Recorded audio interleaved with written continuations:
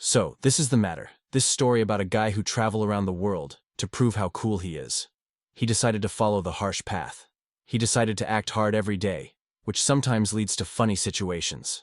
It all starts with an unexpected thunderstorm that twisted a naive guy.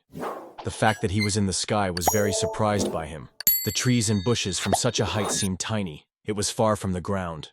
Which, worst of all, the young man flew down, and this forced him to panic. The landing turned out to be soft, right into the thick grass. He lay with his arms and legs spread in different directions. Waking up, he began to get up with moans. Turning over on his back, the young man thought. Everything that was happening was very strange. He had to die in a car accident. On the way from heaven, Jueqiu somehow found himself in almost without clothes. He lay with a naked torso and black trousers. This place was very strange, and the young man himself could not even move. Suddenly, high thick grass moved apart. A girl came out of her. The stranger in a short skirt held a light blouse, which kept on it only with the help of one button. Looking at the beauty with a light blush, he decided that it was a mountain fairy. No one else could appear here. Suddenly he understood everything. The girl was clearly embarrassed and furtively glanced around, holding her clothes. Stopping right near the young man, Shui turned her back to him and hastily began to pull off her underwear. Moreover, she was going to make her physiological needs right over the young man, as if she had not noticed him. Oh, this is a violent fantasy of the author. Write in the comments. One of you fell into such situations. The view of the naked peaches of the girl made Jueqiu turn red. In addition, he thought about what happened next. Without a cloth of the development of events, he asked the girl to step aside. An unfamiliar voice nearby simply shocked Shui. She blushed even more. Not believing her ears, the girl slowly turned. Seeing a half-naked guy under her, she closed and lowered her eyes. Having taken possession of herself, Shui at the same moment broke off and soared into the air with lightning speed, leaving a golden trace behind him. This was not golden rain. After all the warn, the young man was about to jump out of his chest. He was afraid that someday would happen. Something strange happened. At the same time, scraps of dozens and hundreds of various memories arose in his head, from nowhere. The guy frowned. If you believe those memories, at some period of time he was in a completely different body. Then the body belonged to a high young man. Its origin was not at all aristocratic. The guy was a poor orphan, but with legendary roots. That is why one day the emperor chose him as a prince. The emperor provided him with unlimited access. All his free time, the prince sat and meditated, honing his skills. He trained very hard. This led to the fact that after 6 years the young man began to form a gold nucleus. On the same day he married. A week flew like one wedding night. Unfortunately, his wife stole absolutely all his talents and spiritual development. Upon learning that the prince is now nothing valued, the royal guard threw a bag over his head and escorted from the palace. By order of the emperor, the young man was executed at the border and left his body in a dense place where even the birds never flew. Now everything has become clear. After Jueqiu died in a car accident, he found himself in a completely different body and other world. The young man got up and threatened the heavens with his fist. They did not cost anything to return the events to an earlier period of time, to the very beginning of the wedding night. Suddenly, a formidable, accusing voice came. The guy is stupefied. Most likely that girl returned to sort things out. Shu Ryu, in the same clothes, not bothering to pull the linen, quickly went down to him, saying that no one dared to peep behind her. Without waiting for the inevitable reprisal, Jueqiu rushed to run away, making excuses on the go, but Shui did not want to listen to him. The young man rushed like a wind. Only a miracle could save him. He shouted that the girl herself came to him and was nearby. He asked the mountain fairy to begin to put on linen and only then kill him. Shui shook with anger. She went down faster, reducing the distance with every second. The girl said she would kill him now. The situation seemed completely hopeless. Shuiqiu could not fire from her forever. Shui was much faster. Imaginary memories came to the aid of the young man. Jueqiu occurred that a real prince was once in this body. The young man extracted the golden royal sign and raised it high, showing the girl. He ordered Shui to stop immediately. Having impersoned the prince of the Ho Yuan Empire, the young man swore that for disobedience he would destroy the whole family of the girl. Jie was very familiar with this gold token, holding the whole country in fear. She immediately stopped. Usuqiu was delighted. He saw what impression a sign made on a girl. Now he could not be afraid for his life. There was a strange sound. A melodic voice reported the activation of a deception system to enslave the whole world. For the first undisclosed deception, the young man accrued 1 point of deception. In the future, he will get the opportunity to spend them. At the moment, the weakened Shui Q was on the continent of Dunquan, in the status of prince of the country Huan. The young man looked around. There was absolutely no one near that ferry. That voice sounded out of nowhere. All this sounded strange. For a lie to other people, some system will also pay him. Life began to improve. This theory required confirmation. Zhu Q smiled and called the girl to him. An interesting thought occurred to him. Getting up to the full height, Zhu Q sternly told the girl that she was behaving incorrectly. He has Shu Ru honor because he looks at her. Landing to the ground, the girl bent down. With a gust of wind, her tiny skirt lifted up, exposing her legs in linen. The artist in any convenient situation tries to draw Svetlfi panties. At that very moment, Shui Ru grabbed the sword with lightning speed, and the sparkling tip of the deadly weapon was at the prince's face. The girl already managed to straighten and accused Zhu Q of a lie. She said that now she would definitely kill the young man. Zhu smiled barely noticeably. On the face of a stranger, he realized that the girl began to doubt. It was necessary to put pressure more. The young man quietly stepped a little closer and asked how she dares to doubt the words of the crowned person. Zhu Q beckoned her with a finger to him and offered to take a couple more steps, if there was enough courage. Zhu Ryu hesitantly trampled on the spot. In the ear of the young man, a melodic voice was immediately heard. The system notified him of obtaining a fraud point. The girl believed him. Zhu Q could not restrain himself. From the successful operation of deception, he involuntarily smiled. Shui Ryu looked at him suspiciously. This situation has fun more and more. The young man published a nervous laugh, trying to hide his sincere emotions. Unable to stand it, the young man burst into a laughter. The surprised girl frowned. She did not see anything funny about it. Zhu Q could not stop. He laughed as much as if he had entertained the best court jesters. The young man could not believe that he just received another point of deception. The system seemed to be created for him. Zhu Q recalled that he was promised a reward, and ran his fingers in the air, trying to call the system menu. A screen arose in the air. An image of a gift in yellow colorful paper appeared on the screen. The package itself was pulled by a red ribbon and tied to a bow. The system has listed awards for completing the assignment, and reported the found spiritual roots. Zhu Q did not understand what was at stake. Suddenly, something happened. The young man gained all the power that the prince possessed earlier. In addition, the system restored the spiritual roots of the young man himself. Zhu Q felt a surge of energy emanating directly from his body. As soon as he stomped his foot, all the grass around was drooping. The young man published a nervous laugh. He began to laugh again, and the girl did not like it. She did not know what to expect from a young man. Raising his hands up, Zhu Q shouted, thundering that he would restore justice. He behaved like crazy and cursed the Imperial family. Shui Ryu sent a sword in his direction and angrily asked how he could speak poorly about the Emperor if he himself is a prince. Zhu Q immediately stopped laughing. He was too carried away by his role.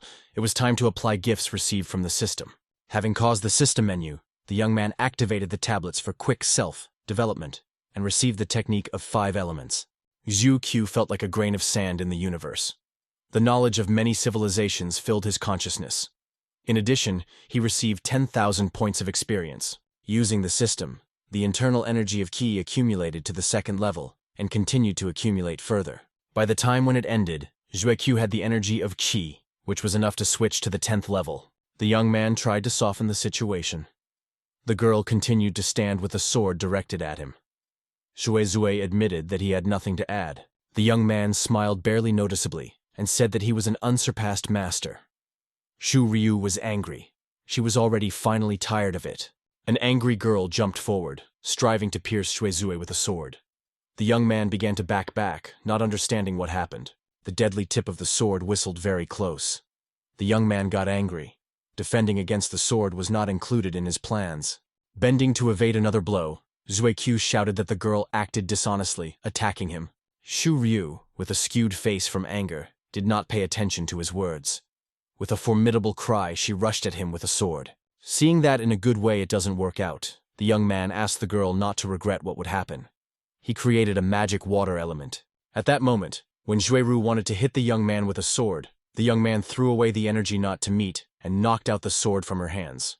The girl automatically turned her head to the side and followed the flight of her combat sword. She could not believe her eyes.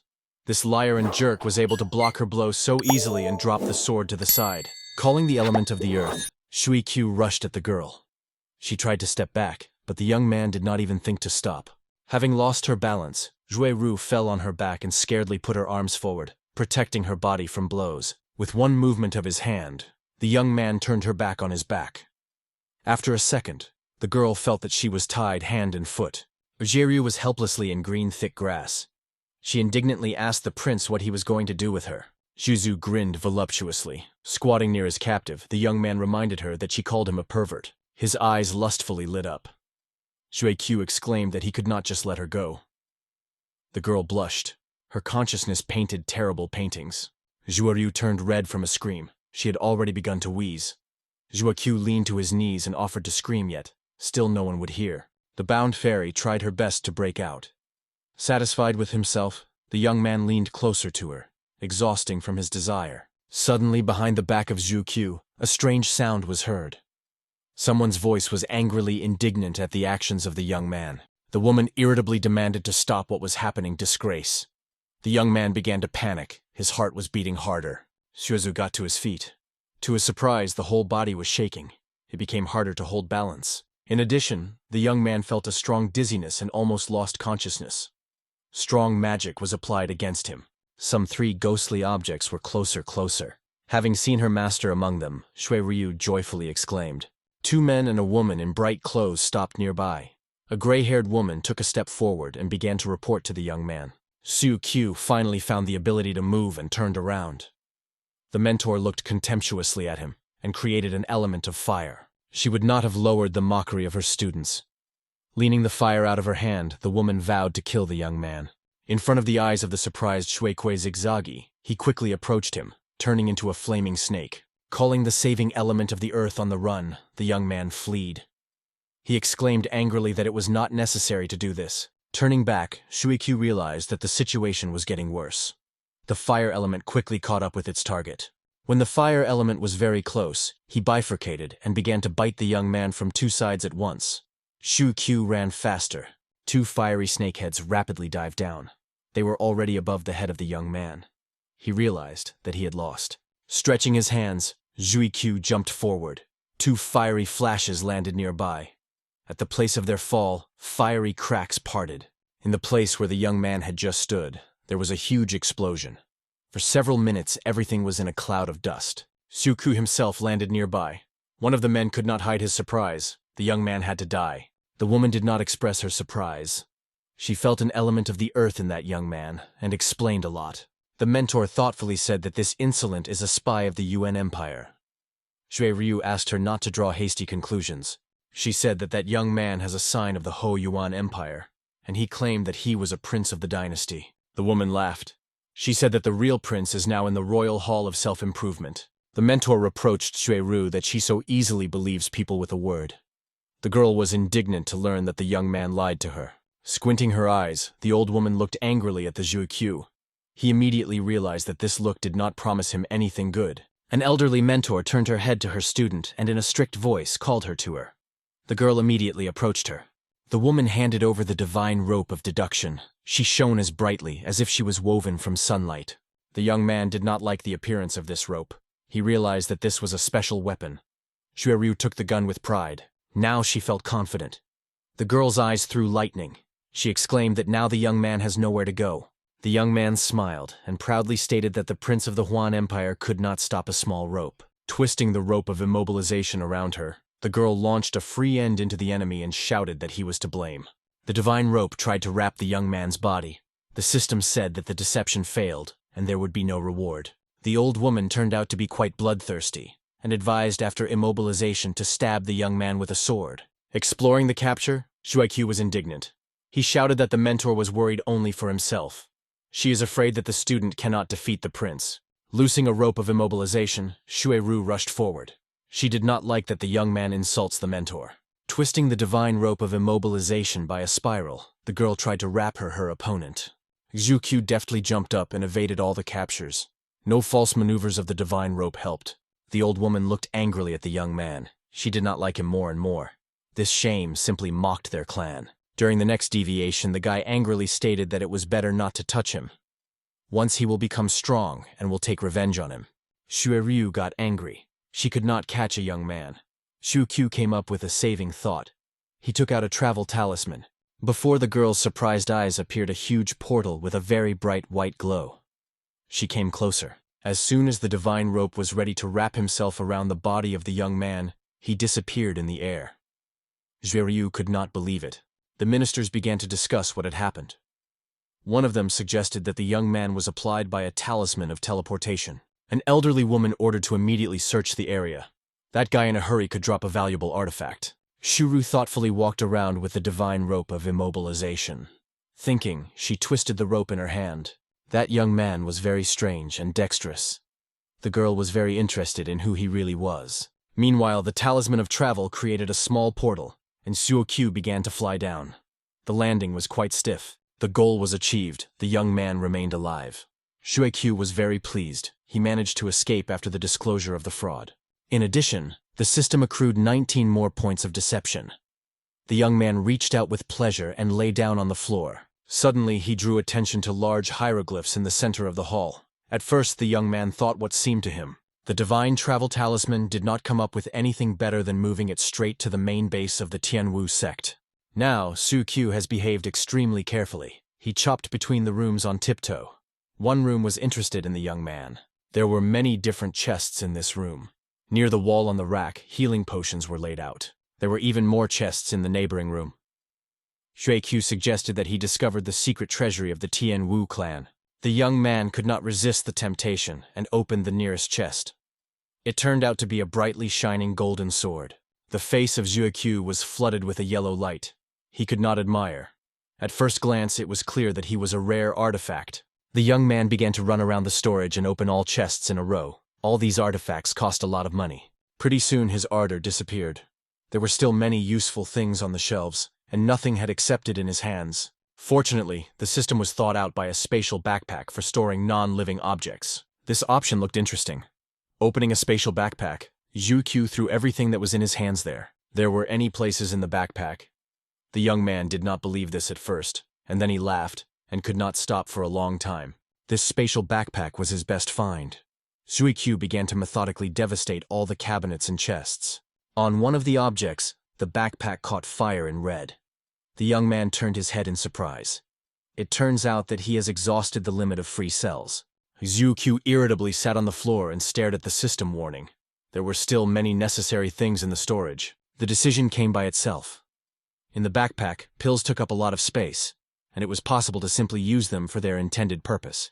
At this time, Shilian approached the outer gate of the storage. He was asked to find pills for the next month. Opening the castle, Nalian entered the room. Behind the creaking door, he was surprised to find many empty bottles. There was not a single whole package. He constantly stumbled upon one or on a second empty bottle scattered on the floor. Having stepped on one of them, the minister realized that an outsider penetrated into the clan's storage. The hand immediately reached for the sword. The sound from opening the bottles echoed in the storage. Nalian demanded that the attacker immediately leave the shelter. Zhu-Q stood kneeling, and handfuls swallowed valuable pills. He could not afford to leave at least something on this base. Nalian felt that the violator was very close. Putting the sword in front of him, he carefully walked in the direction of a strange sound. The young man heard steps and turned into a dilapidated. He had a full mouth of pills. Unfortunately, he did not have time to do everything on time. Nalian came closer and frowned, looking around the ruined storage. He angrily asked the stranger what was happening here. Zhu-Q realized that he was caught hot. He tried to swallow the next handful of pills. Nalian hid the sword behind his back and came closer. He carefully approached the young man closer and looked into his face. Zhu-Q sat on the floor. Near him there were many devastated bottles from tablets. Salian grabbed the sword and demanded an explanation. The situation was not in favor of the young man. After clarifying the system, Shui-Qe made sure that he had another travel talisman and giggled. Getting up from the floor, he contemptuously told the minister, not turning to him, that he acts impolite, poking at him with a sword. The young man looked at him over his shoulder and added that he simply could not stand people who immediately exposed the sword. Nalian was surprised. Stunning the sword, he said that he had not even threatened him with his weapon. Something seemed to the young man. Nalian got angry and demanded to finish with this. The floor around him acquired a pink shade. The young man created an element of fire. Silian rushed to the attack. He screamed on the go that the robber himself was to blame for everything. It was not necessary to penetrate the storage. The keeper was an experienced fighter. The young man barely evaded his blows. In addition, once, Lion cut a piece of shirt on his chest with a sword. Most of all, the young man was annoyed by the fact that everyone he faced certainly tried to kill him. It was impossible to agree with anyone. Zhu said that it was not necessary to act so rudely with him. He does not attack anyone, and does not harm. Calling the element of the earth to help, the young man soared high into the air. Outside of the earth's orbit, two rivals flew towards each other. Zhu was ready to deliver a decisive blow to the enemy and defeat the keeper. He took a fighting rack on the fly. At the last moment, the body of the young man refused. He could not reach his enemy, who prepared a sharp sword. Choking in the cough, Shueqiu lay on the floor and could not get up. Na Lian exposed his sword and looked in surprise at the young man. The keeper was worried. Something very strange happened to this young man. He needs medical care. Zhu Qiu did not answer. He could not even get up from the floor. Due to an overdose, he was tearing blood. At any moment, the young man could die. At some point, Salian suspected that the young man was only simulating a cough with blood and stated that he would not be able to spend. The keeper came closer and liked it. The young man was nearly choked. His hands were sprayed with blood, and an empty bottle fell out of his bosom. Salian scaredly suggested that the young man swallowed all those pills. It was like an attempt to suicide. Fortunately, the system came to the rescue and offered to activate self-healing. The young man agreed. Continuing to cough, Zhueqiu found out that the system would consume 1 point of deception every 2 hours to restore the body. In addition, it turned out that existing knowledge is not enough. The breathing young man said that he needs to buy a book. With difficulty lifting his head up, Zhueqiu demanded to immediately show him the book. It turned out that she costs as many as 100 points of deception. Such an amount simply angered a young man. Even deceiving all day, he could not accumulate enough points for the purchase. Na Lian came even closer. The young man was kneeling and writhed in pain. Na Lian lowered his sword and looked at the young man. He noticed that the guy was suffering, and even regretted him a little. In the case of a young man, quick death would be the best deliverance from torment. Na Lian sighed. Now the guy was defenseless, but he simply has no other way out. The man brought the sword to strike. Suddenly, Shueqiu spoke. This was given to him with great difficulty. The whole body trembled. Blood continued to drip from her mouth. The young man was sweating. At that moment, Salian was a little scared. Tell the elder about the incident. He mentioned that the guy was not like himself. At that moment, Shueqiu had a moment of enlightenment. He raised his head and looked at the keeper with his eyes distraught with overdose. Nailing swore that after that a huge yellow hole appeared. The young man shouted that he would go to hell, for there was no one else. A huge white flash appeared, blinding the keeper. Set Lion, covering his eyes, came closer. There is nothing left in place of the guy. Na Lian looked sadly at the place where the boy was. Everything could be different. The young man chose a completely different way. He was simply self-destructive so that no one else was caused by trouble. Na Lian remembered the last words of the young man, and he was trembling. That replica was really prophetic. So the evening came. The travel amulet this time moved the dying young man to the slope of the mountain. He spent a bloody hand on the trunk of the nearest tree. Turning his back to the tree, Zhueqiu sank to the ground and leaned against him. A mountain river flowed nearby. It was possible to rinse the wounds. The young man exhausted his eyes, exhausted. He was pleased that he was able to escape from the storage. That minister almost chopped off his head. The system instantly charged a point for deception. Zhueqiu sighed heavily. The second book was insanely expensive. The young man held his hand on his chest, trying to muffle the pain. Those tablets that he drank burned him like strong alcohol. Zhueqiu opened his eyes and called the system. A large screen appeared in front of him with all the indicators of his health. Inside the young man, as if an entire world exploded. He screamed and demanded that the system urgently come up with a plan to restore the body. The system immediately informed the surprised Zhueqiu that the plan for his salvation has long been ready. The young man was delighted and poked his finger at the screen. The system kindly provided a whole guide to break the meridian. At first glance, it sounded very strange, the young man thought. The system clearly could not offer him the path of suicide. Having carefully studied the book, Zhueqiu realized that it was a question of learning to rationally use energy in his body. This method proposed a complete restoration of the body and also improved its indicators, but required complete solitude. Suku has uneasy only from one thought that he would have to go through pain and suffering to restore the body. Unfortunately, the choice was small.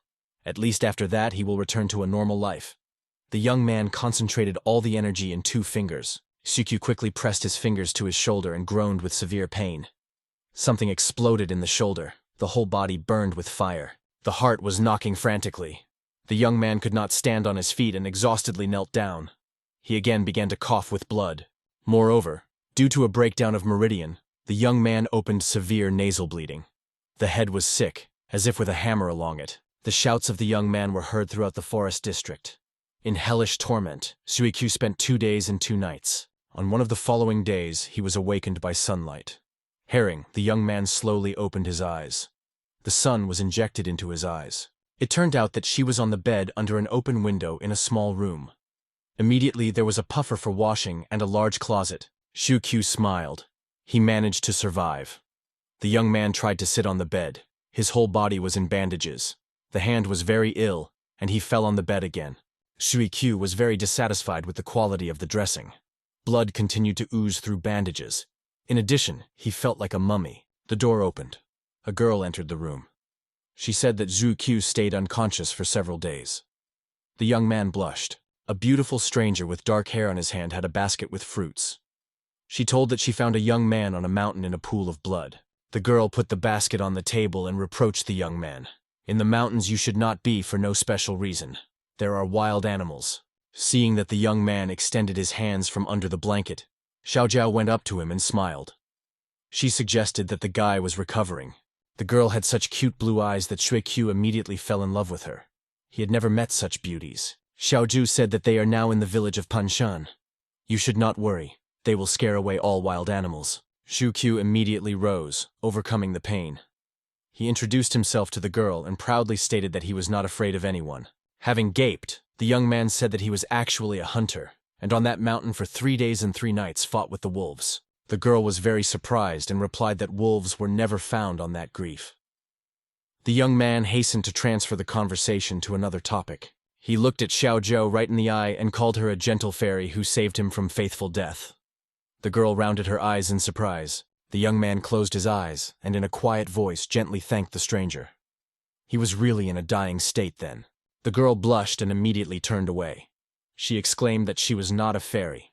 Her name is Xiaozhou. Suikyu opened his eyes and solemnly announced that Xiaozhou would now be his fairy. The girl turned to him again. Her breath caught her. Without saying a word, embarrassed by Xiaozhou ran out of the room.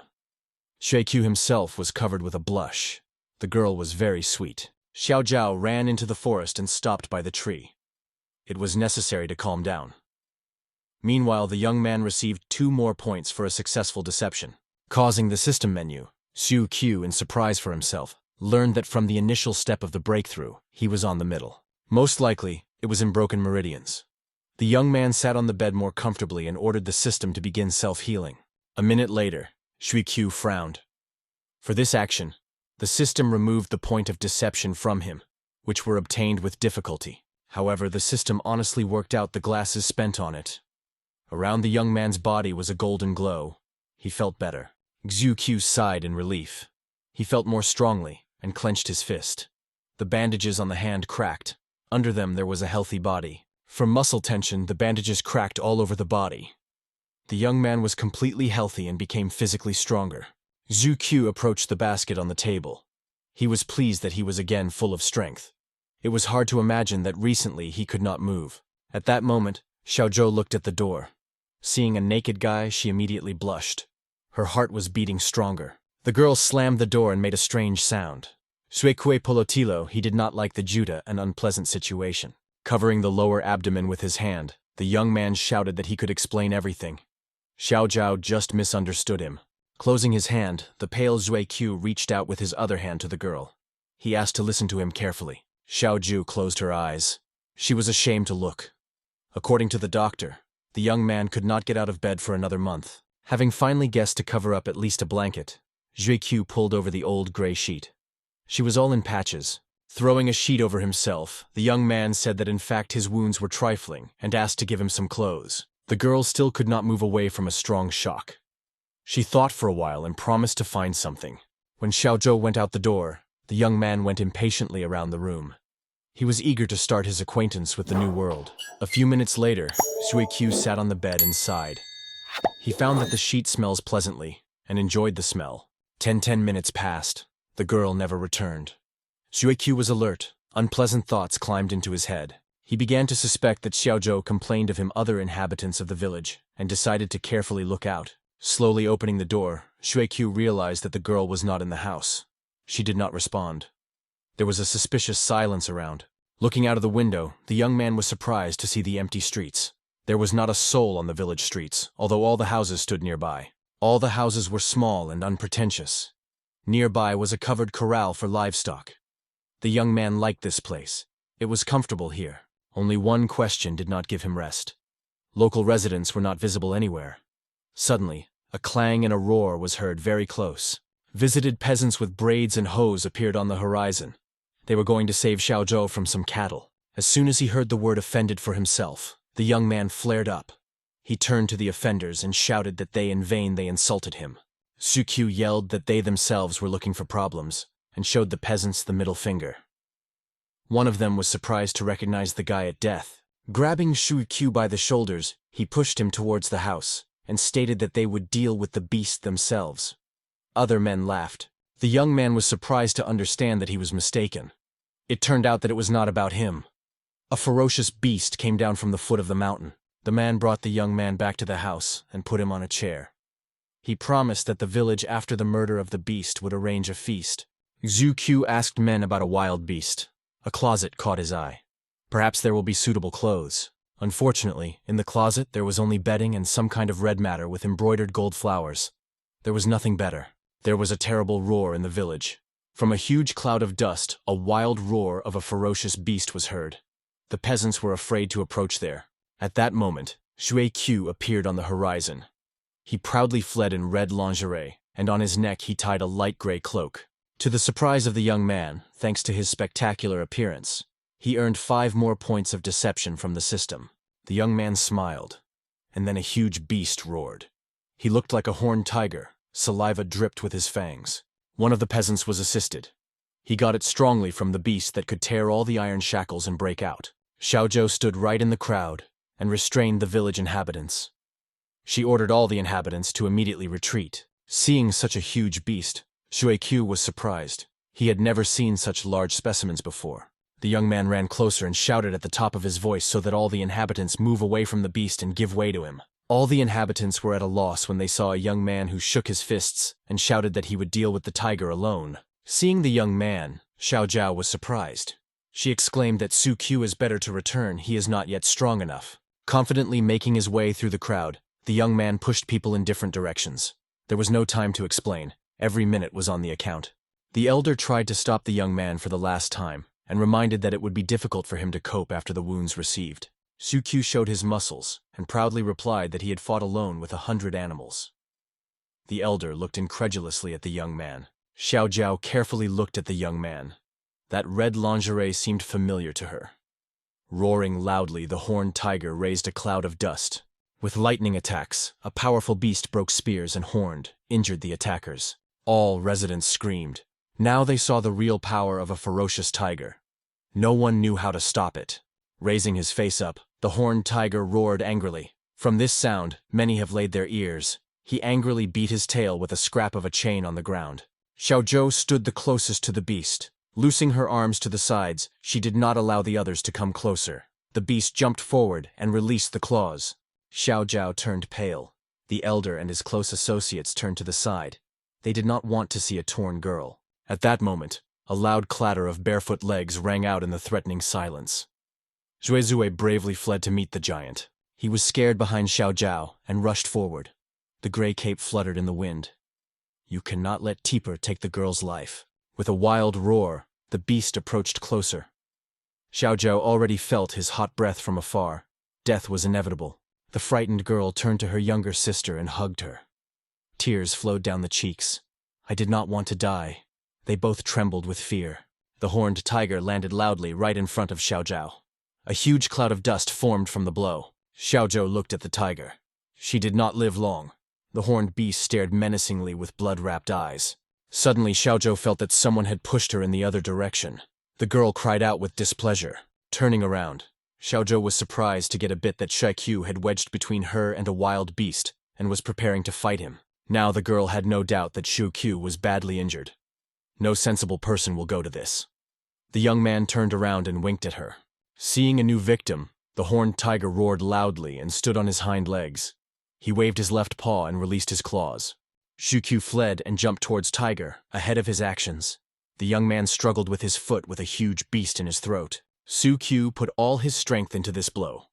The horned tiger fell to the ground and drove several meters on his side, tearing his own skin. The young man stood, bending his leg at his knee, and silently watched the giant tiger. A powerful flow of energy circulated at his feet. All the peasants could not believe their eyes and began to discuss how the young man could throw a wild beast with only one blow of the leg. The system immediately accrued the young man of 6 more points of deception for a successfully fraud. Xiaoqiu frowned. That giant beast was so thick-skinned that after the blow his leg was numb, and for several seconds the young man did not feel her.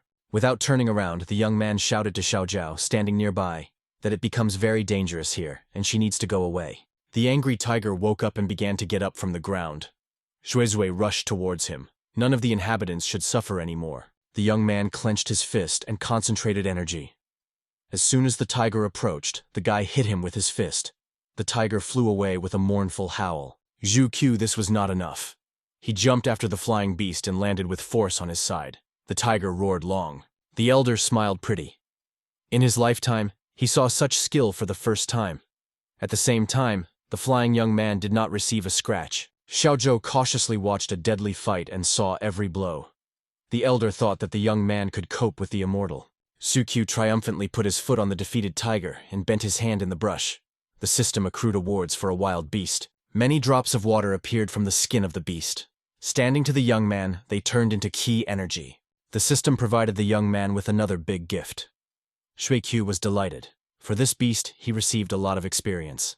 It turned out that killing animals is much more effective than swallowing pills. Residents of the village grabbed the young man and began to throw him up. The population thanked the hero with might and main, continuing to throw him up. The young man said that he was ready to fight with any wild beast. Residents continued to throw Xiaoqiu up. At that moment, his gray cape was blown away by the wind. One man said that he was very strong. The young man helped to go down to the ground. He bashfully covered his nipples with his hands. 2 girls were so far away. The guy was pretty. Xiaozhou stared at the young man's clothes. That red material was very similar to her favorite apron. The elder asked Xiaozhou to bring the young man clothes. The embarrassed girl immediately brought Xiaoqiu a little clothes. The girl's face was red as boiled cancer. She was worth a lot of difficulty approaching the young man and handing clothes. Xiaozhou looked at her feet. Shuizui sincerely thanked the girl and smiled. To his surprise, she turned around coldly and went away. One of the women called him to her. Pointing to the young man's red linen, she said that it looks like an apron of Xiaozhou. The apron of this form used to be the subject of underwear instead of bras. He is also known as Mo's son. Xiaoqiu realized that he was in a very awkward position. He tried to pretend that he did not understand what was at stake. Having slapped himself on the forehead, the young man said that he remembered urgent matters. Shuizui ran away as quickly as he could. Women laughed at him for a long time, looking at his back. Their laughter was very contagious, and soon the whole village laughed. To the sunset of the sun, Xiaoqiu came to the place where Xiaozhou discovered him. Putting his back on a stone, the young man basking in the water. After a while, he became bored. Xiaoqiu activated the system and asked to show his current indicators. The level of his skill was still insignificant, and the necessary glasses were not enough. Xiaoqiu recalled that there was also a store in the system. The store had 4 open menus. It was possible to improve weapons or armor, or study the ability or buy tablets. Xiaoqiu began to leaf through the subsections of the main menu. Over time, he figured out how this store and system are arranged. The first level goods cost up to 5 points, and they could be bought. Suddenly, the young man saw that the last 2 levels were closed. The system immediately said that this part of the store is blocked due to the low level of the player himself. Now, Xiaoqiu understood. There are higher skills than the 4th level offers. Unfortunately, now he could only allow the initial goods. After reading 9 lonely swords about the first skill, the young man almost fell into the water in surprise. This advanced skill was only the 1st level. The young man plunged into cool water around the neck. Zhuiqiu occurred that he simply understood something wrong. Choosing skills of the second level, the young man exclaimed enthusiastically. He almost bought one of the skills, but decided to view all the goods. The evening has come. Zhuiqiu only now got out of the water and began to dress. The assortment was large. He had not chosen anything yet. The young man jumped onto a tree and got comfortable. Having bitten a little juicy apple, he moved to the third category. As soon as I opened the substitution with the skills of the category of DI, Zhuiqiu almost choked on an apple and spat out all the contents. Having wiped his mouth with the sleeve of his clothes provided to him, the young man read the names of skills in this category. Zhuiqiu could not believe his eyes. Everything that was on the screen was definitely useful. He dealt with this earlier. In this category, there were skills known to him. Having bitten another piece of apple, Zhuiqiu peered tensely at the screen. Any of these skills was enough to get an instant advantage in this world. The young man was sitting on a branch and thinking. He could buy some of these books, but the choice should be as effective as possible. At the foot of a stub from the apple, Zhuiqiu looked at the ruler in the store. She cost twice as many points than he had. Considering that the young man is still very weak, it would be ideal to find the ability to accelerated physical strength. The white screen of the system was replaced by a dark blue. Golden rays from the screen seemed to penetrate the consciousness of Zhuiqiu himself. His body became light like a fluff. The golden spiral carried him up. From surprise, the young man dropped a stub of an apple. A golden glow appeared around the body of Zhuiqiu.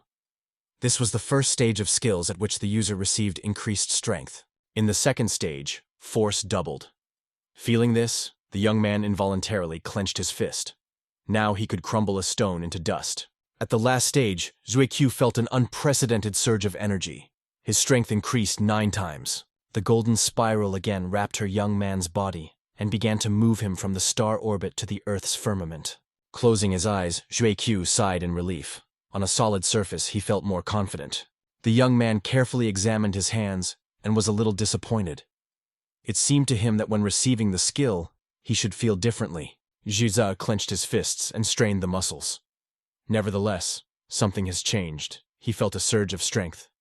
The young man smiled joyfully. He comfortably settled on a wide branch of a tree and relaxed. Closing his eyes, the young man remembered that he had a gift from the system. Zhuiqiu moves closer to the trunk of a tree and leaned on it. He wondered what could be in that random gift. Exhausted from desire, the young man tried to guess. He imagined beautiful girls with powerful weapons and strong bodyguards. Zhuiqiu could not stand it and joyfully shouted. He wanted to get something special. Unfortunately, a travel talisman fell. The young man immediately stopped laughing. He could not believe that he had some unnecessary camouflage doll and processing skills. Zhuiqiu indignantly yelled that this is very few. He needs a girl guide or at least a weapon of a mythical category. The camouflage doll was generally like a children's toy. The young man doubted that this could be a valuable acquisition. Taking a closer look at the doll, Zhuiqiu was surprised to realize that he was mistaken. In fact, it is much stronger than it seems. He remembered the king of the country Huan and the patriarch of Sect Tianwu. Both of them were at a strong level of yuan skills. The young man peered into the screen and spilled a list of gifts. He asked the system what about processing there. Zhuiqiu asked what kind of processing glasses these were and why they were needed at all. The system immediately issued information. It turned out that the system can all the things that are unnecessary to the player in objects for improvements. The young man sighed, and the system described in detail. For example, the magical processing of weapons gives improvement tokens and allows you to improve weapons of any category. The magical processing of tablets has its own tokens and allows you to improve the quality and cleanliness of the tablets. With the help of processing skills, you can clear the skills and thus accelerate the development of other skills. Zhuiqiu's hands under the head and thought. In a spatial backpack, almost the entire treasury of the Tianwu clan was stored. The young man smiled. He decided to process several items and sell the rest. The time was later. Zhuiqiu stretched sweetly and yawned. Closing the system menu, the young man jumped from a high tree. In general, everything went well. He was pleased with the gifts. Having landed, Zhuiqiu went to the mountain river. He crouched on the shore and washed. Drops of water fell into the water, forming concentric circles. Seeing his display in the water, the young man involuntarily admired himself. His face was very beautiful. It is not surprising that everyone looked at him. Of course, only the prince of the empire can have such a strong and powerful body that cannot be hidden with simple clothes. The young man went out onto the hill and looked at the village. From here was an attractive appearance. The guy liked it more and more here. Entering the house of Xiaozhou, he saw that the girl was inclined with a blanket in her hands. The young man opened the door and called the surprised Xiaozhou. Xu Kui quickly went to the girl and asked to move aside. He will do everything himself. Xiaozhou blushed.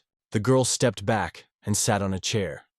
She watched embarrassedly as Zhueqiu leaned over and carefully took the blanket in his hands. At that moment, when Xiaozhou wanted to make a remark to the young man, they both heard some loud sound and turned to the door. A strange sound was repeated several more times. Zhueqiu turned pale and suggested that this was another wild beast. Without hesitation for a minute, the young man rushed to the exit to find out what was happening and ordered the hostess to sit at home and not to stick out. Zhueqiu ran out of the courtyard of Xiaozhou. The girl ran after him. She had already managed to become attached to the young man. Xiaozhou struggled to catch up with Zhueqiu. She held her hands to him on the run and asked to wait. At this time, the inhabitants of 3 residents of the village of Beishui, located near the murdered tiger, were ambushed. They wanted to take away the carcass of the beast. A man with short black antennae and beard only smiled contemptuously when he was asked about the rights to the animal. The man was armed with a sword like a huge butcher knife. Behind him stood 3 thugs ready for a fight. The peasants were armed only with sticks. One of them shouted that men have no evidence that the tiger was from their village. A man with a beard held out his hand with a sword in front of him. His sharp blade shone ominously in the moonlight. The peasants turned pale. The man grinned. He was ready to admit that he was taking the murdered beast, but they would still do nothing to him. The peasants began to whisper.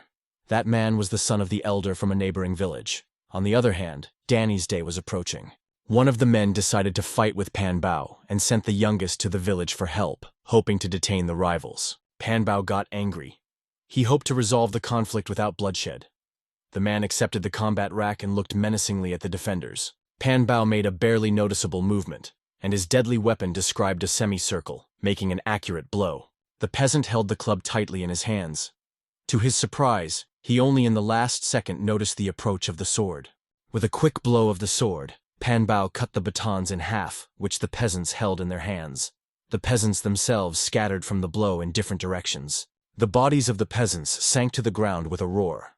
Pan Bao turned around and said that no number of peasants would stop him. The thugs began to lively glorify Pan Bao. Even God himself could not completely block his blow. Pan Bao himself stood his back to defeated opponents, motionlessly lying on the ground. The man said that no one would cope with Pan Bao. An alien voice demanded to stop carrying nonsense. Pan Bao turned out to be embittered. Sui Q leisurely approached him. The young man frowned at Pan Bao. There was not a shadow of fear in his eyes. Sui Q suggested that a man was looking for troubles. Pan Bao turned his head to the young man and frowned. No one in the vicinity allowed himself to be so offended. Ignoring him, Sui Q ran to the peasants and helped to rise. The young man smiled and promised to take care of everything. Supporting each other, the wounded peasants slowly went towards their village. The young man turned to Pan Bao. Smiling broadly, Sui Q said that he could be understood incorrectly. In fact, he believes that they are all worth nothing. He managed to get Pan Bao from half a turn. An angry man quickly waved his sword. The young man was waiting for this and walked back in time. Pan Bao waved fiercely, trying to deceive the opponent. But the sword dissected only the air, and there was not a scratch on the young man. Taking a heavy sword with both hands, Pan Bao jumped towards the enemy and tried to cut him in half. The young man dodged again. The man was finally angry. It was time to open the cards. Pan Bao began quickly rotated in a circle, creating a magic spiral. Su Q tried to break free, but the protective wall did not let him out. Pan Bao quickly soared up. His enemy had nowhere to run. Having reached a peak height, Pan Bao swung a sword and solemnly stated that now the young man was definitely the end. With a great speed, the man rushed down his enemy. His rapid fall caused a big explosion. The earth rose. Large stones flew out of a huge cloud of dust and scattered in different directions. The peasants hid. When the dust was scattered, the wounded peasants and Xiaozhou came closer. The village worried for the life of the young men. The girl with fear in her voice called Zhueqiu. She did not want to believe that something bad could happen to him. Pan Bao heard the girl's melodic voice and turned in bewilderment. He stood in the recess, created by his fall. Only when he saw Xiaozhou, Pan Bao giggled embarrassedly. He did not even suspect that such a beauty was living in the village. The embarrassed Xiaozhou was horrified by the approach of Pan Bao. He held out his hand to her and stated that he was taking the girl with him. Suddenly, someone's hand in dark ends tightly grabbed Pan Bao's hand by the bandaged wrist. The surprised man only at the last moment saw a young man too close to him. A powerful blow forced Pan Bao to lose balance. His large body flew a few meters from the peasants. The man landed with a roar. A large cloud of dust arose at the place of his fall. The girl looked excitedly in that direction. Xu Qiu stroked Xiao Jiao on the head and promised to teach the hooligans. The girl blushed densely with embarrassment. Slowly rising from the ground, Pan Bao cursed the young man. Xu Qiu asked the peasants to find a secluded place and hide. Waving a huge two-handed sword, the angry Pan Bao shouted that he was tired of playing. He would kill the young man. Xu Qiu smiled and activated the skill of a soaring dragon. With the help of this battle, he will experience his skills. Despite the fact that the young man's skill was only at the first level, Pan Bao turned pale, seeing how the young man's body lit up. Energy was exuded from his fists. Both enemies sought to finish the duel as early as possible. They agreed in close combat, sizzling each other's eyes. At this very moment, Xu Qiu released a powerful stream of energy of a soaring dragon into his opponent. It was impossible to evade him. A blinding eye stream was rapidly approaching a surprised man, turning into a huge luminous dragon on the move. Pan Bao did not have time to fight with the young man. Dozens of rays penetrating his body were reflected in his eyes. The battle was over, and the energy dragon disappeared. Xu Qiu remained standing in place with a fist thrown forward. To his surprise, the young man heard the voice of the system and learned about the calculation of awards for the murder of a man named Pan Bao. Surprised, Xu Qiu could not believe it. His new skill was really good and deserved the spaces spent. The cloud of dust was scattered. The young man looked in surprise at the defeated enemy. The peasants were struck by the fact that they saw the dragon. Everyone who came to the rescue of the peasants fell to their knees in front of the young men and began to beg for forgiveness, calling him immortal. Xu Qiu panicked. He could not understand what was happening and why the peasants behaved so strangely. 4 peasants fell and trembled with fear of young men. They were afraid to even raise their heads. Pale, Xu Qiu asked what they were doing. He approached and asked the peasants to immediately get out of the ground. To the surprise of the young man, the inhabitants of the village did not even raise their heads.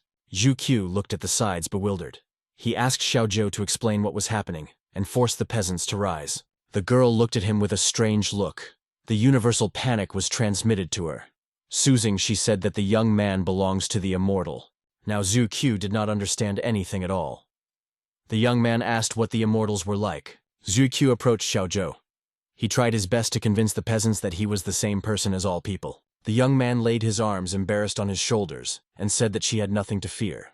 He asked her to explain what was happening here. Xiao Zhou thought about it. She did not know where to start. In addition, she herself was a little afraid of the young man and his belonging to the immortal. Xu Qiu, meanwhile, ordered the peasants to immediately get out of the ground. The young man could no longer look at how they worship him. It turned out that the whole thing is in the Tianwu clan. Their huge complex of buildings is located in the east of the village of Panshan. Monthly peasants are obliged to present Tianwu as a tribute to food and drinks. The guards of the clan carefully monitor this. In case of disobedience, the Tianwu sect takes the strongest inhabitants of the village to him, and no one will see them anymore. Now Xu Qiu understood everything. Those sectarians only pretend to be strong, but in fact they offend those who are weaker than them. His hands clenched into his fists by themselves, the body shook. Suddenly, an excited man ran to the young man and the girl. Lighting the path to himself by a torch, he asked how the peasants feel after the attack of the thugs Pan Bao. Xiao Zhou replied that everything was fine with them. The man scaredly said that they needed to rush. The village is in danger. More precisely, Xu Qiu himself is in danger. The immortals came to the village of Panshan and are looking for him. It turned out that all over the village, announcements about the search with the image of a young man were hung. The immortals came for him. Xiao Zhou was frightened. The young man could not understand how the sectarians of Tianwu managed to track him so quickly. The man said that there was nowhere to hide in the village itself, and ordered the girl to go underground. Xu Qiu worried about the village. They may have problems. Xiao Zhou exclaimed that Xu Qiu saved the village of Panshan several times, and now their turn to help the young man. At this time, 5 immortals, standing on swords in the air, frowned at the crowd of village inhabitants. One of the guests dressed in white clothes recalled the announcement of the search, and asked if they saw this person. The pale elder, leaning on a copper staff, stepped forward.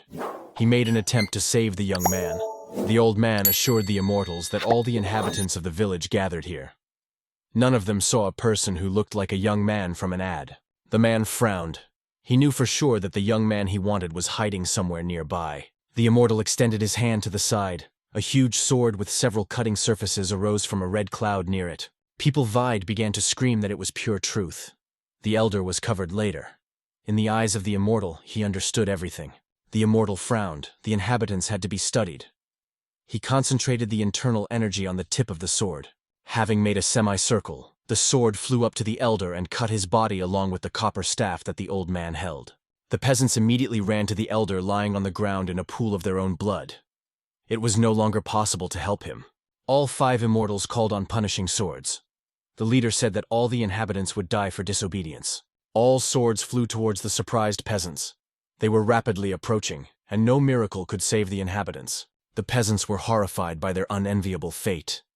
They perfectly understood that they could not hide from these swords anywhere. Meanwhile, Xiaozhao led the young man along the underground tunnel. Shuiqiu asked how far to go. Suddenly there was a roar. The underground room swayed greatly. Xiaozhou and the young man barely resisted their feet. After listening, Shuiqiu heard the pleas of peasants on the street. The young man turned pale. He immediately realized what was happening behind the wall. Having clenched his fists, Shuiqiu dug in the opposite direction. He could not stand aside. The girl carefully laid her hand on top. Xiaozhou in fright reported that they needed to immediately go along the corridor. And the inhabitants are all right. Shuiqiu turned around and exclaimed that he could not run away with his tail. After that, he will cease to respect himself. The young man resolutely pulled out his hand and ran to the exit. A full chaos took place on the street. The sectarians killed innocent people. The surviving residents begged them to leave them alive. Many cried and shouted. Some raised their hands up, immediately surrendering. The leader of the immortal, who began to gray, looked coldly at the peasants and called on another sword. Having his hand, he launched the sword into the crowd. Shuiqiu appeared on time and obscured civilian from punishing swords flying in the air. The young man asked the peasants to bend their heads lower. Saving innocent inhabitants, Shuiqiu took a blow to himself. All swords have reached their goal. A flash arose at the collision site. All the peasants screamed in fright. This guy was their only support, and it was impossible to lose the defender of the village. Despite the fact that Shuiqiu survived, he received very serious damage and now coughing with blood. His whole body bleed. Shuizue barely stood on his feet and could not say for a long time how long he would be able to stretch. One of the sectarians was surprised to recognize the guy. It turned out that the master was not mistaken. They came to the right place. Shuiqiu turned to the inhabitants and asked them all to hide somewhere, for his sake should not be sacrificed with their lives. The gray-haired leader grinned and reproached the young man of cowardice. All those deaths could be avoided if he had come earlier. The man smiled barely noticeably. He perfectly understood that now the offender of their clan could not escape. Shuiqiu looked at the frightened village inhabitants and said that he used to love to get in front of the others. The young man turned to the sectarians and stated that he had previously done this with great satisfaction. Today, everything was different. He could escape. The leader of the sect in all ears listened carefully to the young man. He suspected that Shuiqiu was trying to simply hide his vigilance. At this moment, the young man yelled that sometimes it was simply impossible not to work out, and raised his hand high, showing the leader the middle finger. One of the sectarians immediately bowed respectfully in front of the master. He personally wanted to deal with the guy. The leader frowned. He warned the student that Shuiqiu should survive. They would need to interrogate the insolent. The young man quickly called the system menu and said that he had never dropped to beat innocent people. Shuiqiu chose the desired point in the store, continuing to insult the Tianwu clan and his inappropriate techniques. After a few seconds, using the processing, the young man managed to improve the incident dragon to the maximum. Shuiqiu concentrated qi energy in his right hand and vowed that none of the sectarians would be able to leave the village alive. The first student dived on a young man from heaven like a mountain eagle. Going down in the sword, he called on the path weapons. Fleeing to him, Shuiqiu hit him with his knee in the chest. Holding the sectarian who lost consciousness, the young man hit him on the head. The cultivators moved indignantly. They well saw that the fight ended too quickly in their favor. Shuiqiu landed to his knees. For the murder of the sectarian of the fundamental level, he received as many as 8,000 points of experience. Now immediately 2 cultivators rushed to the young man. Their brother was not so experienced, so there is nothing to be proud of the young man. Shuiqiu began to rise from his knees. He just finished lifting his level of a soaring dragon, and felt a surge of strength. The young man threw his hand forward. It seemed that electric discharges came from his palm. His whole body lit up like a bright light. Something dazzlingly bright, comparable to lightning, pierced sectarians. With screams, they released their swords. Zhu continued to fly forward with clenched fists. In a fellow, he destroyed 2 followers of the nucleus level. The leader of the sectarians turned pale. This could not be true. 2 well-trained warriors died in less than a minute. A premonition of close death made him sweat. The man exclaimed that he was returning to the base to report to the elders. The leader directed his sword in the opposite direction, intending to run away. The remaining sectarian was ready to cover his withdrawal. Shueqiu laughed. He just received a new skill, and was going to prove to the cultivators that he would not let anyone go alive. The young man felt more and more. In addition, the system proposed to add thunder to his lightning skill. Shueqiu smiled.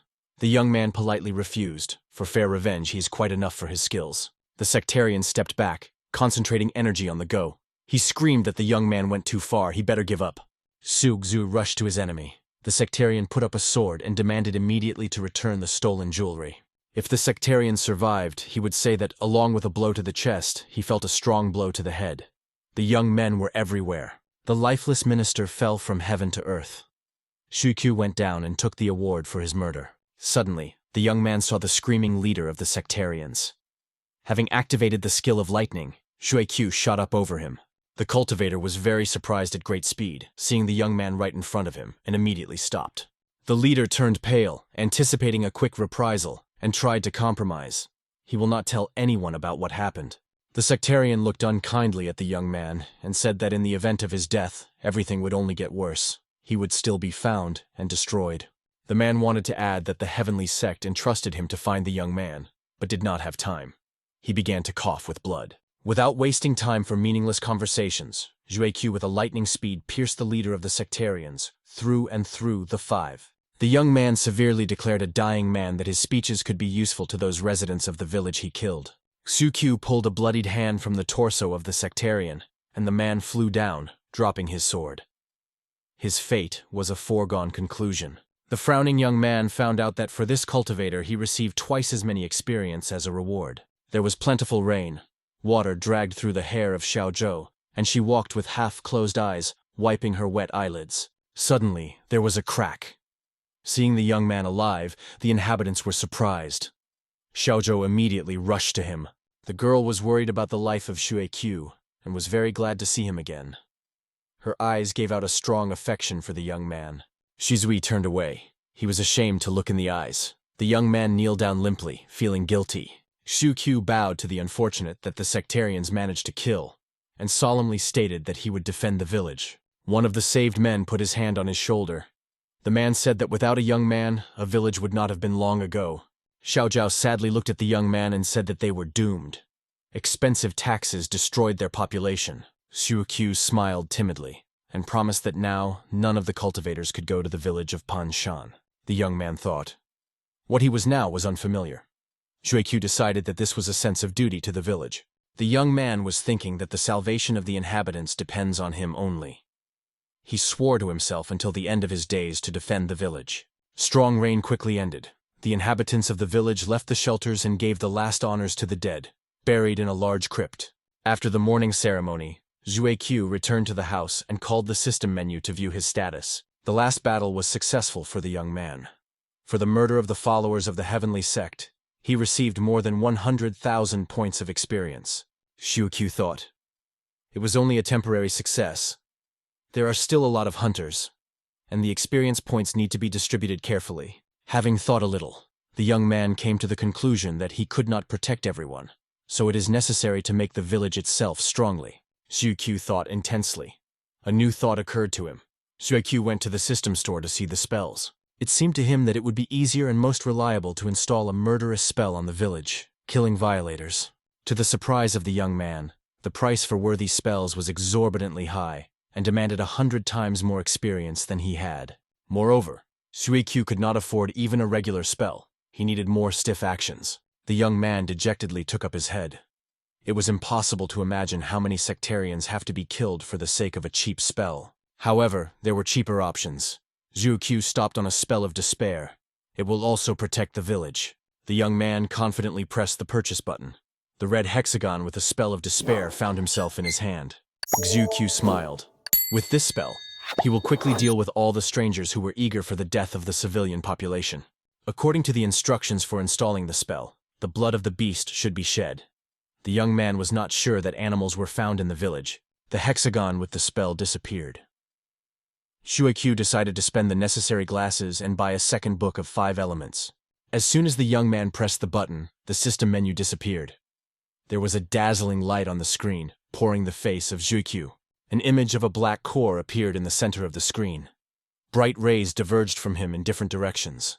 The body of the young man rose into the air. Xiuqiu experienced a powerful electric discharge and screamed with severe pain. His physical torment was justified. After an electric shock, the young man became stronger at once by several points. Electricity recharge is over. Xiuqiu sank to the floor, dumping a chair along the way, and sighed in relief. He smiled. Nevertheless, the young man could not get rid of the thought that this did not resemble traditional cultivation. At that moment, Xiaojiao ran into the house and excitedly reported that trouble had occurred. The young man turned and asked what happened. The girl looked very frightened. According to her, many immortal cultivators fly towards the village. Xiuqiu smiled. This is exactly what he needs now. There are never few experience and shopping experience in the store. The young man turned to the exit from the house, clenching his fists. He asked Xiaojiao to collect all the inhabitants. He needs their help. The girl at the last moment caught the edge of the Xiuqiu sleeves, a confident step leaving the house. She said that among those immortals there is one strong cultivator, and therefore it is better not to contact them. Sadly bowing her head, the girl offered to leave the village at all. Cultivators will not be able to find them. Xiuqiu turned around and looked sadly at the girl. He knew that the village of Panshan sheltered her after the loss of her parents. That is why Xiaojiao looked so sadly. She was very sorry to leave the village, which became his home. Xiuqiu approached the girl closer and affectionately stroked Xiaojiao on the head, reassuring her and giving confidence. The embarrassed girl devotedly looked at Xiuqiu. Smiling, the young man recalled that he vowed to protect the village. Xiuqiu warmly looked at the girl and said that the strength of cultivators does not matter. He would cope with any of them. Xiaojiao wanted to say something. Looking into the eyes of a young man who removed her hand from her head, the girl decided that it was better not to argue. Xiuqiu and Xiaojiao left the house. The detour of the whole village took some time. In addition, not everyone was at home. Having gathered in the center of the village of all whom he managed to find, the young man asked the residents to find the blood of some animals. One of the men immediately stated that they may have difficulties with the blood of the tiger. Another man confirmed his words. Xiuqiu puzzledly scratched his head. He completely lost sight of the fact that the tigers are very aggressive and not to cope with residents. The young man turned to Xiaojiao and asked the surprised girl to stay with the rest of the inhabitants. He will protect the village. By releasing a strong electric discharge, Xiuqiu rushed up. He needed to draw attention to himself. Quickly flying around the whole village of Panshan, the young man installed a spell in 4 directions. Now no one could get into the village. Xiuqiu was pleased. Almost all preparations were completed. Suddenly he saw a flash in the sky and heard a pitch of thunder. The young man was a little sad. The cultivators appeared in the village much earlier than he expected. You need to detain them. The 3 of the strongest cultivators, folding his hands behind her back, was approaching the village in which the wanted young man was hiding. One of them hastily reported to the bald and hot elder that the village of Panshan is in front of them. The elder ordered everyone else to fly closer. Several dozen students were now flying next to him. Flying to the top of the mountain, the cultivators noticed a strange young man in dark clothes by the tree. The elder recognized the thief and invited him to give up. Xiuqiu smiled and waved his hand dismissively, offering them to surrender. The young man said they were afraid to go down. Hearing a rude insult, the elder turned white with anger. All other cultivators were ready to break the insolent. One of them with wild cries wanted to rush down, but the other sectarian stopped him, suspecting that they had a trap. He saw that the degree of cultivation of their enemy has reached the level of the nucleus. This suggested that the young man is not as simple as it seems. Cultivators were rustled lively. In a few days, the guy raised his level significantly. This explained the disappearance of sectarians. After a little thought, the elder gave the order to arrange a halt at the top of the mountain opposite the guy. In the village, they are ambushed. Dozens of cultivators changed their direction and headed to the top of the mountain. Xuezui was annoyed by them. One of the cultivators looked around at the young man and exclaimed that that guy really wanted to lure them closer. The second sectarian grinned. They were all very lucky. The elder Liu unraveled the idea of the young man in time, and they remained alive. The system accrued 5 points of deception. Su Q was delighted that the sectarians came across very gullible and cleared his throat. The young man came out from behind a tree and conveyed the will of his master. All strangers who dare to approach the village will be destroyed. The elder frowned. The sectarians of the highest rank looked at each other. Nobody told them that this ragged man has a master. The whole sect froze in anticipation. Who was the master of Shui? The guy, unable to restrain himself loudly, after which he assured the others that they just needed to angry him and the masters so that they began to act. Such a disrespect was greatly angry the whole sect. They yelled loudly and randomly that they were ready to break the weak Shui for his words. But the elder among those present noted that the guy was only provoking them. The whole crowd was even more angry and furiously began to look at the guy with fists. This whole situation made fun of this whole situation. Because in addition to everything that was happening, he also received 20 points of experience. The guy continuing to mock, taking one hand behind his back and standing on one leg, simultaneously offering to fight him in a huge advantage, both in his collection and in power. With a sigh, Su looked into the distance, and for a second thought that apparently he was not destined to lose, and he would remain invincible until the end of his days. While Jue had fun with the sectarians, the whole village in a pace continued to fulfill the task.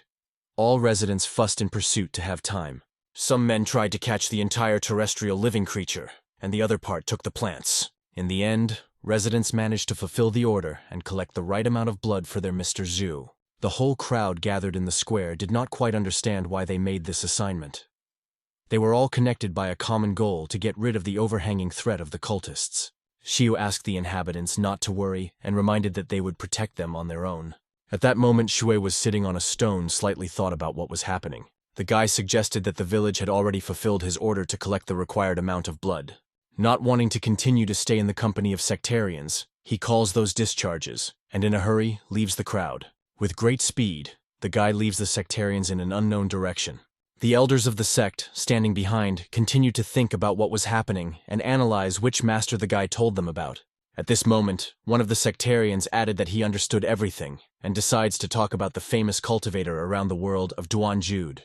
The man decides to tell everything that the cultivator knows about this and compares it with the SC, noticing similarities. It seems strange to many sectarians, because the great cultivator Duan Jude Vriatli arrived in such a distant wilderness in search of a student.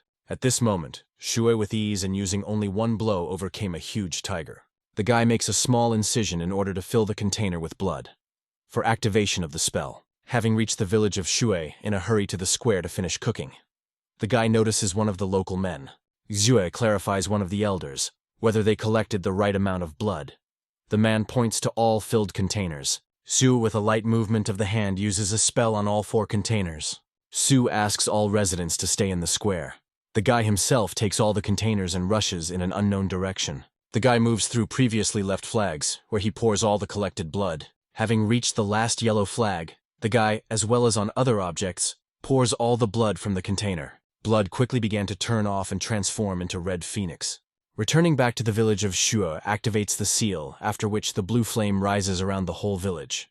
The whole village was neatly surrounded by a flame separating and protecting it from the outside world. The sectarians who were at that time on the mountain did not quite understand what was happening now, and who could use such a strong spell. The flame rise higher and higher, closing into a single dome. The sky gradually began to clear that the inhabitants immediately notice. The blue flame faded away, and a bright white flame appeared to replace it. People were shocked no less from such a strong spell of their defender. Having stood up at the head, publicly states that the sect people now will not disturb their village, because they are under a protective dome. Xiao previously helped Su with the organization of blood collecting the guy to stay with them, because it seemed to her more calmly. Zhu with a smile explains that everything that happens is done only so that Xiao feels safe. The guy also adds that he will not allow anyone to mock the girl. At that moment, the angry sectarians were indignant at what was happening, because they understood that the village had a patron that defended them. One of the senior sectarians noticed that Shui just distracted them, and there was no patron in the village. Assuming that everything that happens is just a trick, the sectarians using the spells are rapidly heading towards the village, in the hope of understanding everything. Do not come from where someone's leg flies in one of the leaders of the sect. She hits him a lot in the face. The man, losing balance, begins to rapidly fall to the ground. It was Shui. He was no less outraged that the leader of the sect was speaking at him.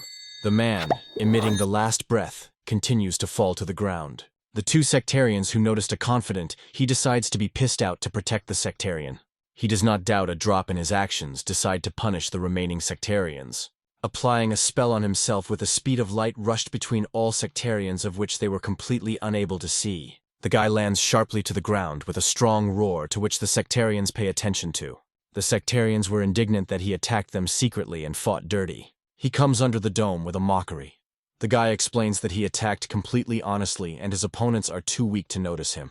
One of the sectarians insults that he answers the slightly angry instantly. The sectarians also did not suit the way he put it, because he constantly insulted their elder. He confirms the words of one of the sectarians and explains that he deceived them. Because there was no barrier initially, he just imitated him. The guy also adds that he is actually a barrier. Another sectarian flies unnoticed for everyone, and he calls it inextricable for his weak spell. The rest of the sectarians were amazed that the elder Xin Liu arrived at the battlefield. He explains that he had no thoughts to stop the sectarians with his spell. With a grin, he completes his monologue that he did all this only in order to eliminate absolutely all sectarians. The sectarians were wary in the moment, because the guy looked at them resolutely and with a little contempt. But after a second, all at once they began to laugh loudly, as if they did not perceive the words seriously. For them the guy was only a weak student of the master and no more. In his thoughts, he gradually began to argue with himself, suspecting that the spell he had used in fact is very weak. The elder Liu, showing a finger, assures that it will not be difficult for him to dispel such a miserable spell, even during the drinking of tea. At this moment, a fireball gradually began to form in the hand of the elders, which he himself notes. The ball grew up every second to a form previously unknown to the guy. Elder Liu, who finished the spell, directed fire blades towards the village in order to end the battle once and for all. The fiery blades quickly flew towards the village, not wanting to stop at anything. The elders of the sect did not want to intervene in the Battle of Liu, and continued to silently observe what was happening. He also looked preparing for battle. A loud explosion sounded. A layer of dust rose, and for a second, the sectarians completely lost the village from the field of visibility. Slowly and quietly, dust gradually settled to the ground. In front of the sectarians, the same dome was set earlier before. The elder Liu could not believe what he saw, because he was sure that this was a lower-level spell. At that moment, he wiped sweat from his face, pretending that he was very difficult to repel all the attacks of a man. He again begins to mock an arrogant man, calling that old man. The man was angry and demanded that the guy leave the barrier and deal with him alone. He takes one of his objects and states that sectarians should not think that they are safe outside the barrier, because they were all in the zone of action of his spell. Without any explanation, he uses spells by releasing fiery phoenix. All sectarians were struck by such a powerful spell. The sectarians could not believe what they saw, because it was the divine beast phoenix, which was lost many years earlier. He explains that this was a scarlet bird, calling all sectarians villains. The bird was 10 times more than himself, and was behind him in anticipation of further instructions. One of the sectarians asks the elder Liu to pay attention to the form of Phoenix. The man notes that Phoenix is just an illusion, and no more. The elder Liu laughed out loudly from what he heard. The man notes that the guy is trying to fool them again. The elder Liu scatters his hands and begins to laugh hysterically. The man asks the guy to attack him with Phoenix. He a little alertly suggests that the elder went to the edge of the roof and he was crazy, but he does not want to refuse such a proposal that beneficial to him and agrees to attack the elder Phoenix, giving an order to the bird. Phoenix rushes sharply with a screech towards the elder of Liu. Waving his massive fire wings, he continued to quickly get closer to the elder Liu. The elder Liu prepared for a blow, adding that this is just an illusion and no more. Phoenix hurts the man with his wing and flies by. On the hands of the subordinate elders, Liu remains strong burns from which they begin to yell loudly. Everything around the elder of Li is enveloped in a bright red flame with people screaming from there. From the sectarians there are only small scraps falling from the sky. The sectarians were amazed, because just a second ago they saw the last time the elder Liu. The sectarians notice that gradually Phoenix is approaching their souls. The head of the section carries out the work of the dome on all people, stopping the flow of Phoenix fire. The head of the sect with only one hand continues to hold his protective dome. The man orders all sectarians to immediately retreat and report on the ongoing heavenly sect. He raises his relic, as interested in why the sectarians decided to leave him. because he did not give permission to do so. 3 more creatures begin to fly over the city with great speed. Previously unknown creatures in the guise of a tiger, dragon, and turtles were rapidly heading towards the sectarians. The dragon sharply pierces the escaping sectarians with his blue tail. The remaining sectarians continue to work in fear of trying to survive from divine creatures. The tiger did not want to let go of the running sectarians and tried to catch up with them. The tiger already next to the remaining sectarians abruptly attacks those. The sectarians scattered who was where the battlefield, because they all wanted to live. The golden turtle, tired to the ground, crushes one of the sectarians. The sectarians in fear look at the golden turtle, not understanding what to do. The turtle immediately begins to blind sectarians, depicting them with its golden flame. At this moment, he is at a sufficient distance watching what is happening and laughs. He notices how an unknown creature is rapidly approaching in his direction. The creatures running from the battlefield, led by the head of the sect, are able to be a creature, the chapter requiring no lag behind her, because he tried to get out of the encirclement of divine creatures. At this moment, the sectarian notices a strange glow of the village that escaped from the dome. The guy decides to attack from above on the head of the sect. He calls the head of the section because he gave the floor that he could not move off during the battle. The head of the sect offends the guy and decides to repulse this. He accepts the battle and activates his spells. Without extra words, the head of the sect uses his best spell with words so that he goes to hell. A strong flash passes in a centimeter from his shoulder, but he manages to dodge. He was amazed that the sectarians were not as weak as it seemed to him. But the attacks did not stop there, and the head of the sect following sends several blades towards the guy. The deputy head is mocking a defenseless guy. He perceived the battle in Sirius also begins to fight with the deputy. They begin to run to each other with the desire to defeat the enemy. He directs all his strength into his fist for the final blow. With only one blow, he overcome the deputy imprinted that head directly into the ground. The head of the sect does not stand aloof and also periodically attacks. He is slightly back to regroup. The head of the sect wants to defeat the guy once and for all. Behind the men, his other followers have already lined up. The head shows a finger at him, and with contempt demands that he finally accept his fate. In thought, he did not understand why the man is so self-confident, because literally half an hour ago, he incinerated one of the elders of his sect. He comes a brilliant thought. He decides to give sectarians and further attack the barrier, because this will save him from many problems in the future. The sectarians turn sharply and just start running away. Out, he abruptly leave the battlefield. He indignantly screams in the trail so that they return and begin to fight with dignity. The sectarians amused that the guy began to worry about the battle. A sharp flash occurs in the moment and the sky is covered with red light. He, in turn, waves the head with his hand and asks him to be reborn in the next life with a kind person. In front of the faces of the sectarians, a huge eye opened a white glow gradually absorbs them entirely. The head of the sect himself was shocked by such a strong technique. The man was unable to even move with horror. In the moment, all the remaining sectarians moved to the desert. There was not a soul around the survivors. This spell was a curse. The men should have passed all 8 species of deserted lands. Exhausted men continued to move along the endless desert in mortal bodies. Everything that was happening was just an illusion, but quite real. In the end, being left alone, the head of the sect falls powerlessly in the middle of the desert. He did not have the strength to continue to look for a way out. At that moment, he stood above the bodies of the fallen sectarians and continued to receive a large number of points for them. He also notes that his animals finished cleaning the surroundings and returned to their initial positions. Each divine beast is sealed back in its flag previously established it. With a smile, he looks into the distance, realizing that he finally finished. The guy decides to return to the village and see how the inhabitants are doing at that moment. People in the village furiously discuss the divine animals seen. They were struck by their sizes and how they looked alive. One of the inhabitants notes that their master is returning back to the village. All the inhabitants slowly approach the guy interested in Lee with the sectarians. At first, he stood quite gloomy. It seemed that something irreversible on the battlefield. But the guy immediately broke into a smile that the inhabitants of the village did not immediately understand. The inhabitants of the village were examined in bewilderment. Residents of the village, realizing that the young master managed to celebrate the victory loudly. Among the crowd stood Xiao in anticipation when a young master approaches her. Having stepped closer, he welcomes his girlfriend. The girl blushing the guy for salvation. Having finished and returning to his hut, he decides to get acquainted with new abilities and acquired knowledge from the battle. The guy actively examines the skill window, gradually acquainting with everything. He arranged such an outcome after the battle, because in addition to the experience and skills, The guy also received the golden core of the leader of the sectarians. The guy continues to think about the recent battle about his problems. He understood that he was strong. He could not fight with both fists, because for him it was too low. With a grin, he assumes that in the future, he will certainly receive sparkling armor and weapons. At this moment, the system invites the guy to check the skills of the rank of heaven, which the guy immediately decides and do. Having familiarized himself with everything and their value, he understands that he wants to acquire everything at once. Having settled all his emotions, he decides to judge and choose more suitable skills for himself.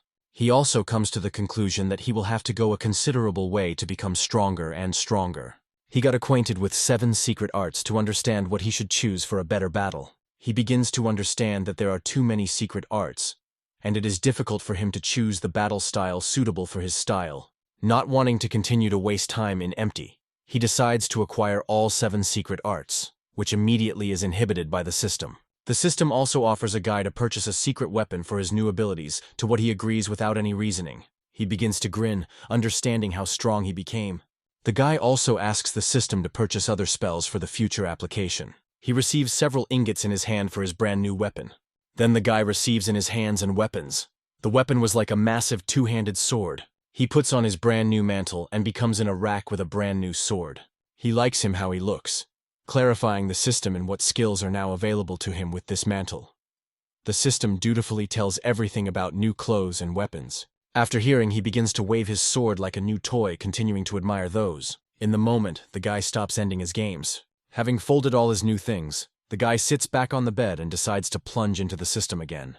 Having finished dealing with the system, the guy decides to take a walk around the village. 2 elders passing by greeted the guy. He is interested in where they are directing to what he gets the answer, that they need to get to the neighboring village behind the seeds. They tell everything about the nearest village and where exactly she is. He asks men not to worry about the seeds and interview all the inhabitants of their wishes, after which he himself goes and will bring everything to the village. At that moment he runs to the side, turning to that. The girl overheard a conversation. He and men asks the guy to buy Tanya for her. The guy does not immediately understand why the girl needs fabric. Shio embarrassedly explains that the guy is not suitable for scraps of dirty clothes, and she wants to sew a new one for him. With a smile, he agrees with the girl to bring her the right amount of fabric. The girl is embarrassed and in a hurry leaves the guy. The elders standing behind laugh from the pretty Xiao. He also smiles in the trail of the girl, because he also worries about her. He understands that for such a long stay in this world, he never left this village. And he, in anticipation of a campaign, in an unknown village, he moves to the city of Li Shui to purchase the necessary things. At that moment, Shi on the balcony ate a red apple and noticed how fussy the city was. Looking around the side, the guy notices a familiar girl.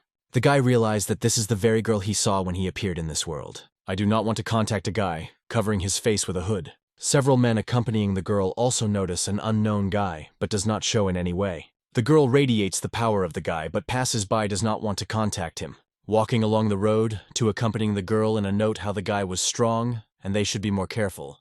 At this moment, he decides to hide behind the nearest wall. I note that he should continue to wear this mantle in order to receive additional glasses. He looks out from behind the wall. The guy watches how the girl leaves in an unknown direction. At this moment, a girl with her accompanying discusses recent events about what happened in a small settlement. He, not wanting to intervene in their conversation, continues to eavesdrop, ticking. He observes important moments for himself. The girl was interested in who the guy was protecting the innocent village. Without further ado, the man immediately reports that this is a student of the master Duan Jude. The girl turns, does not believe her ears, and asks him to confidently in his words. He, being nearby, does not understand why he is associated with an unknown man for him. Actions are transferred to the heavenly sect. 2 elders report their master and the problem in the village of Panshan. Men also believe that an unknown defender is connected with Duan Juda.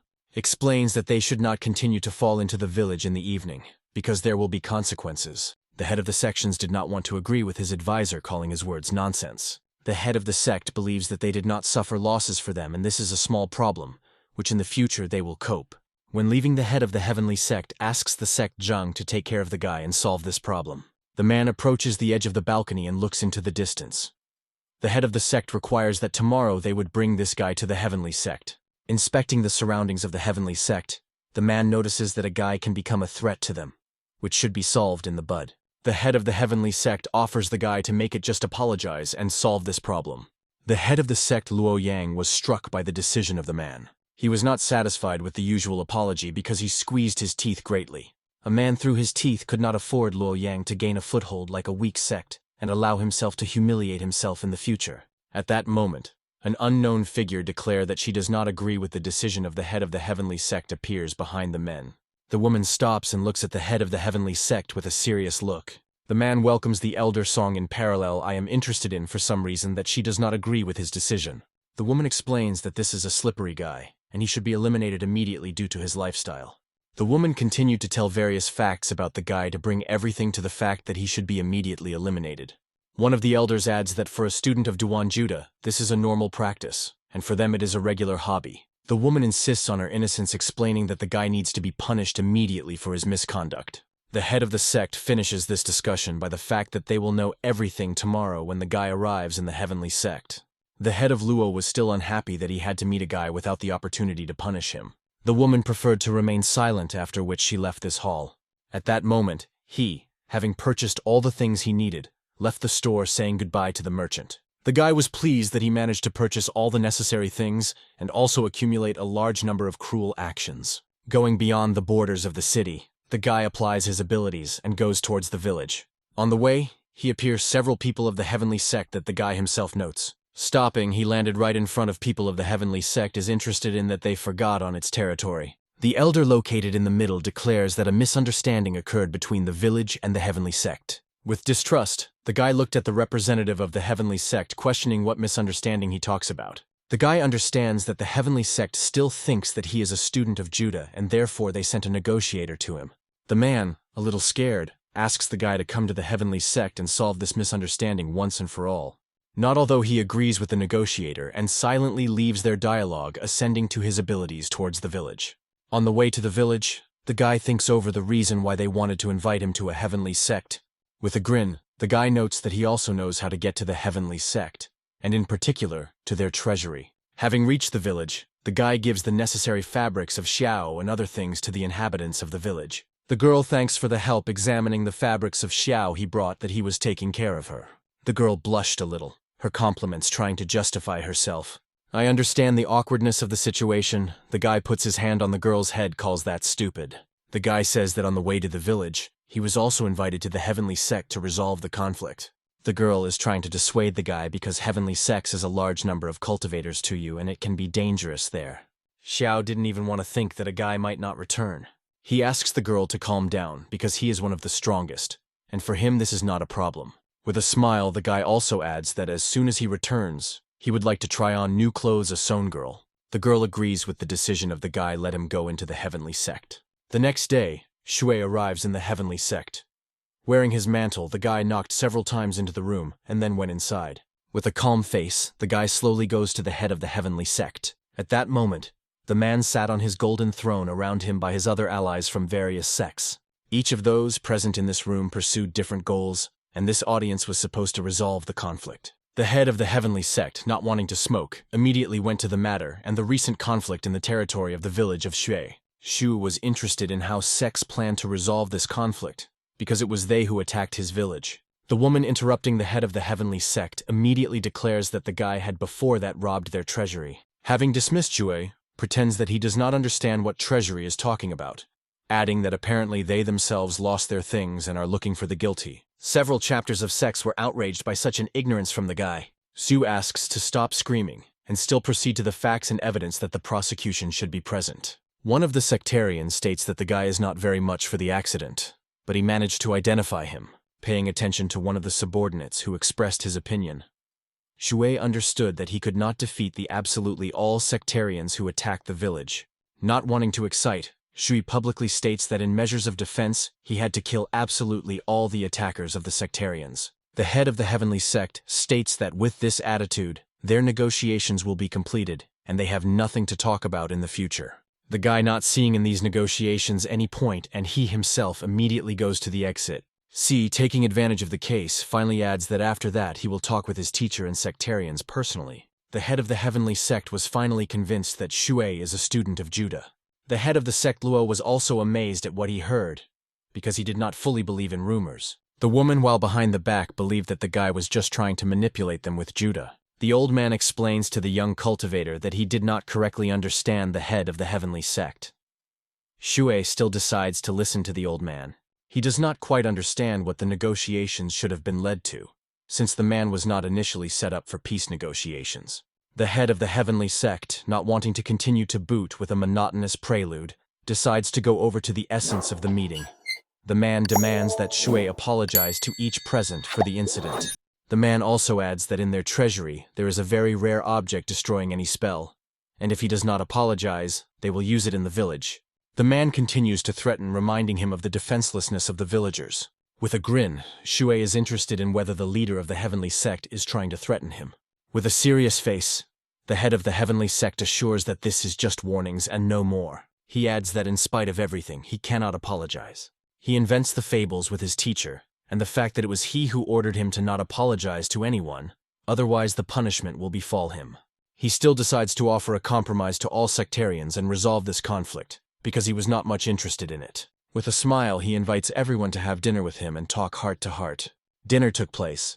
All sectarians from different sects feasted and celebrated the truce of sects and villages. The woman was not satisfied with this layout, so she calls the student for a new assignment. She asks the student to bring her the necessary things without further ado, after which the girl immediately leaves. The woman still continued to think about the plan of retaliation over an ignorant boy. He, supporting the crowd, offers cultivators to drink to the bottom for their health. In his soul, he mixed the whole situation, because all the cultivators indulged him because they thought that he was a student of Duan.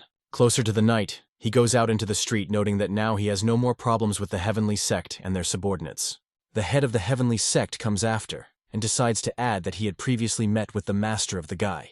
He pays attention to the man. The head of the heavenly sect is interested in how his teacher is doing. He, again inventing stories, states that his teacher continues to have fun on the eastern continents. The chapter was interested in this, because he himself understood the power of the guy. He also adds that his teacher handed him a secret spell, after which he immediately appears, inviting the leader Zhang to try it. The head of the heavenly sect with a smile refuses, explaining that their fate will sooner or later reduce. At this moment, Zhang looks at the ground. Zhang lastly also adds that no one will attack the village of Pansona more without his knowledge. He draws attention to a serious expression on the face of the head of the heavenly sect, and how they are all afraid of the power of Duan. He also recalls the treasury of the heavenly sect. He would still like to get there again. He says goodbye to Zhang, adding that he still needs to return to his village. Zhang agrees and releases the guy. Applying the spell, he flies in an unknown direction. He was glad with a smile that now the explosion of Pan Shang did not threaten the danger in the form of a heavenly sect. In the moment on the approach to the village, he sharply begins to feel the heaviness in his chest, suggesting that he could be poisoned. At that moment, a strong storm began near the village. The girl previously located in the city was already near the village. The girl notices that the village enveloped the flame. Everything was burning without signs of life. She with two other accompanying people decide to go down and help surviving residents. The girl, using magic, calmly lands on the square, shrouded in flame. Many residents were already lying without signs of life. All of them were cut and very wounded from a stitching object. Suddenly, for a girl, she notices how a thug with a saber attacks the next resident of the village from the back. Two thugs come closer, and with a malicious smile, they notice that the girl was dressed in the robes of the heavenly sect. The girl was shocked by this attitude of the bandits, because of which she took out her sword and directed towards the attackers. Unknowns immediately rushed, using their weapons towards the girl. The guy notices the village covered by a flame, which greatly amazes him. He could not believe what he saw because he imposed a barrier in advance to defend. He shouted that he could not believe it, not knowing what to do next. He wakes up after the shock, immediately rushes towards the village, because he was worried about the condition of Xiaojiao. At that moment, from nowhere, he was attacked by another thug who wants to kill the guy. Without any effort, the guy cuts the thug, from which he immediately leaves the world. He notices the inhabitants lying on the road. The guy was in severe shock, because he personally knew all of them. All the inhabitants of the village were soullessly lying on the road. All of them killed the thugs who arrived in the village. After what he saw, he got into a stupor. The guy did not know what to do after everything he saw. At that moment, the voice of Xiao sounded from behind. The girl was actively calling for him to get to him. He turns his head and watches the frightened Xiao running to the meeting. At some point, Xiao felt safe and with a smile extended her hand to the guy. He was still drooping his face at that moment. He still could not move away from what he saw. He also holds out his hand to the girl, trying to catch her and save her from all chaos in the village. The girl almost ran to the guy, and in just 1 centimeter, her hand was from him. At some point, an unknown object flew through the girl's body, which is why Xiao sharply began to fall to the ground. The girl fell dead to the ground, and next to her the leg of the next cephaloresis appeared. An unknown man mocked at the loss. He also wanted to send the guy himself. Without unnecessary thought, in just 1 millisecond, the guy destroys the body of the Gloriorezer into the smallest pieces without leaving and a chance to save it. He immediately runs up to the girl, trying to take Xiao in his arms. Holding the body of Xiao, the guy tries to withdraw the girl. He was desperate to the edge that the girl ceased to show signs of life. The distraught, he immediately began to turn to the system for help. The whole cloak and his head were wet. The rain only increased. He begins to buy all possible medicines, spending absolutely all his glasses accumulated over the last battle. The girl puts his hand on his face and asks the guy to calm down, saying that everything will be fine with him. For a second, he forgot about his anger and silently listened to the girl. Xiao smiled at the guy, trying to console him. Despite this, the girl's wound was deadly, and she had no chance to survive. Xiao last adds that she really liked him more than just a gentleman. In front of his eyes, he began to boost tears. He was not able to restrain emotions. The guy seemed to froze. It was difficult for him to move. Xiao calls himself the happiest because of a meeting with him, after which tears poured down her cheeks. The girl is unable to fight for life, more slowly begins to fade away. Her hand releases the guy's face. Xiao is dead in an eternal dream. Her hand is soullessly falling to the ground. He continued to keep the girl, trying to come up with a plan to save the girl. He did not want to give up so easily. He was completely suppressed. In his head was only the silhouette of the kind and smiling Xiao. He quietly spoke her name. Tears continued to flow on its own, but this did not bother him. He pressed the girl closer and asked her forgiveness. The battle still continued in the village. Subordinates of the girls cut the next cephaloresis with 1 blow. One of the men notes that he heard strange sounds nearby. It seems to them that there were still survivors in the village. The girl and 2 men hurried to the survivors to help them. On the spot, he was sitting next to the girl's body. He was amazed at the meeting, because it was the same master that she had previously met in Li Shui. Ignoring new guests, the guy is quietly interested in the system, whether he can revive the girl in any way. The system, as always, monotonously explains all the variations and what the guy should strive for. He understands that he should continue to develop and improve the system.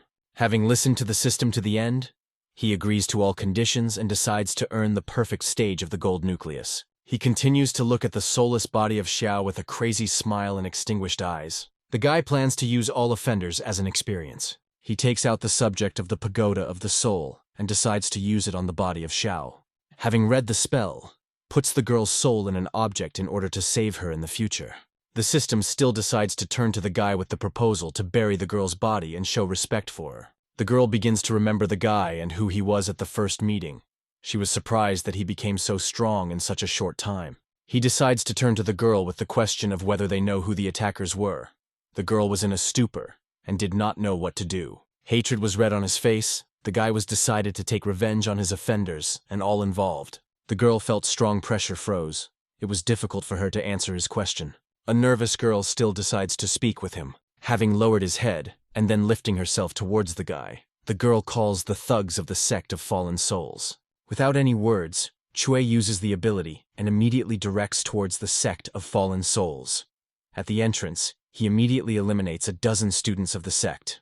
At this moment, the head of the Sect of Fallen Souls becomes a little concerned. The leader addresses him, not fully understanding why the guy just kills his disciples so easily. The leader of the Sect of Fallen Souls continues to demand he to stop bloodshed. Having lowered his head, he claims that he will stop only when to completely destroy the Sect of Fallen Souls. At this moment, a dozen more sectarians of Fallen Souls attack him from such self-confidence from nowhere. He easily straightens out with all 1 blow with absolutely everyone who wanted to harm him in such a dirty way. All sectarians are soullessly flying around the vicinity of the parade ground. The leader of the Sect of the Fallen Souls was amazed at the power of an unknown guy.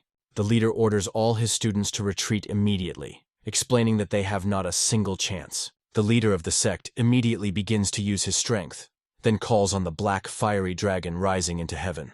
He did not stop this drop. Taking his 2-handed sword, he rushes towards the leader of the sect.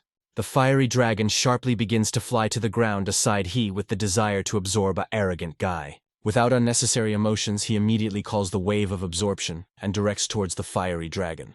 After the attack, The guy immediately jumps towards the fiery dragon in order to finish off that. With just one blow, the flame of the dragon sharply begins to fade away, and the monster itself slowly began to disappear. Unable to control the fire of the dragon, the fireballs sharply began to fall throughout the surroundings of the sect of fallen souls. The sectarian who fell under the fire began to scream strongly and scatter in different directions, wanting to leave the battlefield as soon as possible. Only the leader of the sect of the fallen souls continued to fight with him and call on all new objects, trying to restrain the invincible guy with all his might. The leader of the sect trying to shut up in parallel. He declares that after the next attack, even Duan is not able to escape. After that, he launches an electric blade aside. He easily begins to dodge all falling blades. The blades during the fall began to explode, but not a single attack could even hurt. The guy continued to easily dodge all attacks. In the end, he understands that he should use the system and begin to reflect the blows back towards the leader of the sect. He uses secret art and stops all blades. All blades stop dead meter from him. Through the force, he continued to restrain hundreds of blades directed right in his direction. The leader of the sect could not believe what he saw, because the guy managed to restrain his crown equipment with an unknown technique. It began to shake slightly from such a complex technique. Having passed the whole pain, the guy manages to deploy the blades towards the leader of the sect and send it back. The leader could not recover, because his technique was invincible. The leader of the sect asked the guy to stop and discuss everything. The leader in fear claims that their sect made a slaughter by order. The leader, not wanting to continue the battle because he may die, claims that the order was given to the elder Song. He was amazed at such a turn. A step before his death, the head shouts that it was the old woman Sun Chui Li who ordered him and his students to attack the village. The leader froze in anticipation of the inevitable end. The whole face of the man was then covered with strong fear. One of the blades stopped right in front of his pupil. Why the man's eyes were covered with red veins. The leader decides to rub in confidence and explains his act by the fact that it was by order of the old woman who he had to do this. He continues to listen to the man, giving him small chances of salvation, unlike his students. The man adds that it was the old woman's artifact that helped dispel the spell around the village. He was furious from what he heard. The guy was about to take revenge on everyone involved in the murder of the inhabitants of the village. The leader continues to dissuade the guy to kill him, throwing his guilt on the heavenly sect. A malicious smile appeared on the man's face. The sectarian planned to regain control of the daggers, and he repulsed him. He simply lets the daggers towards the leader of the sect. Hundreds of daggers pierce the man through and through, one of which pierces through the head of the leader, leaving without a chance of salvation. The man begins to scream loudly from pain a second before his death. He, in turn, holds a fist and with a serious face adds that he does not throw words into the wind and is obliged to eradicate the members of this sect with his own hands. He again raises hundreds of blades into the sky, directing them to the sides of the surviving sectarians. One by one, he begins to kill without leaving a single survivor in his path. The sectarians, in hellish pain, continue to fight for life and try to run away from the bloody bath. He, analyzing the further campaign in the heavenly sect, suggests that he is too weak, and therefore decides to purchase the necessary objects. With the system, he also decides to open the mysterious gifts from which he immediately receives valuable objects. Around the guy a blue glow appears, and the system congratulates the guy on a new skill of flames of frozen bones. He takes this flame in his hands, realizing that it was this that he needed to destroy the sect. The system also observes the high cost of this spell of 1,300 points. With the face of the distraught, he decides to go to the heavenly sect and decide all times and for all. Also buys several artifacts for battle. He takes out the fabrics previously bought by Qiao for clothes and decides to apply a spell on them. He picks up the fallen sectarians with the help of fabrics and takes them with him. All earlier, where Shui woke up, ascended by many dead villagers. He stops near the grave of Xiao and finally decides to say goodbye to the girl. The initials of the girl were written on the grave. The tombstone did not differ from the rest. Shui decides to dissolve his hair for an additional effect of seriousness. Shui leaves the white ribbon received from Xiao on her grave. Leaving his hair, the guy slowly heads towards the heavenly sect. Shui with a grin asks Xiao to trust him, because now he was going to deal with the sect once and for all. In the hands of the guy were the very blue fabrics that previously belonged to the Zhao. He rises into the sky and adds that now the line of the heavenly sect has come. The guy's eyes were filled with anger, and he was unshakable in his decisions. Actions are transferred to the square of the heavenly sect. The students of the heavenly sect notice a strange glow of a rapidly approaching them. He was in the sky and demanded that Song and Jiang go out to him.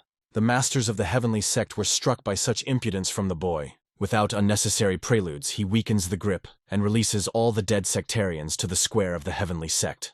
The students of the heavenly sect from fright sharply revealed the swords in bewilderment. Who was such an arrogant boy?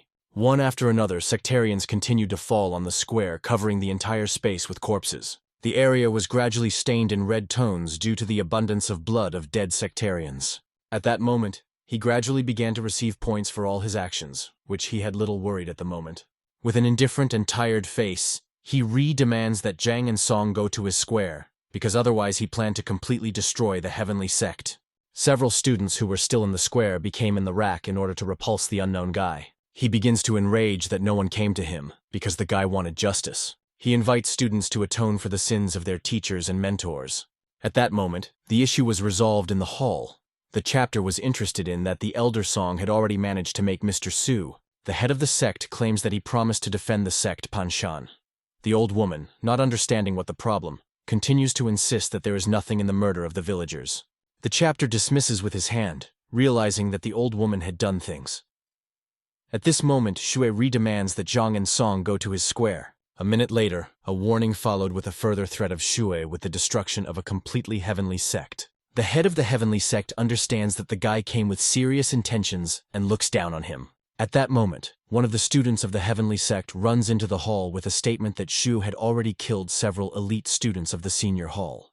The old woman asks the head to give her the opportunity to deal with an ignorant guy once and for all. The head gets up from the throne and explains that the old woman cannot just take and kill the guy. The old woman, with an embittered face, states that they cannot forgive the guy to kill the students of the heavenly sect. The head demands that the old woman immediately shut up and listen to his orders. The head of the heavenly sect recalls that the guy is a student of Duan, and he can at any moment calling his teacher and destroy the entire fiery nation. In their thoughts, everyone understood that they were now faced with a serious problem that requires an urgent solution. The old woman, squeezing his teeth, considers the next step.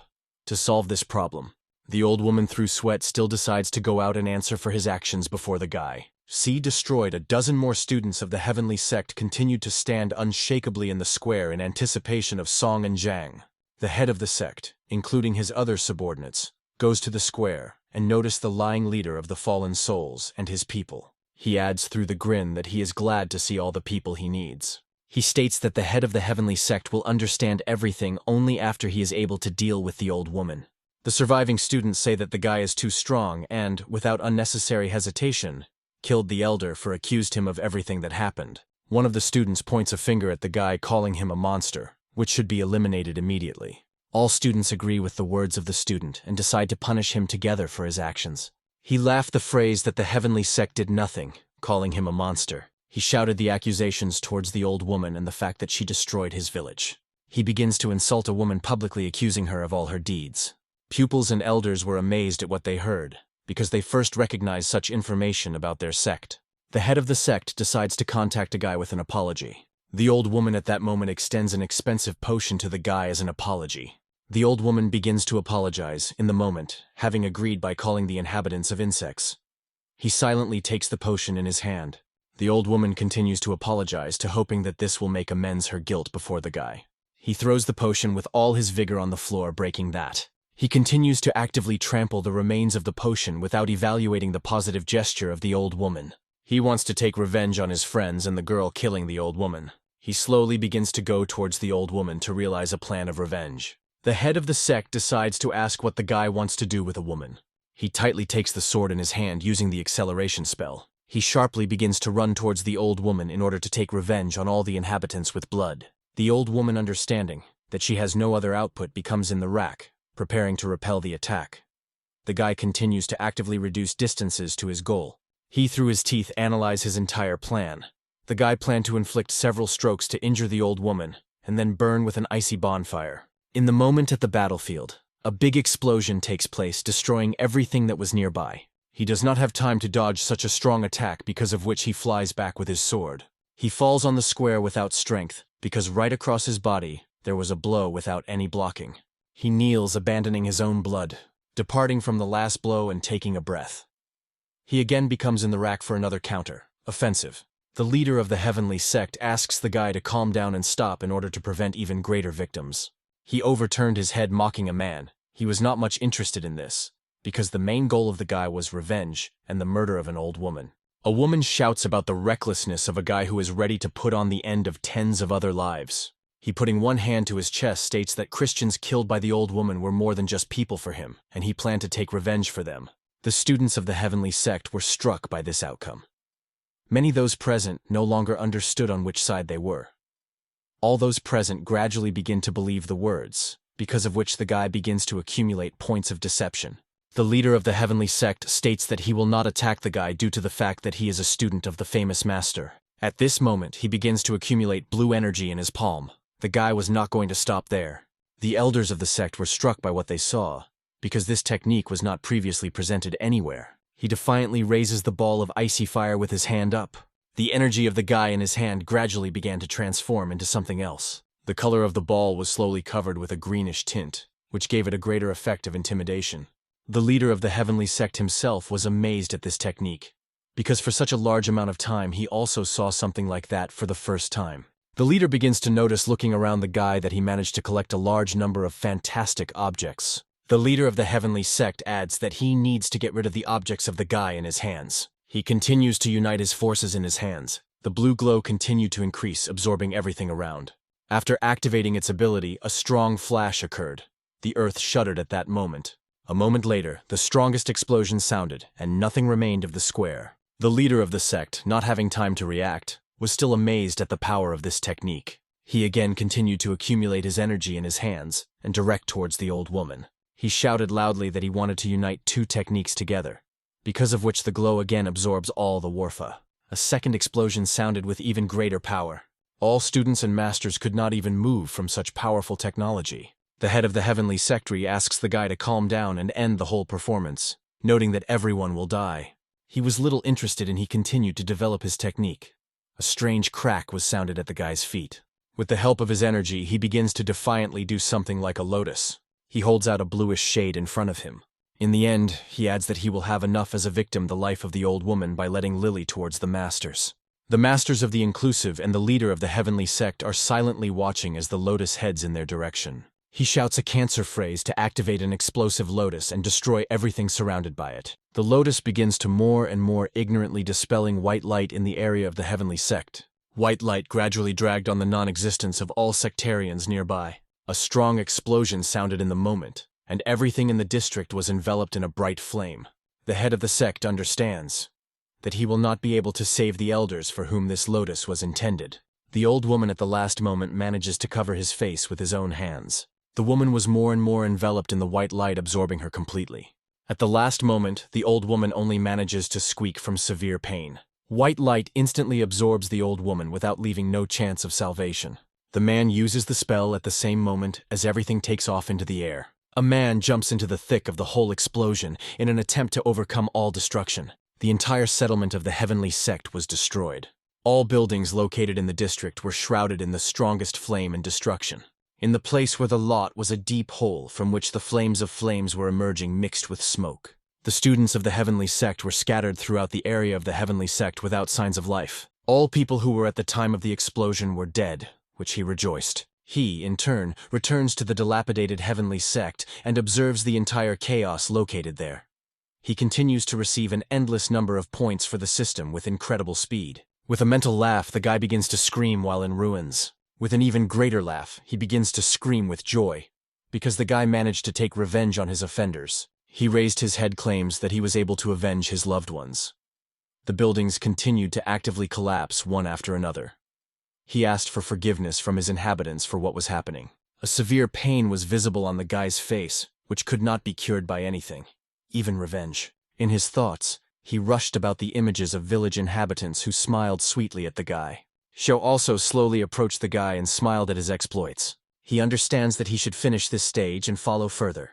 Having finished mourn the inhabitants and what is happening as a whole, he is heading to the side of wanting to leave this place. Somewhere nearby, he sounded a strong explosion, which attracted the attention of the guy. The head of the heavenly sect slowly comes out of a thick club of dust. A man with anger in the face begins to call. The man, not wanting to endure the guy's exit morally, abruptly attacks him. He silently watches how quickly the head of the sect approached him. In the end, he grinned at that in response. He uses the seal of teleportation, notes that the head of the sect had to foresee this outcome of events. During teleportation, he also adds that the chapter is afraid of his master. But the guy was of little interest to the guy, because he relies only on himself. The head of the heavenly sect states that he will kill the guy at the next meeting. He also adds in response that he will kill the man first. He is teleporting in the moment, flying away in an unknown direction. The blow of the head of the heavenly sect comes along the wall without hitting the guy. The earth shudders, covered with a large number of cracks. A man could not forgive himself for such an outcome, because the heavenly sect did not tolerate such a terrible collapse over the past 5,000 years. Shouting and angry at everything around, the man adds that this did not happen even in tens of thousands of years. During the battle with the guy, the heavenly sect suffered losses from several elders and a large number of students. The building effects were very destroyed and the fire glowed everywhere. He immediately left the place of the battle. The head of the heavenly sect nearly went crazy and vowed to take revenge on the guy. After all the events, a month and a half passed and the action is transferred to the mountains saturated with rich forests. The wounded girl continues to run away. Girls almost caught up with uninvited evil spirits begin to threaten the snake in imminent death. The girl approached closer to the monster begins to blame her to kill her sister while she was collecting medicinal herbs. The snake, prepared for the battle, decides to express his opinion that for him people are just prey. The snake continues to mock girls, calling a girl, a very tasty girl. I do not want to continue to listen to the monster entering the battle with him. Girls easily begin to pierce the snake with their sharp blades. I turn on the flesh, and the head of the snake slowly broke up into small pieces. The girl watched a deceased snake for several seconds in anticipation that she could attack. At this moment, an unknown man begins to clap the girl's feet to call their work wonderful. Girls are interested in who the people data were and what they wanted from them.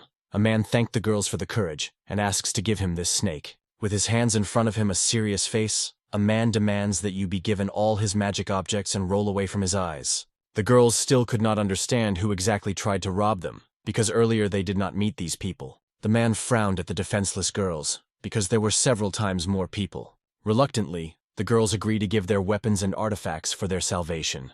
Girls throw everything to the floor without further ado and head in the opposite direction from the Sect of the Bloody Sea. With an evil grin, the man adds that he demanded from the girls to roll, but does not leave. The girls stop at a perplexity and begin to argue with the spoiled sectarians.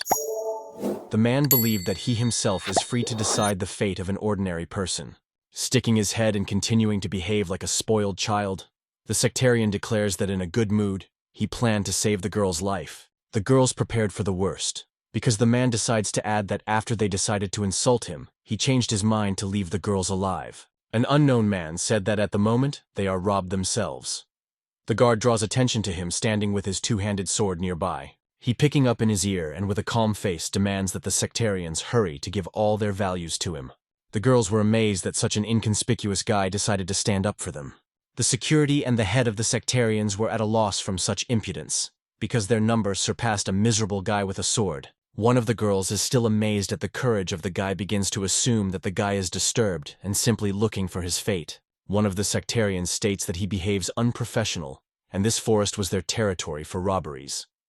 The sectarians began to mock the absurdity of the guy. Without any effort, he attracts several swords of sectarians to his hand. He sticks all the swords in front of him, showing his superiority. Without any fear, the guy mocks at the sectarians, hinting that he will not be greeted if they decide to attack him.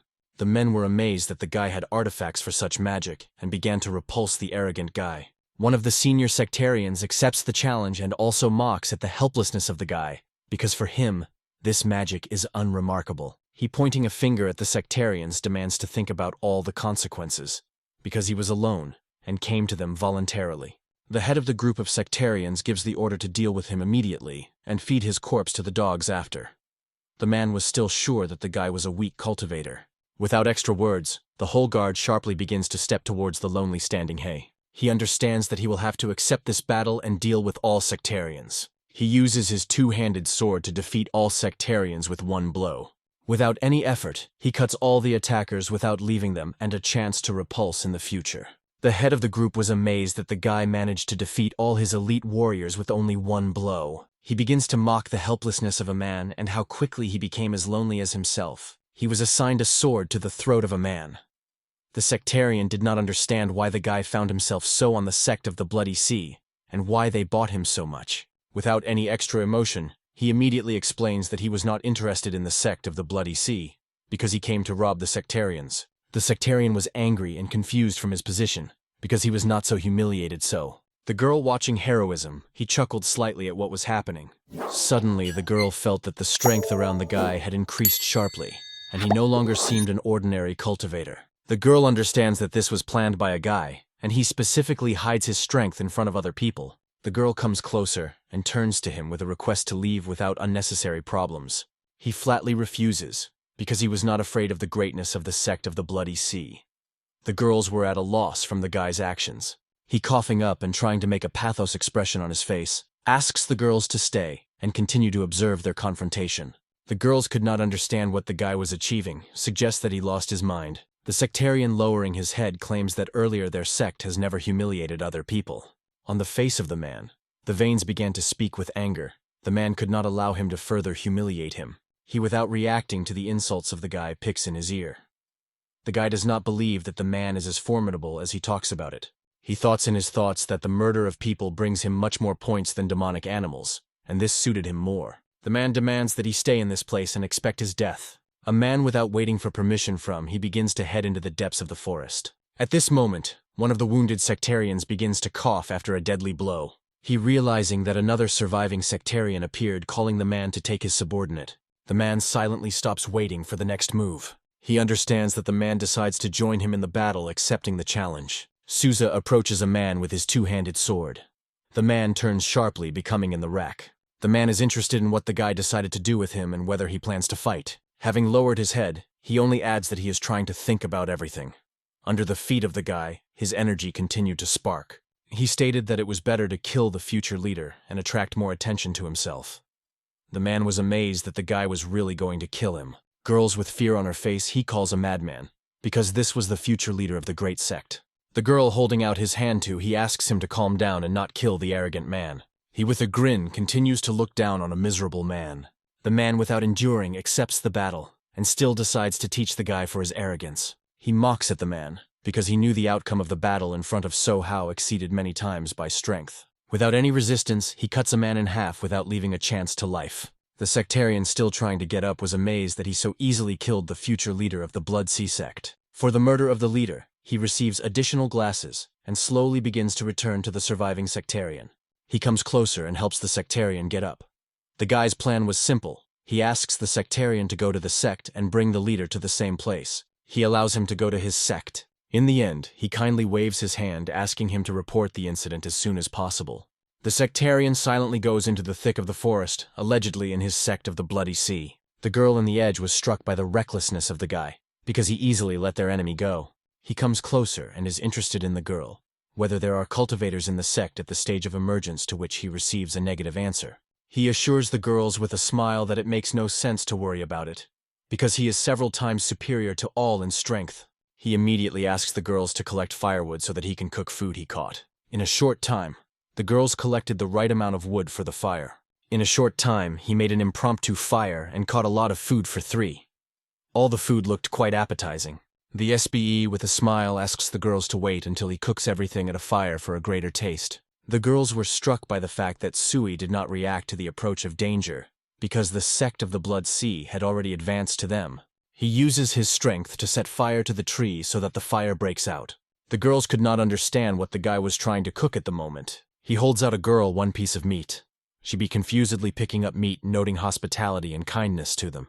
The girl seemed to be reborn again. He immediately notices how much the girl appreciated the taste of meat.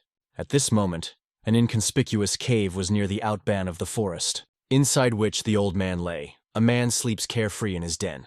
2 submissive Bengal tiger was sitting next to the man, waiting for their owner to wake up. Both tigers were red tigers of flame of the original stage of origin. The man awakened sharply. He was worried that over the past 100 years he did not want to eat, and it was today that he had been played by his appetite.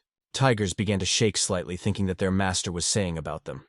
He smelled precisely the cooked smell of meat, and this did not apply to his pets. The tiger states that half a month ago they were able to find a guy in the region of the Heavenly Sect named Shui Zui. The tiger also adds about all the nuances of the relationship of the guy and the Heavenly Sect, as well as the fact that he was covered with the name of the Duan. The man slowly left his cave, accompanied by tigers. who continue to inform the owner with recent events. He continues to sniff to a strange smell heading after him. The old man was approaching closer and closer, that he became more and more fragrant. At this moment, he continued to prepare additional portions of meat for himself. He notices an unknown figure near their camp. The man runs up closer, then notifying how tasty the guy's food was prepared. The man asks to invite him to join the meal. He is at a loss, interested in girls, whether they know this old man. He suspects that the man is trying to deceive his food. The man sharply began to laugh, noticing how tasty this food was prepared. He also starts to laugh by calling old Gurman. He is interested in where the poor man can understand such a skillful food. The old man claims that he is not a poor and rather magnificent man. Everyone in thought still noticed that it was still an old beggar man in everything. Having finished, the man still praises cooking, but also adds that he is the second in the world, noting that no one in the world dares to be called first, that he has never heard of this and it does not make sense. He adds with a mockery that a man does not know this, because he is ignorant. He and the old man began the battle of views, because they were both quite stubborn people. The man, not wanting to continue the children's dispute, dismisses the guy with a statement that he was bored with arguing. With arrogance, he adds that he himself tasted many delicacies during his life. The old man mocks the guy, not believing that he could not get out of the lands of the people of fire to another territory. The man shows a finger at the girls, from which they shuddered. The old man is interested in whether they know the exquisite dish that was now discussed. The girls looked around in bewilderment and replied briefly that they did not know about this. He continues to call the old man to be ignorant, that he also wrote a great poem during meals. The man asks the guy to read his poem, continuing not to believe that such a young he could come up with something like that. He, with a serious face, lowering his head down, preparing to answer the man. With a grin, he slowly lifts his face and begins to read his poem about Ruhu with an expression. The man was amazed from what he heard, because a small number of people knew that Ruhu was originally fish. He continues to tell everything he knew about the dish of Ruku and his components. He's squeezing his fist and showing his emotions of the real gourmet notes, the charm of this dish, and how important it is in his life. Girls could not resist such conflicting lines. The girls looked around that this poem could hardly be called anything, because in it there were only a few lines sounded normally. The man continued to carefully listen to the guy without giving any emotion. In the moment, his face broke into a smile, because he heard the golden words in the poem. The man takes him by the arm and begins to praise him for his wonderful poem. He thanks for the sincerity of the old man and how he appreciated his work. The man is interested whether he had already managed to taste the rough of his life. He put his hand on his chest, declares that he was boasted and actually ate a rough. The old man was not clear what was the snow beer and where to get it. He puts his hand on the old man's shoulder and claims that after preparing such an ancient beer variety, he will definitely invite a man to taste him together. The old man begins to laugh loudly and calls the guy his new friend. The old man decides to give a small item as a strong friendship. The old man takes out a small black amulet from the sleeve and holds it out. He takes the amulet by noticing how well he was made. Having hooked the amulet to his belt, he thanks for the old man's gift. The old man watches how the guy hangs the amulet on his belt, which suited him. The girls did not understand why he and the old man no longer began to spill water after all the controversy. At that moment, numerous steps began to approach towards the camp. The girl reports that people from the Blood Sea Sect are approaching them. With a smile, he calls on his two-handed sword, starting to expect when they arrive at them. The old man decides to contact a guy with the opportunity to help him deal with ill-wishers. He, with a grin and a self-confident face, states that the old man can only dream of it. He uses the ability to recognize the old man to check his level of skills. Around the old man there was only emptiness, which slightly interested the guy. He, with a worry in his thoughts, notes that he first failed to recognize the stage of human development. The man also analyzes him and noting that he is at the stage of the golden nuclear, and he will not cope with the approaching cultivators at the initial stage of the origin. Near the forest, an unknown object flew at the speed of sound. A previously unknown person appears in front of the group. Several cultivators stood in front of him. All of them were at the initial stage of origin. Girls immediately welcome the leader of the sect, accompanied by several elders. He stands aside as the girl's beauty, suggesting that in fact it could be an old woman who could keep youth. The leader of the sect is immediately interested in the students, what happened and under what circumstances the future leader of the Bloody Sea Sect was to kill. The girls looked around silently among themselves. Girls decide to completely tell what happened in all the smallest details. The leader of the sect was struck by the calmness of the guy in a black mantle.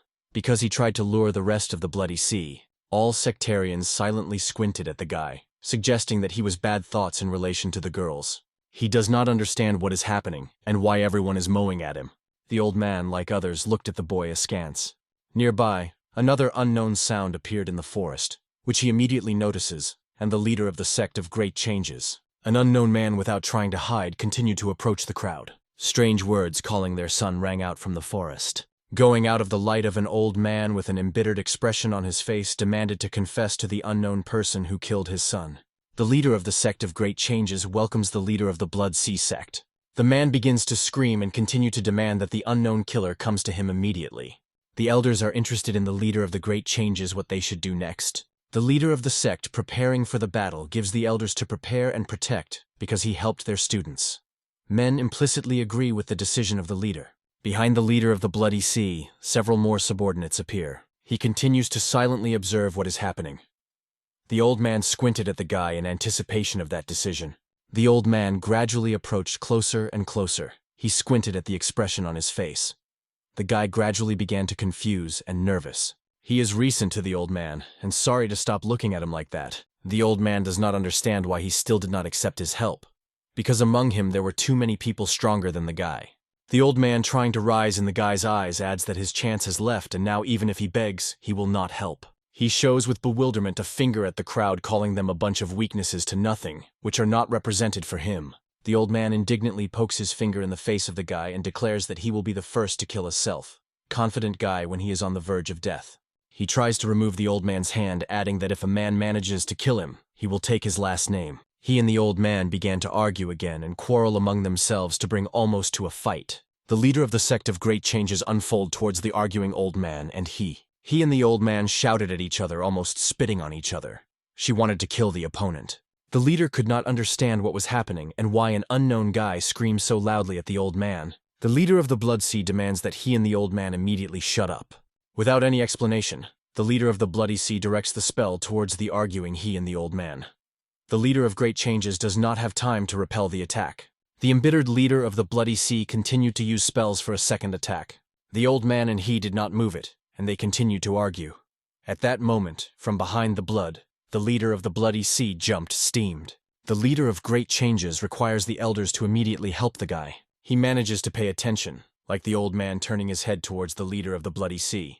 The couple simultaneously requires dumping the annoying leader of the Bloody Sea by applying the spell. He and the old man send one spell to the leader of the leader.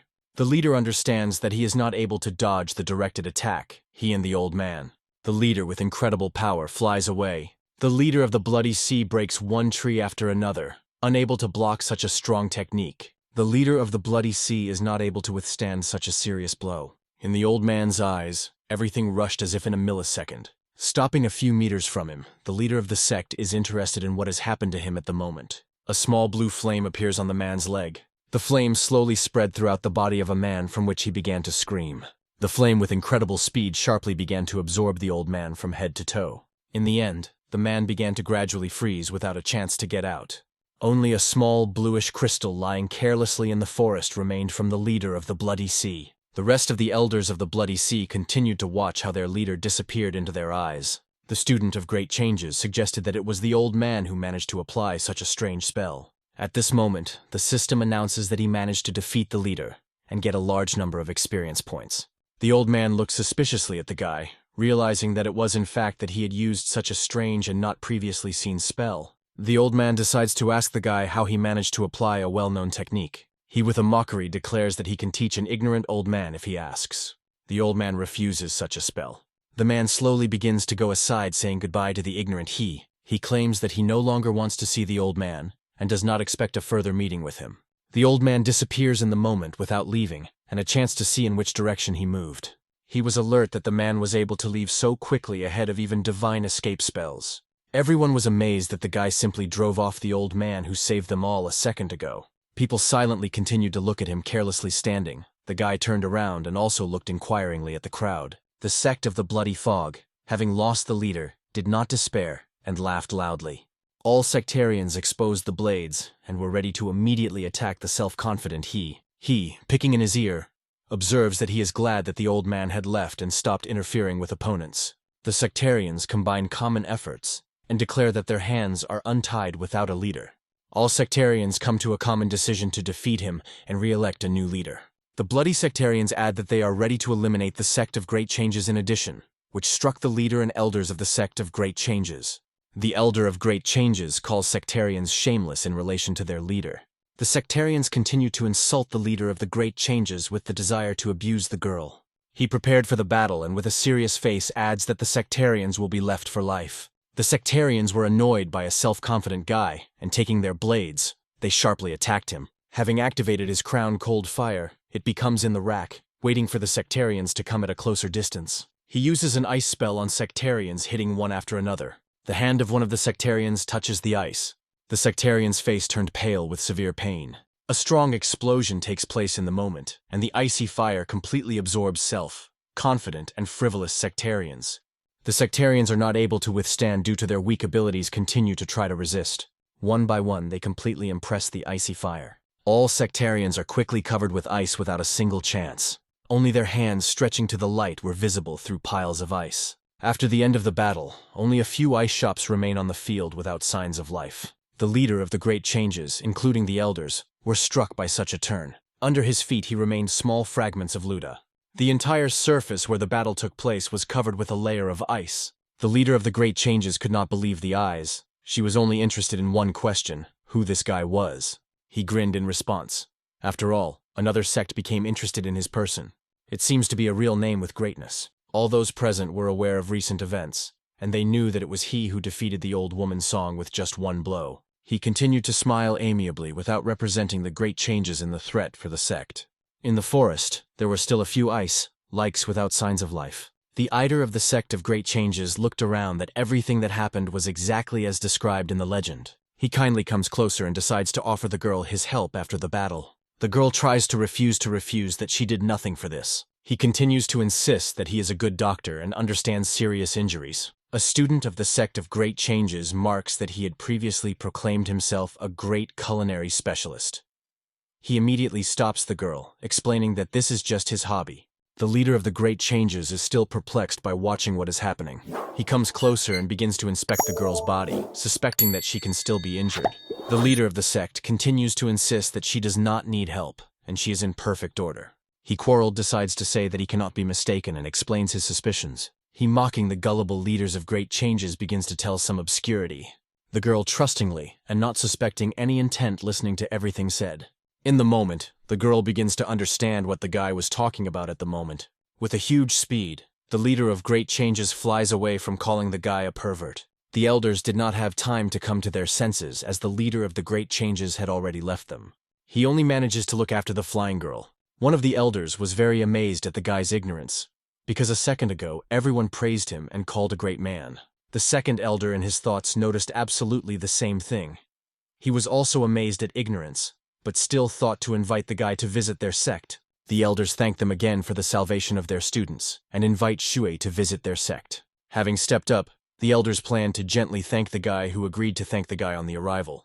Shui was not against visiting the nearest city and sect as a whole, because he was only in the forest for the last 6 months. Elders and students accompany him to their sect of a nearby city. They assure the guy that their sect was previously numerous and was at the same level with the heavenly sect when she was in his prime. The man adds that their sect began to decline at that moment. The founder left them forever. At that moment, Sui was looking for the elders around the sides. Men also noticed the greatness of their current leader, because in just 20 years she managed to reach the initial stage and take the post of leader. The man completes his monologue in that the parents of the current leader died in the great battle several years ago, and the whole sect was supported by SU. Men complain about the complexity of sects and difficult stability lately. Sue decides to stop and inspect more and more attentive. The guy notes that many buildings have been abandoned for years. Zhu was amazed that the sect was so small, because there were only 20 students of which only 2 reached the stage of the golden nucleus. He decides to finish this and turn to the elders. Men silently listen to the offer of a young man.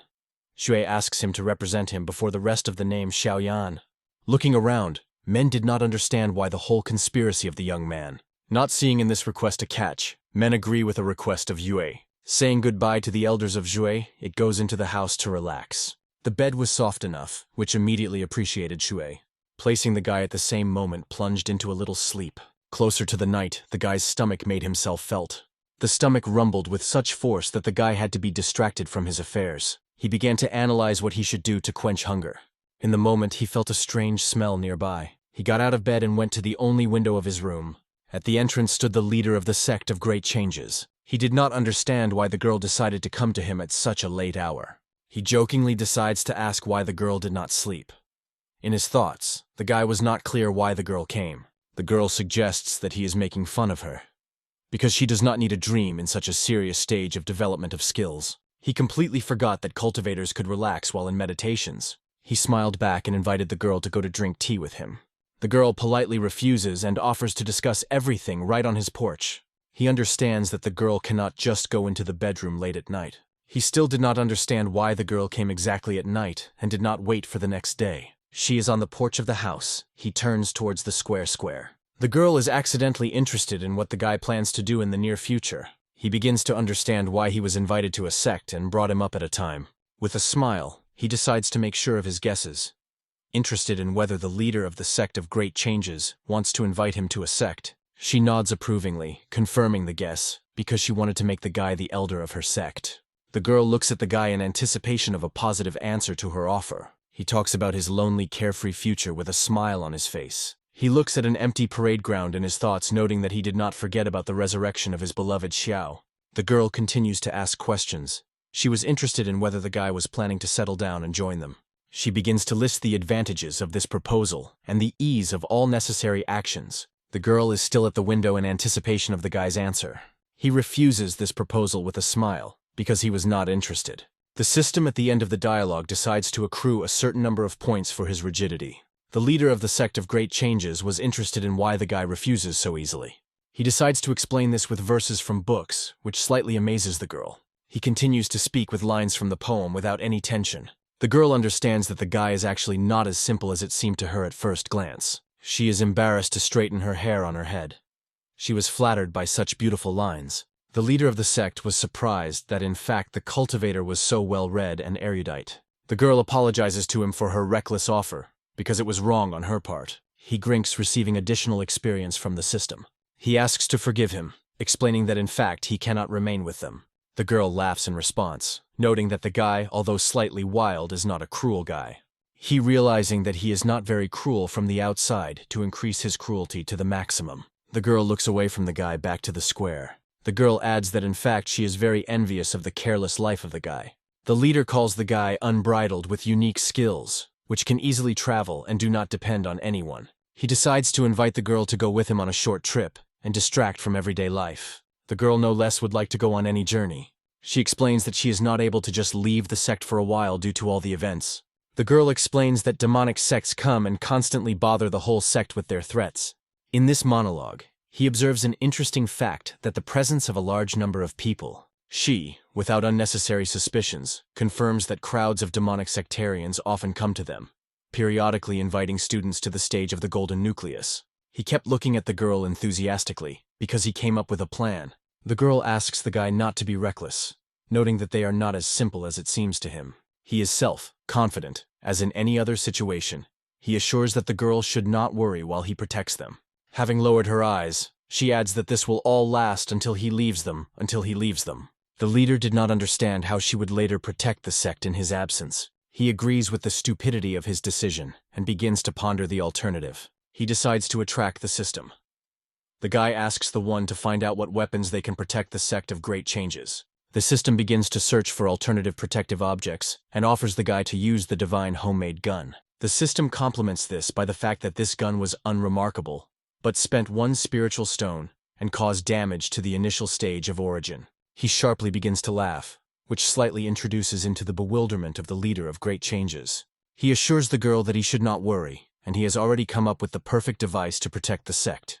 He adds that his method will protect the sect. The next day, he gets up early and immediately goes to the treasury of the Sect of Great Changes. He comes closer and asks a student to skip him by permission of the leader of the Su sect. Going inside, he took advantage of valuable metals located there to start the workpiece of the right gun. Taking all 99 pieces of black iron, he was enough to start making a gun. At the end, he holds a strange light in his hand, goes to the square. He released the molten green lotus in front of him. He begins to make the gun. The gun gradually began to transform into material form. Without any difficulty, he melts iron, and with the help of the spell he converts the desired shape of the weapon and collects all the equipment. The guy rejoices in the completion of such a complex artifact. Having met one of the students, he kindly asks the guy to call the leader Sue to the square to demonstrate new weapons. The student asked when he wants to meet and whether he filled the visit card. Paren did not quite understand what kind of potatoes we're talking about, and repeatedly asks to bring the leader of the sect to the square if possible. He explains such methods due to the fact that the elders and leader of the sect live in the library where visiting for others is limited. The guy agrees with the decision to fill out a business card. The student asks to describe the purpose of the visit that he will describe on the card. He begins to praise himself in all its glory in several proposals, and then describe his purpose. He agrees with this, and spacingly praises himself at the beginning and reduces the ending with a more important part. The hero, with a serious face, asks the guy to write so that the leader comes to the square in the evening to shoot from his new gun.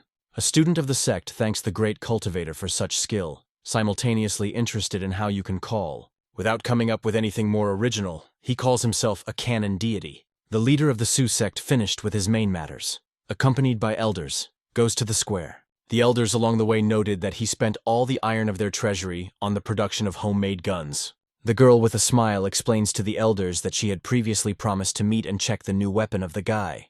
The elders, sighing, try to explain that he spends too many dark iron on his guns and over time their treasury can completely accumulate, which did not please them at all. The leader of the Sioux sect, continuing to go to the square, is trying to explain that the dark iron, which can be sent to the road, will be a good gesture to the guy. The girl climbing the stairs adds that the guy plans to help resolve some of their problems with other sects. The day came to an end, and everything around was slowly plunged at the night of the time.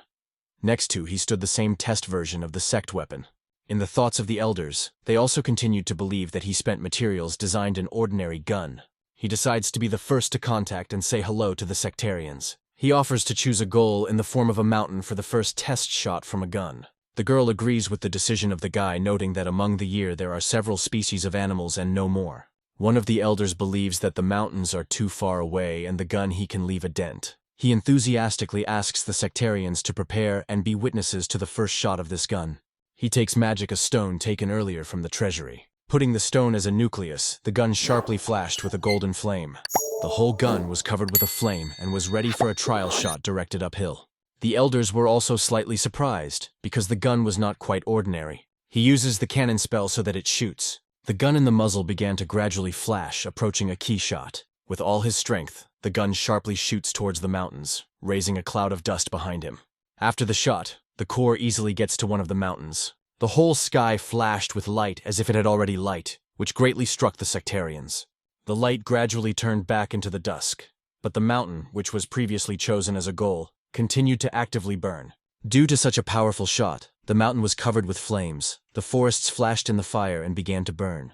The girl continued to silently observe such a strong fire, unable to move in surprise. He also continued to stand at the gun in anticipation when the girl wakes up and tells about her impressions. He grinned slightly, because he himself did not expect such a power.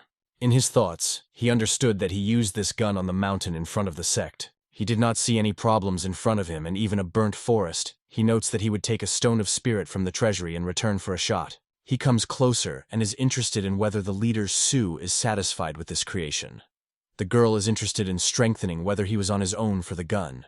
At that moment, he nods the girls approvingly. The leader of the Sioux sect is interested in whether he was able to make this gun in only one night. With a smile and unable to lie to the girl, he nods in response again. He takes a spiritual stone from his pocket, noting that it is with the help of his sectarians that will be able to shoot.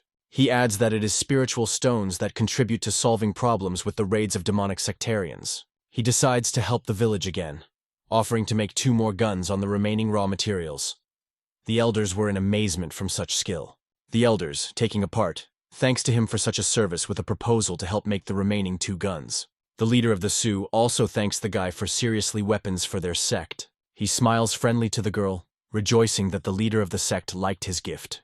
The next morning, waking up, the guy slowly goes to the porch of his house. He understands that he was sitting strongly and he should go back to the forest for the farm monsters, because he needs experience. At this moment, the unknown sect arrived at the gate of the sect to demand from the Sioux-Danish sect. He reluctantly goes to the parade ground, wondering why unknown sectarians arrived in Sioux sect. An unknown guy decides to rude, he sent it away. He abruptly and at an incredible speed catches him and raises his head up. He demands from the guy to stop saying anything in the future. He directs his energy to the guy holding his hand. The guy begins to resist him and try to say something in pain. The rest of the sectarians, without inventing anything more original, decide to attack the lonely. Without any effort, he scatters self-confident bandits to the side. He decides to touch the leader of the whole gang with his foot so that he flies away at a more distant distance. The whole gang scans raises a ball of dust. By accidentally killing one of the cultivators, he receives additional glasses, which he cannot please the guy. Gradually, all sectarians come to their senses and try to get to their feet, except for their leader. One of the sectarians notes that he is not from a sect of great changes, not understanding why he protects the enemies of the sect of persecution of wind. He grins from the name of the persecution of the winds, explaining that this is his choice to protect the sect of great changes. The man did not quite understand what the guy tried to tell him. He calls the sect of persecution of the wind a laughing stock due to such a wretched name, calling the sect of exploding heaven much cooler. A man without hearing earlier about the sect of exploding heaven decides to ask for where it is. One of the elders begins to laugh slightly from the words The elders of great changes have admired that the name of the sect of persecution of the wind really sounds wretched and funny. The man begins to laugh loudly from everything that is happening that begins to strain the surviving sectarians. The girl continued to watch the actions. He with a grin expected further development from the sect of the persecution of the wind. The leader of the Su sect was amazed at how smart he was and strong. Unable to withstand such humiliation, the sectarian threatened with death after leading their leader. One of the elders, hearing about reinforcements, demanded to detain the sectarian, but he immediately runs away, which he himself allows. He believes that it would be the perfect moment to use new divine guns on the enemy. The girl does not quite imagine how exactly the guy was going to do it. Having finished with 2 other guns for sunset, he demonstrates the elders and leader new guns. The elders continue to look with admiration for jewelry work. He begins to hear the strange approximation of strangers, that he does not cease to delight him. A small detachment of sectarians, being near the SU leader, began to look around. The leader of the Wind Persecution sect demands that the sect of great changes immediately come out. The man is also interested in how the ordinary guy dared to kill his student. Without inventing anything original, he simply begins to laugh it off from the sectarian. The girl also smiled out of confusion, realizing that he was not able to give a serious answer. One of the sectarians of the persecution of the wind notes that the sect of great changes sent guns to them. 3 guns who built him. He hopedly directed his barrels towards the sectarians. The leader of the sect laughed that the sectarians of great changes use ordinary guns. The leader of the Su sect did not understand why the sectarians were so self-confident. One of the elders of the persecution of the wind requires the student to go forward. The leader of the sect puts forward the conditions under which he should at least injure his student, and then he will retain the life of the entire grid. He begins to notice that after these words he began to experience déjà vu. He gladly agrees with the conditions of the sectarian, asking him in the future not to abandon his words. He charges the gun with a magic stone and decides to shoot directly at the leader of the persecution of the wind. The beam of a shot from the gun was so powerful that it dispersed all the dust in the district.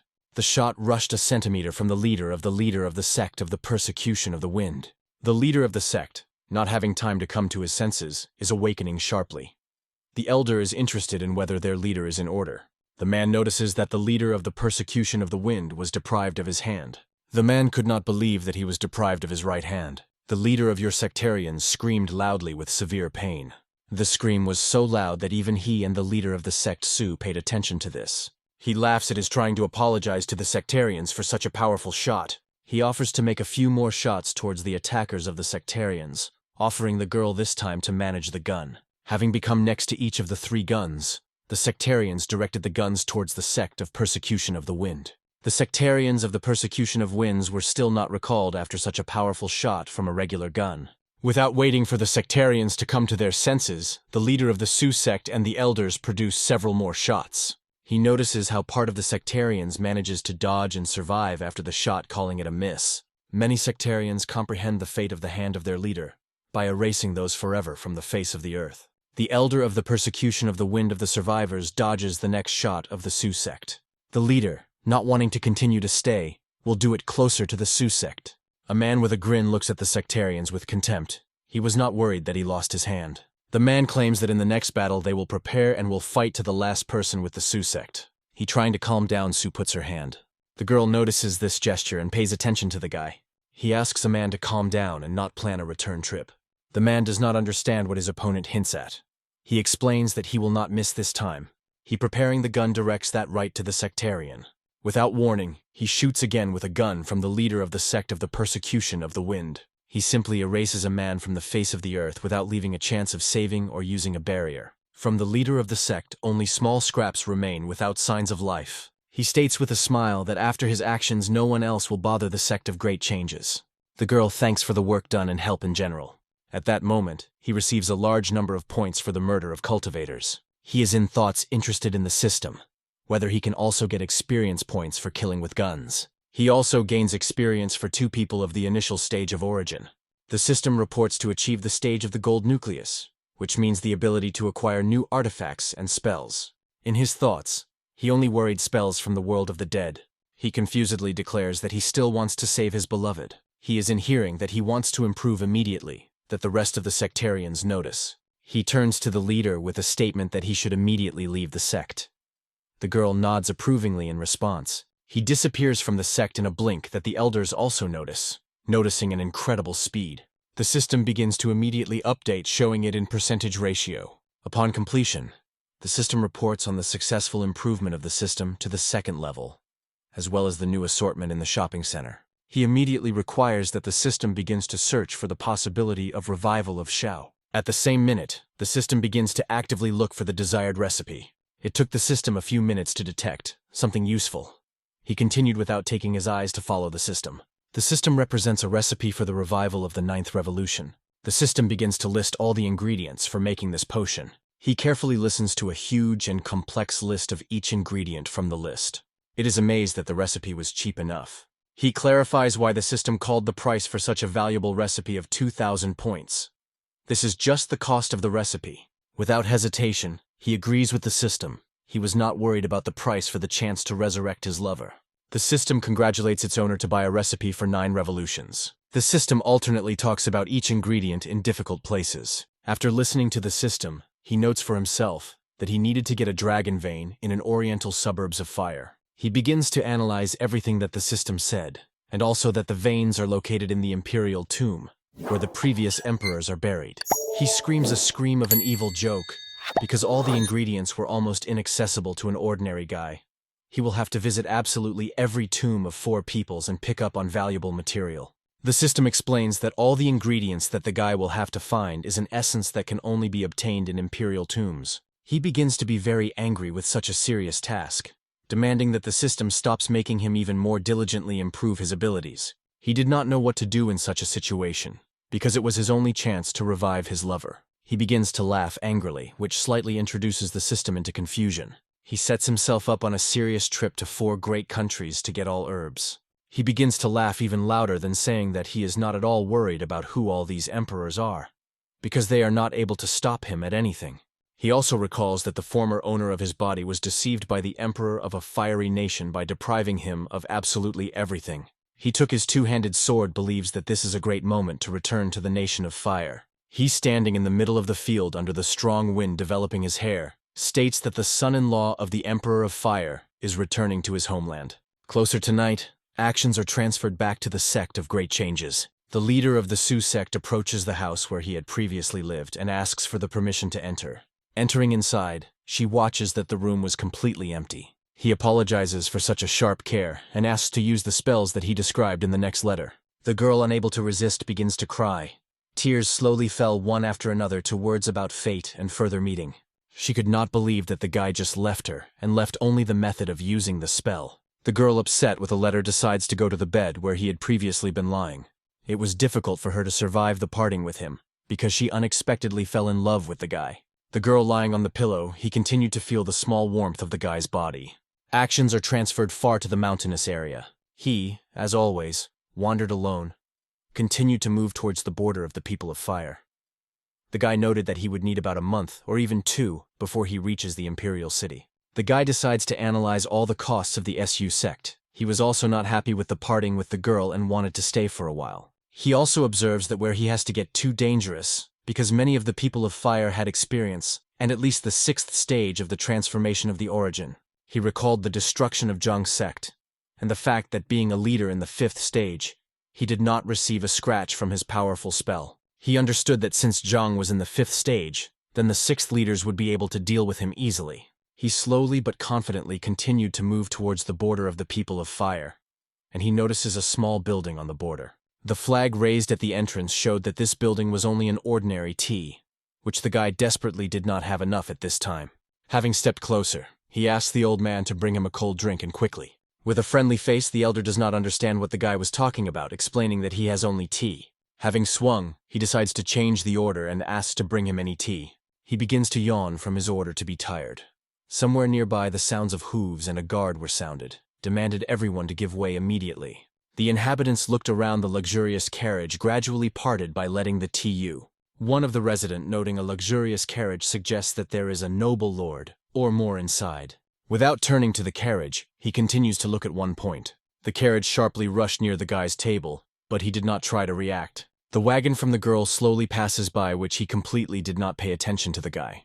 The princess is interested in her friend. She remembers whether she is still a Zuo. The girl was puzzled by this because all people discuss this person in the border zone. She believes that rumors about the guy are exaggerated, and he could not even physically kill so many people. The princess agrees with her friend, because the guy just ran away and did not take anything from the sect. The princess adds that she was already familiar with him 6 years ago. The girl is interested in the son-in-law, which the emperor sent to the lands of fire. She confirms the guesses of the girl, adding that he was already dead. The girl asks if the princess is sure that the guy died. The princess repeatedly confirms, referring to the words of eyewitnesses not so long ago. She decides to freeze from the words of the princess. Turning her head back in the window, the girl recalls how she had previously met with him, noticing his good character. The girl was sorry to listen to such a painful fate. The princess claims that he will never forget the guy and will keep him in the heart. The girl is interested in why the princess does not want to stop everything that is happening. The princess tells her version of events with a slightly different outcome, which was more sad. The girl noted that the concubine of Huan was previously with him in charm. The princess explains that she cannot contradict the ambitions of her father. She finishes the dialogue, realizing that everything is a cruel reality. The girl again looks out the window. The girl is visited by a thought, and she offers to find out more about him and all rumors about him. The princess does not see anything interesting in this, believing that the name is nothing more than a coincidence. The princess noted that at that time he had already lost all his skills and could not use magic due to the lack of spiritual power. The girl agrees with the princess. At this moment, the carriage finishes passing the border zone, heading in an unknown direction. At this moment, he still fights the monster for himself. Applying his two-handed sword, he easily cuts the monster in half. He brings a sword over his head for a final blow. With all his strength, the guy hits his ground on the ground without leaving, and the chances of salvation by the monster. Having finished the battle, he wipes sweat from his forehead with fatigue. He gradually begins to receive his experience in the murder of such a ferocious monster. The system announces an event that should be expected in 7 days. Since his master chose 5 elements of art, then he will have access to complexity, hell. Sharply do not understand where from all sides he surrounds the sectarians in white hoodies. The sectarians silently watch the guy's actions, which he a little alert. He silently continues to look at strange sectarians. The sectarians, in turn, also examine the guy closely. Without noticing the desired goal and danger in general, all sectarians quickly leave the guy and go in an unknown direction. Na begins to think about such a strange meeting, analyzing who those sectarians could be. Realizing that he had not met earlier, he decides to score for it and return to the city. Along the way, he stumbles on the wheel in appearance recently falling off. Following the wheel, he notices a carriage covered by a flame without any people. He did not quite understand why the wagon previously passing next to him was already lies in the fire. Taking his two-handed sword, he decides to find out the reason for the fire of the cart. He begins to analyze the cause of the fire and where people could go. He suggests that those sectarians in white hoodies and red masks were chasing people sitting in a carriage. At that moment, the sectarians in white hoodies continued to patrol the area in search of the princess. One of the sectarians, without observing the princess, flies by. The princess and her friend do not move, continuing to sit in the bushes near the burned carriage. The girl did not understand why the sectarians from a metal nation declared a hunt for them. The princess analyzing what the sectarians look like, it suggests that these were the murderers of the Tian Sha who were at the initial stage of the emergence. The girl was not knowing this sect decides to ask the princess about Tian Sha. The princess notes white hoodies and red masks in sectarians, which the Tian Sha sect has always used. The princess decides to act and move on, because they should not be linger in one place. The princess recalled her deceased Narrowed, who at any moment was ready to save them. The princess explains to her friend that she is the goal, and luring the sectarians will let her friend run away. The girl claims that she will be with the princess forever and will not leave her even in difficult times. The princess was struck by the courage of her novices and part-time friend. The princess also distinguished the stubbornness of the girl and the power of the spirit like herself. The princess slowly stands behind the tree looking around. The princess gives her hand to her novice and helps him to get up. Girls slowly but confidently begin to move from shelters to shelter, getting to the chatter of the city. The girl decides to support the conversation by the fact that she still believes that he is alive and fully complies with the criterion that he owned before they met. The princess, not wanting to listen about, he asks the girl to forget about the guy and continue to move. The princess claims that she hoped to see in her husband's much more unusual than a person than he is. At that moment, in front of the girls there was a loud explosion. Lying trees in the district. A huge snake located in front of the girls loudly hissed on those. At this moment, not understand where, and he himself appears with his wishes to kill a miserable monster. Having taken advantage of his sword, he throws herself on a snake, cutting it with only one blow. The girls looked in amazement at the mysterious savior. Having finished dealing with the monster, he raises his head and watches two girls who, in his opinion, were hostages of the attack. The girls in bewilderment continue to look at the mysterious savior. He sharply turns to the girls with his back, wanting to put on a mask that hides his appearance. He asks the system to purchase a mask and put on the one as a new person. He took the mask, instantly clings to his face. The girls did not understand how the guy was at the stage of the golden nuclei to kill the monster with only one blow. The princess decides to turn to the mysterious savior with a request to stay and help them in salvation. Having changed in the face, he turns to the girls interested in the girls. What can he do? The guy's face was so attractive that any girl appreciated his appearance. The princess was slightly embarrassed by such a beautiful guy. He accrued a small number of stiffness glasses for this. The girl was embarrassed by the presence of such a beautiful man. The princess could not believe that there were people of such an attractive appearance. The princess, standing under a small wind, watches the guy's developing hair and how calm he was looking at her. The princess continued to analyze the appearance of the guy and his facial features. Everything that was present at the guy attracted her. The girl gradually began to fall in love with an unknown guy, suggesting that anyone could succumb to the charm of the guy. The princess's friend approached the guy, decides to speak with him. The princess still could not look away from his charming appearance. The girl decides to tell everything and how exactly they fell into the forest. The girl asked the guy to help them accompanied, and in return, generously reward him. He, realizing that the girls are not, and the Imperial Palace begins to agree with the decision to spend girls to the city. He decides to ask who people are in white hoodies and red masks and why they haunt them. The girl is surprised that he also met with white hoodies. He waves off the girl and undertakes to accompany those to the city until they get into safety. In the end, the girl smiles in the end. That is why he receives an additional 70 points of cruel actions. The princess still silently looked at the guy, unable to look away. The princess thanks the guy, embarrassed for his kindness in such a difficult situation. He begins to accompany the girls into the depths of the forest. Those, in turn, dutifully follow an unknown savior. In the moment, one of the girls decides to withdraw to talk. The guy turns to the girls. The girl is interested in the unknown, how she should contact the guy. It seems to be a fictitious name from the fraction of exploding heaven.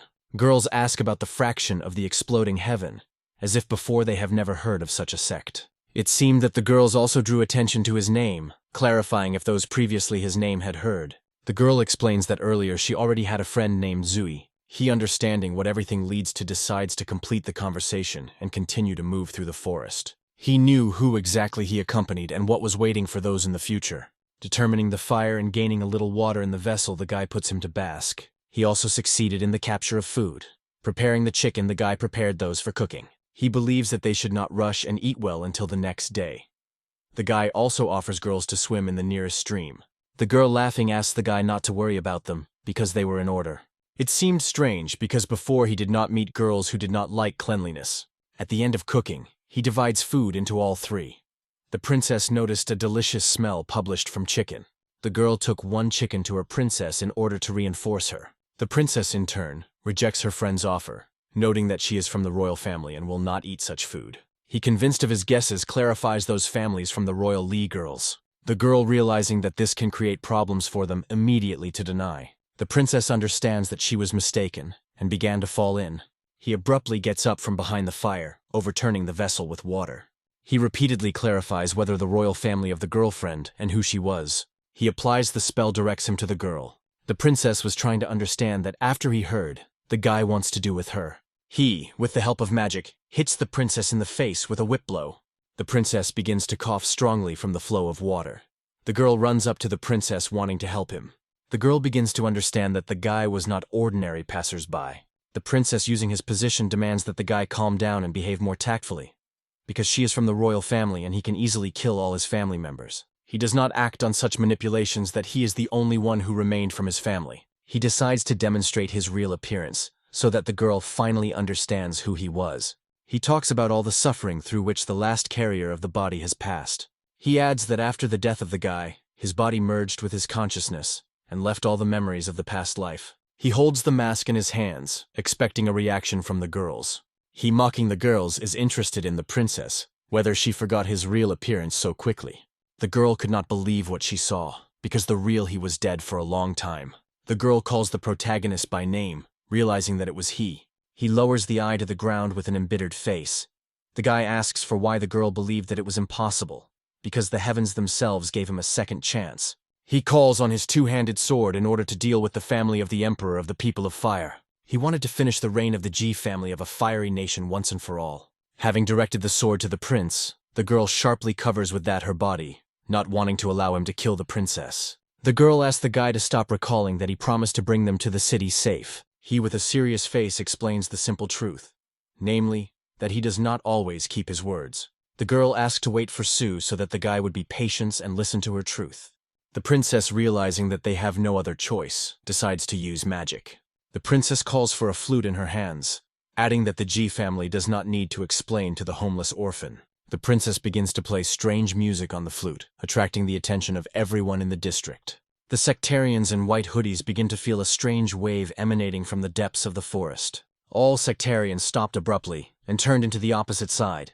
The sectarians noted that the sound was made by a jade flute of the people of the sun, which meant the presence of a princess still in the forest. Yue understands that the girl in this way tried to attract attention to the sectarians.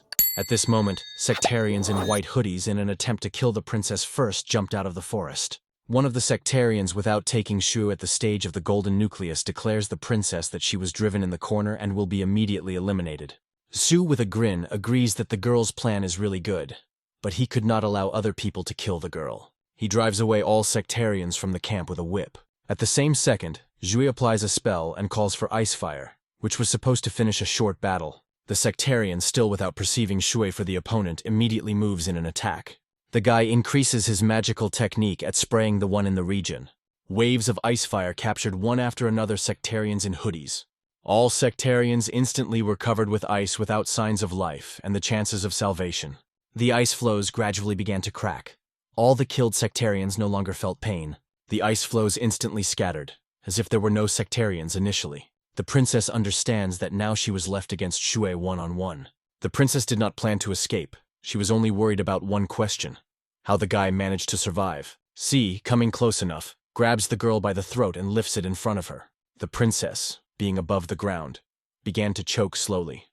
Shui was soullessly to look at the defenseless girl. He is interested. Why can he not kill the girl if it is the will of heaven? The princess's friend was powerlessly watched what was happening. The guy, with a mockery, tells the princess that the day came when he would destroy the entire nation of fire. The girl tries to justify her actions at that moment, pointing to his hopeless position when Shui was poor. He did not understand that the girl tried to say so rude words. He throws the girl to the floor, interested in whether they can save that wealth and status in such a situation. The guy decides not to dwell on this, but he did not want to kill the princess right away. The girl, falling to the ground, began to cough hard. He repeatedly declares that he plans to kill the girl for a long time and painfully. The girl, lowering her head, does not dare to say something in response. The princess's friend continued to keep silently to observe what was happening. The guy adds that death will be the most painful punishment for the girl. He approaches the fire and picks up the fallen chicken, wanting to use it again. Zhu shows the girl's chicken previously prepared for girls. The girl was interested in the princess what they should do this time. The princess, not seeing another chance, decides to take advantage of the wine received by the people. The girl asks the princess not to risk it like that, because the wine was poisonous, and if Shui finds out, then they will not be greeted. The princess assures that there is no other way out for her, how to try to poison the guy. The girl repeatedly tries to dissuade the princess from such a reckless decision, because Zhui was especially smart and dangerous than ordinary sectarians. The princess, bowing his head, believes that Shui remained her faithful until the end of her life. She also said that it was the concubine who was dressed as a princess and buried the guy. The girl believes that because of the remaining feelings, Shui still does not kill her and wants to punish her. The princess's friend was still not pleasing to such an outcome of events. The girl gathered her thoughts and decides to use the stored wine, because this could be the only opportunity to save. The girl did not want to allow the complete destruction of the people of fire. The princess applies her stored ring. The girl brings her hand to the princess, to which she repels the concubine. A vessel with wine appears in the princess's hand, on which she also imposes a spell. The girl for the last time asks the princess to change his mind and not try to poison Sui. The girl grabs the princess for her dress, but this does not stop her. The princess repeatedly asks to release it to implement a pre-war plan. Going to Shui, the girl believed that only her father could kill the guy without any difficulty. The princess planned to kill the guy for the second time with his own hands. Shu pays attention to the princess coming to him. The girl carries in 2 hands an unknown drink that the guy notices. The girl turns to the guy to join. The princess is trying to put pressure on the guy and his hopelessness in such a harsh world. The girl recalls that earlier they spent 6 years together, and they cannot simply be taken and forgotten. The princess holds out 1 glass of wine to the guy so that Shui drank with her. The princess invents the ceremony in which their bonds of marriage will instantly dissipate after eating wine, and he will not have to kill it later. He carefully considers everything said to the girl. The princess experiencing, he continues to stand in anticipation of a decision. The princess suggests that she was mistaken, and the guy completely lost her feelings for her, and all 6 years drooped into oblivion. He states that he has a principle to which he adheres to. He adds that he does not drink with 2 types of people, namely the dead and the dissolute, noting that the princess is suitable for both criteria. The girl, unable to withstand insults in her direction and forgetting, tries to offend the guy in response. He, pointing with a finger at the princess, reminds what position at the moment is at the moment. The girl continues to hold 2 containers with wine, suggesting that she was opened, but with a desire to try again. The girl, gritting her teeth, states that the only mistake of Za all her life was to marry such an unpleasant person. The girl adds that she wants to terminate their bonds and not stay with him until his death. The girl has tears on her face. She is interested in whether the guy will approve her last request. Tears slowly flew along the princess's innocent cheek. 1 tear fell in front of the girl's feet. He comes closer to see the sincerity in the face of the girl. He decides to agree with the girl and terminate their bonds once and for all. A small smirk appeared on the girl because she managed to mislead. The girl conveys the desired container with poison. He, taking the container, decides to consider the presence of poisons or other harmful substances. Having taken advantage of the system, he asks the one to evaluate the liquid in the container. The system dutifully talks about the contents in its container. The system also adds that he can easily deprive the girl of abilities if he personally gives a drink to a girl. He decides to clarify that at that moment the princess was in a container. The system reports that the girl's wine was ordinary. He uses the spell and changes the liquid in containers in places.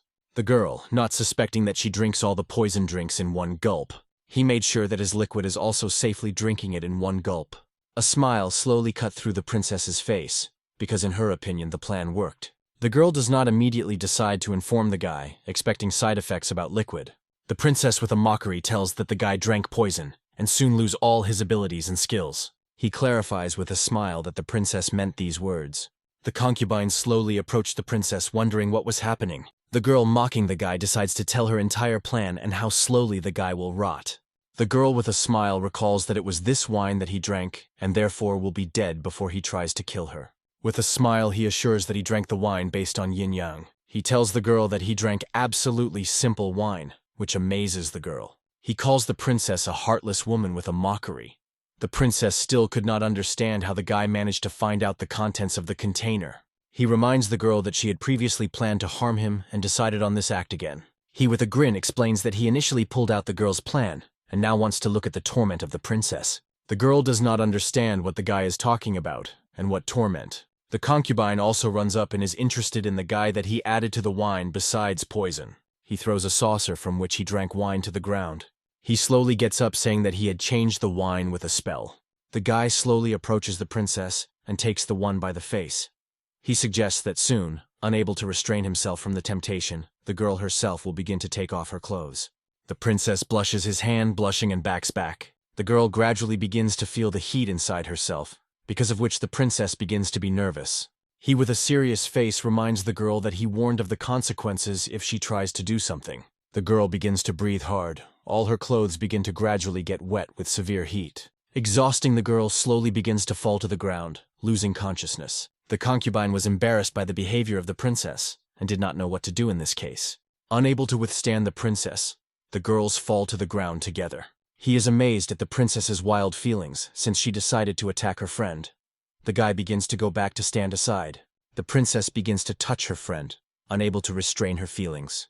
The concubine, unable to withstand such a shame, uses the spell with his hand causing water. The girl directs the spell to her friend, pushing her back. The girl puts the princess into the water sphere, restraining her animal instinct.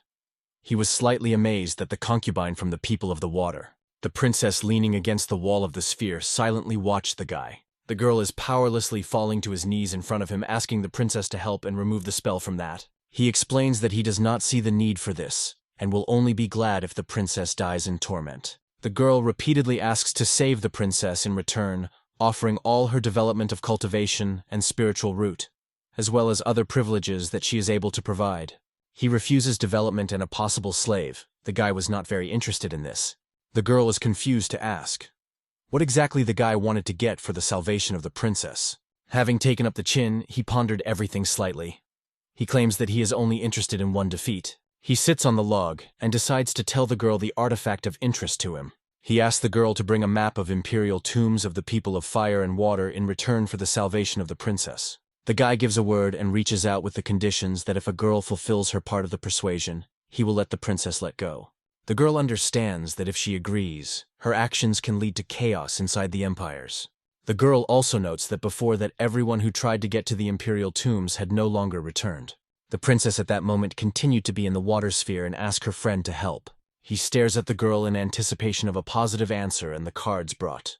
The princess repeatedly asks the girl to help her, adding that she feels bad. The girl realizing that she is powerless before he agrees to this condition. He takes out a small pebble, calling him the soul of the souls of 3 corpses, which will be their contract. The girl immediately takes the ball and swallows. He explains that after that, if the girl tries to deceive him, then only by the power of thought he will kill her. After that, he dispels the sphere. Where was the princess?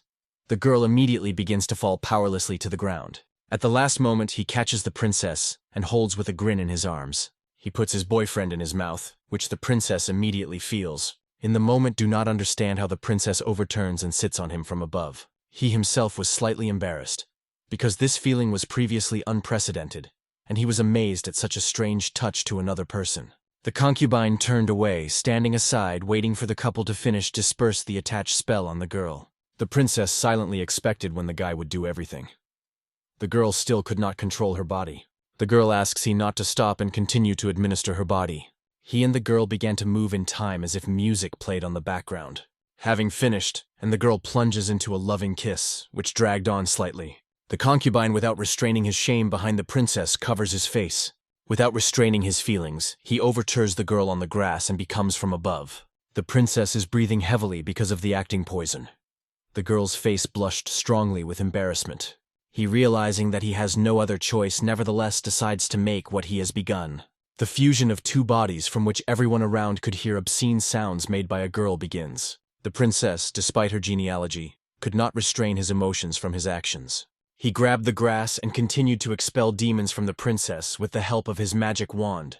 The girl screamed loudly for the last time, after which a grave silence came in the whole forest. The concubine, hidden behind the tree nearby, embarrassed, expected when he would finish and come to her. Having finished ritual actions, he is half naked from a strong heat come out to the girl, which slightly scares her. He put the elbow on the tree, announces that he managed to save the girl from painful death.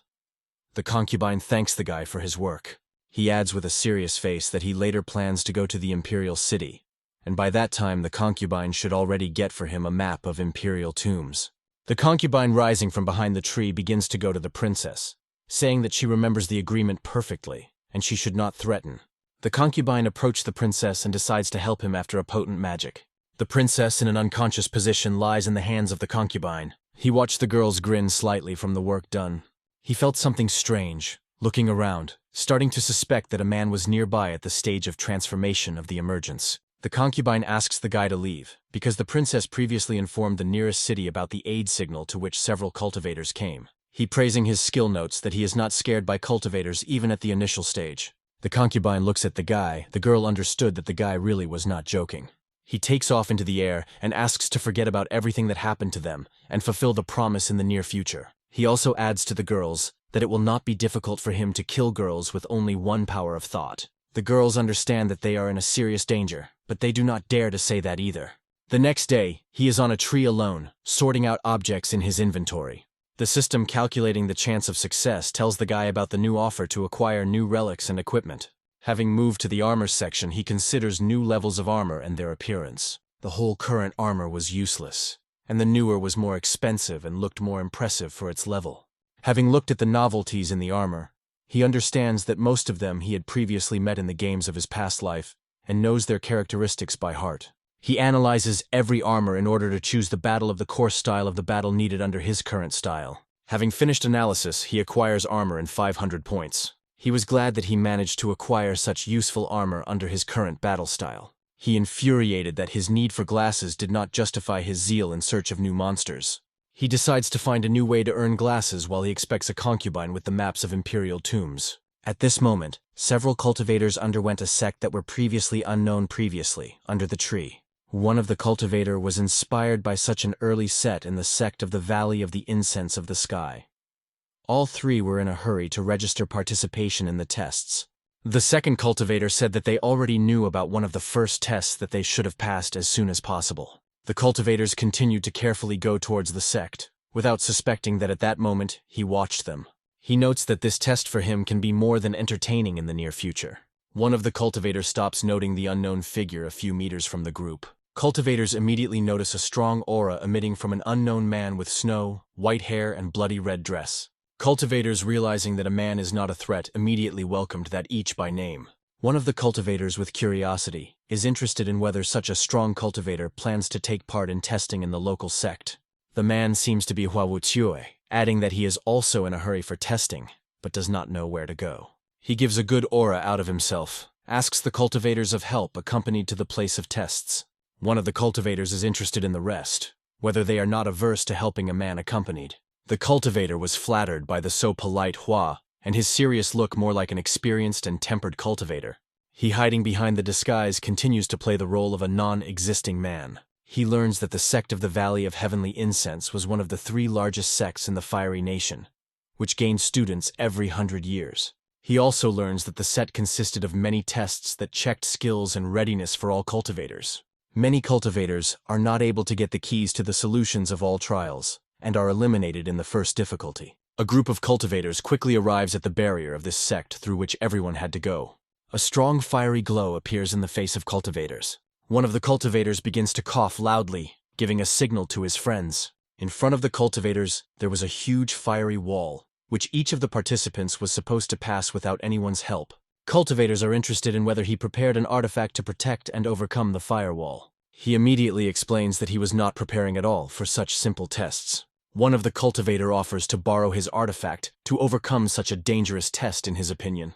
The cultivator extends the artifact, explaining the properties of this. He thanks the cultivator for kindness and help, but he kindly refuses to explain that he himself can calmly go through the firewall. One of the cultivator he asks not to assert himself, because the artifact proposed previously was rare and had any value. He, with a grin, asks the cultivators not to worry about him, because the guy had everything under control. The cultivator grows his teeth because of the arrogant he and decides to go first. The cultivator uses its prepared artifact and begins to pass through the purple sphere of the wall of fire. The cultivator says goodbye to his comrades, offering to meet on the other side. The second cultivator, using an artifact in the form of a lamp, is also directed to the wall of fire. A guy with little effort and a little weaker artifact also successfully passes the wall of fire. The last cultivator is saying to him, and he proposes to stop wasting time and meet on the other side. He asks the cultivator to also hurry to go through the wall of fire so that he does not accidentally damage the topics. The cultivator does not fully understand how exactly he planned to undergo this test. The cultivator uses its artifact and also enters the wall of fire. The cultivator says goodbye to him and asks to protect himself until their next meeting. He gets a few stiffness points for his insolence and self-confidence with cultivators. The entire floor under the wall of fire was covered with hot lava, which he himself had already determined. Several caretakers at this time watched the passage of the first test. One of the caretakers notes that they still have not been able to find weak cultivators who would not be able to pass the wall of fire. The girl explains that most of the cultivators were prepared in advance, and the informant was directly among them. The caretaker using the sphere asks her girlfriend to observe the fact that the unknown guy was still at the beginning of the first test. The girl notes that he was quite attractive, but without a chance of passing this test. At this moment, 2 of the 3 cultivators already managed to go through the first test. Both cultivators could not get enough that they managed to go through the wall of fire. Then 1 and the 3rd cultivator of the group come out of the wall, welcoming the rest. All of them exchange their impressions of passing the firewall. The group decides to continue moving further towards registration. One of the cultivators is asking to wait, because he was still somewhere in the wall of fire. Cultivators believe that since he abandoned the artifact, he has no chance of passing a fiery wall. 2 cultivators, not wanting to wait for a presumptuous guy, are heading towards registration. At the entrance, the caretaker notifies the cultivators that they should be registered further. One of the caretakers becomes a pity that he was actually just a window dresser and could not pass the firewall. At that moment, he was still at the start of the test, thinking about what to apply. When he addressed the system, he is interested in whether all participants have passed the firewall, to which he receives an affirmative answer. He understands that he was now able to apply his methods to pass the first test. He takes out his 2-handed sword and applies a spell on it. He waves his sword, creating a strong flow of wind to dispel the low-level spell of the fiery wall. With a cry, "Open it!" he waves his sword, spreading the fiery wall in half. In the area of the firewall, an explosion sounded strongly power. All participants in the moment are very twitching, paying attention to the first test. In the area where the fiery wall was previously located, only small lights on a huge ditch remained. He was not very happy with this outcome, because he had to use only a quarter of his strength. Cultivators in the field of registration could not believe what they saw. In the moment, using the zero-gravity spell, he easily gets to the place of registration of cultivators. He easily lands next to the cultivator awaiting he at the end. He could not recover after what he saw. He only smiled carelessly at a group of cultivators, pretending that there was nothing special in his actions. The cultivator with a smile highlighted his unusual approach to passing the wall of fire. Having appreciated a good gesture, he asks not to flatter him because it was a fairly easy test for him. The caretakers could not understand what they should have done further after the destruction of the first test. The girl with horror notes that this has never happened before their tests. At this moment, one of the elders arrives in order to find out about the past explosion. The man is interested in the caretakers what happened, and what kind of strong vibration went in the field of the first test. Girls are trying to explain about a recent event. Girls add that it was one of the participants who created this with the first test. The elder was not satisfied with such a situation, wanting to meet with that violator. At this moment, carefree, he approaches the organizer, deciding to ask those. He carelessly and friendly decides to turn to one of the organizers with the question of where they should go for further registration. A man with a serious face decides to ask him if he destroyed the fiery wall with his attack. He did not see anything special in his actions as a man not to embarrass him. The man in the moment is annoyed by frivolity and friendliness after his action, because of which he breaks into the guy. The caretaker claims that all participants are removed from participation in tests because of him. The whole group of cultivators was struck by such news. It changes sharply in the face of a more serious one. The caretaker demands that the violators do not go anywhere, because their elder will deal with them and punish them. In his thoughts, one of the cultivators understood that they had the end after this, and now they lost the only chance to attend trials. He calmly decides to call the leaving caretaker to himself. He looks at the caretaker with a serious and slightly frightening gaze. The guy asks the question about exactly where it was indicated that it is forbidden to destroy the firewall. All caretakers understood that they had no such rule, because no one expected that there would be a participant who was able to destroy the firewall. He points to the hole in the rules, continuing to seriously look at all the caretakers. He maliciously shows to the floor and demands that all the caretakers bow their heads as an apology. The elder could not say anything in the strongest stupor. One of the cultivator understood that the caretaker held a high position in the sect, and he was truly insane, demanding such actions from that. Other cultivators continued to watch him in a little fear. The cultivator comes closer to him, believing that he lost his mind in the edge, demanding such low actions from the elder. The caretaker sharply took off into the sky, leaving only dust behind him. The elder could not dare to endure all the humiliations from a self-confident kid deciding to apply his abilities. He calls on his 2-handed sword, wanting to enter the battle with the elder. The elder, without noticing all his strength, he still decides to repulse a self-confident guy. In the area where he stood, a strong explosion occurs from the attack of the elder. The caretaker worried about the elder's screams in the trail. The elder manages to avoid death by jumping to a safer distance. Sticking a step away from the death of the elder begins to understand that he was actually very strong, and at any moment he could kill a man. Turning to the elder, decides to ask why the elder tried to kill him, not to convince the guy. He adds that he is actually very disappointed in the Valley of Heavenly Incense. The elder could not survive such humiliation by making his face with anger. Suddenly, an unknown man shouted to the elder to close his mouth over the cultivators. He pays attention to the unknown. A man who is in the sky demands that the elder immediately apologizes to their guest. The elder understands that the older cultivator of the sect entered their conflict. The caretakers were no less surprised by the presence of a man. He with a smirk observes that among the sect there is still a more tactful person. The elder, realizing what position, he immediately tries to justify his actions. The elder demands that the elder close his mouth and immediately apologize to him. Excuses were not important to a man. The elder, lowering his head, gritted his teeth from a strong malice to everything that was happening. Frozen his pride, a man through power still apologizes to him.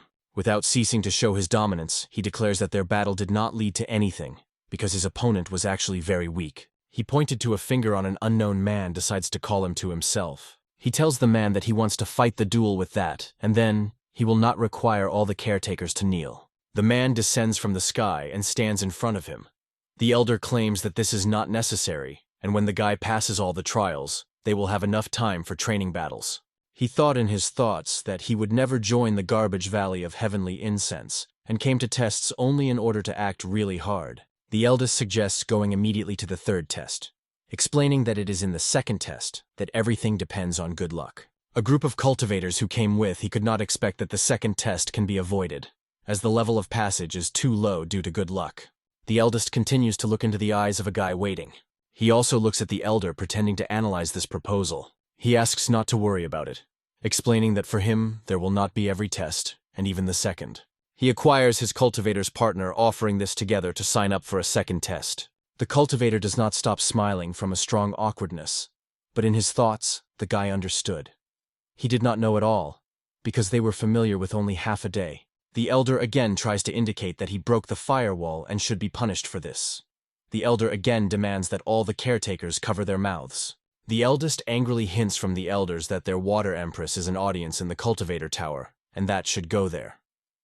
Unable to argue with the elder, the man agrees to leave the tests. In his thoughts, the eldest understood that he was too strong, because he was at the 5th level of the original stage, and he not to defeat the guy alone. All cultivators begin to gather in the registration zone in anticipation of the next test. Near the gate of the second test, a rather impressive number of people crowded. The caretaker who is at the gate asks the participants in silence in order to tell all the rules of participation in the second test. The girl notifies everyone that for 12 hours, the participants will have to find a star bowl.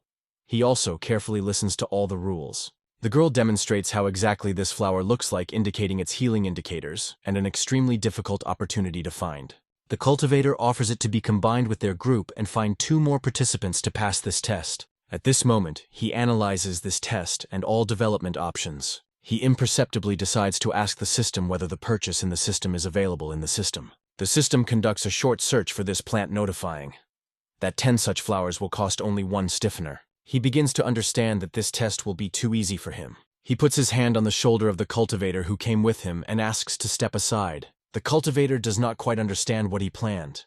The guy offers the cultivator to make him a company and start the search for herbs only together.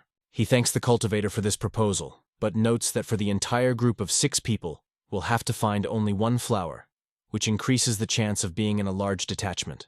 With a smile, he refuses to act in a large group, indicating that the location of the flower is only fate. He says goodbye to the cultivators, wanting to act in this case alone.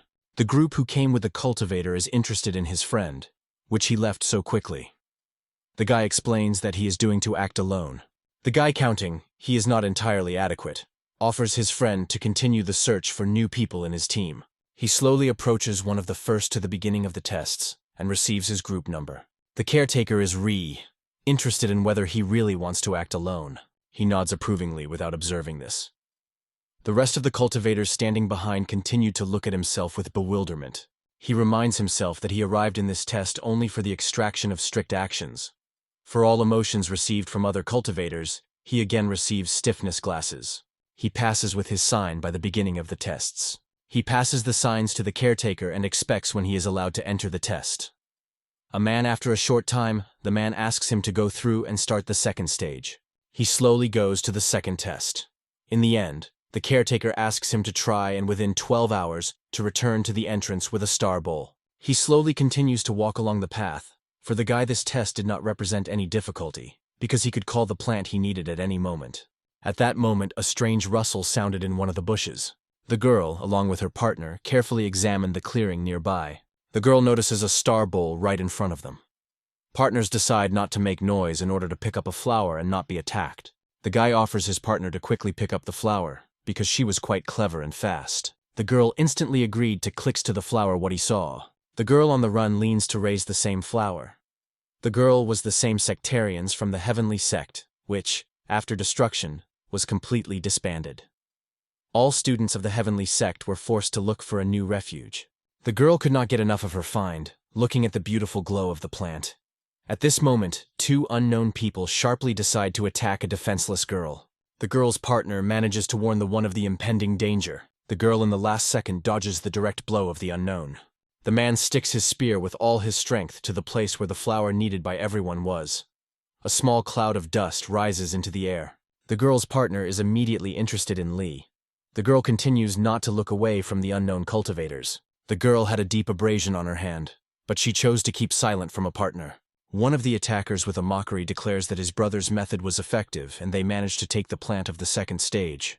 The bandits do not see the opponent in the cultivators of the opponent with their helplessness. The cultivator observing injustice claims that they were the first to find the plant. Both bandits laughed out loudly, interested in whether the guy was sure of his words. The man explains to stupid cultivators that only a few students will be able to get into the Valley of Heavenly Incense once every 100 years. A man takes out his spear and adds that at this stage he gets rid of such cultivators. The bandits begin to mock again. The girl is unable to tolerate humiliation, decides to apply her abilities to insane cultivators. There were several loud cotton in the area where the battle was supposed to pass. The bandits, without hesitation, decide to attach to cultivators and kill them on the spot. At that moment he felt a strange impetus. All the time of the second test he lay on a huge stone. He carelessly analyzed all participants. It was not difficult for him to apply the system and call on one flower to himself. He understood that the mountain had a closed shape, and it was impossible for all participants to find a flower for passing the second test. Nevertheless, he decides to use the system and call on 1,000 star muscantis in just 100 points. In the moment, hundreds of flowers sprinkled on him, covering his entire stone.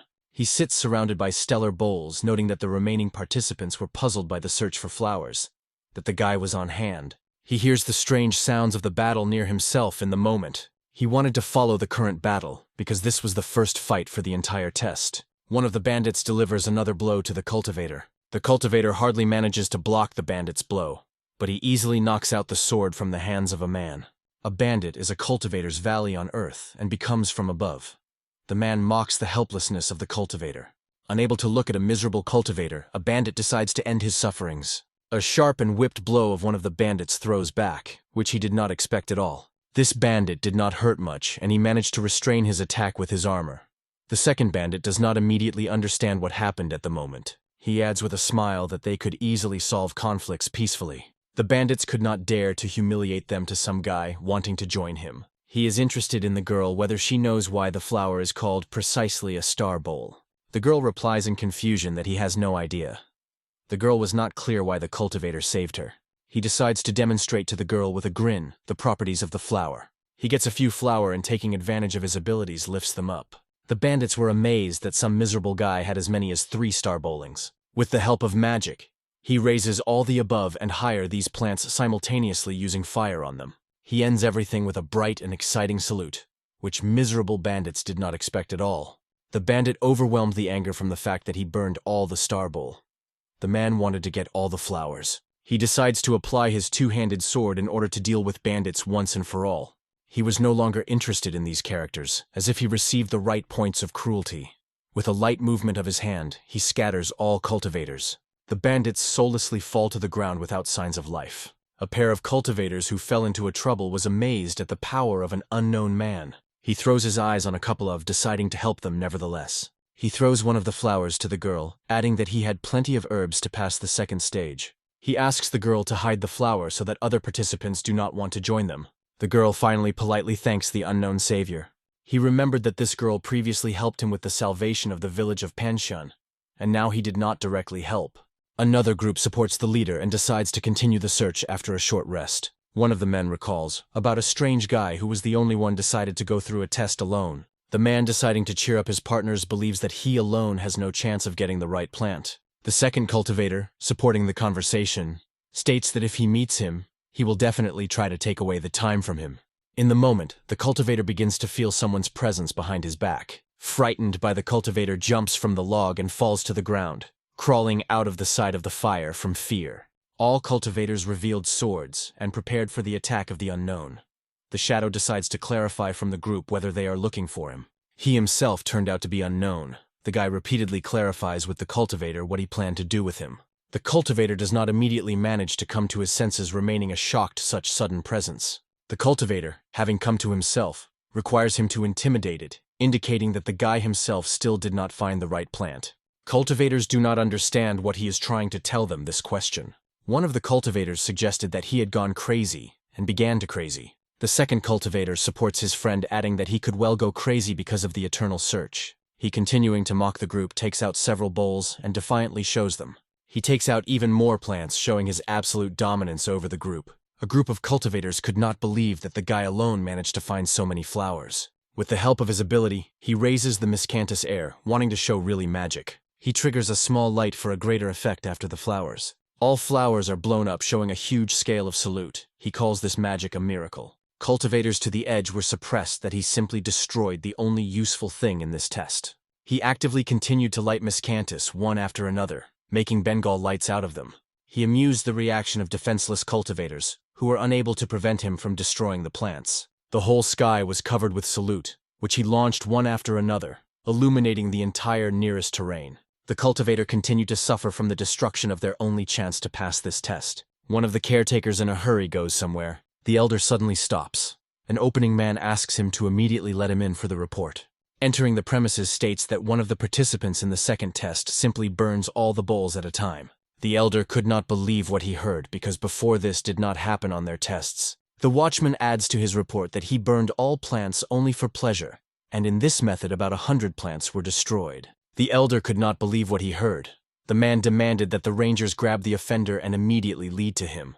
One of the cultivators, also not found miscanthus, is indignant that the unknown actively burns all the plants. The man believes that the unknown person is at the top of the mountain, wanting to defeat him and take the flower he needs. The man believes that it will not be difficult for them to overcome the frivolous he and pick up all his star bowls. At this moment, one of the caretakers comes to the test with a statement to immediately catch the offender. He continues to laugh carelessly from all over the circus that he managed to arrange. The system announces the presence of another 1,500 points at his disposal. He understands that continuing to mock weak cultivators is too profitable for him. Several cultivators come out of the forest, seeing the lonely. All cultivators were outraged that the guy simply spends all the stellar bowls. Another group of cultivators approaching the mountain, where he was accusing him of the same manipulations with miscanthus. One after another, various groups continued to come out of the forest. Gradually, he was surrounded by hundreds of different cultivators eager to get the same bowls. With a smile, he noticed such an accumulation of people.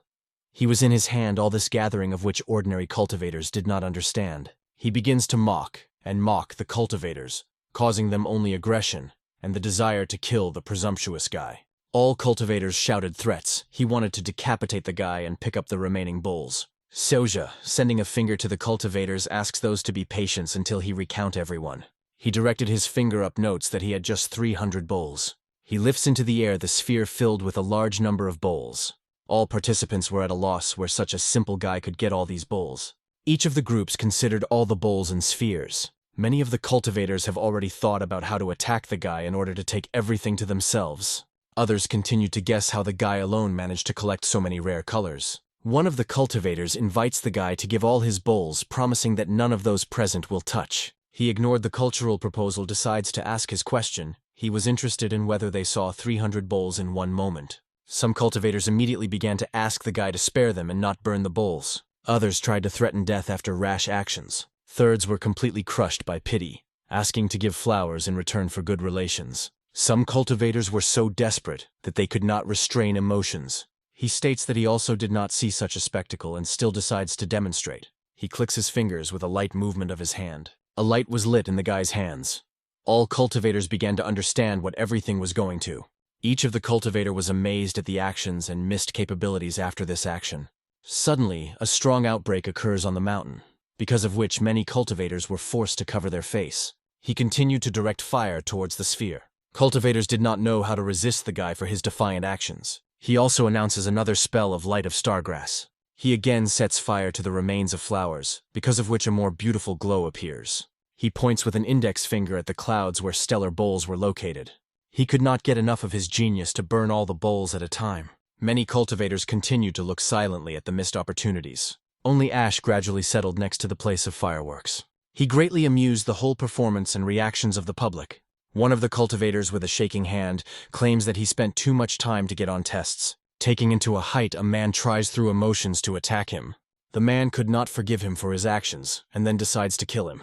Many cultivators, one after another, are trying to kill him for missed flowers. Having noticed an attack from all fronts does not immediately leave his secluded stone. Cultivators were decisive for a common purpose to kill him for his actions. A loud explosion sounded, and then a giant mushroom from the explosion rose into the sky. Many cultivators exposed their blades and rushed into battle without hesitation. Cultivators from previously conflicting tribes united for a common goal, namely, it is destroyed. The cultivators that he previously revered for his strength also decide to attack a soulless guy from hopelessness. There is another strong explosion in the area where he had previously stood. Stopping during the battle, the cultivators wondered if they managed to kill him.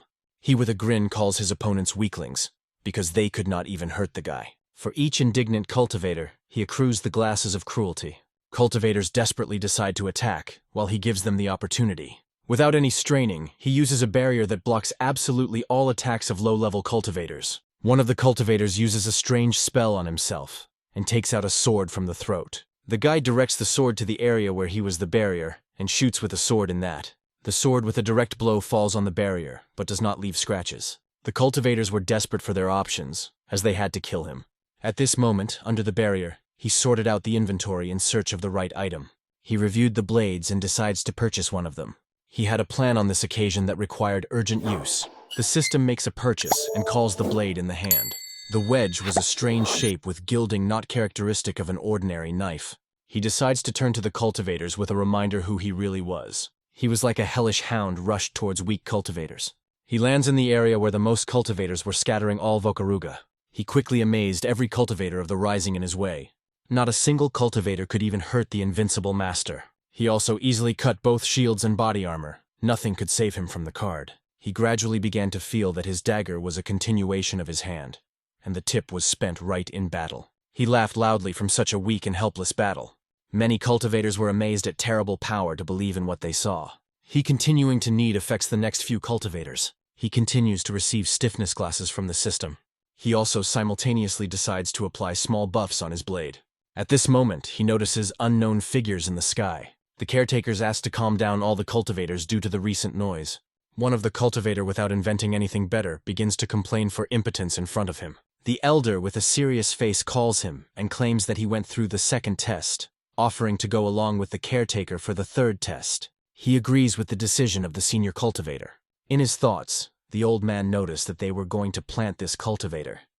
But everything had changed after a demonstration of his strength. The remaining cultivators were outraged that the elders simply closed their eyes at the dead cultivators. SE also reminds the elder that he still has not passed 2 more trials. He was indignant that the elders did not monitor compliance with the rules from the word at all. SE also recalls that at the first stage he was asked to jump through the third. The elder is in a stupor from the words of the guy. All cultivators were also perplexed from what they heard. He asks justice and hold the rest of the competition with dignity. He takes his head from so many swimmers at the same time because he only wanted to have fun. He removes his hand from his head, stating that he was disappointed in testing. In the moment, caretakers inform everyone that the time for the remaining participants is completed and the task is valid. He asks the remaining participants not to worry, after which rises high into the sky. He offers their last exit, namely to attack it and pick up a flower.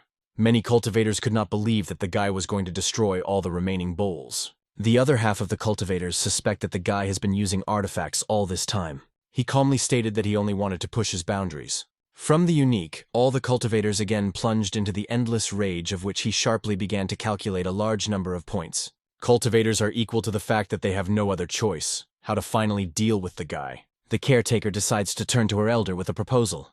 The caretaker offers not to intervene in this conflict and wait for the third test. All cultivators united rushed into the lonely hay. The caretaker is not able to observe the mockery of the guy begins to pray to herself. He knew that cultivators could not do anything to him, so he applies his branded spell. From his hands, the guy begins to radiate a strange glow. The glow gradually envelops the entire territory next to it, all cultivators instead of attacking sharply in defense. But as a result, everything was in vain, because with only one spell of all people he envelops next. The caretakers were shocked by the power of lonely standing. The guy was not embarrassed that he killed all cultivators. On the contrary, he stated that he became much stronger. He claims that at the second stage he does not hold anything more than him, and now he is ready to begin the third test. The elder gradually begins to enrage the arrogant behavior, and how he relates to all the tests. Having opened the system, he watches that he managed to collect a small amount of experience from the whole battle. He was also glad of such an amount, because he came to tests only to have fun.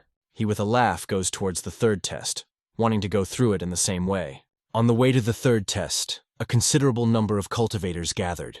Before the cultivators there was a huge shower tower, where the third test was supposed to pass. The shower tower was actually the most valuable artifact of the Valley of Heavenly Incense, which was under high-level protection. Having arrived at the third test, caretakers gradually begin to tell the rules for passing the stairs. The caretakers also asked all participants to sign their wooden signs, which played a significant role in the test. Each of the participants must keep with them a sign, which will finally be fixed at the end of the test. The caretaker announces the start of the test, explaining that only 50 people will go at a time. The caretaker demonstrates 2 signs of previous participants, and reports that everyone else was killed on the second floor of the shower tower. The caretaker congratulates 2 participants gathered before the 4th floor. All cultivators in waiting for their turn wanted the same success and themselves.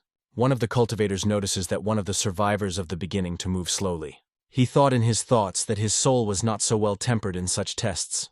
The plate slowly continued to rise higher and higher. A man with each step stood at her more and more with difficulty. The man wanted to rise even higher and reach the 4th floor. The legs of the cultivator gradually began to shake with strong pressure. The cultivator's plate sharply fixed at the place of his last step, and appeared on the outer wall of the Tower of the Soul. Several cultivators ran up and tried to help the fallen cultivator. He notes that the cultivator nevertheless managed to reach the 4th floor, assuming that he used the treatment technique. He understood that he should also achieve the maximum floor without any effort. The caretaker claims the recruitment of the following participants who entered the shower tower. The caretaker standing at the entrance to the shower tower recalls that the number of those included should not exceed 50 people. In response, the cultivators decided to mourn. It was not clear to the caretaker why there were still no people who wanted to enter the following. One of the cultivators, finding herself, is trying to explain that he wants to enter the next participants. It was not clear to the caretaker why everyone was afraid. The cultivator only laughed awkwardly. Another small group went to the caretaker and explained the strange participant named He, who killed more than 100 people in the second test. The caretaker is angry from the weak cultivators calling those underpants. The cultivators began to discuss something from their conversations. It was clear that none of them knew how exactly he looked. He approached closer, asks for permission to go to Basha's shower, holding out his number. One frightened cultivator looks at him. The rest of the crowd also pays attention to the already known in narrow circles of the killer. He calmly continues to look towards the shower tower. After completing the set of cultivators to watch or announces the beginning of the third test for the second group, the signs begin to disappear from the hands of all cultivators. The signs slowly climbed into the sky. I am going to a huge line, after which I fly up to the shower tower. One by one, cultivators entered through the entrance of the shower tower. From the hands of the guy also disappears a sign, I join the general colony. Sue's sign was one of the last, but this was not a bit embarrassed by the guy. Seeing how the others enter the temple, also decide to go after them. The guy slightly strains the unknown. I assume that he will calmly cope with this test. He slowly passes through the portal, entering another world.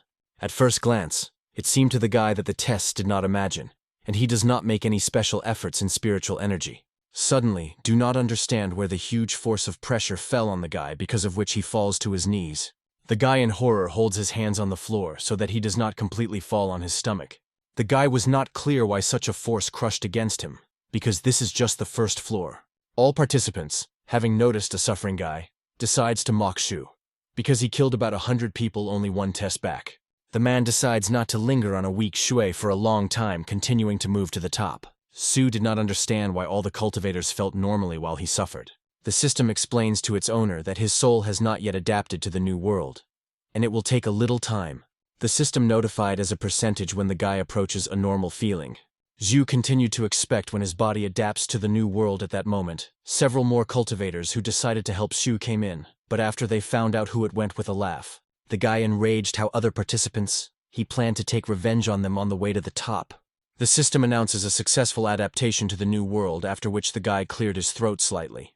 Shu slowly stands on both legs, wanting to catch up with his offenders. The system at this moment offers for a more successful adaptation to take a heavenly pill and strengthen the power of the soul, without hesitation of C, buys the right amount of pills. Successfully making a purchase in the system in the guy's hand, a small pill appears. Shu immediately throws this transmission to strengthen the strength of the spirit. In the moment, Shu begins to feel a surge of power responding to his greatness. The guys were slightly embarrassed that all the participants left him so quickly and continued to move up. Xu stepped on the first step and decides to catch up with his offenders as quickly as possible and punish them for such a rude attitude towards him. Many cultivators have already managed to get to the second floor, and some of them felt weak in the body. One of the cultivators to notice that the pressure on the second floor is much more powerful than on the first, and we are already getting more difficult to get higher. Another cultivator from anger demanded that his opponent close his mouth because he was trying to focus on the test. Suddenly do not understand where all the participants appear from behind, and the Shu himself requires that they stop. Rolling the sleeves of Shu planned to punish with those rough power and throw them to the first floor. All cultivators who saw the guy were amazed that he was able to scream and even climb to the second floor after all efforts. One of the participants states that in this test it makes no sense to be angry because it was forbidden to fight the rules. It was not clear what purpose of this test was forbidden to fight. The man calls the guy a village manor, pointing to his stupidity, adding that this test was created to verify the strength of the soul and willpower. The guy was not clear where in the tower there were so many rules, asking the question of how to get around them and punish his offenders. Suddenly, one unusual idea appears in the guy's head. Shu asks to skip it further as soon as possible to implement his plan. Climbing higher and higher than Su is interested in whether people are available over him. Upon learning that there is only a couple of Zhu people with a grin over him, he decides to climb a little higher over the main mass of the cultivator. Zhu calls for a small armful of firewood to implement his plan. The guy also calls on a small number of spices. It is not clear to the participants where the guy could take all this. You assume that he was, and before that carried everything he needed with him. Shu also takes out the chicken, demonstratively showing it to other participants in the test. The cultivators in the moment stopped, not understanding what they were trying to show them this Shue. One of the cultivators loses control over itself, from which it falls on the first floor with a roar. Once outside the tests and flew out on the second floor, the guy shouted that he wanted to file a complaint. The man runs up to the caretaker and claims that one of the participants confuses the other cultivators. All cultivators waiting for the next set are mocking the mediocre man and his weakness. One of the cultivators understood that it was Shue who had committed the act. The man began to tell with anger what happened in this tower and why he flew out. At this moment, on one of the floors of Shue, he began to prepare fried chicken with might and main attract other cultivators. Many cultivators could not cope with their feelings, because this food was really tasty. Cultivators tried to restrain their emotions and their desires, but the cultivators were powerless from such an exquisite taste of chicken. One after another cultivators, they slowly flew out of the third test, having lost the only opportunity to enter the sect. One of the cultivators requires the opportunity to file a complaint against one of the participants and pass the test again. The man was angry into such injustice and inconsistency in the rules. The caretaker claims that the guy was too weak and therefore lost control of his body. The man could not control his emotions and wanted to return to this test. The man explains that it was because of the chicken wings that he felt in the third test they all flew out.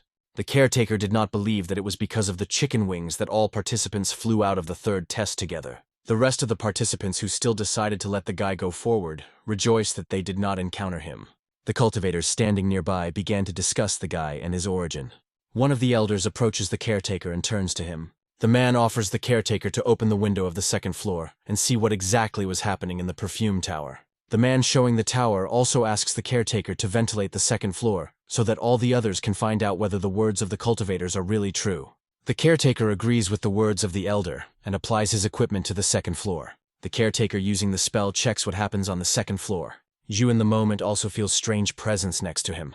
Sue notices a strange window and decides to look into it. The whole aroma that was on the second floor slowly leaving the window developed in the wind. The aroma slowly reached the very elder that he felt that. The man could not believe that he felt because it was a divine, delicious smell. Cultivators could not believe that chicken wings could smell like that. The elder gradually became clear why all the cultivators instantly flew out of the second floor. At this moment, he decides to wave the cultivator himself under the Tower of Spirits. In anticipation of the rest of the cultivators, everything continued to sit on the floor and eat chicken wings. One by one, cultivators gradually began to feel unknown, a delicious smell. Sue showed the chicken wings, showing my superiority. The guy ate as tastier as possible in order to attract the attention of all cultivators. The cultivators silently watched the guy eat chicken wings, unable to cope with this. Having bitten a small piece, the smell of chicken was dispelled throughout the second floor. Zhuai slowly swallows another delicious piece of chicken. Men continue to carefully look at the guy cope with their emotions. The elder decides to visit Shui, welcomes him and interests him what he is doing in the tower. The guy explains that he was hungry and decided to eat right in the tower. I am interested in whether this is forbidden by the rules.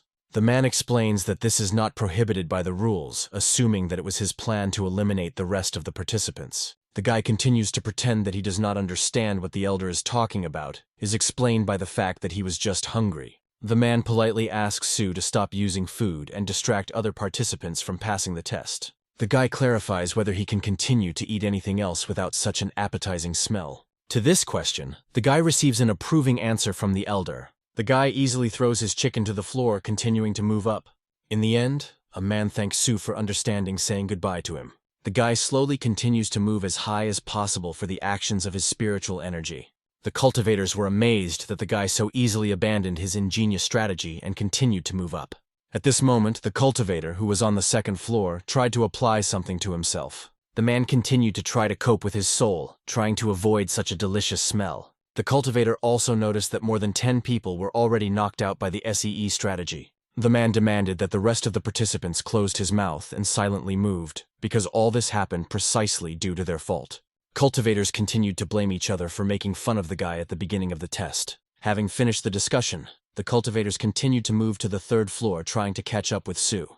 With each floor, the cultivator became more difficult to rise higher and higher. The cultivators were only pleased with the fact that they managed to get to the third floor. The man was amazed that only a few people managed to get to the third floor. Even though all the participants were talented, the man decides to try to cope with his spiritual energy and overcome this pressure on the third floor. A man used spells. I form a small bluish sphere between his hands. Other participants who mastered such arts are also trying to control their souls. At that moment, Shui was all ready. On the third floor, and without any effort, I watched the rest of the participants.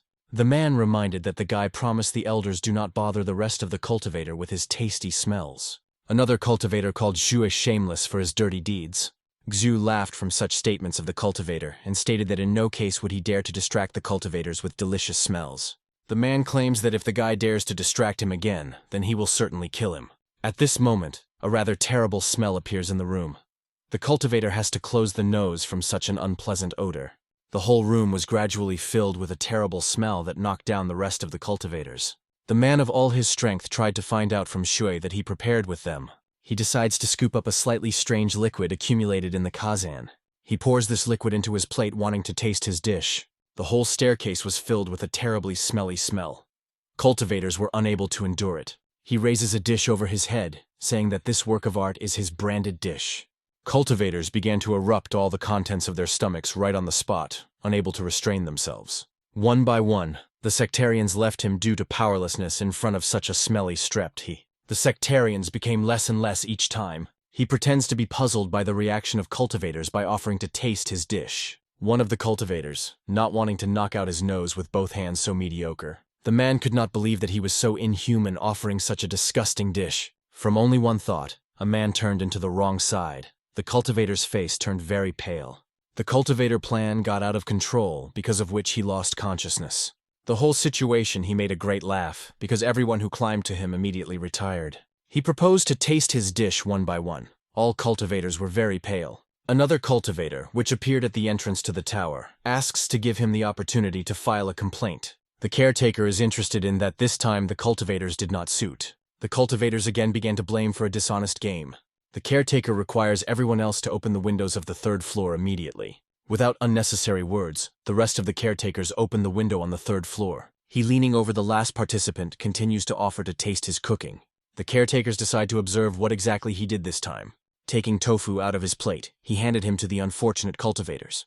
The sectarians who observed what was happening could not believe in ruthless behavior. The man, pale, continues to turn off, trying to restrain his reflexes. He, unable to restrain himself with a laugh, pokes tofu on the cheek to the cultivator, which was the last point in all this. The cultivator broke out of all the cracks, because of which it automatically becomes retired. He excited only one question from all this, namely why no one wanted to taste his dishes. The caretaker was furious, as if he continued to eliminate other participants with his smell. He reminds the caretaker that he forbade it to cook food with a delicious smell, and not vice versa. The window was still openly in poverty, not only in the room of the shower tower. The entire smell from behind the open window gradually began to go out into the street, because of which the cultivators were not able to breathe. He calls the caretaker shameless for his ruthless actions in relation to other cultivators. He calls cultivators amateurs, pointing to the delicate taste of tofu with its serious aroma. He decides to demonstrate that in fact the tofu was edible. With a smile, he calls his dish the most delicious. I raise the sticks up. This action did not produce the effect that he was waiting. All the cultivators turned out at once. Cultivators continue to call him ruthlessly, assuming that he eats just excrement. He receives a large amount of stiffness at once, that it really pleased. He was very delighted, because earlier he did not receive such a large number of bonuses. The cultivators called the guy crazy and demanded that he finally expelled from the test. He, with a smirk, is interested in whether they want to find out why his strength has grown markedly. One of the cultivators screams that he is trying to deceive again, but this did not stop the crowd, and they agreed to find out what the power he was. He throws a plate with the remaining tofu, allowing everyone to taste and increase his mental energy. He calls his creation a unique dish of exploding heaven, which will easily raise everyone to a new level. A plate with the remaining tofu, which continued to publish an unpleasant smell, lands in front of the cultivators. Many of the cultivators continued to repel only the presence of this smelly tofu. The cultivators glanced, and again pale, are interested in how he managed to eat it at all. He, understanding that more points will not earn, decide to continue moving to the top of the shower tower. He slowly climbs the stairs, overcoming the floor to the floor. He begins to feel the presence of another person who is much higher than himself. An unknown girl, immersed in meditation, was soullessly sitting on one of the floors above. With all his ambitions, he decides to find out who was this unknown person. One of the men decides to call the rest of the cultivators to himself. The man with a finger at a strange plate suggests that this is the very dish that he made. Many cultivators continue to think that these are just waste that should not eat. The man did not want to retreat, wanting to take a chance with his health and test this tofu. Tofu species and how he still pushed the man but still dares through power to try out. A man makes a small bite to try unknown from tofu. Suddenly the guy's soda glow for everyone. The cultivator felt unknown power, spiritual energy. Approaching a plate one after another, a man begins to absorb the entire supply of tofu. The cultivator was watched in bewilderment at the man who was eating tofu. All cultivators at the moment also wished to try out a smelly tofu to feel this energy. Each of the cultivators in a moment switched to a completely different level of spiritual power. The elder who came to the spirits of the spirits observes the vast people standing nearby. The elder flies closer to the caretakers. Those, in turn, immediately took the 7th elder.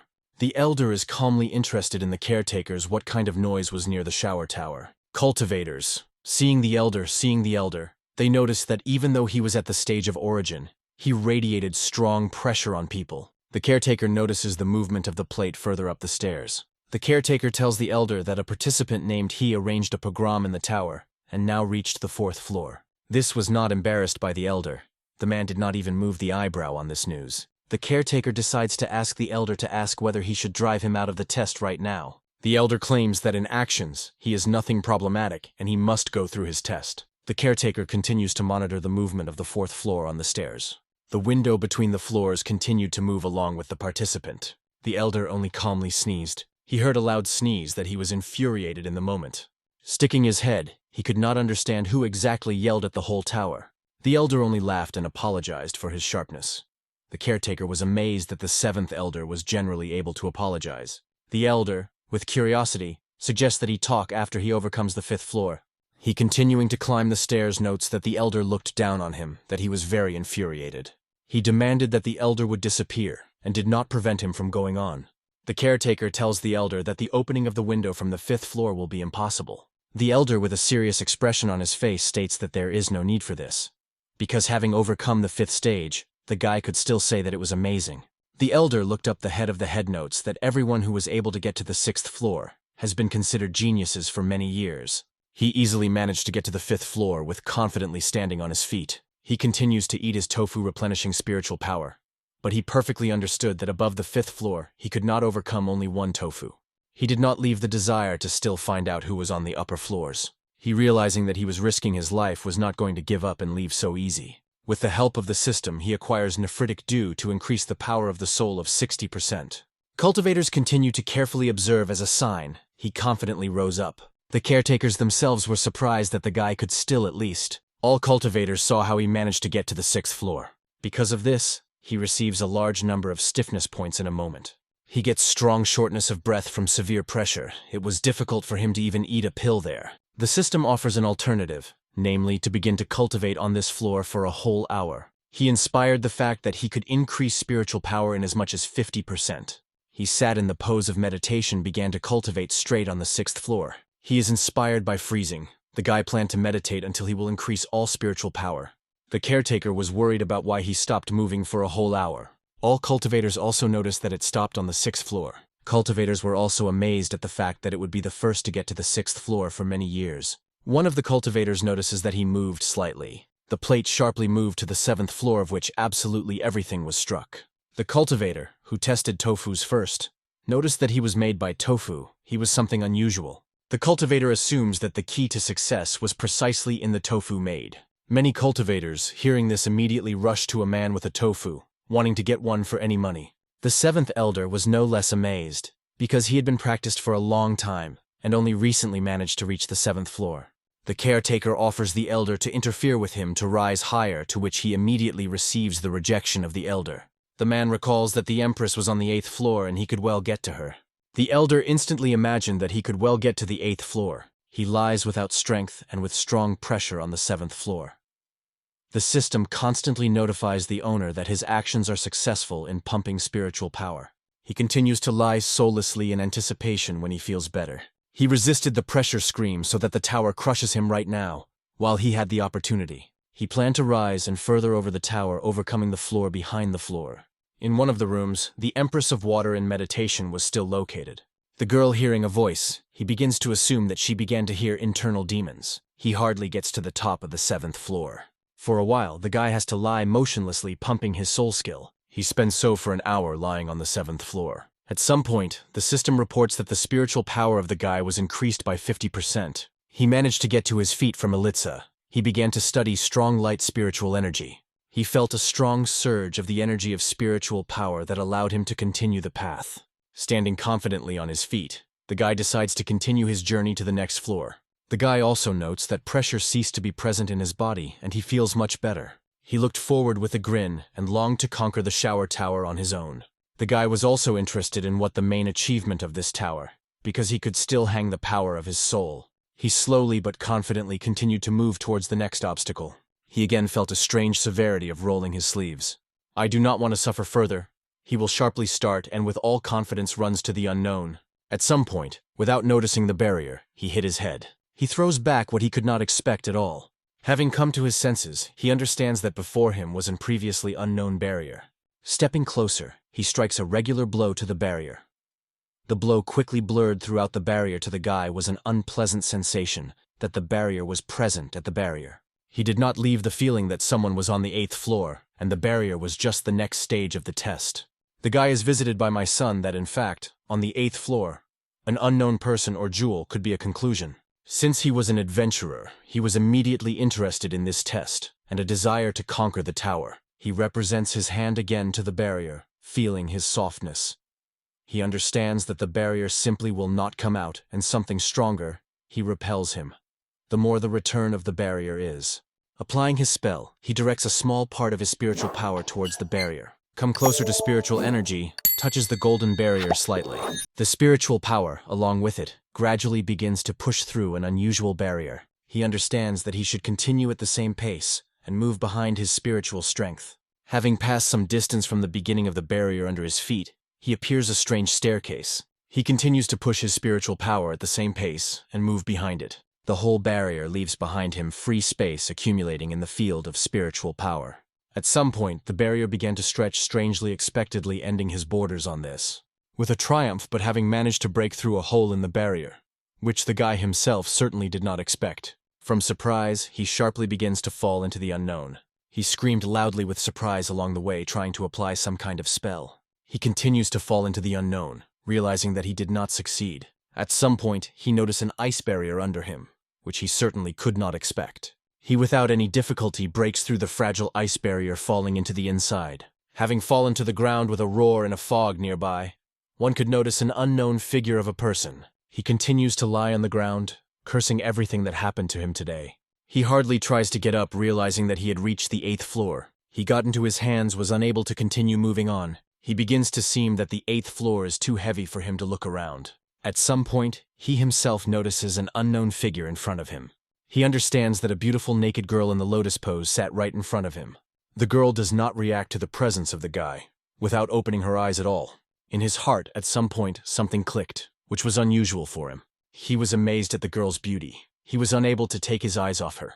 He noticed that for all the time he had seen too many beautiful girls. He added that this girl surpassed them all, and was much better than others. At some point, the girl opened her eyes and looked at the bewildered. He continued, not looking away to look, but a beautiful girl in front of him. The girl was calm and focused on meditation, as if looking through the guy. He at the moment attended only one thought.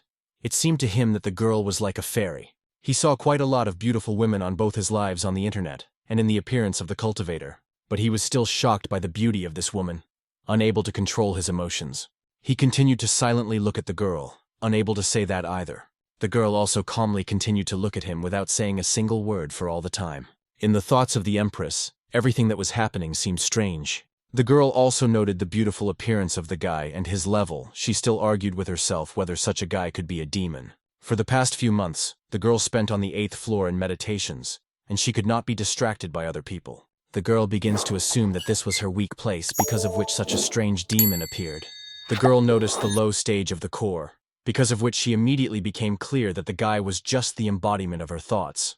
The girl was not going to stop under any conditions, because all her achievements in recent years would be destroyed and destroyed. The girl again closed her eyes, realizing that he was only her stormy imagination continuing to meditate. He was still not impressed by who was actually in front of him at the moment. The girl actually was Empress Hunyan from the Empire of Water. At some point, he woke up, decides to turn to an unknown girl. He immediately shows compliments to the girl for her beauty. I am interested in why Cunning does not react in a naked form. He is again interested in whether his girlfriend hears, so for some reason she ignored him. He gradually showered the girl with an increasing amount of question, wanting to get at least some answer. The girl continued to calmly sit and not react to the guy, but at some point she felt a strange smell next to her. The girl squinted, tried to distract from such a terrible smell, resisting it. He angry calls the girl ruthless, nevertheless to talk in any way. He applies the system with the one that he should do to attract attention. The system makes the calculation and offers the owner to purchase 8 more drops of dark jade dew for further pumping the soul.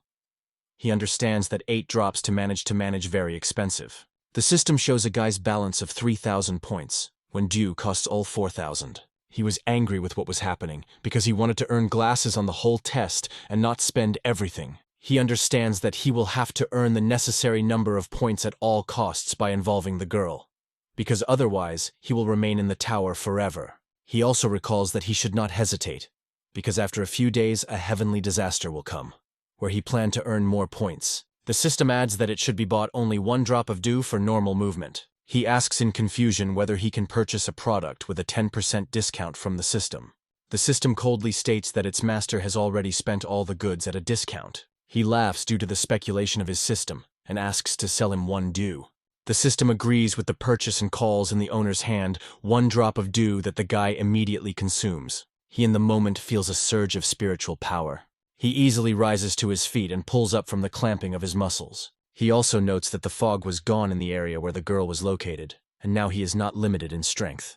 He returns to the girl and demands that he enjoy while he acts harder. At this moment, all the cultivators silently watched how he managed to reach the 8th floor of the tower. Cultivators noted that now an unrecognized genius has appeared in the fiery nation. Cultivators began to discuss the possibility of a guy entering the ranks of the Valley of Heavenly Incense. The head of the sect was amazed that some boy managed to get to the 8th floor. It seemed impossible to a man, because a barrier was installed there. The elder informs that they really installed a barrier on the 8th floor. The leader was on Rasputi, because the Empress of Water was on the 8th floor.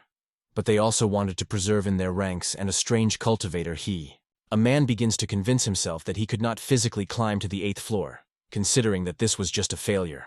The leader manages to convince himself that he could get to the 8th floor. The leader asks the elder to stay at the entrance while he goes about his business. The elder agrees with the opinion of all cultivators that he is really cool. The whole sect and participants continued to expect when he finally leaves the shower tower. At that moment, he is trying to surprise the girl to awaken. The guy shows stardust. He also demonstrates delicious chicken wings according to a special recipe. He laughs and waves in front of the girl with all his things. But the Empress was adamant and continued to meditate. He gets tired of sitting in front of the Empress, realizing that he had almost no options to attract a girl. He watches the hole in the ceiling through which he got to the 8th floor. But the guy was not able to get to him. He decides to make even more tofu, as if Mu should continue to temper his soul. Tofu was again the same smell unbearable for other people. The Empress at some point jerked from such a disgusting smell. The girl opening her eyes watches the former he sitting in front of her. The girl believed that the demon was mocking her making excrement. The girl begins to understand that her inner demon gives rise to her desires, which are actually so vile. The girl opened her mouth with amazement, continued to observe the actions of him. He sat in frustration near his small bonfire and continued to cook the foul-smelling tofu. He completely decides to pour all the contents of the boiler into his plate to use. A terribly black slurry, which was in a plate, continued to publish a bad smell. He, in turn, loudly states that tofu smells too well for him. The girl, in amazement, continues to look at the guy and his actions, suggesting that the demon of her soul went crazy. The girl, holding her head, could not believe that her inner demon could be so unpleasant for her. He was too carried away by the manufacture and use of tofu at all, heard what the girl said. He takes one tofu with all his soul and throws him into his mouth. From the girl's saw, tears began to steer sharply. He said loudly that it was delicious that he had eaten in his whole life. The girl is unable to continue to restrain himself with blood. Her forces quickly began to leave the girl. The girl sharply began to fall powerlessly to the ground. He, seeing how the girl fell sharply, runs to her, interested. What happened to that? In response, silence sounded again, which did not please the girl at all. He did not know what to do with the Empress so far. She continued to be silent. He notices the girl who walks from the mouth of a girl, realizing that with the same one, in fact, not everything is in order. At that moment, where the sectarians were in the cave, something suddenly flies from outside. The senior sectarian continues to calmly sit in the pose of meditation. A strange bluish sphere flies into the elder's hand. The man immediately understands that this 7th elder sent them a message. The leader, with the help of his abilities, mentally read the whole message. The rest of the elders sitting next to the leader are interested in what happened in the 3rd test. The man tells all sectarians that an unknown talent appeared, that he was able to get to the 8th floor at the peak of the golden nucleus. The elders could not believe what he heard. After all, it was impossible. One of the men declares that for their sect it is really good news, and this will be a blessing for them. The leader of the sect agrees with the opinion of sectarians, but recalls that Cunning is also on the 8th floor, where there was several months in meditation. The sectarians understand that this is terrible for their sect, because everything could be spoiled. I notice the sectarians that if the hunch is disturbed, then all its progress will inevitably erased and will have to start again. The sectarian also recalls that for this method of cultivation, the girl must be naked, and if he sees her, then there will be consequences. The leader of the sect understands the complexity of the situation. The leader asks the rest of the elders to help him use the mirror of a clear sky and check the situation on the 8th floor. By agreeing and using the mirror of a clear sky, the sectarians find a Junyan in an unconscious form. Having stepped closer, he leans toward the Hunyan and is interested in how he feels, and because of which she began to blood. The girl is unable to move, manages to open her eyes and look around. The girl begins to convince herself that in fact her assumptions were not true. The girl begins to understand that in fact he was just an ordinary person. The girl slowly rolled over onto her back and continued to lie immobily. The girl understands that her soul was wounded, and she will no longer be able to resist the pressure of the 8th floor. He decides to turn to the system and find out what exactly happened to the girl, and why she is in such a deplorable state. Having received an answer, he understands that everything happened precisely through his fault. He understands that he will have to save the girl because of her beautiful appearance. He is quietly interested in the system, whether he knows how to save the girl. The system reports that the girl has a damaged soul, and she cannot restrain the pressure of the 8th floor. He decided to use tofu as a medicine, to which he receives an affirmative response from the system. He immediately runs aside where he just left his tofu. Taking a plate with a disgusting tofu, he slowly returns to the girl. The girl lies immobilized. He slowly approaches the girl. A disgusting smell was published from him. The girl was at a loss that the guy planned to do with her in this form. Using the sticks, he takes out to the tofu and asks not to cry. S.E., with a smile, asks the girl to taste his carefully prepared treat, adding that her wounds will heal in a moment. The girl was scared and did not want to try such a disgusting food. He repeatedly asks the girl not to resist and open her mouth for tofu. He, suggesting that the girl is unable to move, including to open her mouth, decides to help her. He took the girl by the face, gently opens her mouth. He slowly brings a smelly tofu to the girl's face. Cunning turned pale from such a disgusting smell of tofu. She only became worse. The sectarians continued to observe everything that was happening through the mirror and could not believe what they saw. The sectarians understood that the Empress was injured, and she should immediately help. The leader of the sect considered everything that was happening indignantly, wanting to destroy the guy right there. He slowly brings his tofu to the girl's face. Why she could not restrain emotions. The girl was completely crushed and could not believe that something like this could happen to the Empress. He puts tofu in the mouth of Hunyan. The girl was completely covered with such stress. In front of the eyes of the Empress of Water, tears appeared from such humiliation. The girl in the moment did not feel a disgusting taste from tofu. The girl was slightly embarrassed by what taste actually turned out to be tofu. Having finished chewing and swallowing the tofu, the Empress sighed with relief. The girl noted that although the food was so unpleasant, but she actually turned out to be completely different. With a smile, he is interested in the Empress, whether she feels a surge of strength after tofu. The girl was striking calmly brought the guy, from which she was even more embarrassed. At some point, something changed in the girl's body, and an extraordinary surge of spiritual energy appeared. The girl seemed to radiate a golden glow filled with an incredible amount of spiritual energy. Hunang's eyes also sparkled with a golden flame. The girl could not believe that with the help of tofu, she managed to overcome her last obstacle. The girl is bewildered. He is in a confusion. What has happened to her now? He holds a plate with tofu, explains that his smelly tofu has healing properties that restore the power of the soul. In his thoughts, he noted that his tofu was restored only 1% of the entire volume of the soul, but this was enough for ordinary people. He did not save such a tofu, but the Empress was 1% quite significant in its development. Hunyan also noticed that tofu had a terrible smell, but a great taste and healing properties. The girl was amazed that such powerful food could generally exist. He claims that the girl's thoughts are not entirely true. He states with a smile that in this world there is nothing perfect like this tofu. The girl was a little struck by the words The girl decides to repeat the words said, without turning to their hidden meaning. Cunning continuing to sit naked at his feet, he tries to analyze everything said by the guy, considering his words great wisdom. Again, the system announces that he received additional stiffness glasses and admired the fact that he managed to act truly hard this time. Hunyan decides to ask if he came to the shower tower only in order to pass the trials at the end, calling him a younger brother. He decides to wink the girl, saying that she had not yet seen his younger brother. The girl, without suspecting the catch of words, he was surprised that he had the younger brother of the house, offering him to come to the Valley of Heavenly Incense in the future. Without retreating, he decides to ask the following question, namely, whether the girl wants to meet his younger brother. Cunning, without any vulgarity and rear thoughts, he asks to introduce her to the guy's brother. He begins to understand that the girl is too correct, and does not understand his hints at all. He offers to talk about something else, calling Hunyan a little girl. The girl laughed that he called her little, because she was much older than the guy. Having pointed a finger to the girl's body, he adds that it is completely unimportant, because the part of the body on which he indicates too small. He begins to analyze directly under the Empress what he had already seen in his life. The girl scaredly understands that she had been talking completely naked with a guy all this time. A little cotton sounded, because of which all the Warbariga was covered with a smoke veil. He waited for covering his face when all the ice dust would settle to the ground. The girl slowly came out of smoke in a new ice robe. He was slightly impressed by wondering if the girl was cold in such a thing. The girl decides to confuse him in embarrassment to the compliment. Hunyan also decides to ask how he managed to go on the 8th floor as if there was a barrier at the entrance. He with a grin declares that he met the barrier, but he could not restrain him. Having taken a step towards the Empress, He adds that he cannot restrain him in this world. He approached the Empress's face states that he can get anywhere, and even to the heart of Hunyan. The girl laughed at such a pleasant compliment. He did not quite understand why the girl laughed at his tackle. The girl began to laugh.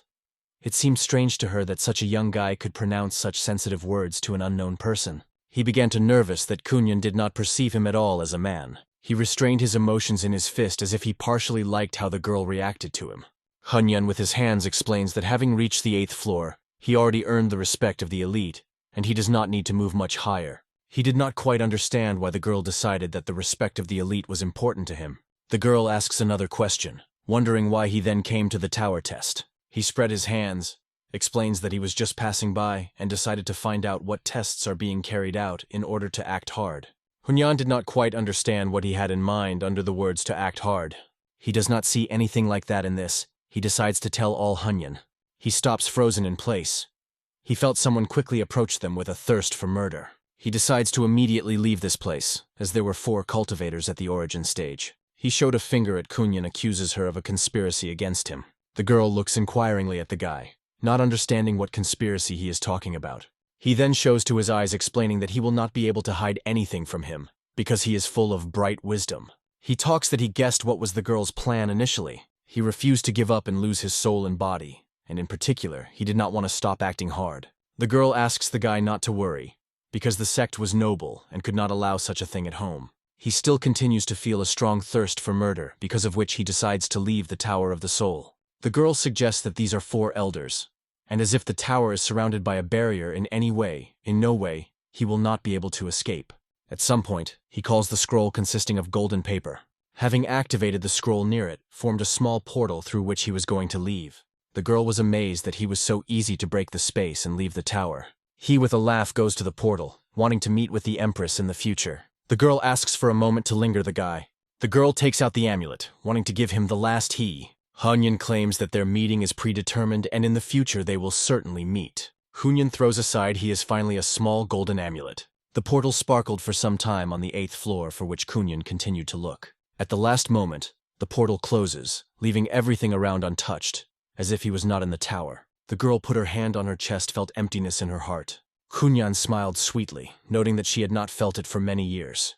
At this moment, the leader of the sect runs up with questions whether the Empress of Water is in order. The girl welcomes her master after a long meditation alone.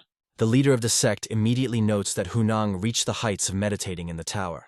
All sectarians climb to the 8th floor with questions where he could go. The girl, turning towards the window of the tower, asks the elders not to worry, because they do not have to intervene in it.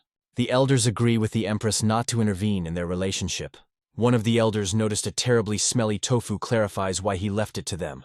The girl plunged into thoughts, recalled how the guy told her about the wonderful property of miscanthus. The girl could not forget the cheerful and how he talked to her. Hunyan asked not to worry about the food that he left and not to touch her.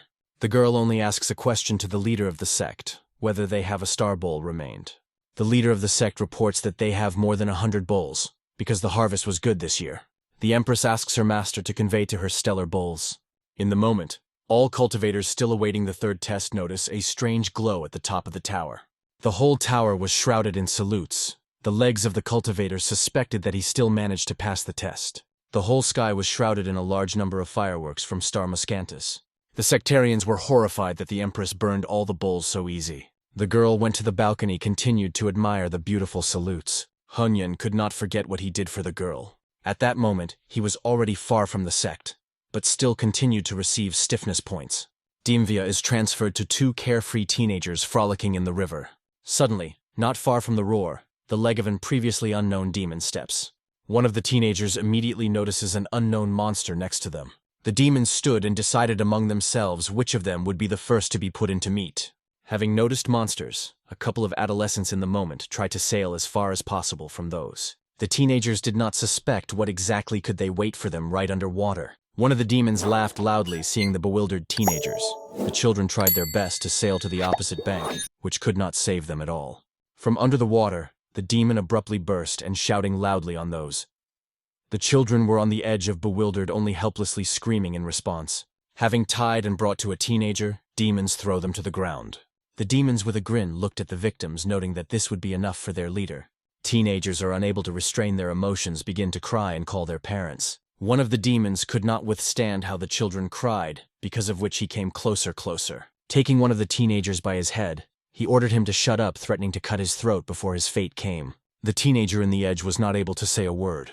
The demon enraged only one presence of a human child. He wanted to kill him at every opportunity. Don't understand sharply where something strange flies from, because of which the demon's head separates from the body. All the demons were sharply alerted, and the teenager, again scared, begins to fall to the ground.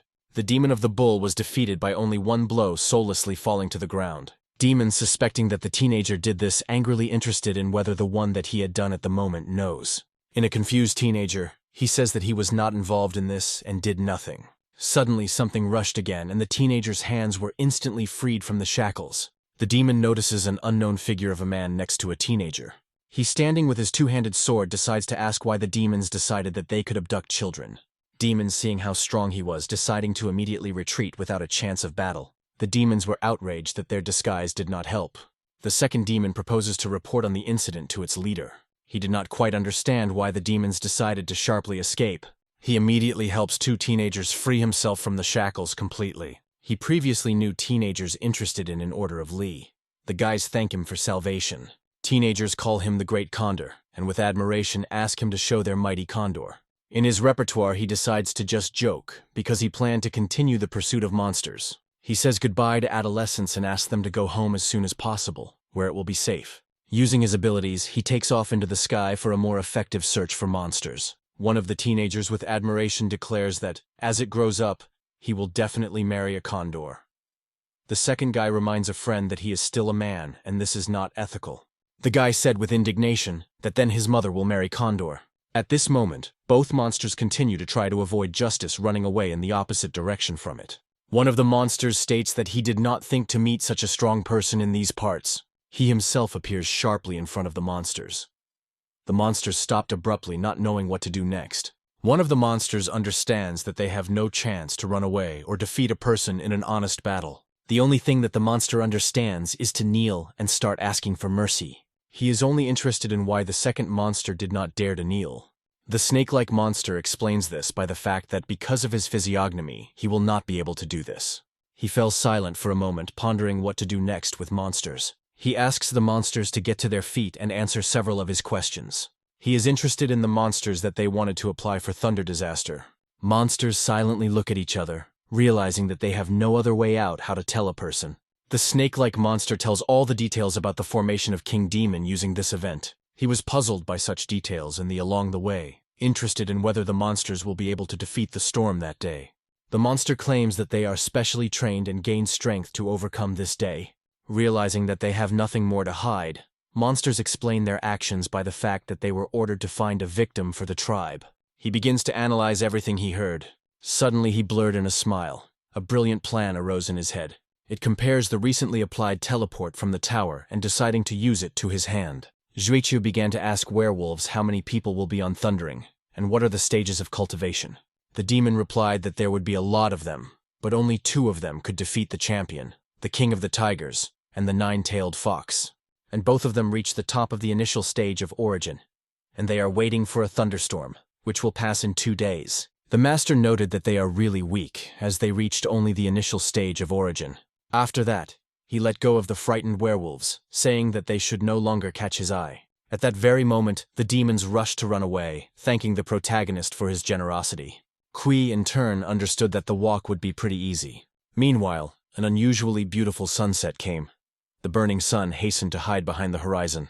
At this time, werewolves wandered through a dense forest in search of a suitable place. A few minutes later, they found a wasteland, where they began to pronounce some spells. As a result, they activated a brightly glowing portal, in which they hurried to enter, after which the magical teleport disappeared, and only a bright flash lit a mysterious dense forest. Behind everything that was happening, as it turned out, was observed by Shu, who was on a tree.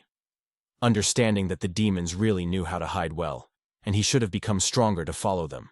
Zhu wanted to disguise himself, because this enchanted array was quite powerful. To do this, the master involved the system with which he could, within 2 hours, to take any appearance. He asked the system whether it was possible to extend the timing, and is it possible to become those who do not exist in this world. The system invited him to synthesize and modernize the larva, after which the corresponding functions will be available to him. The cost of synthesizing, in turn, was 100 points. This synthesis was very similar to the function in online games, from the past life of the master. The main character began to be indignant about the fact that he was obliged to pay for this transformation. Sui had the opportunity to simulate someone else's appearance for 4 hours, while not losing his strength, and extend the effect for 2 hours. Spending 1 point on this every time, Ku was outraged to the core with such conditions of the system. The master said that this is extremely inhuman on her part. The system replied that it was not a person at all. Thinking, Shuzu nevertheless agreed to use high-quality larvae. The system asked what appearance its owner wants to choose. The master said that he was a rather modest person, in connection with which he said that he wants to become a special representative of the Buddhist scriptures, a jade emperor, and the king of monkeys. The great sage Sun Ukun, meanwhile, the sisters of the fox, wandered through a thick forest. The younger fox said that they got close to the possessions of King Tigers, and she could break this array of spells. The demonic fox was against it, and asked her not to rush, because at that moment she saw someone in the forest. Downstairs in the wasteland, there was an unknown character. The sisters were surprised, and they began to look at what he was going to do. Kwai entered the array. Then he stated that he was the great sage Sun Ukun, and demanded to open the enchanted portal. The younger sister suggested that this expert was hired by the King of Tigers, who could overcome 59 heavenly disasters. The eldest fox noted that this monkey reached only the stage of the nucleus, and the King of Tigrov would not send such a weak warrior. After that, she suggested that her sister just watch what was happening. At that moment, an enchanted array from which the guard came out suddenly opened. He asked him who he was and what he wanted. Shu hastened to appear, called by the sage Sun Ukon, and he is here to pay an official visit to the Tiger King. In response, the magic guard demanded him to name the password to enter the portal. The protagonist was at a loss, and asked him about what password we were talking about. The guard said that no one had the right to go without a password, and called on the monkey to get out, otherwise he would kill him. After that, the portal was instantly closed, and Zai began to reflect. He called on the system and asked her if there was an opportunity to get there without a password. The system seemed to mock the owner. Pressed by Sun, demanded her to treat more seriously to this matter. The system clarified that it can break an array when the portal is in an offensive position, but not in a defensive. He thought and seemed to understand how he should act. The younger sister noticed that this monkey did not know the password of the tribe of 1,000 demons, and invited her sister to take him to her clan. The demonic fox urged her not to rush with conclusions, and to observe him for some more time. They realized that Ukon decided to break the enchanted array, but in this case it would be seriously wounded, because the portal repelled any attack. Kui, in a rather rude way, called on the array to open again. He was warned of irreversible consequences, saying that no one would pass without a password, and he may die. But this did not stop Suya. At the same moment he dug his stick into the ground. Then he began to sing loudly to the whole dense forest. The fox sisters were surprised. They could not understand that the monkey was planning, which began to ask each other about. Meanwhile, Ukon scored more air and sang disgustingly again, saying that the leader asked him to patrol this mountain, and he will not come off his place. The birds began to actively fly in different directions. Sun stated that the King of Tigers would become his dinner. The younger fox noted his disgusting vocal data and covered her ears. At that moment, suddenly the same guard appeared, who called for Zia to shut up. After that, he hurried to attach to him and kill him, saying that the monkey ran into trouble. The dumbfounded Shui said that he had just sang a song and he wants to kill him. At this time, the enchanted array was successfully activated, which the guard shouted about. The young master realized that this was his only chance and hurried to act. The foxes naively believed that the monkey did not understand at all what would face now. Meanwhile, a fierce guard seemed to gain strength with the help of dark energy, which was believed from the magic massif, and hurried to inform Ukon that he is a gatekeeper of the tribe, thousands of demons, and this array is able to overshadow the sky, which means he has nowhere to run. And he inflicted a crushing attack like lightning, which pierced the earth. Shuikyu managed to jump to the side. The foxes also jumped onto another tree. Understanding that the range of the massif is too large, respectively, she could hook them. The younger sister suggested that the monkey was not a member of the tribe of 1,000 demons, and asked if it was necessary to save him. At this time, the protagonist deftly evaded black lightning, which pierced the earth over and over again, and gradually approached the magical portal. The demonic fox agreed to help him, saying that he is really too reckless, and did not even know about the power of spells. A tribe of thousands of demons. Entering the next lightning, Zhu began to answer the guard, having stated that he has already applied enough attempts, and now his turn. Sun generated a beautiful, delicate flower in his hands, similar to a lotus. The gatekeeper of the tribe of 1,000 demons was irritated by a jumping monkey, and he urged him to surrender, sending a few more crushing lightning. The protagonist jumped back again, realizing that he could not carry him for a long time. After which, rather cleverly jumped onto a tree, was surprised, because he found on a neighboring tree 2 sisters of Lysits. They, in turn, were also surprised by the fact that he was still alive. The main character began to consider the sisters, and came to the conclusion that this is the same demonic fox. Zhu did not expect such a meeting. The master introduced himself to the great and Saint Sun from the fraction of the exploding heaven. Then he asked their name. The foxes decided to keep silent, as suddenly they shouted that the attack was directed right at them and hurried to run away. The younger sister urged him to run away the same way, since it was extremely dangerous to stay there.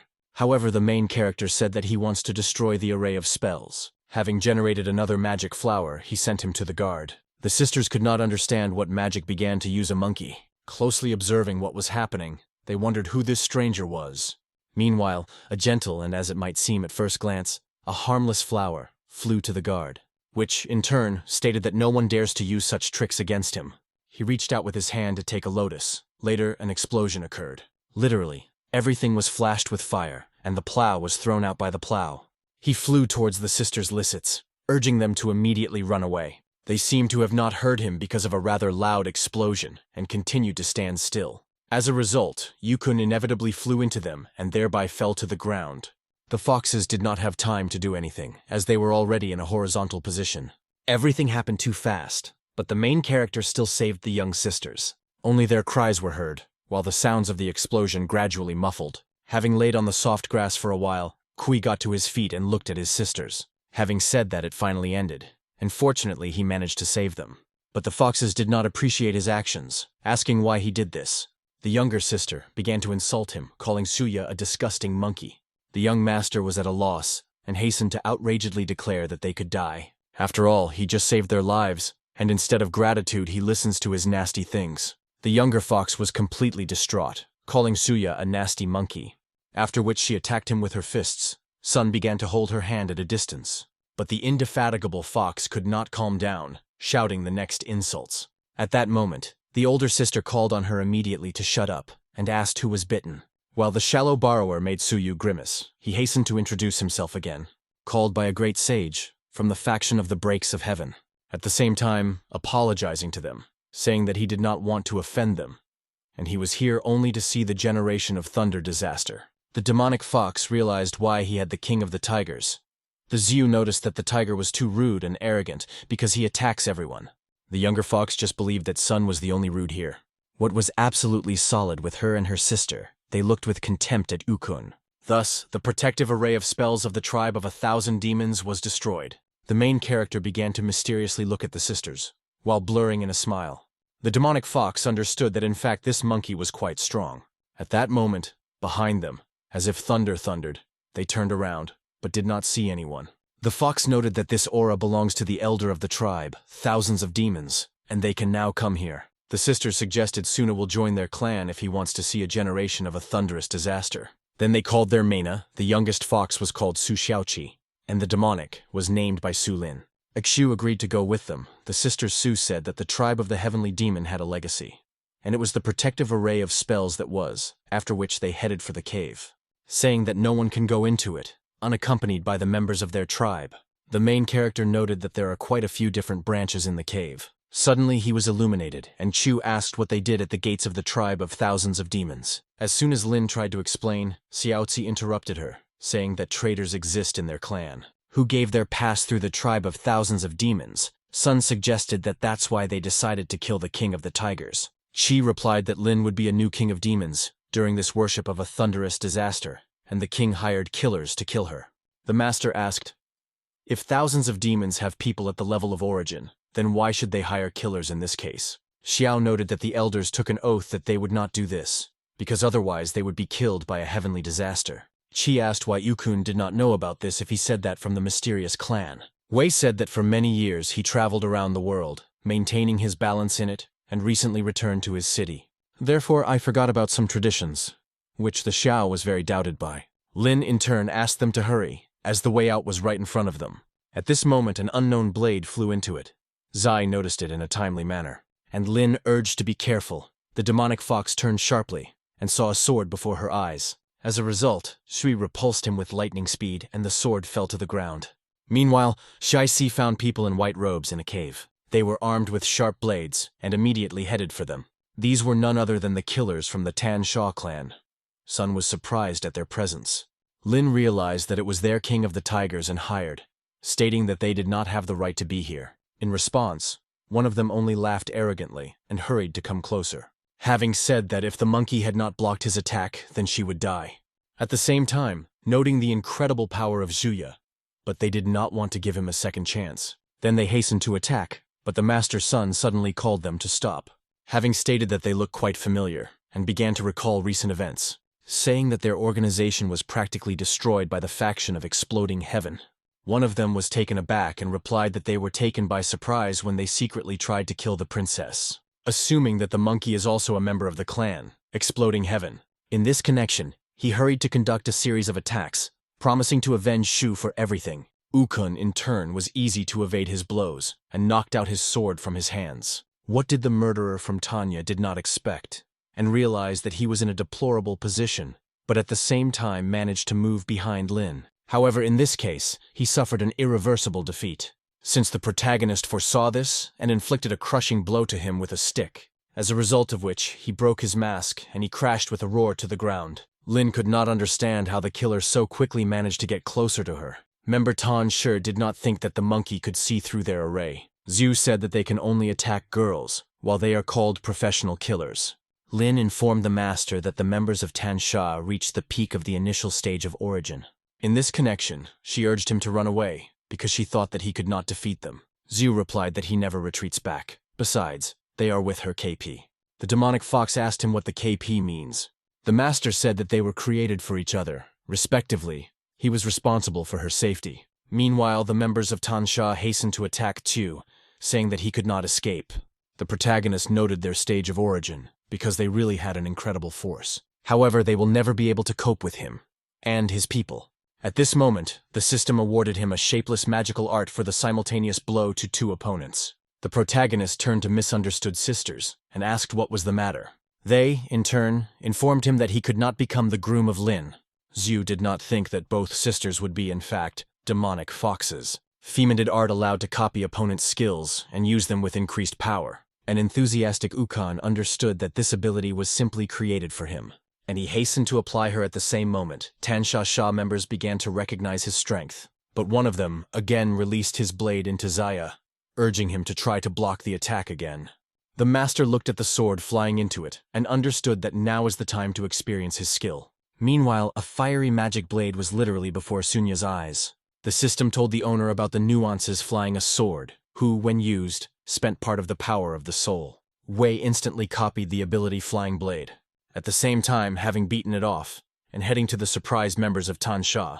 They could not understand how the monkey was able to cope with this attack so easily. Noting his incredible speed, suddenly the murderers of Tan Sha began to retreat. Ukun, taking advantage of the moment, applied the copied ability with lightning speed. As a result, he hurried to release 3 of his blades in them, which immediately plunged into the bodies of such self-confident killers. The blue magic flame enveloped them, gradually burning to the ground.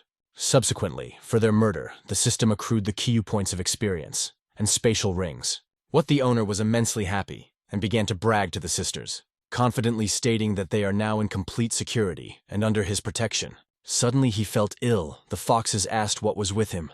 The headache seemed to pierce Suya. He felt weak, and he leaned on his stick to resist his feet. His condition was unsatisfactory. Kuei experienced a side effect of powerful shapeless art, which spent his mental strength. Xiaoqi noted his excessive showdown, while Lin was worried about him, suggesting that he was injured. The young master realized that in this way he could manipulate the girls, so that they begin to regret him, console, and pay his attention in every way. Suddenly he pretended to fall down, saying that he cannot stand on his feet, and now he will faint. The demonic fox hurried to catch him so that he would not collapse to the ground, which was in his plans. At that moment he unexpectedly became better, and Sui began to thank Lin for the help provided. But Xiaixi noticed his absurd game, saying that he was specially pretending. Lin at the same second pushed him aside, showing aggression. Ukun replied that his head was really dizzy, and he was exhausted. However, no one believed him. Xiaoqi continued to blame him for pretense. The main character finally realized that he should stop this performance. After a certain time, they left the cave and finally saw a beautiful sky. Tired and tortured, they headed for a cliff, where Lin said that they came to their tribe, heavenly demons. Kai began to carefully look around, which was quite convenient to do, because from the top of the mountain a wonderful look opened, where everything was in the palm of your hand. It was a full-fledged settlement, like a small town, in which life literally boiled, where everyone was doing his own business. Huai understood that the real freedom of happy people looks like, and for this he was fighting all over the world. At that moment, one of the inhabitants of the settlement ran up to them, and she said that they have a problem in the pharmaceutical department. Lin asked the alarmed Xiaoyun what had happened. The point was that Nude was not experienced in creating a pill, so he was not suitable for the role of an assistant. But the rest of the tribe, and do not understand chemistry at all, and they have already ruined 2 cans of capsules. And now, Yu locked herself in her room and does not want to go out.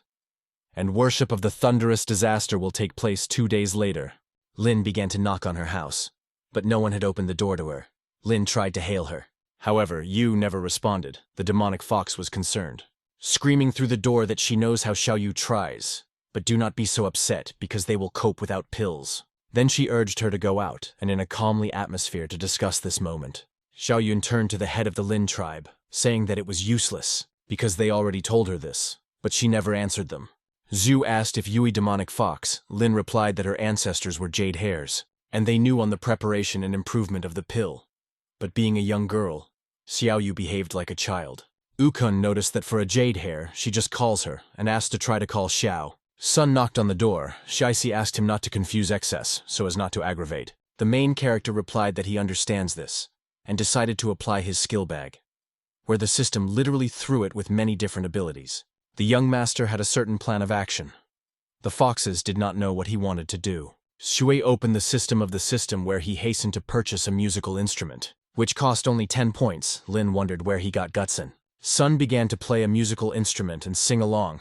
Qi asked him to stop disgusting singing, but Shui stubbornly continued to play Gutsun, and suddenly a good melody sounded. Even the picky fox of Xiaoqi began to like. She was pleasantly surprised.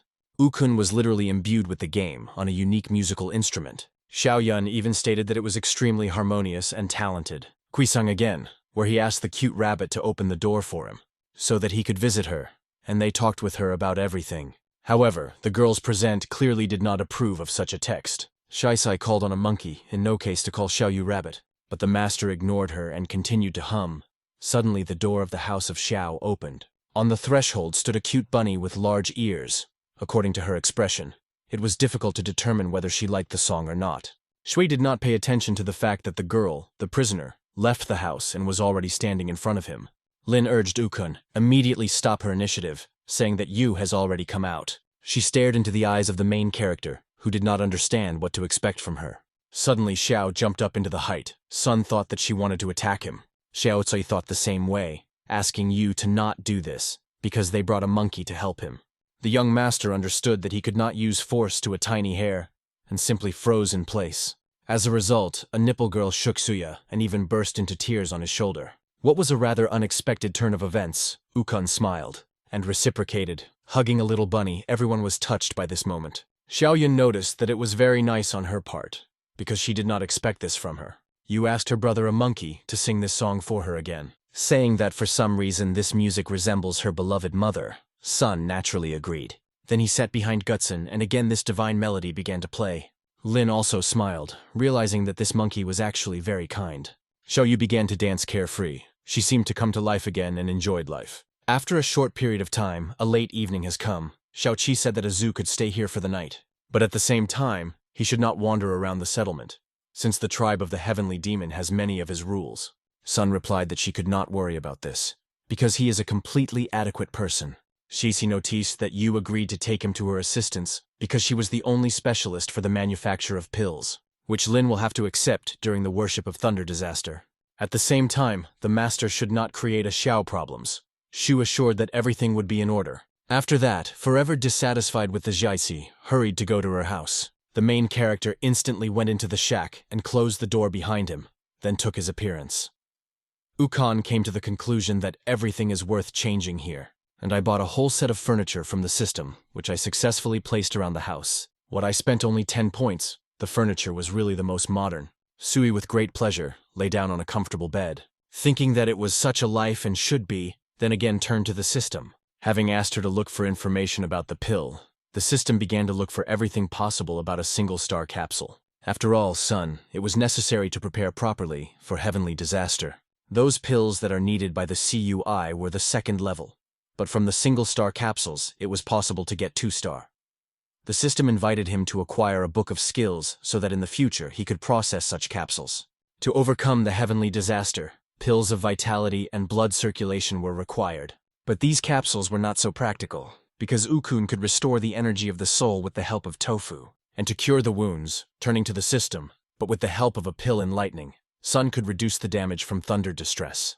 And to give his body flexibility, Q decided that he had such a capsule, vital. Only its formula cost 1,000 points. The system recommended that it be purchased. In the total amount, the master needed to spend 2,500 points, which was quite a lot. But the disaster was very close. Besides, there were no guarantees that his appearance would protect, and he would still have time to earn points. Sui nevertheless decided on an expensive purchase, extremely necessary for him. Moreover, in the Valley of Heavenly Incense, he earned many points just for such situations. Then he finally went to bed. Since he suddenly knocked on the door, Sun slept quite tightly. And I didn't hear anything at all. It seemed that his strong dream did not leave hopes. But Xiaixi continued to stubbornly hide at the door, shouting that everyone was waiting for him for a long time. Being half-day, the young master began to tossing, not understanding what was happening. At this moment, Qi still managed to open the front doors. She menacingly urged him to get up. Shu, in turn, instantly dressed and took the appearance of Sun Ukun, and asked what she was doing here. Xiaoqi literally froze in place and stared at one point. She had a rather surprised look. The master called her repeatedly. Xiao hurried to ask where the monkey had so many new furniture. The main character noticed, the main thing is that it is convenient and quite beautiful to look. Xi was impressed because she never saw anything like it, agreeing that it was beautiful. Then, immediately corrected herself, saying that she does not smell like beauty. Kui in a friendly manner stroked her head, calling a little stupid. Having stated that when Sun leaves a few days later, he will leave all the furniture to her. A harmful fox claimed that no one needed his shabby furniture. She herself secretly looked at the interior and did not believe her eyes. Meanwhile, in the laboratory, the members of the tribe hastened to report to the head of Lin that they practically have all the necessary ingredients. They said that in a few days they would be able to continue work when they find a new assistant. Lin confidently stated that she had already found a new assistant, assuring that this time they would do everything as it should. At this time, the doors of the laboratories opened, and on the threshold stood Shu and Qi. The demonic fox Lin noted that the main character had been walking for a long time.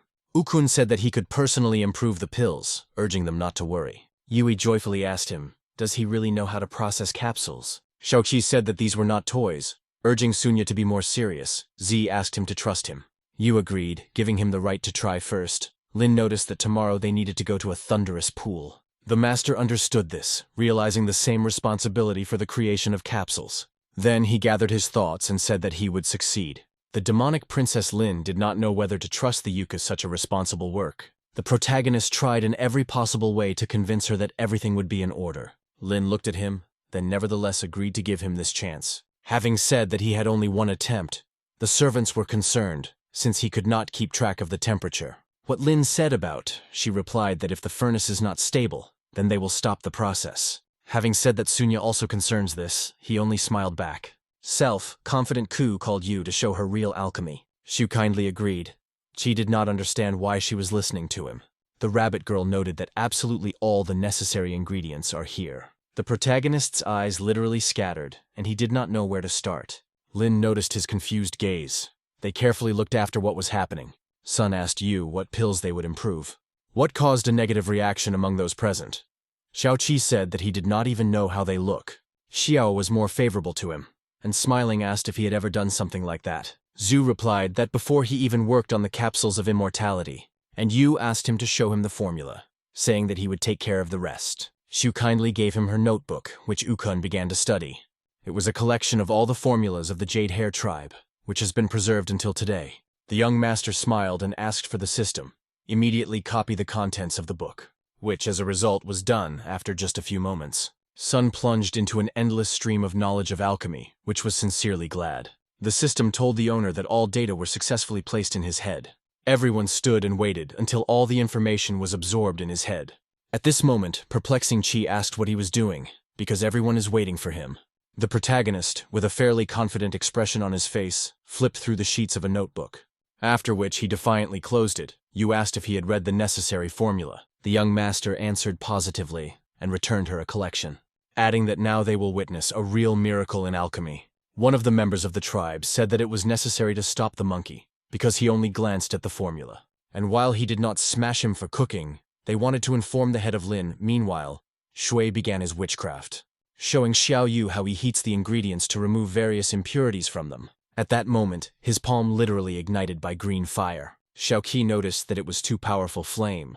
Lin was in solidarity with her in this matter. Hinting that the temperature was not the same as usual, they thought Yukun could not cook anything. The ingredients were really subjected to a very high temperature. The servant of Princess Lin naively believed that everything would just burn to the ground.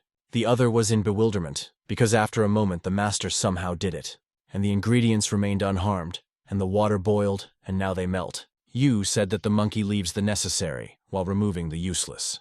The main character smiled and replied that she was understanding everything correctly. When the ingredients were melted, and they looked like some molecules, Zui said that in this state they need to be placed in the furnace, which, as a result, he did, throwing the contents into a huge boiler. Everyone continued to observe intently the miracle-producing pill, which began to gather into a uniform mass and were a small clot of brown substance. At the same time, it was still high as a high temperature. Kui said that the next step is the separation of capsules. Then, again hastened to use his skills in alchemy. Magic symbols appeared above the boiler, while a characteristic sound was created. And after some time, the pills took the shape of small peas. In total, they managed to make 10 pieces. They were equal. Sunukun said that now it is necessary to disband the capsules, having carried out several manipulations with them, pouring the heat of the same green flame. Suddenly a reaction went, and after a few seconds you could proceed to the next step, namely the collection of these very pills, which have already stained in snow white. They slowly headed out of the boiler towards the protagonist. Zhu raised his hand over his head, thereby directing the pills, which after a moment were in his palm. No one expected such skills from Sunya. Starting to say that the protagonist made 10 pills of life force, with the help of only one part of the ingredients, and not a single capsule was wasted. The sisters of the fox were also shocked, realizing that they underestimated the monkey. Meanwhile, the master began the last stage, the preparation of pills, giving them a chocolate taste. Then he placed them in the box, uninhabited. Why was the last step needed? Zai replied that he thus gave them a chocolate taste, and next time she will definitely try one, after which he handed the box Lin. The demonic fox was delighted and said that Sun was incredible, adding that he is more than an assistant because he alone created capsules. The young master said that he would now make other pills that will help Lin overcome the heavenly disaster. She could not understand where such a skilled monkey came from, and she released her wards saying that they themselves would do everything. Xiaoqi asked what Yukun wanted to make pills this time. Shu, smiling, answered her that soon she herself would see everything. After that, I started directly to their preparation. Suddenly the boiler sparkled with lightning, and the next manufacturing process began. You noted that it was actually a cloud of perfection of pills. Lin asked what Xiao was talking about. The rabbit girl replied that when a cloud appears during the collection, it was the highest quality capsules. The main character corrected her, saying that they were not of the highest quality, but pretty good, and they will definitely help in worship of thunderous disaster, as these were pills of diligence from lightning, which he had already prepared and showed them. Everyone was dumbfounded, and they did not understand how the monkey managed to do it, also so fast. Demonic Princess Lin understood that she needed such an ally. For all preparations, the system accrued its owner quite a few experience points. At this moment, the fox abruptly pulled Zuya behind her, saying that they need to talk. She let out a bite from the laboratory. The protagonist could not understand what was the matter. What Lin began to ask, the fox replied that they needed to now advance to the thunderous pool. Zui said that the worship of the thunderous disaster only tomorrow, not understanding what such a hurry was. Lin said a traitor in their clan, and other tribes can attack them by learning that Sun created pills of zippers. Realizing all the seriousness of the moment, Zhu agreed to go to the thunder pool. The demonic fox replied that at first she needed to talk with Xiaoqi. Lin went to Xiao and said that she would go to the pool with Sun and asked Yu and Qi not to tell anyone about the pills, and they, in turn, will be worshipped by thunderous disaster tomorrow. Xiao and the rabbit naturally agreed. At that moment, behind them, an unknown person stood around the corner and overheard their conversation. After that, Sun and the demonic fox Lin went to the street, where they hurried to a strange place with a rounded area, inside which a flower was drawn. Lin said they teleport to the thunder pool to save time, and she asked Ukan to just stand still. Then she took out a certain crystal, which after a moment was touching. The young master was closely watching what was happening. Then the portal opened. The main character and Lin immediately entered him. As a result, their teleportation began in the necessary place. Upon arrival in a thick forest, Shui began to look around. The demonic princess said that they were on the spot and can go. However, Ukan seemed to be disturbed. Lin asked what was the matter. The master replied that he was extremely pleased to walk with her in the forest. The fox hurried Sunya, saying that they needed to find a place for an overnight stay, since the pool will open only in the morning. After some time, they successfully found a suitable location. Having decided to dilute the fire, because it was already dark and colder, Sui said that he would also like to take part in worship of thunderous disasters. Lin replied that he did not have enough development for this level of development. The master realized that people like him could not go through this procedure. The fox supplemented that cultivators have reached the stage of origin can take part, and if he still decides to do this, he will succumb to ridicule. The main character said that participation is much more important than the result. The demonic fox did not expect that the monkey had such calm. Zhu decided to ask why Miss Lin takes part in thunderous worship. The fox replied that they were expelled by people and hid for a long time from the world, and even lived in the mountains. However, the king of the tigers did not suit this, because they wanted to unite in the war against humanity to capture more territories. But people are extremely dangerous. They had a large number of powerful magicians, and everything could turn into the death of the clan. The problem was that the majority agreed with the idea of King Tigers, because he promised to become an emperor of demons. And her clan obeyed him. Lin stated that the king of the tigers was stronger and would not allow him to become an emperor of demons. And she necessarily defeated him in battle. Shu understood that she was very worried about this. The demonic fox said that the worship of the thunderous disaster, it is very important for her and her people, thanking Ukan for their help. Sunny Sun said that if Lin really wants to pay him, he should promise 2 things. The demonic fox smiled and asked that he wants her to promise him. The protagonist thought, but could not come up with anything. Having said that after her, he will say about it, and now he can prepare dinner. The fox Lin kindly refused, saying that she was not at all hungry. Then Sanukan asked, which he thought about. Shu answered that it did not matter. The next morning, the demons hurried to go to the entrance to the thunder pool. There were a huge number of them.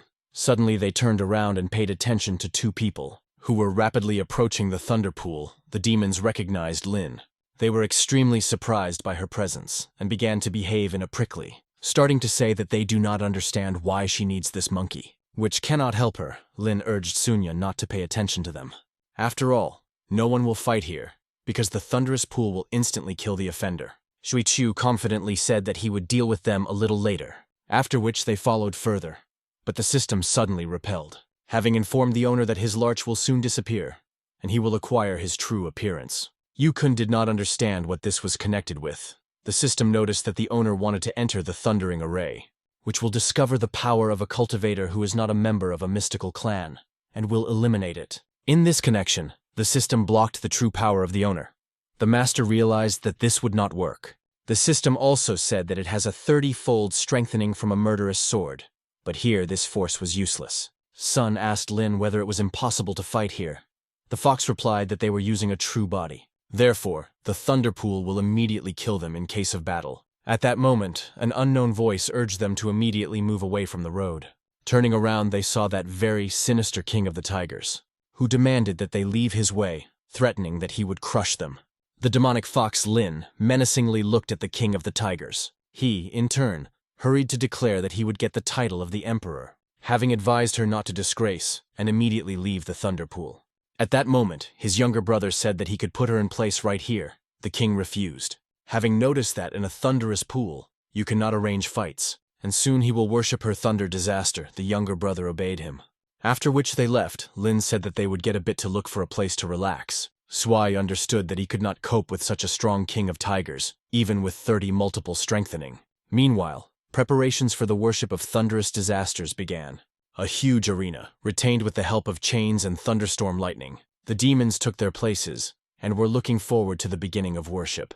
Lin and Shu decided to sit in the clearing, and relax before the start, since worship will take place when it gets dark. Besides, Xiaoqi and the whole tribe should also come. The protagonist suggested Lin eat a pill of evasion from thunder, and he handed her a capsule. A demonic fox thanked him and swallowed a pill.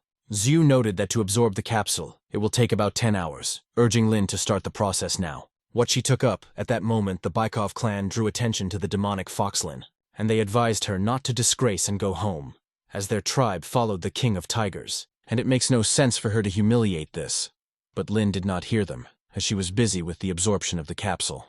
Sun decided to answer the arrogant bulls, saying that he did not expect to see these pigs here, who also decided to threaten. The bulls also began to dare the main character, saying that he is too skinny and weak. The master said that his mother did not even teach his teeth to brush, and he eats incomprehensible what, and therefore he stinks from his mouth, adding that he cannot even understand a cow or a pig because he is too ugly. And what is in his place? He would end this life to reincarnate in someone prettier. What provoked an unrestrained bull, who in turn tried to hit Yukon. As a result, he was instantly struck by lightning, thereby killing a stupid bull. A moment later, a charred bull lay on the ground and did not show signs of life. Zhu was pleased that the bull followed his advice and immediately began implementation. Other demons from his clan began to say that he should not start fighting in a thunderous pool. After that, an absolutely calm young master, he returned to Lin and decided to start absorption too. At the same time, the system, he was awarded with 7-year-old experience glasses. Sun instantly threw a few capsules into his mouth. Then he began to actively chew them and swallow them, but it was not a very good idea, since the system immediately reported an overdose, slowing down the absorption, and she plunged the protagonist into a deep dream. This moment Suyu seemed quite familiar, but not even having time to do anything, Ukon instantly fell to the ground. Sun lay for a long time, never recovering. Lin at this time, on the contrary, began to wake up and look around. Starting wakeful, the demonic fox drew attention to Sunya, who slept quite firmly and seemed to not intend to wake up. At that moment, the head of the clan of the heavenly demon, Hiao Yu, called the alarmed voice. She stated that the king of the tigers grabbed Qi. Lin was shocked by this news, and she asked how this could happen. Yu answered. Someone said that the head of the clan left the village, and on the way to the thunderous pool, the king of the tigers intercepted them, and now he requires Lin to begin overcoming a thunderous disaster. Despite the fact that the pool was not stabilized, the demonic fox did not know how to be. She cursed the contemptuous tiger and looked at the horizon with worriedly, where the whole horde of warriors stood, led by his tiger king, next to which was the associated Xiaoqi. Lin was furious, understanding that she does not have a way out, and in order to save Qi, she needs to accept the conditions of the king. What she terribly did not want to do. At that moment, thunder thundered. Lightning hit the center of the suspended arena, and everything sparkled. A huge amount of lightning diverged along the chains of holding islands. Xiao Yu worriedly said that the worship of the thunderous disaster began. Lin asked them to stay here and look after Sunu-kun, who was busy with the absorption of the pill. She herself went to the center of an unstabilized pool. The demons began to reason who would take the throne of the emperor this time, in worship of the thunderous disaster, which takes place every 100 years. Considering the main applicants, the leaders of the tribe of the heavenly demon, and thousands of demons. At the same time, they noted that the worship should not begin with an unstabilized pool. To avoid additional damage, after a moment everyone was shocked, because they saw in the pool Su Lin, from the clan of the heavenly demon. Everyone thought that she had gone crazy, and did not understand why she decided to disgrace before everyone. The demonic fox shouted that she began worship. Meanwhile, the main character began to gradually recover. Suddenly, he opened his eyes and saw Lin in the center of the thunder pool. The system congratulated Zuya on the successful completion of the absorption of pills, as a result of which, the effect of 5 spiritual elements was obtained. Thus, the protagonist received the ability of the god of hellish coercion. The section of 5 elementary arts demanded the absorption of the essences of 8 ki: water, fire, wind, thunder, ice, wood, metal, and earth.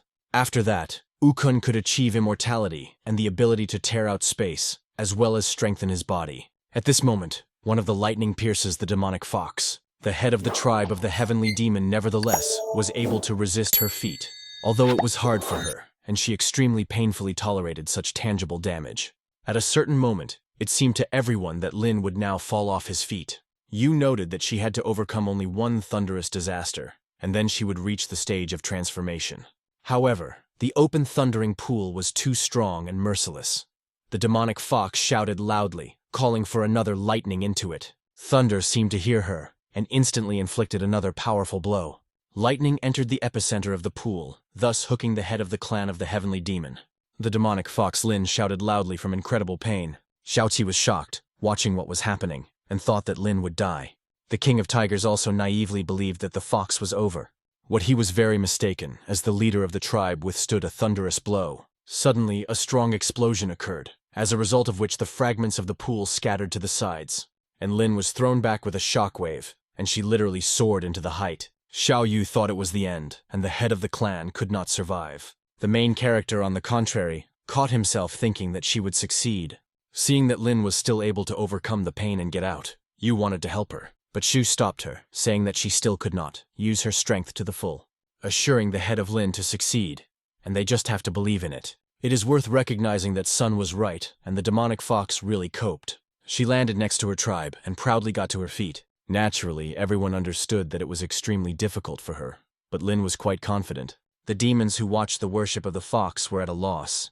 After all, none of them could have thought that she would go so far and cross the heavenly disaster. Thus, the head of the clan of the Heavenly Demon was able to withstand 6 thunderous guts and reach the stage of transformation. The King of Tigrov stated that Lin failed the worship of the thunder disaster, and due to the achievement of the stage of instant transformation, he is not able to compete with him, while he can give it to the full in a thunderous pool. After that, the tiger jumped into the pool with lightning speed and found himself right in front of Lin. All the demons around began to chant his name in every possible way, supporting the king of the tigers. Shui Tzu carefully looked around and could not understand in any way. Why are they all as one? They admire this king of tigers. The distraught tiger immediately used the protective aura, too easier to endure thunder lightning, and smiled at Lin. The evil tiger confidently stated that he would become the owner of the Imperial throne. He defiantly raised his hand to the top and began to wait for a lightning strike. A few seconds later, one of the thunder lightning entered him, then another one, while the tiger seemed not experienced any pain, and on the contrary, he seemed to gain a certain strength. His body sparkled. The demonic fox Lin realized that she had underestimated the power of King Tigers, which in turn enjoyed the blows of lightning, licking up and saying that this is a delightful and unforgettable moment of his life. Shui asked Lin why she decided to start worship, not waiting for the stabilization of the pool. After all, he possessed great power and could kill her. The clan leader stated that someone reported her departure from the village. Then the King of the Tigers grabbed Qi and threatened to kill her if Lin did not begin the first worship. But if she passes the test, she activates 3 thunder stages. Wukong understood how criminal this tiger was. The protagonist confidently stated that he would kill King Tigers. Meanwhile, another thunderous lightning entered the King of the Tigers. He published a wild roar. Demons noted his incredible resistance, saying that he withstood the blow of the 6th lightning and practically equalized with Lin. And this time, the King of the Tigers has every chance to become a new emperor. The tiger raised his hand to the top and waited for the next wave of lightning-fast discharges. And if he withstands another blow, he will certainly become the emperor of demons. Everyone was closely watched what was happening, being in anticipation of the moment. However, suddenly a smelly smell appeared, who also smelled of the King of the Tigers. He instantly became ill. No one could understand where this stench came from. The tiger began to look around, but never determined the source of the smell. The demons began to scatter instantly in different directions, because they began to feel sick. Xiao Yu saw a bit of frying a stinking food in a pan, and Lin called out. Zui said that the King of Tigers probably was exhausted and wants to have a bite, so he prepared his tofu. The king ordered his brother, immediately drive this skinny monkey. Thus, the tiger was distracted by the smelly tofu of the protagonist, and he dispersed the thunderclouds, which in turn began to disappear. He understood that he urgently needed to cause thunderclines. The Tiger King again raised his hand to the top, but the clouds never appeared. The demons understood that he would no longer cause a thunderous disaster. Meanwhile, Sun urged the tiger to quit this useless business and try it. Suddenly, the younger brother of the King of the Tigers knocked out a plate of tofu from the protagonist from his hands. Lin was worried about Wukong, saying that the king's assistant attacked him in a thunderous pool. And at the same time, he was not defeated by numerous lightning, which was surprising. After that, the brother of the King of Tigers inflicted a powerful blow to the main character, thus throwing a young master towards the cliff, and naively believed that the battle was over. The demonic head of the clan of the Heavenly Demon also thought that the Kui died. Even the picky Xiaoqi, who did not like Sunya, cried bitterly. The King of Tigrov stated that the monkey found his death, and he was to blame for this, adding that now he will call another thunderstorm lightning. he will become stronger. The assistant understood that the king of Tigrov would soon become the new emperor of demons. At that moment he heard some rustling behind him. Turning around he saw Zuya and was at a loss. The young master immediately struck him, thereby dumping him off his feet. The king's brother lost consciousness. Ukon said that they were ungrateful fleas cats, because he tried so hard, prepared tofu, and they destroyed everything. The demon began to assert. The master hit him in full force. The other said that he relied on his physical strength. In fact, the main character had 30 multiple strengthening from a deadly sword. The king of tigers carefully called on another thunderous lightning. At this time, Zhu called him, saying that if he did not like tofu, he would prepare him another dish. The young master calmly fried part of his brother at the stake, saying that he will feed the meat, his compatriot, so that the tiger fills up his strength after a difficult test. The king, in turn, was shocked when he saw his brother lies unconscious, and the monkey fries its part of the body at the stake. The tiger said that he had no right to do this. Sui said in surprise that it was well fried, and he would definitely like it. One of the demons shouted that while the Tiger King was distracted, the pool was suddenly activated. The tiger drew attention to the stained ground under his feet.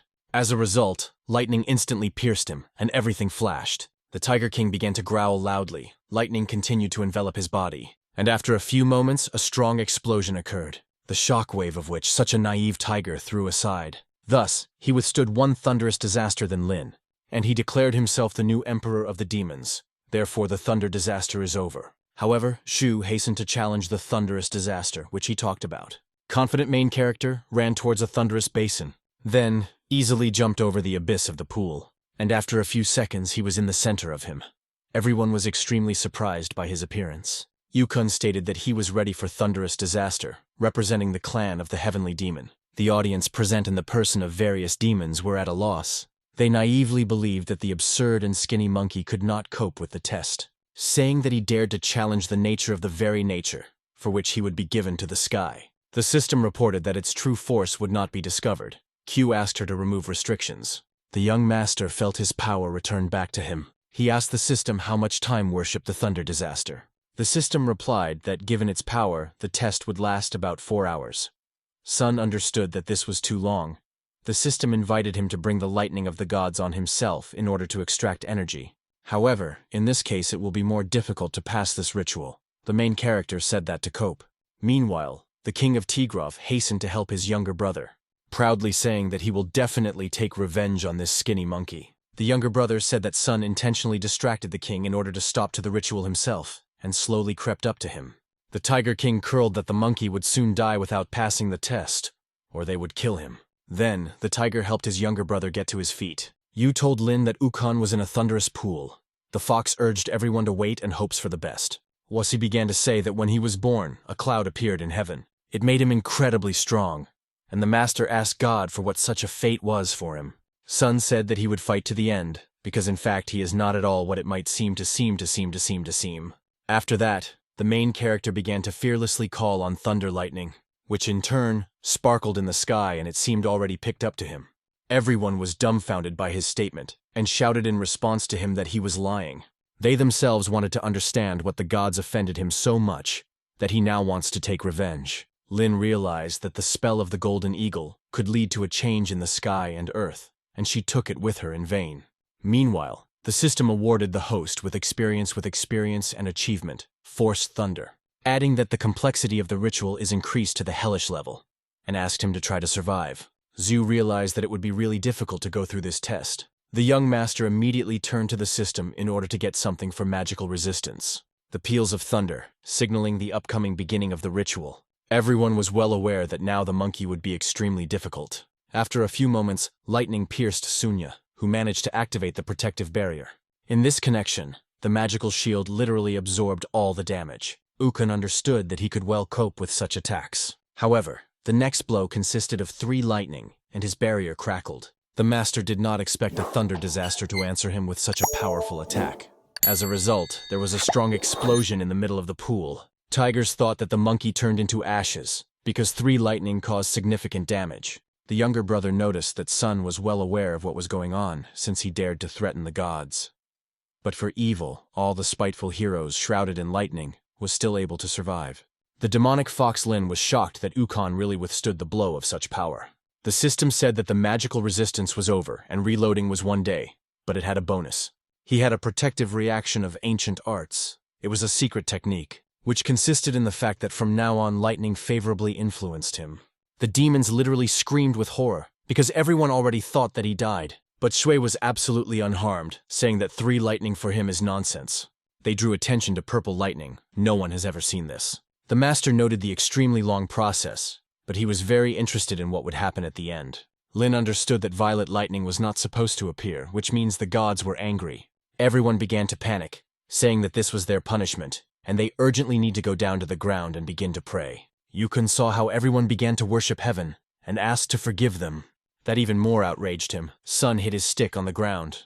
After that, lightning became even more. He specially provoked the gods, raising his stick to heaven and saying that he is the king of monkeys. And he challenges God himself. Everyone began to think that the monkey finally went crazy. Meanwhile, violet lightning literally flooded the whole sky. Going to the protagonist, Shui was ready for such a scenario. The demons screamed that 4 purple lightning, now attack a stupid monkey. But at that moment, the young master hurried to change the aura to the golden dragon. What they began to talk about, Ukon applied the 9-fold strengthening of the golden dragon. He used his entire arsenal and was at the peak of his capabilities. He had at his disposal a deadly blade that absorbs armor and strengthening the dragon. Then Sun flew into the height and began to apply the strongest blows to the cluster of lightning, saying that the gods are obliged to receive what they deserved for their unfair acts. Violet lightning, in turn, also attacked Zuya, but all attempts were in vain. The main character continued to beat the large clots of purple thunder, stating that he would end them, because they ruin the dreams of the rest and make their life unbearable, and so that none of the living beings does not experience the fact that he is at one time. The master bravely rushed into attacks, and it seemed not to know fear.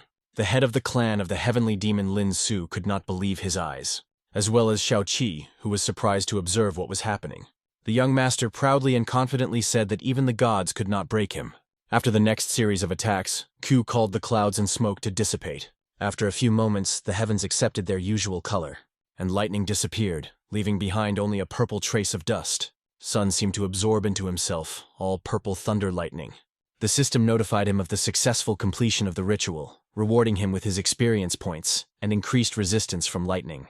Thus, Zhui was able to overcome 7 thunder stages and recapture all lightning attacks. He himself could not believe that he had won and everything was already over.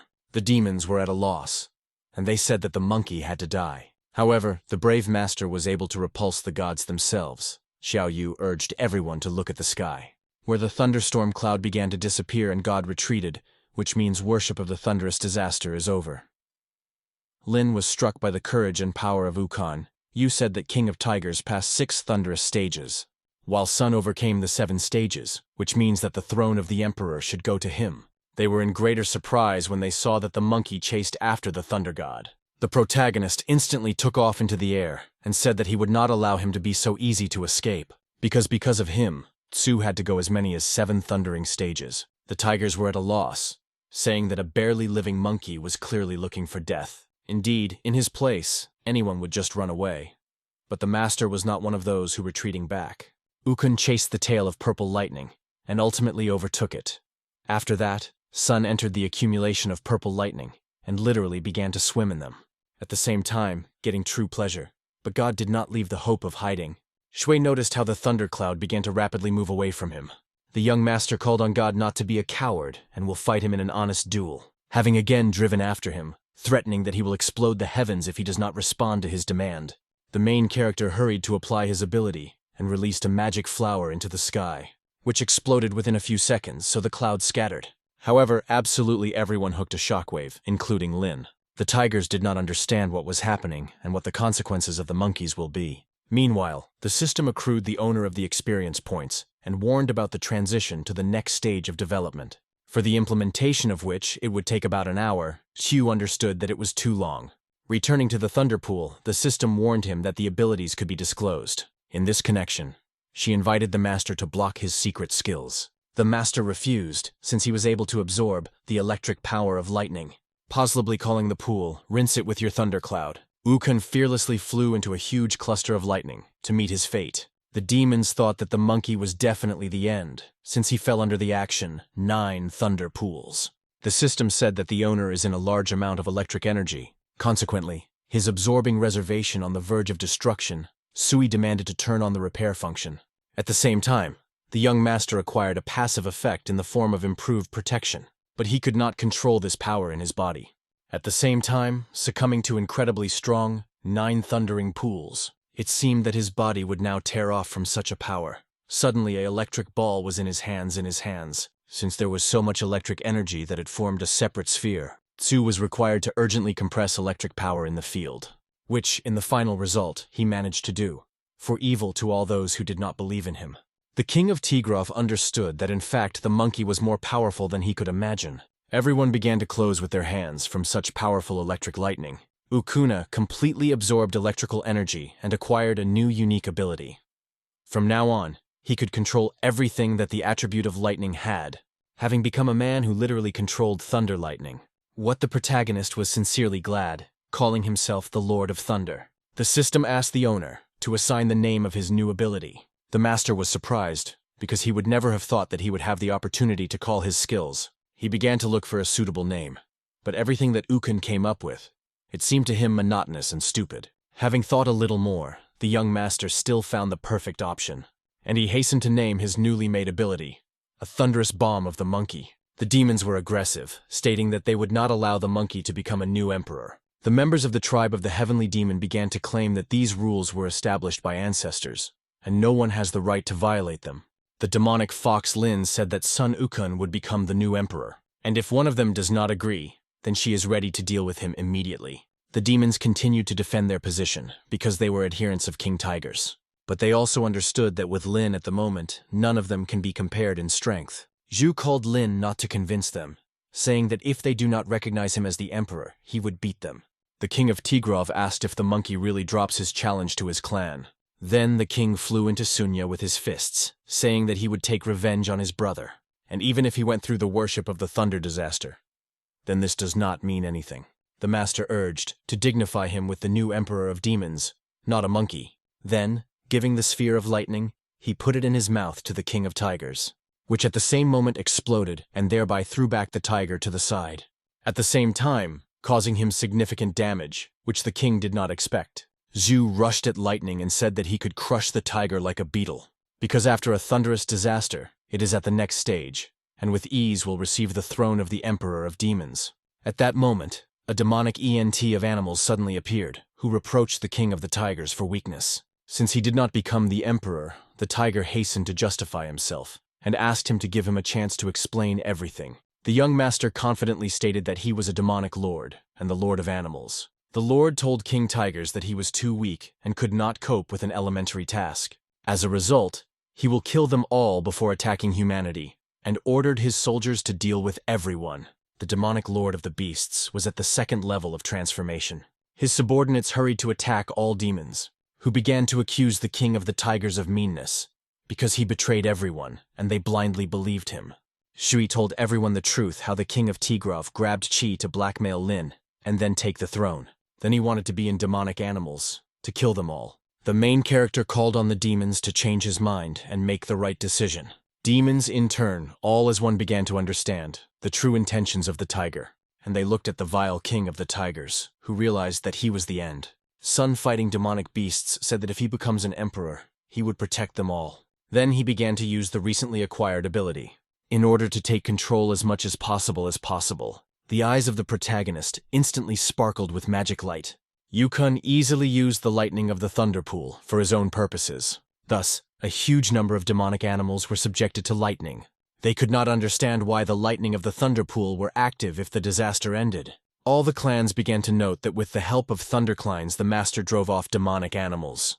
Meanwhile, Lin hastened to help the Shaoqi, which was held by the guardian of King Tigers. He tried in vain to resist the demonic fox, for which he instantly paid. Lin eliminated him with one blow. Then she untied the hands of Qi. Xiao asked how they could cope with the clan of demonic animals. Meanwhile, Zhu kept the thunderous pool with the help of lightning, so they were safe.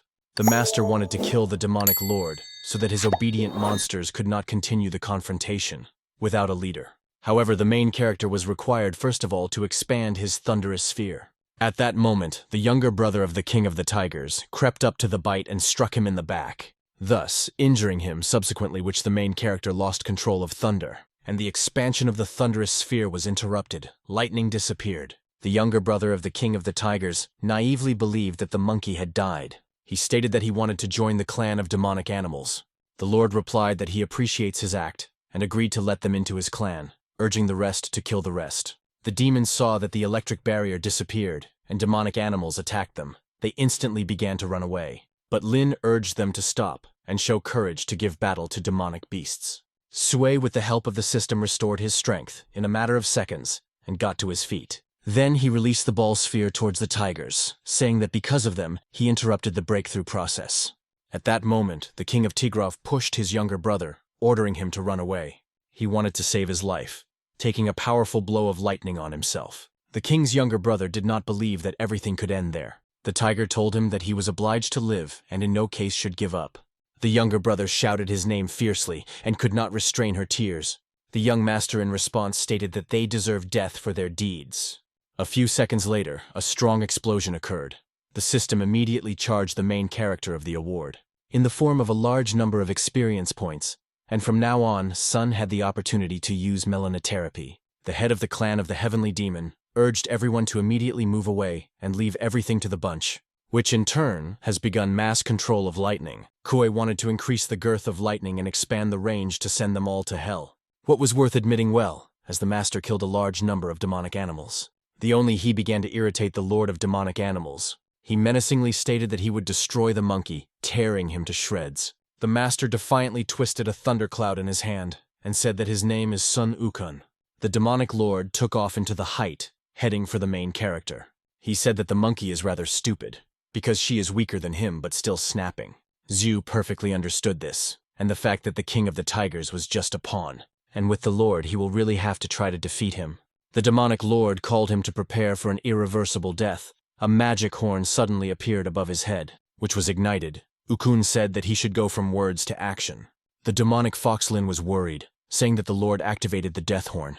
After that, the lord released his magic gun aside, offering him to surrender. The young master replied that only he would die today and released a thunderous bomb, subsequently, which they encountered. But the electric sector could not stop the death horn. Thus, he continued his procession. Zai began to reflect on how to interrupt the lord's spell. After a few seconds, the horn flew into Sunya and an explosion occurred. Xiaoqi shouted his name in alarm, thinking that Ukon died. However, the master hastened to convince her in the opposite, saying that everything was in order with him. The demonic lord did not understand how the monkey was able to survive. She realized that the lord is stronger than him, and remaining at a distance, he could be in a disadvantage. His only chance was to get closer to the demonic lord.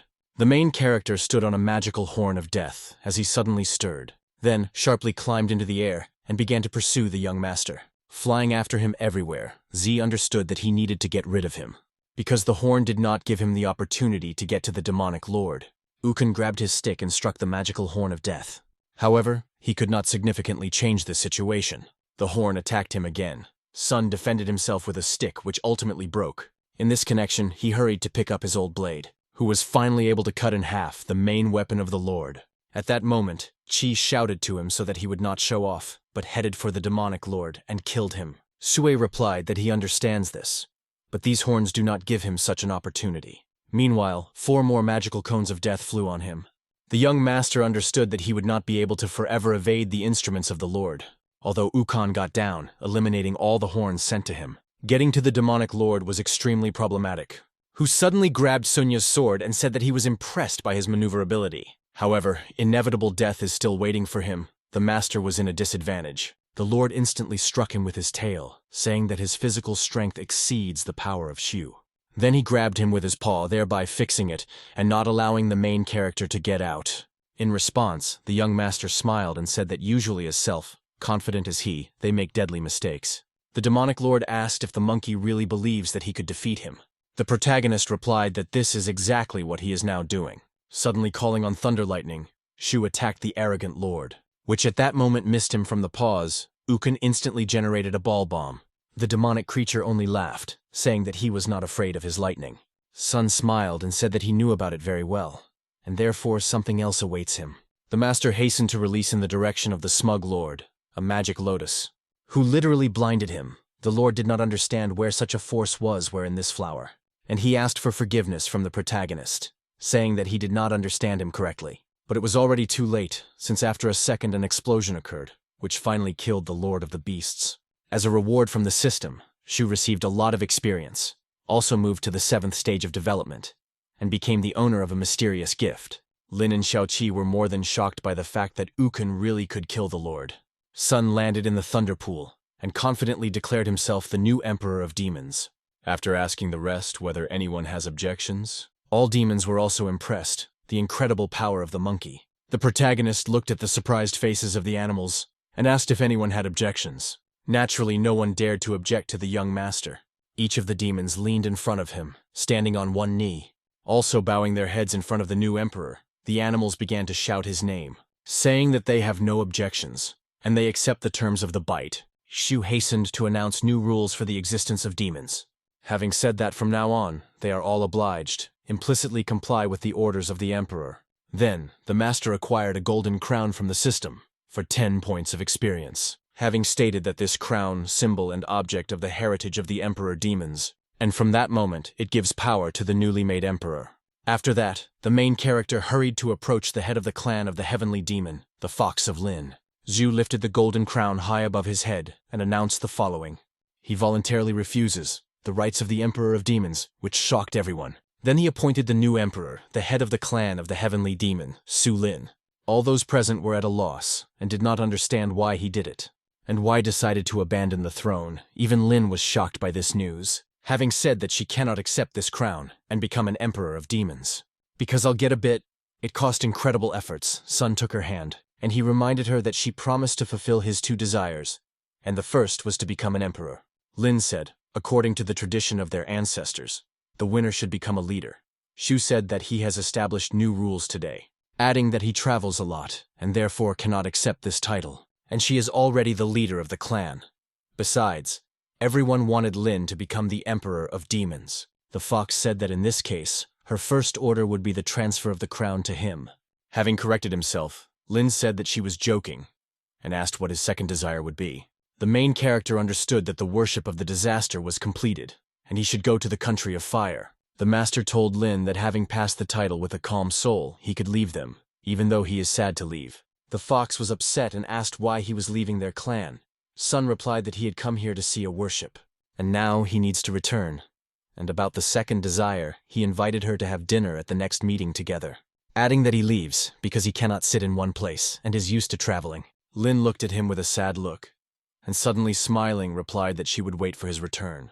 The young master went to the rest of the tribe to say goodbye to them. Yu and Xiaoqi began to ask why he could not stay with them for a short while. Kai replied he would return when he had time. Everyone began to say that they would be bored with him, of course, except Qi. After that, the main character left, realizing that the path to the country of fire would be long, and he should save many more people. After all, this is his main goal. A few days later, the master was already in the country of fire, and wandered through the forest. Suddenly, he remembered that the system sent him a mysterious gift. Xu hurried to look at his gift. He was eager to find out what was waiting for him. He was delighted with the gifts of the system in the form of a book of 300 Tang poems, and the great wings of the world's spaces. The main character was literally dumbfounded, and wanted to learn more about these wings and try them. The wings of the world belonged to the Yang dynasties, and could turn into 3 pairs of wings of flame, which significantly increased the speed of flight. The book, in turn, could not be sold, and it was the anthology of tank verses. The system proposed Su to get acquainted with its contents, but he asked for wings. At this moment, on the back of the young master, huge and beautiful wings grew up. Naturally, our hero decided to try them in business, and took off into a height. It really was a royal gift, since with their help, it will now be spent on the path, much less time, and Zui can get much faster anywhere, which was also very significant. At the same moment, the master went to the country of fire, flying high to heaven to perform justice all over the world. After a short period of time, the protagonist successfully reached the outskirts of the Imperial city, where the lady opened a banquet on the shores of Lake Daman, and all the inhabitants of the Imperial city wanted to attend this event. The Emperor of Fire this time, I conducted the tests of where the winner could receive a prestigious award. However, in order to fly to the Imperial city, he still had to spend a lot of time. Namely, 1 day and 1 night, the Imperial outskirts of the city was the most famous place in the country of fire. The young master was at the height of a bird flight and enjoyed an unimaginable view of the city. Zhu wanted to immediately go to the emperor in the palace to kill him, but he was in the 7th stage. However, the advantage was on the side of Zuya, because he could imperceptibly strike, and the emperor was always in sight. He did not know whether John Z and Princess John helped to get a map of the Imperial tomb, or betrayed him. The master hastened to go downstairs to explore the situation in the city. The servant of the kingdom said that those who received a golden pass can take part in the banquet, and those who, without this pass, should not be in line. Quo asked one of the servants what was happening here. The servant replied that the emperor was looking for recruits, and in order to become, you need to pass a text exam and a martial art test. The main character asked why to recruit new recruits, if there is Xu Hu. The emperor's minister said that Xu died a year ago, due to a terrible illness. The young master was in shock, realizing that the emperor had already buried him. He decided to participate in the competition. Zhu asked the servant of the Imperial palace if he recognized him. The assistant said that he sees him for the first time.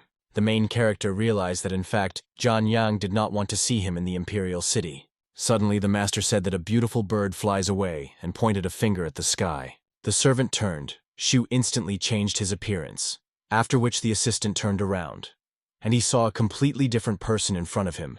He asked where the young guy went. The master said that he did not understand what he was talking about, and whether he was introduced by Bei. The assistant called himself Tan Lufin, a student from the Duncheng school. Bai said that he came to look at the banquet. Lufin, as it turned out, was there for the same reason. Tang talked about rather arrogant people from Minhen, and asked where Li Sui said that he was from the school of Tsinghua. After they continued such an entertaining dialogue on the way to the banquet, Lufin asked if Bai had a golden pass. The master replied, he did not hear about the invitation to the banquet.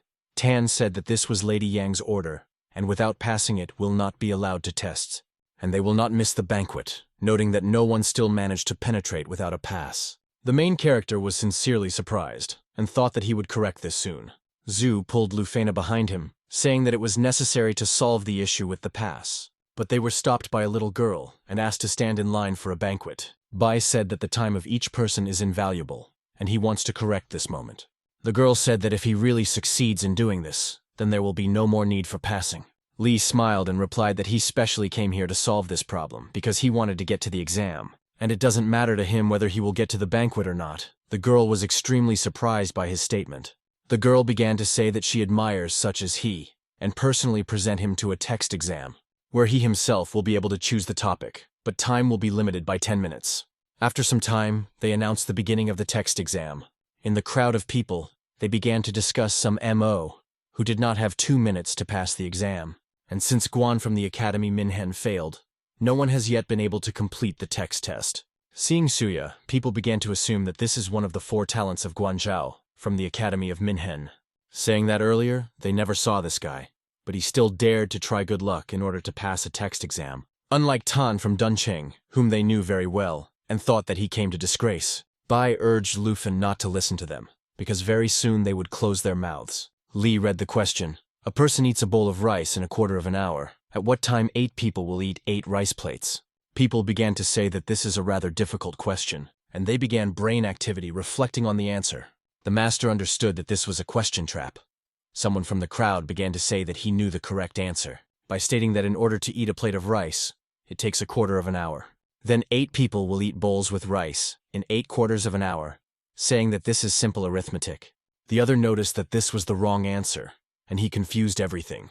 The girl asked Zia to write an answer on the plank.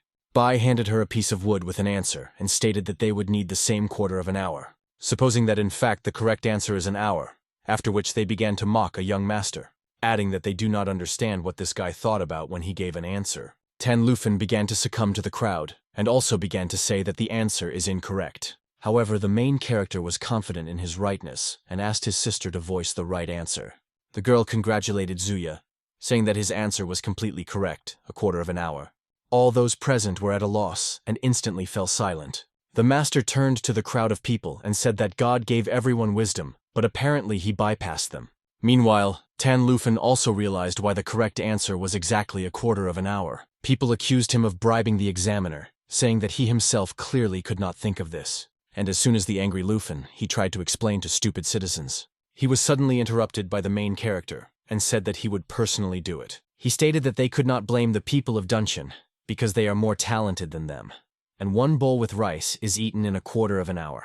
Therefore, 8 people who simultaneously eat a plate of rice will also be eaten in a quarter of an hour, calling them stupid people. The townspeople began to gradually understand what so far tried to convey to them. For the correct answer, CYU received experience points, which was reported by the system. After that, the young master hastily proceeded to the next issue. 2 students handed the examiner the same work, without attributing to each other how this could happen. Bluffing, a little thought, came to the conclusion that they bought an examiner. A crowd of people came to a similar conclusion. They began to shout this answer. He instantly answered because they handed over clean sheets and handed the plank to the girl. A few seconds later, she announced that his answer is true. Tan was delighted, realizing that almost spoiled everything, as he wanted to give a different answer. Meanwhile, the elder came to Lady Jan and said that one guy had already answered the exam twice. In addition, he answered questions quite quickly, practically without hesitation. Jan asked if the questions were definitely written today, and only Ray should have answers. The elder answered positively. The lady understood. Either the person was really smart, or Ray gave him answers. And she asked the elder if Ray could betray her.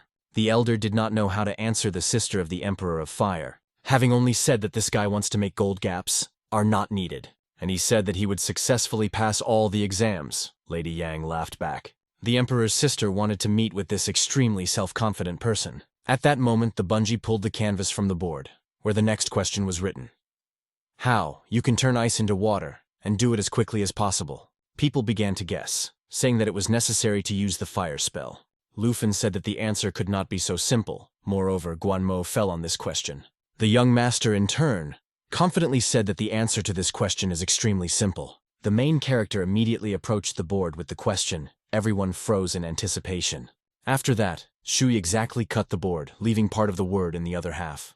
Everyone immediately began to be indignant, saying that such behavior in the exam is unacceptable. At this moment, Tang understood everything, and urged everyone to look at the second part of the board, where the word ice was cut in half. In this way the word water came from it. Ray hastened to congratulate on the correct answer. People noticed that even 4 talents could not answer correctly. At this time, the sister of the Emperor of Fire watched what was happening. Lady Yang said that she came to look at the person who wants to remove the pass, and answered 3 questions already, which cannot but impress. She asked where he came to the Imperial city. The townspeople were at a loss when they saw the Emperor's sister, saying that she was very long, there was no exams. The main character mysteriously looked at Lady Jan and smiled, asking her, is she really so interesting to know his origin? Jan confirmed her intentions, and asked him to tell about it. Bai replied that he did not have a story. Suddenly, Bluffing shouted to the young master that God would kill him now. Everyone ignored Tana. Meanwhile, the Emperor's sister noticed his rather unusual answer, and laughing asked her name. Shu realized what Lady Yang was interested in. Then he confidently replied that his name is Li Bai, the one who blew up heaven, and he belongs to the Northern Academy of Tsinghua. Then the young Lady Jan smiled again. The surprised people began to say that somewhere they had already heard of the Torn Heaven. Nobody knew the Academy of Tsinghua, because they thought that a Pew from Duncheon, Lady Yang, liked him more and more. The sister of the Emperor of Fire said that now his turn to ask 3 questions, and if no one answers them, he would win. The main character was absolutely sure that no one could answer his questions. He hastened to ask his first question, looking at the young mistress. If he came to the banquet, but he does not have a pass of the awarded Lady Yang, what to do? Liu Feng was extremely surprised to hear such a question from the young master. People also began to celebrate the oddity of this issue, saying that such a person simply will not be able to get to the banquet. Everyone began to shout that he asked a too simple question, and they found the answer. Lady Jan, in turn, understood that everything could not be so simple. Kuei asked if they were sure that they found the correct answer. Then he answered his own question, saying that he could simply take the pass by force or steal. In fact, this was meaning, but everyone was suspiciously silent. Since they were dumbfounded by a similar answer, even the Emperor's sister was taken aback. She looked at Bai in surprise. People began to be indignant, supposing that he does not have the right to be so rude and does not deserve to participate in the exam. Lady Jan noted that everyone loves a banquet, and no one could allow such rudeness. The guy was unusual. Having said that, he showed a minute weakness and no longer become so rude. The master asked for forgiveness, but said that at the same time, no one gave the right answer. With this behavior, the main character really took the townspeople out of himself. After that, John said that it was an interesting question, and he passes, since no one answered him correctly. and she asked him to ask the following question. Shu said that this time he would ask a simple question.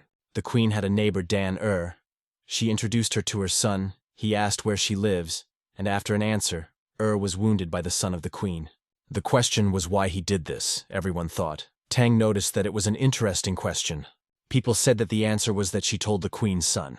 This was quite obvious, but what exactly did Donna? After all, she was the queen's neighbor.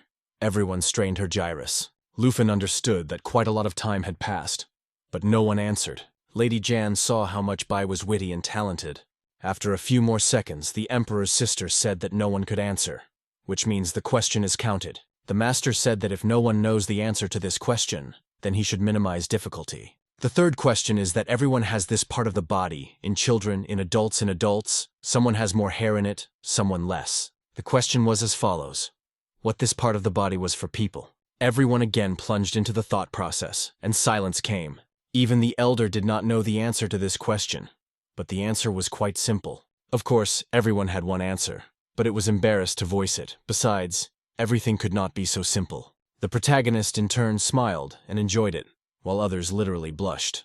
The townspeople became angry with Suya. Some even wanted to beat him for such impudence. After all, since they considered themselves decent people, they could not say such a word. Bai noticed that time was coming, but there is still no answer. And this means his victory. He gave a hint. They use this every day. One of the crowd could not stand it and began to accuse of vulgarity, saying that they could not answer with Lady Yang.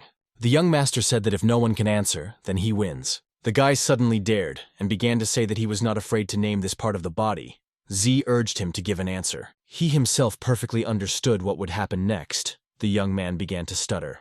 He was extremely deftly talking about it. He once again blushed, but still said this word. Shui pretended to be disgusting to hear this, putting the guy in an awkward position. Supposing that he had no right to say such things under the lady, the young man was at a loss, as well as the rest of the townspeople. They stared at the protagonist, realizing that it was actually a wrong answer. The guy began to say that this Bai behaves inappropriately. Li answered that he had two dirty thoughts, and his answer is wrong. The master repeated his question again, and said that the answer was obvious, adding that it was a hand, or not what they could think of. Zhu showed Tana his hand, and began to say that she was hairy, and possibly longer than his, or maybe shorter. The fact is that even Lufinus thought about something else, in connection with which he became ashamed. The system awarded its owner, charging 200 experience points. Lady Yang said that all three questions of Bai passed, and from now on is considered an honorary guest. After that, the emperor's sister asked him to follow her. She smiled at the main character. Shu smiled back. At that moment, an unknown voice shouted loudly, urging everyone to meet the guests. They turned out to be Guanmo and Guanzhao. They were two of the four great talents. Mo was known throughout the Imperial city and wore status, the king of poetry. Guanzhao was also from the Academy of Minskin, and no one could compare with him. The townspeople began to say that they really deserved their titles, and finally it would be possible to see true geniuses. However, Lady Jan confidently stated that they could not compare with Li Bai. Zhui thanked the emperor's sister for such a flattering review, because he did not think that she was such an opinion about him. Surprised, Madame Yang asked what Bai had in mind. Li said that he was completely not the one who might seem to her before, adding that one day he will allow the world to see his true talent, and hurried Tana to go with him. The sister of the Emperor of Fire was indeed interested in the young master. Lady Jan wanted to meet them three at a banquet, where she could determine whose talent is better. What told them about Bai and Lu Fen went to the exit from the palace, taking ahead of an unusually beautiful alley to the upcoming banquet, where there was an incredible aroma of flowers. Li enjoyed this place. The girl met Tsu with Tan and asked them to go to the banquet. The master said that he definitely liked it here. The servant noted that all that they see was personally arranged by Madame Yang.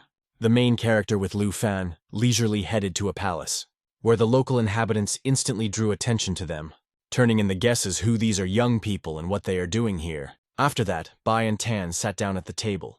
Lufin said that he was very nervous. Shu called him simply relaxed. The people did not cease to be surprised, the presence of Guan Mo and Zhao, saying that for them this is a great honor to meet such great people at a banquet. Tan noticed that he accepts the fame of Mo and Zhao, but it is not worth flattering. At that moment, Guan Mo asked Lady Zhan if he could meet Li, who passed the text exam. Hearing this information, the townspeople were in the surprise that a certain test had passed. Lufin, in turn, urged Zuya to be careful with the M.O., as he could hate him. Guan said that he had heard from his comrades how this young man asked difficult questions, and no one could answer them, adding that if Bai is still here, then he wants to talk to him. Liud was at a loss, suggesting that the great M.O. wants to fight Li. One of them suddenly shouted that the Q was here and pointed to him, but the main character ignored him. The guy began to say that he was afraid not to answer once. The young master was in no hurry to answer. He at ease put the cup on the table. Then he stated that he was looking for a worthy enemy all his life, but he never found him, having called the Mo with the insignificance, which all this time challenged to weak mills. All those present were shocked by the similar behavior of the young man. After all, Guan Mo was a really great man, from the Holy Academy of Minhen, created by the Emperor himself. And once he definitely reaches his peak, Mo was tense. Meanwhile, the young master received 100 points of experience for his deeds. The Emperor's sister understood that the situation was gradually hesitating. Guan Mo in turn noticed that Sui is a rather interesting person. He went to the main character, after which he calmly sat down at his table. Then he poured himself a drink and suggested that Bai would fight him. Despite everything that he said, M.O. noted that he could benefit for himself. The people around began to say that this is exactly what the winner should be, noble and modest. The protagonist perfectly understood that Guan was making himself a gentleman, and he was going to put an upstart in place with the help of a book about Tan poems. Kui asked for the system to transfer the contents of the book to his mind.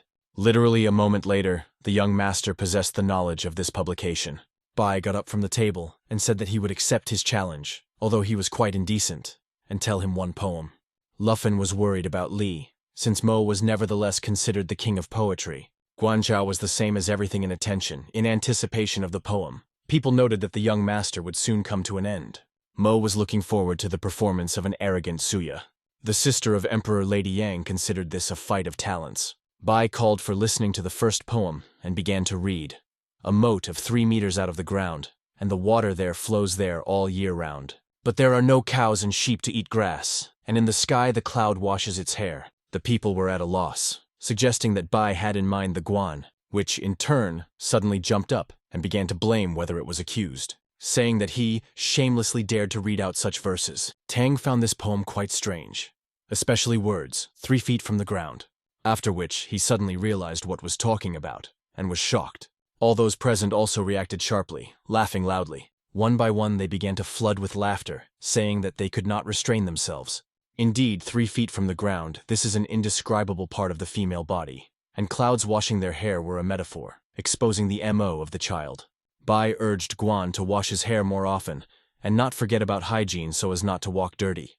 Mo was outraged to the core, asking Lady Jan to immediately expel this man from the Imperial city. Arguments by the fact that or can create quite a few problems for others. Shui continued to frolic, saying that looking at the mountains he sees not mountains, and if he has a pure heart, then poetry will be pure for him.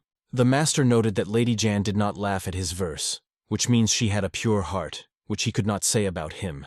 The Emperor's sister laughed, realizing how the main character was the dexterous, that he even infuriated the unperturbed Mo. Guan, in turn, was furious and seemed to want to kill Bai. Lufin, like the rest, refrained from excessive comments. Those present townspeople simply watched what was happening, while Lady Jan said that Li showed her literary skills in all its glory, adding that true connoisseurs of the art of poetry gathered here, and urged everyone to sit in their places. People began to say that indeed everyone should be tolerant and not show aggression. Guan Mo calmed down and sat down at the table. Zhao sat down at him. Mo promised that he would not argue with Xub, offering John to tell everyone their own poems. The people liked this venture, and they supported their idol Guyan. Lady Yang understood that Mo thus wanted to once again attract attention. She suggested telling poems about the spring rains that were expected soon. What Bai liked, because in his collection there would be about 10 similar verses. Guan agreed with pleasure, and accepted this topic. Mo stood up at the same moment from the table, intending to start reading the poem.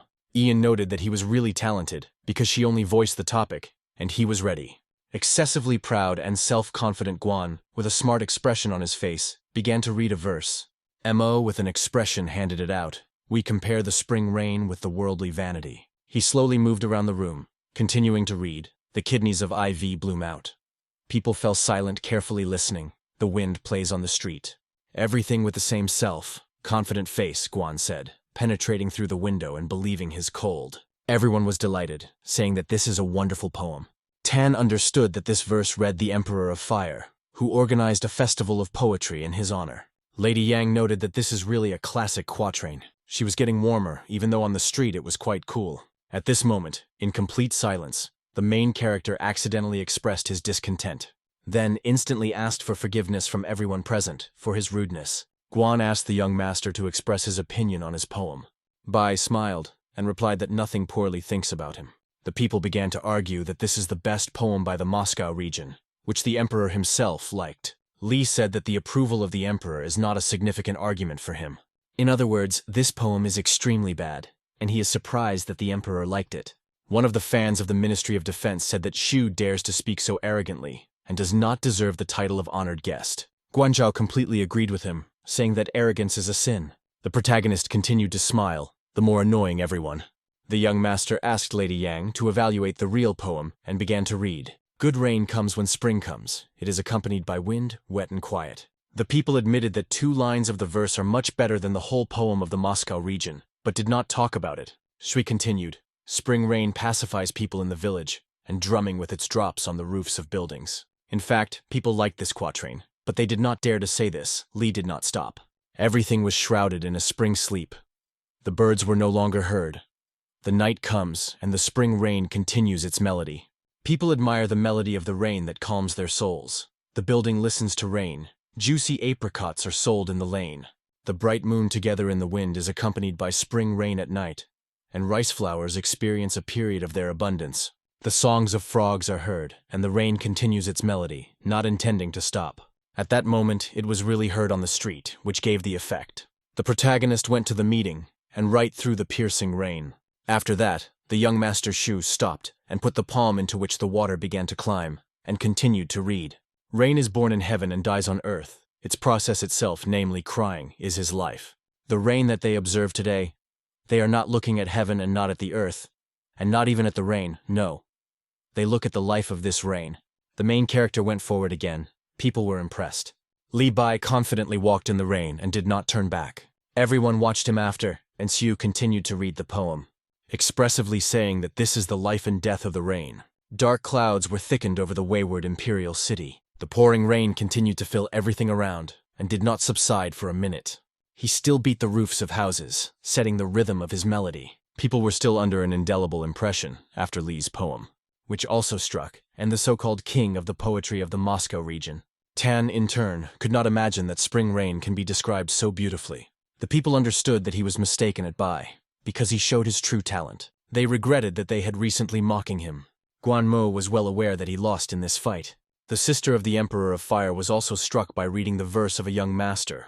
Lady Yang caught herself thinking that it was really amazing. Guanzhou could not believe that Sui was the author of this poem, having stated that he simply learned someone else's verse, and most likely deceived everyone. The townspeople at the moment took the side of Zhao, saying that they agree with him. Lu Feng began to defend the protagonist, saying that even if this is not his verse, then whose, because no one had heard this work before. In this connection, the opinion of people was again divided, since no one could name the author of these verses. Lady Yang was extremely unpleasant to listen to the discussion in such a vein. She urged everyone to stop arguing, saying that this fight was only an addition to today's banquet, and regardless of whose poems they were, they are not entitled to condemn and find fault with the queue. Luda understood that it was better to really stop talking about it so as not to annoy the Emperor's sister. One of them considered it necessary to say that they should not be so disrespectful about Bai. After that, Lady Jan asked if there were still those who want to read poetry. Everyone began to look at each other, but no one deigned to show the initiative. Understanding that after such a soulful poem, Li does not read them, nothing can compare with him. The Emperor's sister also realized that after his work, no one dares to read the verse. Approaching the window, Lady Jan said that if they no longer want to talk about poetry, then it is worth exchanging knowledge in order to mutually benefit. Tan joyfully supported the Emperor's sister. It seemed that everyone was already distracted from the verse of the protagonist. However, Zhao was not one of those who loved someone to learn something. He never turned to anyone for help. Suddenly Bai asked, "Is it really true? After all, if so, then this is really impressive and worthy of respect." Everyone looked around on the newly made master of poetry, not understanding when he managed to appear again. What was obviously not happy with Guanzhao, he literally incorporated Shuya with his eyes. Lady Yang asked why Li left without saying goodbye. As always confident Bai, he said that he was walking in the rain and discussed the meaning of life. An inspired Yang noted that the master definitely raised her mood. The townspeople infuriated the fact that the emperor's sister, without hesitation, showed sympathy for Chiu. At this time, the protagonist clicked his fingers, as a result of which his palm flashed with fire. Then, demonstratively and rather pathetically, smoked a cigarette. Then he exhaled the smoke and looked up with a confident look of those present. Burning with curiosity, Tan asked what he had in his teeth. Zhui said that this is a cigarette with which he replenishes his energy. One of the townspeople intends to punch so that everyone would pay attention to him. Then he stated that he had a desire to tell them his poem and began to read it. The sky stretches to the ground. The rain goes against the wind. The mountain flower grows on a rock. The red sun flaunts in the sky. He naively hoped that Lady Jan would transfer the interest of Lady in his direction. At that moment, Zhao unexpectedly continued the verse. The Han River is filled with tears of rain. Thunder joined the rain. Naturally, everyone began to say what a talented Guan, and so quickly came up with a continuation of the poem. Lufen understood that it was quite simple for Zhao. Guan continued to read. There is a small gap between the stone, and a small mountain flower grows from there. Shui unexpectedly finished the work. He personifies in himself stamina and beauty, as if he spoke to himself. Tan thought that the main character had already reached his peak, but he again struck everyone with his abilities. Lady Yang said that she had never seen such a talented person as Bai. Guanzhao could not reconcile with the fact that everyone admired weather and continued to read poetry. The emperor lit a candle in the room, a gold plate from the light of a candle, wrapped around the jade and fell on a silver cylinder. People thought that Guan was quite a brave man once he continued a duel with a master. Zhu answered, the reflection of the light is red, then white creates a pleasant atmosphere in the room. The emperor sitting in the room takes out his fan and simply enjoys warmth. Zhao picked up pronouncing, a stranger walks outside the house on the street. Leaves rustle on the trees. The wind rose. A phoenix appeared. Bai continued, but the wind pierces the majestic phoenix with its arrow, which leads him to death, and then subsides. Lufen was delighted because to create such a magnificent verse, in such a short time, it is true talented. The townspeople also noticed that or did not break under the onslaught of the great Guanzhao. And for ordinary people, it took more than a day, or it would not have happened at all. The sister of the Emperor of Fire was as if bewitched by a young master, with caught himself thinking that an ordinary poet cannot be so charming. Zhao noticed that Zhu is more talented than it seems, and suggested finishing their competition. The main character replied that Guan was afraid to continue, because in the early years, he already had a collection of his poems, and even managed to get a nickname, a book boy Han. Guanzhao spoke nervously. He did not need to know how and who called him. Bai replied that he simply decided to notice. People could not understand whether they would continue their literary duel. Guan said that 3 masters live about the water city, and they taught children in an orphan house. They needed to teach 78 students, adapt to life. Sui continued again. Then they gathered all their students in the same room and began to explain the theory for them.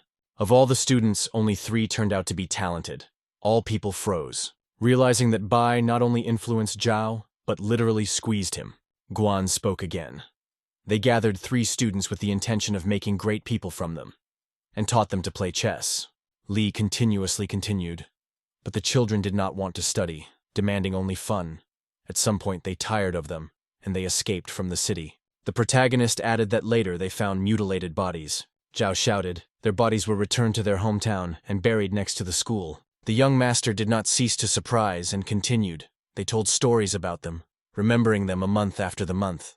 Guan still could not restrain his emotions and said in a blessing that Sui was true terrible. Bai, in turn, smiled, realizing that Zhao could not defeat him in this battle. And it was he who was the winner. They stood in the middle of the room. People were struck by this poem, and especially its tragic ending. The emperor's sister was extremely surprised that Li dared to finish the work so. After all, few people know, but the real name of Lady Yang Jichu. She thought that the main character deliberately killed the children in his poem. Guan was furious from the self-confident behavior of the master and took a step forward. Then he continued the verse. In their honor, the teachers created a vase and put it in the museum. Kuei instantly continued, but by negligence, someone hit and broke it. Zhao once again could not resist saying that he was a self-propelled guns. Li, in turn, smiled again and replied that he was just brave. Guan said that he was his opponent in a literary duel, and he does not dare to catch up with him. In response, the young master called him a pig in which he does not see his opponent. Zhao objected nervously, saying that they were with him a minute ago. However, Shu answered that rather he competed with himself than with him. Tan and the rest of those present did not understand why Guan was so excited. After all, he was always cold-blooded, and it seemed that nothing could get him out of himself. Watching the battle that was happening, Lady Jan only smiled, realizing that the young master was able to defeat Zhao on his own field. Guan was extremely irritated, and there was no point in comparing it with absolutely calm Li. The sister of the Emperor, Jizia, hurried to stop their verbal duel. She took a step forward and stated that they both tried very well. At this moment, the main character made her enough a vulgar compliment. All those present were literally shocked by the behavior of Zuya, and at first, they did not even know how to react to such words. Only thinking to himself that Bai really crossed the line of the permissible, Guan still decided to make a remark to the impudent master, saying that he has no right to express himself like that. The protagonist hurried to ask for forgiveness from Mrs. Yang, saying that he didn't mean it all. Having said that, he only wanted to note her wide horizons and abilities. Bai bowed to Lady Yang, hoping that she did not think about him too badly, which he said about her. The people around were sure that the Emperor's sister would not forgive him. Such a vulgar act. Li himself understood that he should not have said so ambiguously, because he could have problems. However, Lady Jan said that if next time he wants to compliment her, then this should not be done with such a crowd of people. Zhu was extremely surprised to hear a rather unexpected answer. After all, this meant that it was not against such compliments, but only in private. Zhao noticed that their verbal match was not over, since there is no loser. The Emperor's sister was confused and did not know what to do. Bai said that it makes no sense because Guan will lose. Zhao said, if the master loses, he will be obliged to write on the poster that he is weaker than him. People were shocked by the statement of the great Guan, because no one would want to disgrace themselves. But the main character, with pleasure accepted the challenge. Zhao asked Lady Yang to provide them with a topic for a poem. Jichu understood that it was extremely difficult to predetermine the winner, since they were both very talented people. Jan invited them to create a work in which it is necessary to praise the Emperor and the country of fire. Tang realized that on such a simple topic it would be difficult to respond with a worthy poem. Guan asked again whether to prove the superiority of the Fire Empire. After that, he said that it would be easy enough.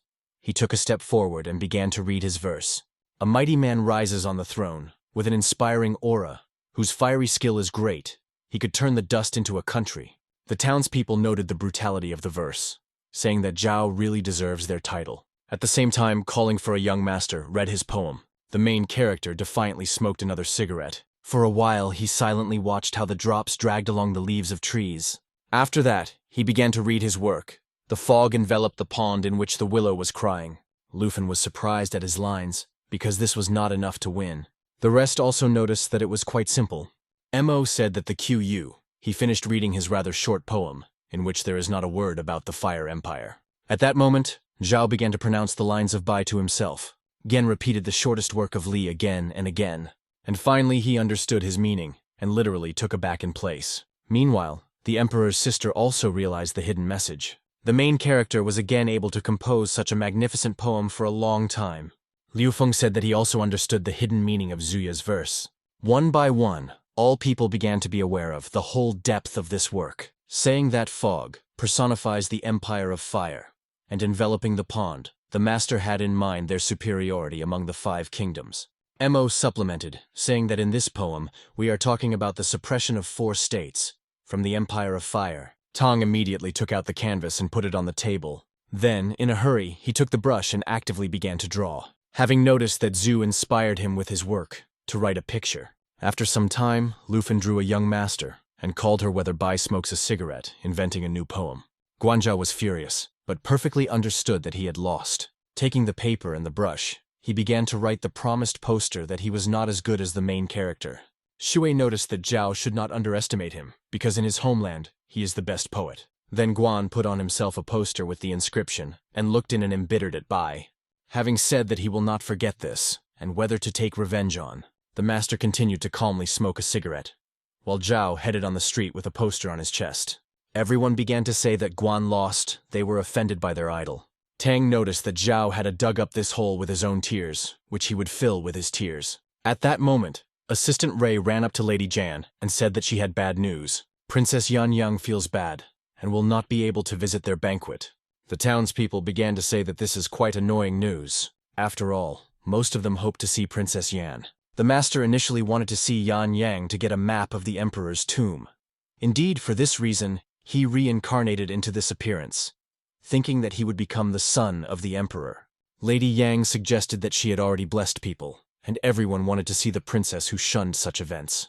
The emperor's sister hurried to tell everyone that on this sad news, the banquet was over. The townspeople were about to leave, learning that Princess Yan would not be at this event. Some of them unexpectedly invited Tan and Su make them a company. Liu Feng turned to Bai and invited him to go with him, but Li refused to say that he had business. The protagonist considered the collection of tank poems Akanea, but the main thing is that the others appreciated. Suddenly, the sister of Emperor Yang asked the young master to stay. He turned around and saw her alarmed and extremely confused gaze, after which he smiled at what she wanted from him. Lady Jan invited him to dinner, saying that she wanted to know more of his talents. Bai was shocked by unexpected news, and at first he did not know how to react, whether it could not refuse her, and said that he would be happy to boast of his works. In the evening, in the company of a lovely Lady Jan, he sat at the wealthy on various dishes, a table. As always lit up his cigarette, he was melting mystery. The emperor's sister asked what kind of thing it was. Shu answered, it was a cigarette, and offered her. Lady Jan agreed with pleasure, noting that she loved new things. The young master eagerly exhaled smoke from his mouth, then carefully handed the cigarette to the beautiful Yang. The emperor's sister at the moment blushed from constraint. Taking a cigarette, with his gentle velvet fingers, Bai said that it was necessary to inhale slowly so that the smoke would fill the lungs, and then also exhale gradually. In fact, Li thought that a bad idea, but he could not refuse Lady Yang. However, she knew how to smoke a cigarette, which surprised Siyu. The emperor's sister stated that she liked to smoke a cigarette, calling her a magic thing, adding that after the inhalation, the head was spinning, but then it becomes quite pleasant. The master spoke one proverb, a cigarette refreshes after eating, and gave a pack of cigarettes to the lady. After that, the main character hurried to overturn to drink. At that moment, Madame Yang turned to Bai with a request to read one of his unusually talented poems. Li smiled at her, then with pleasure agreed to read the work. The young master put the cup on the table and got up from the table. Shui began to read the verse. The moon in front of the bed exposes the hoarfrost. The main character continued, and looking out the window, looks at his homeland. Lady Yang literally heard, thinking that Bai was bored in her homeland, noting the words that were permeated with longing for the homeland. Li said that the emperor's sister misunderstood him. After all, this verse about a girl with the name of the moon, who looked out the window at the moon, and she had snow, white skin. Mrs. Yang liked this work, but she was wondering how it was interpreted. Assuming that in fact the poem was hidden meaning, the emperor's sister realized what he had in mind, a young master, and immediately noticed that at the moment she was not entirely ready. Madame Yang was the first daughter of the emperor. They say that, by order, in the Te of Te's, she was married to the god of fire, who defended the empire. In this connection, Lady Yang should never marry, otherwise they will lose the blessing of the god of fire. Wei understood that although she kept loyalty to a fictional god, I could not act differently. Bai said that if she loves his poems, he would be happy to accept her in his homeland, adding that he will wait for the very moment when she is ready. What the emperor's sister was pleasantly surprised, and expressed her gratitude. Having called the young master Li a real gentleman, soon dinner came to an end. Kai spent the night in the hotel, but the glory that he had defeated 2 M.E.T.A talents spread throughout the city. The morning of the next day, the adventures of the Vertex of Justice all over the world came. The main character, without implying anything, calmly slept in his bed.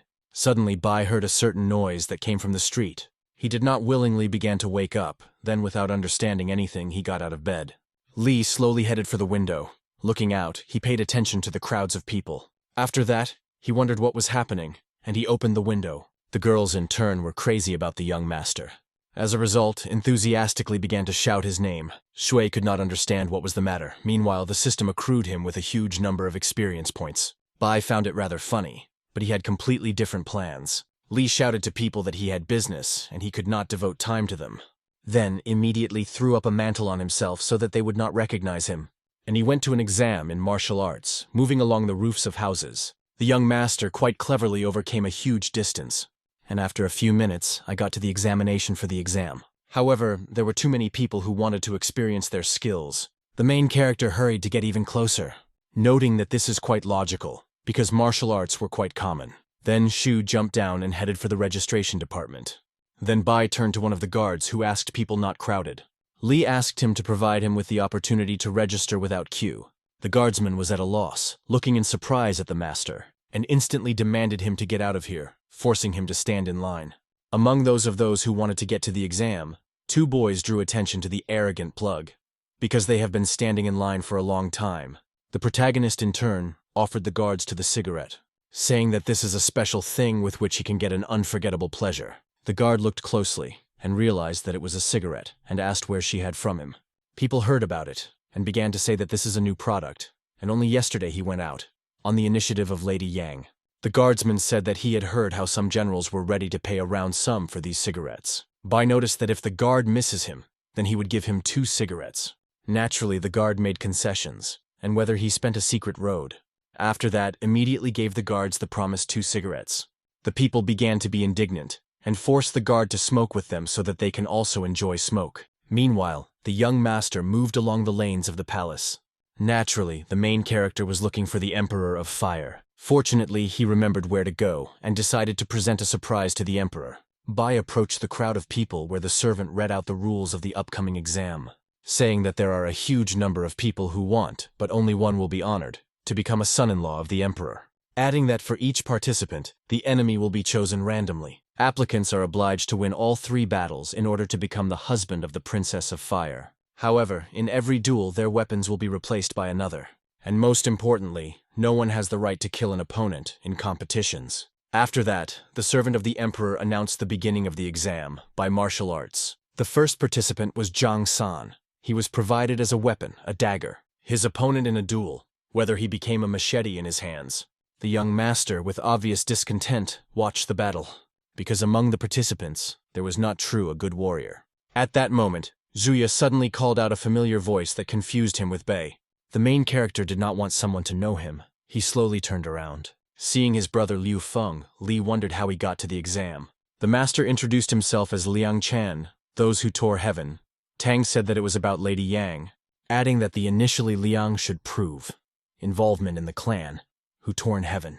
Li lifted the hood and said in a whisper that he was He. Lufen asked why he was so dressed. Zhu said he had no time to explain, and asked what happened to Lady Yang. Tang frantically twisted his head on the sides to make sure that no one hears them. Then he said that last night the Emperor called Yang to himself, and blocked Lake Damon, and she wanted to convey to the master. The main character asked what exactly the Emperor's sister wanted to convey. Liu Feng hesitated with an answer, and as if specially pulled time. After that, nevertheless, the words Yang said in a whisper, who asked to save her. The young Master Shu was at a loss, and it seemed to understand what happened. Tan said that the Emperor most likely found out about the feelings of Jan to Li, and therefore locked her in the palace. Bai replied that she should remain faithful to the blessing of the God of Fire. Lufen confirmed, saying that the protagonist should not do reckless things. Zhu assured him not worried about this, and he does not even need to go to Lady Yang to save her. First of all, the young master wanted to play one game with the Emperor of Fire. What he told Tana, who, in turn, was surprised by his decision. Li said that the Emperor would soon want to kill him, so that he would not expose his interests of danger. A worried Liu Feng suggested that Bai leave the city to look for protection in other kingdoms. However, the cold-blooded Shu on the cut abandoned this venture, having stated that he has old accounts with the Imperial dog, and he intends to reduce them. Meanwhile, the young master was called to the arena for a duel. The main character hurried to stand opposite his opponent. The guard announced the 38th battle, in which they participate in Li Fiju and A Liang Chen on naked fists. Tsu urged him to give up, saying that to cope with him without weapons. However, everything did not go according to his plan, and soon announced the victory of the Lan. At this time, the servant hurried to the Emperor in the palace and said that half of the tests had already been completed by martial arts, during which most candidates with rather weak skills, but a certain Chen has already won 2 fights with his bare hands. The Emperor of Fire was surprised and asked how it was his bare hands. The servant replied that Lion calls himself to those who tore heaven. Vladika noticed that he had never heard about this clan before, and did not understand where he came from in the Imperial city. The Emperor asked Yan and Jichu whether they know something about them. Ji replied that she first hears about the torn heaven. In fact, they understood that it was a Bai that managed to disguise themselves. Vladika nervously stated that he personally wants to find out everything about this mysterious gang. Yan worried about the princess what to do. Tsuya replied that they should give them a map of the tomb of the Emperor. Meanwhile, Zhui calmly figured out the next participant, and won for the 3rd time. Liu Feng noticed that he was really talented in everything, because he beats candidates with such ease. At this moment, the main character drew attention to the Emperor, who decided to attend the event. Tan was extremely surprised by the presence of the Lord of Fire, because he did not understand why he granted. The young master smiled, noted that the Emperor still appeared. The guards called on everyone, immediately kneel before His Majesty. After that, they greeted the Lord of Fire in chorus. Yan urged Ji to pay attention to the young man in the arena. The Emperor also noticed Bai, who did not deign to kneel. The aura of the protagonist, Vladika, seemed extremely familiar. The young master menacingly looked at His Majesty from under his forehead. At this time, General Li released the ball in the direction of Zuya, saying that he was obliged to kneel. Yan tried to stop the distraught commander, but the fiery sphere was already flying to a young master. Bai calmly continued to stand still, and did not even move. The daughter of the ruler understood that the generals of the Emperor had a powerful force, and thought to the young man an end. However, a moment later, Z activated the magic barrier, and repulsed Li's attack. The general was at a loss, not understanding how the guy repelled his blow. Vladika of Fire asked who this master was like that, since he was able to cope with the fiery sphere. People were shocked, and did not understand why the general entered into battle with the test participant. Meanwhile, the main character hurried to reveal his personality. Bai instantly took off his mantle, and with the help of the system he cancelled the disguise. As a result, he gave himself to find himself, and fiercely looked at the Lord of the Fire. The daughter of Emperor Ji-Chu was literally dumbfounded. Just like Yan, who looked at him with an open mouth, Liu Feng in turn could not choose suitable words. His Majesty Lord of Fire, in surprise, froze in place. The young master shouted loudly, calling the ruler to respect him, having stated that it is ridiculous to find a worthy son-in-law of the Emperor of Fire, because he is more than a worthy person. Ji did not understand why Sui decided to meet her father, because he needed only a coffee card. The Vladika of Fire did not understand how he managed to survive. Moreover, it was impossible to give the master the opportunity to speak. In this connection, he ordered the general and his people immediately grab the bastard. At that very moment, the whole guard rushed towards the protagonist. The daughter of the Lord noticed until he kills him. No one will believe that Q, the son-in-law of the Emperor. One of the guards suddenly attacked a young master. Xu grabbed him and, holding it, said that the Lord was extremely amiable, since he had given him a sufficient amount of experience. The main character hurried with the help of the system to increase the volume of the soul in order to become stronger. After that, he began to actively throw the guards on the sides, at the same time, inflicting their crushing series of blows to them. Also, the young master also used flames. People began to panic and, in horror, scatter in different directions. Meanwhile, Sui gradually increased his level of power, killing more and more enemies, and outlined crushing power. Suddenly, the Emperor rinsed him with fire, but the protagonist managed to activate the protective barrier. The ruler said that no one has the right to impersonate his son-in-law, whom he personally buried a year ago. Kuei perfectly understood that he could not restrain the flame for a long time, and he decided to instantly take off into the air to avoid attacking fire. The young master spread his wings widely. The Emperor drew attention to them. Realizing that these were the wings of the great spaces of the world, he was surprised. The protagonist said that he was not afraid of his 6th level of development, and a year later he intends to take accounts with him. People began to discuss, saying that this guy was simply lying, because the Imperial son-in-law really died a year ago. The dictator's daughter did not understand why Shui got into the duel, thinking that he would lose. His Majesty noted the amazing flame of the young master. Meanwhile, the protagonist continued with ease to deal with the guards. The system informed him that strength was increased 30 times. The Emperor drew attention to the fact that Zhu headed in his direction. Suddenly, Vladika was inside a huge clot of flame. He urged a young master to surrender, assuring that he would never defeat him. However, as you know, Sui never gave up and did not retreat back. This duel was no exception. The main character inflicted another blow, but the Emperor managed to grab his fist, saying that the master is too slow and will soon turn to the ashes. The Vladika held back Zhu's hand. With the second hand, he hastened to pour him with fire. Nothing was visible through the flame. The Emperor said that he would send him to the next world. Literally after a moment, the ruler realized that Shui disappeared without a trace. The main character at that time was already behind the Emperor and struck him in the back. As a result, the dictator poured blood. The Lord was surprised by such a speed. Again, trying to rinse Xiu with fire, which in turn flew back. The back of such a short-sighted emperor caught fire with an ice flame. What he hastened to inform him, a self-confident master. Adding that very soon, the ruler is saying with life. The Vladika noticed that the ice flame impressed him, but in fire control he could not compare. The dictator said that he wanted to apply his new toys against Zuya. which he had never used anywhere yet, and ordered to open fire from the sacred guns on it. The protagonist was at a loss because he gave such guns Jianmen. The young master asked where the Lord of Fire took these sacred guns. The ruler said that he did not intend to explain to such as he, and if he wants something, he will definitely receive it. Zhu said that since many people gathered here, he will reveal them a terrible secret of the dictator. When he was young, the emperor took his body and spiritual talent, and then executed, and therefore Vladika is looking for a new son-in-law to take everything away from him. The ruler ordered immediately to bring the gun into combat readiness. Naturally, the emperor knew all this, because he himself did this with a young man. Liu Feng asked if the main character tells the truth. People divided into two camps. Some believed the young man, while others were still true to their ruler. His daughter stated that her father is a respected person, urging the people not to believe this bog. The dictator called on, immediately opened fire from the sacred guns along Suyu. As a result, one of the guns instantly shot.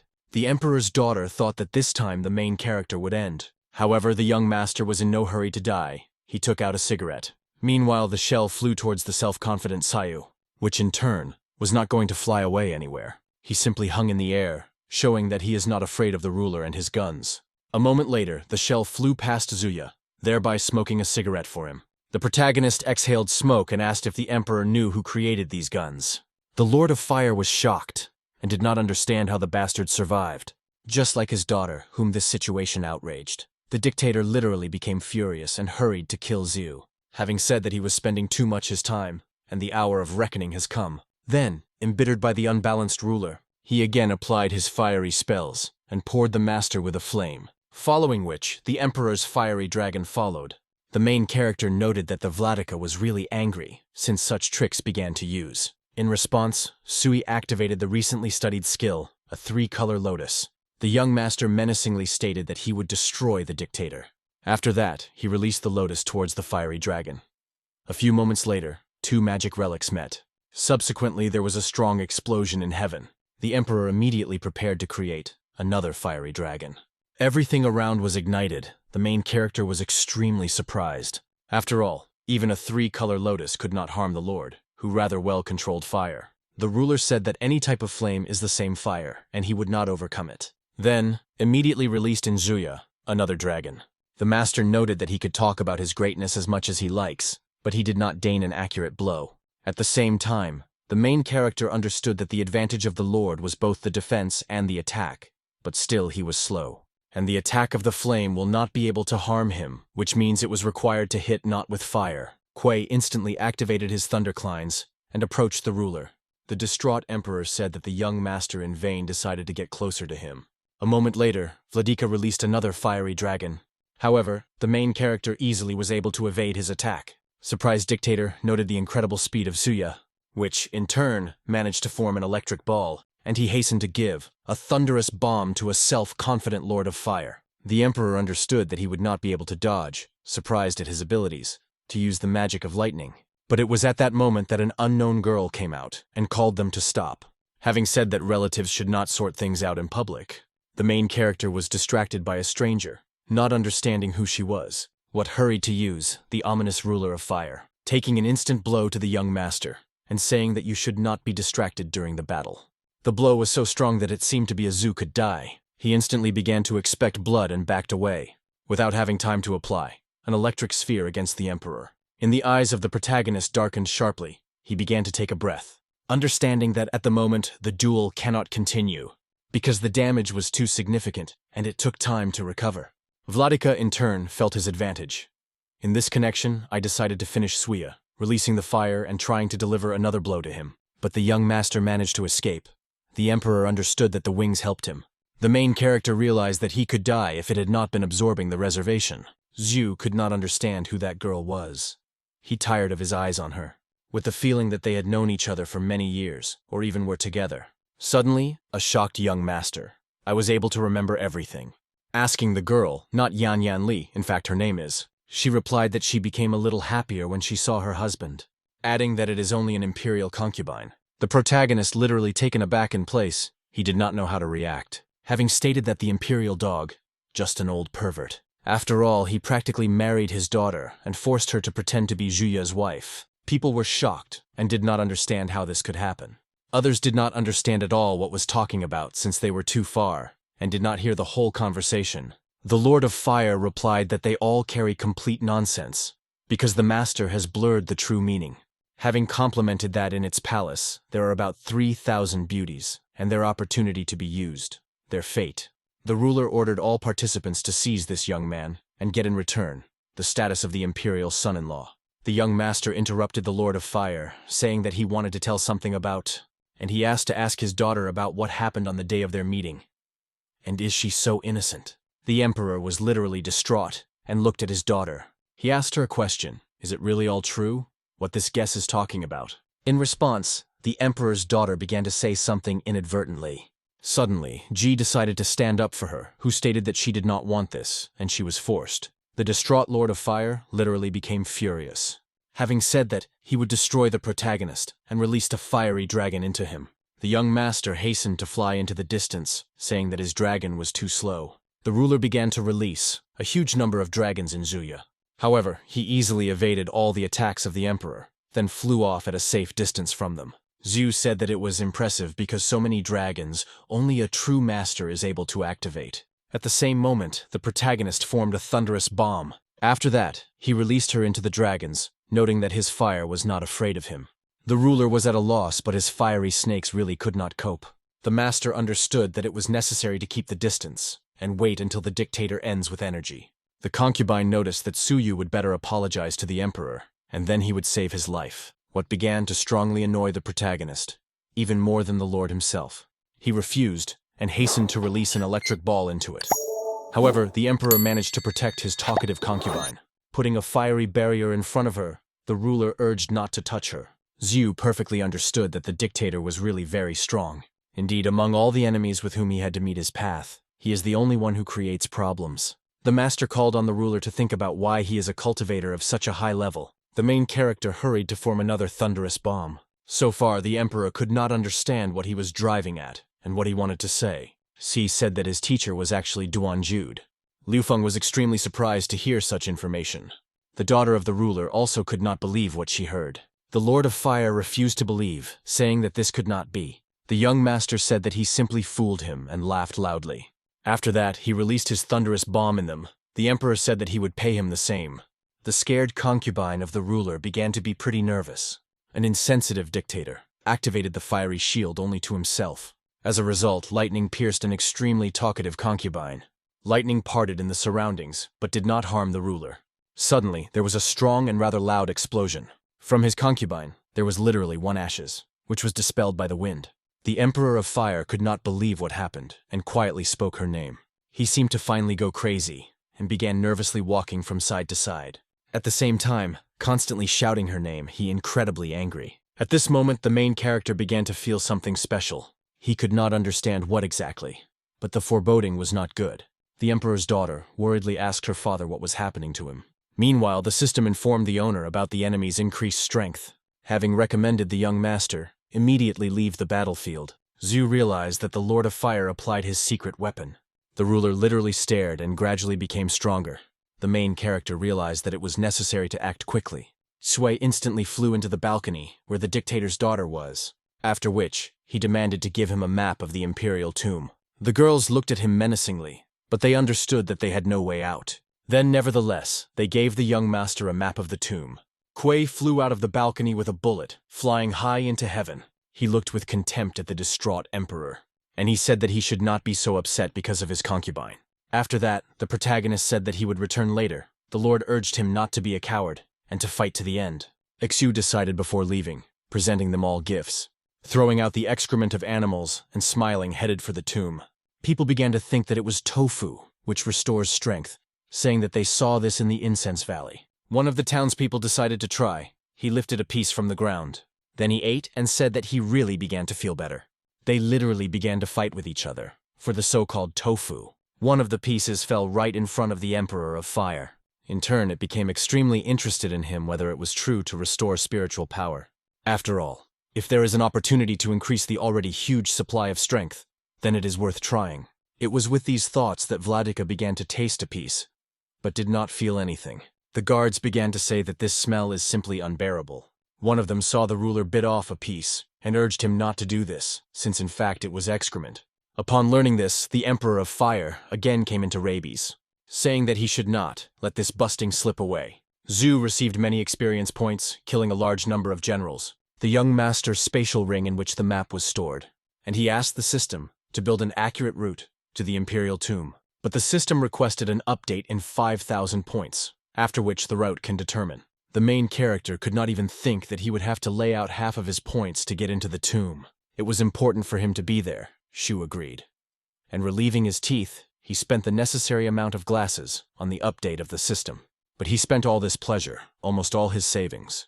At that moment, the main character felt something unusual. He could not understand what exactly, but his feelings seemed to be aggravated. Meanwhile, a teacher from a sect with their minions wandered through the forest. The elder said that there are many tombs of monks, one of which they wanted to rob. After all, the teacher intended to make his sect the greatest of all, and for this he needed treasures from the tomb. And today, he wanted to show his students the tomb of the Emperor of Fire.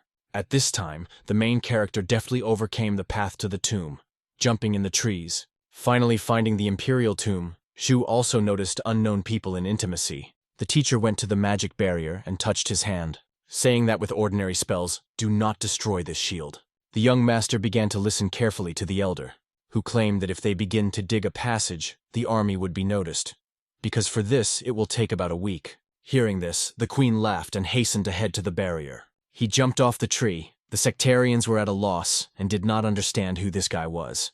The main character called them not to flattery, because he is going to rob this tomb. One of the students noted that this is basically impossible to do. The young master was a completely different opinion and came closer to the barrier. The teacher said that if he even has the 8th level of development, he will not be able to hack this shield. However, then there was an unimaginable for sectarians. Ixu easily could overcome the barrier, just going through it. All his magic was sealed in an instant. He began to look around, and he ended up in the place where there was a boiling lava below, from which a fiery glow was visible everywhere. Suddenly, the dead climbed out of the ground. The main character backed away. At that moment, one of the dead sharply grabbed his leg. But then nothing happened. Xu realized that it was an illusion. The young master immediately applied his abilities. The dragon did not want to share gold, and therefore he turned the mountain and began to guard it. For a century, he remained in the same position, and soon took the form of yin and yang. Sui perfectly understood that the spiritual power of ordinary people was ceiling, and therefore scared the sectarians. The teacher, in surprise, noticed that this person was the first to be able to hack the barrier. The student asked the elder if the young man would be able to get into the tomb. The teacher said that it would be difficult to do. Adding that on this mountain massif, there are many barriers through which every time it will be increasingly difficult to pass. The student talked to go through all the barriers. It is necessary to have enough spiritual power. To their surprise, the protagonist was already rising to the top, which means he passed the barriers. In turn, the young master began to probe the soil. After asking the system if there is anything for excavations, the system offered the owner a unique option in just 500 points. It was a huge yellow excavator. Q was delighted. The sectarians were at a loss, not understanding what kind of monster it was. Meanwhile, the protagonist already saddled the monster and intended to start excavations, starting to pull for all the levers and clad on all buttons, but nothing happened. The young master again turned to the system for help. She invited him to buy for 100 points. Instructions for the excavator. Realizing perfectly that he has no other choice, Q acquired instructions, which was instantly placed in his mind. Soon, Sui began excavations, getting great pleasure in the OP of what was happening. Having actively exploited the yellow dragon, he dug a hole in a second. The teacher noted the incredible efficiency of this monster. However, a few minutes later, the main character ran into a problem. He could not break below. The bucket literally fought about something quite strong. Having excavated the ground with a bucket, the young master saw a brick wall. The leader of the sect noticed that this strong wall of the tomb. Zhu literally brutally and began to nervously try to break through the wall with a knife. What was a rather stupid venture, and after a moment he understood it. Then again saddled his Verzel and again began to wield a bucket. In addition, the excavator was under 30 multiple strengthening. The main character spent a lot of time, and the wall remained unharmed. Shui did not leave hopes, break through such a strong barrier. As a result, he still managed to break through a small hole. The elder from the sect was shocked, and said that the young man struck the wall. What was immensely happy, a tired young master, he hastened to get off the excavator. Then he went to the hole and began to look into it, but there was only pitch darkness. Zhu noted that the sectarians for a long time could not penetrate the tomb, unlike him. The old man began to say that he had just brought his students, look at the tomb, and not to tear it away. The leader of the sect asked the young man what his name was. The protagonist said that he was a clan of Heavenly Heaven, and his nickname is a flamethrower. The surprised elder thought, because he had never heard about the torn heaven.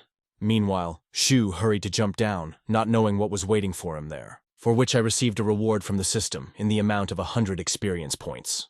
The young master landed, feeling cold ground underfoot. At the same time, without feeling the suppression of its magic, since the barrier zone had a powerful resistance, but a small range, Zhu took out a map of the Imperial tomb and began to carefully study it. But he understood little in her. Suddenly the main character heard an extraneous noise. He asked if there was anyone here. In response stood a grave silence. At this moment, the master became very hot in the chest area. He took out a jade that literally burned in his hands, and tried to understand why he had such a reaction. The spirit flew behind him. He asked why Sei returned again. Zhu could not understand what was happening. The spirit asked what he wanted. At the same time, flying around the protagonist, who in turn turned around. Reacting to the sound of the ghost, the young master began to wave his fists, intending to catch the spirit. But he could not do this. Shu called him to appear. Once again, waving his hand, Zhu still caught the ghost. However, at the same moment he disappeared without a trace. The master again began to look around. The spirit asked for forgiveness from the protagonist, saying that he was wrong. And again he repeated his question why he returned here again. Sui warily asked the ghost how he knew him. The spirit replied that he was the only one who penetrated here in 100 years, promising not to come here when he receives nephritis.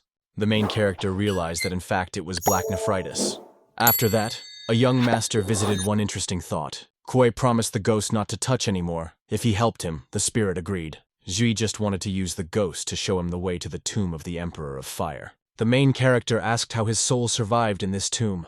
The spirit said that he did not remember anything, and some ghosts cannot speak at all. Zhu asked if he was well-oriented in this area.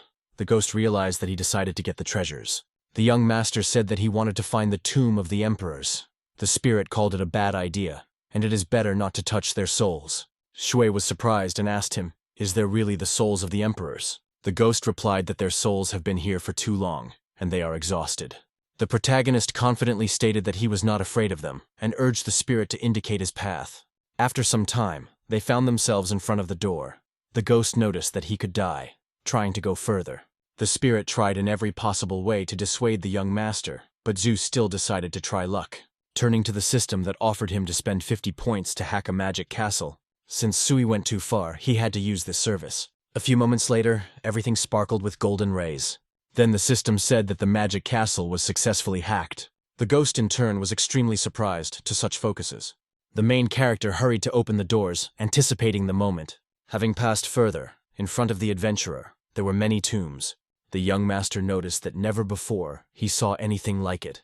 The ghost suggested that in one of them, there may even be his remains. The spirit continued to reason, coming to the fact that he might not have tombs at all. Xu hastened to ask the system how to use these tombs. She, in turn, recommended him to process them. That the main character did, ordering the system to devastate and process all coffins. The process began immediately. The tombs began to disappear one after another, leaving only withered bodies, to which Kai and paid attention to. As a result of processing all the coffins, the young master received 500 experience points. Xu asked if he was accepting the system in processing and the remains. She answered negatively. He noticed that the system was rather stingy, and could go to the meeting. Then, they hurried to the next tomb. The spirit was interested in whether there was his body among these corpses. After some time, they found themselves in front of the next magic door. Kai naturally hacked her, and devastated all the tombs, having received quite a little experience. Following her, he headed for the next, after her to one more. And so it seemed endlessly. The young master continued to devastate the tombs, and he rejoiced like a child, because he received a huge amount of experience. The ghost noted that he had already devastated 5 tombs, and asked Li Shu intended to continue. The protagonist said that everything would take everything. At a certain moment, they faced the tomb of the emperor, the past dynasty, where the young master wanted to get the most, and they hurried inside. Zhu noted that the situation in this tomb was made in the style of feng shui, and also, it will be extremely difficult for him to hack the Imperial tomb, because the magic castle on the doors was different from those that were previously. The system offered the owner, hack the castle in 500 points. The main character hoped that in the Imperial tomb there would be a lot of useful things, and asked the system to hack the castle. The system warned the master that he should prepare for the battle, since the tomb is protected by souls. Sui perfectly understood that these were the souls of past emperors. After a few seconds, the system successfully hacked the magic castle. Stone doors slowly opened in front of the tireless tomb by the tomb. Suddenly, the young master saw the souls out of the door. Ghostly emperors instantly rushed towards Siu. The spirit urged the main character to be extremely careful, saying that these souls have incredible power. Sui understood that they could not defeat them by force, and resorted to a secret method. He instantly called his musical instrument Gutsin, and then he began to play on it. The souls of the emperors began to dance, not understanding what is happening and why this melody acts on them. Kuai in turn ordered them to freeze in place, which they did, at the same time continuing to play actively on a musical instrument. The main character began to play his instrument quite actively. The spirit could not cope with an irritable sound, and said that his body was under control. We noticed that this is just the first exercise, in the form of a sports warm-up. After that, Zhu began to count the rhythm, which the spirits tried to catch. The miraculous melody made them ridiculous to dance, and only Ji received true pleasure from the process. He asked the system to play the music automatically. He himself headed for the spirits. The main character continued to set rhythm, while controlling their movements. Zhu tried to cheer them up, and said that they should move more intensively. Spirits in turn looked menacingly at him and growled, but could not do anything. Sui continued his bullying, and said that they now need to jump on time of movements, from which the ghosts came into fury, but they did not have any other choice. Kui asked the system whether it was possible to dispose of their souls. She replied that the emperor's soul was too strong, and the process was impossible, because in the future Su may need these souls, with which he agreed.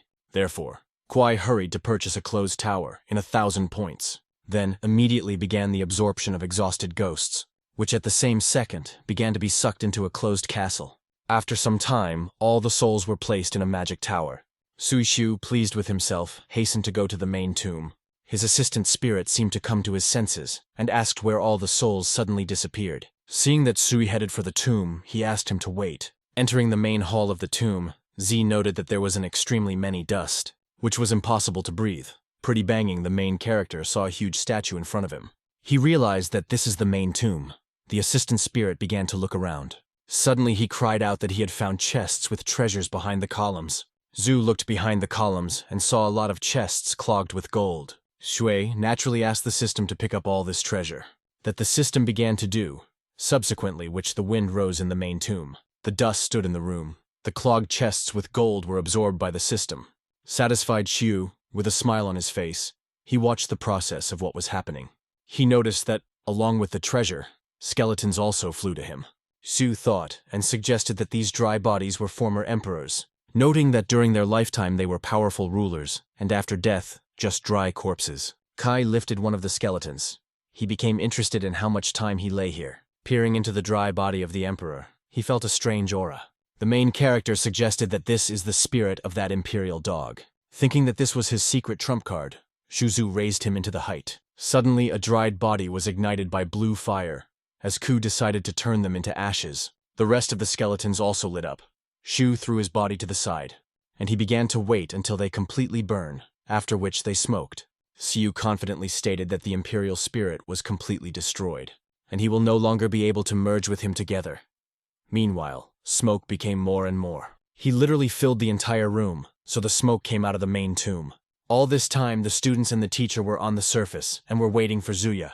Smoke came from the hole. They asked the teacher what it was. He replied that this was the Imperial spirit, and he was kept in a tomb for about 1,000 years, adding that the main character was still able to break into the main tomb. At this time, an alarmed servant ran into the palace and turned to His Majesty, having stated that someone burst into the main tomb while bypassing magical protection, and smoke comes from the Imperial tomb, and the guards cannot enter there. The Emperor of Fire was shocked by hearing this information, because the merger with the Imperial body is impossible. Assuming that Shu burst into the tomb, the Imperial spirit was the main trump card of the Fire Empire. Lady Yang could not even suggest that the QEY would be able to destroy the Imperial spirit, since it was too dangerous there. At this moment, the guard ran to the Emperor and stated that he had important news, having reported that soon the Empress of Water will arrive at the Emperor. The Emperor of Fire was nervous, because she decided to show up at an extremely not suitable moment. He understood that she was about to conduct the last exam, for the Valley of Heavenly Incense. He naively believed that the QUI could not go through all the trials in the tomb, despite the fact that he has already successfully overcame most of the path. However, the rest of the trip along the tomb was much more complicated. Sui stood at the cliff. There was a boiling lava below. He asked the system if there was a dragon here. The system replied that the dragon's veins suffer from specially taken measures directed to the magmas, and in order to restore blood circulation, the lords of the dragons must be collected together. Zhu realized that it was necessary to connect the pedigree dragon with the royal pedigree, and asked if he could jump into magma so that she would find a dragon to Vienna. The system replied that there is a lot of fiery aura in the magma, but if you independently pull out the vein, it will dry out. Zhu asked, "Is there really so many fiery elements and auras in the magma?" The system answered positively. The protagonist looked thoughtfully at the boiling lava. Shui perfectly understood that this was his only chance to master the fire. Then he began to tune in and continued to look at magma. Zhu took off all his clothes and slowly headed for the cliff, where a fiery abyss was waiting for him. After a while, he still gathered his thoughts and accelerated. He jumped into magma, thinking that he would still be able to overcome this test. He took a spirit, but there was no other way. In addition, in the magma, there were such necessary fiery elements. Vers for a boiling lava. The protagonist was pleasantly surprised.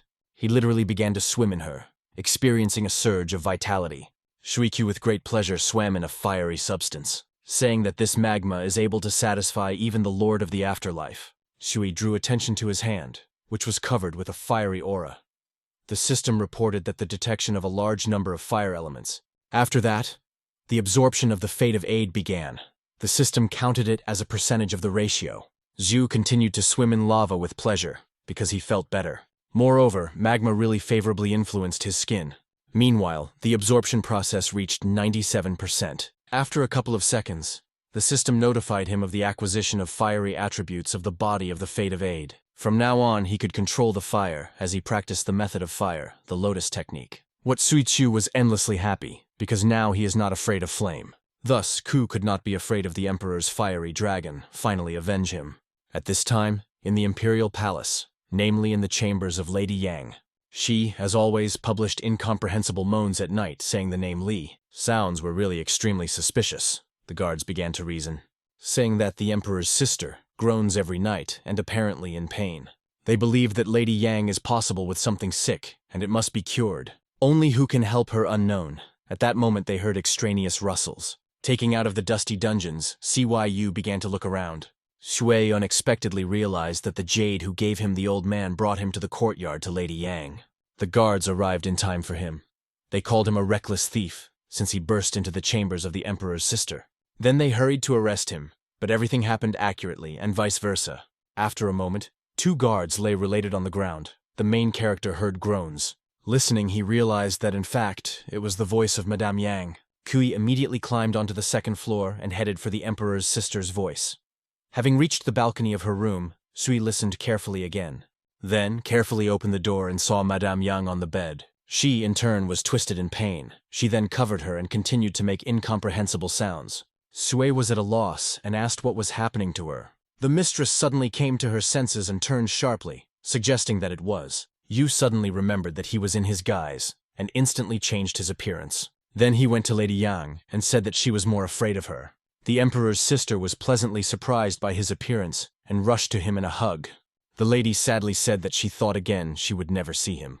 Zhu hurried to reassure Lady Yang. He stated that they are now together, and nothing can separate them. The lady smiled in response and said his name. Naturally, the Princess of Fire believed him, because she loved him very much. After which they merged in a delicate kiss. Shui asked her to call him his husband. Jan replied that he would be happy to become his only wife. They said that now everything would be fine, and no one would prevent them from being happy. Because they deserved this, Jan in turn was really happy. The hearts in love were finally together, and it seemed that nothing would separate them. The Princess of Fire told Sui about how she was happy to be with him. Jan thanked him for returning to her, since she was very much waiting for Zia. Sui, with tender touches, stroked her silky hair. Suddenly, her tear fell into his hand. Quite carefully took her and thought. After all, Lady Yang, all her life was to wait for the god of fire, which Shui Tzu took. And finally, her torment ceased, and the tears of the Princess of Fire. This is the sadness of the entire Imperial family. The protagonist saw a crimson spot on the sheet and asked the system whether it was Yang. The system responded negatively, saying that when the owner kills the Emperor of Fire, he thereby get the royal blood. Zhu called the princess to sleep well, because tomorrow in the Imperial City bloody rain is expected. The next day, Sui overheard the guards, and learned about the order of General Van so that all the defenders were changing into merchants, adding that the Empress of Water will soon arrive in the Imperial City, and they will have to disguise themselves because of the incident with the liar. Kui could not understand what the Empress of Water brought to the Imperial City. The protagonist also decided to change into a merchant, and it would have fun. Shui crept up to two guards who did not like the smell of clothes, after which, demoralized one of them and changed into his clothes, while changing his appearance. The other called to him and rushed. Z replied that he was already finishing and walking. After a couple of minutes, he went to the guard who said that they needed to wait for the Empress at the gate. Shui noted that his clothes were too small at him, in connection with which he had to tear his sleeves. The commander said that this does not matter, and ordered him to go to the market. Having handed it to all the instructions who need to get up where, he turned to Tsu, and he said that he would be responsible for the meat shop. Everyone began to actively offer their goods. The elder noticed that something like that they should behave. Shu stood behind the counter. Looking at the others, he also began to shout loudly and call the people. What literally scared the commander who, in turn, made a remark to him. Having said that he should not yell so much, the main character asked for forgiveness. At that moment, the Emperor's assistant drove onto the horses' market. Everyone paid attention to him, and froze in anticipation of what he would say. The servant announced the arrival of the Water Empress from the Shuyuan Empire. The commander turned to Sui and ordered him to naturally behave. He himself hurried to pushing a crowd of people so that they would give way to the Empress. Tsu was extremely interesting to look at the Water Empress. He secretly peeked out from behind the counter, towards the entrance gate. When he still waited for her and saw her, Shu was more than shocked. After all, in fact, she turned out to be the very girl from the tower. Her name was Jiang Hunyan. The Empress began to look around. Meanwhile, the guards lined up in front of Hunyan and greeted her. Jiang noted an amazing aura in the Imperial City of 5 Kingdoms. However, for unknown reasons, she began to feel the presence of that young man, to whom she gave heavenly jade in the tower of the Kingdom of the Spirit. There was nothing remarkable on the street, ordinary shops with merchants. In addition, there were a lot of guards in the market, and a rather noisy seller of fresh pork in a meat shop. Shui loudly called the people, saying that his pork was simply alert. Literally for a second, he turned his gaze to the Water Empress.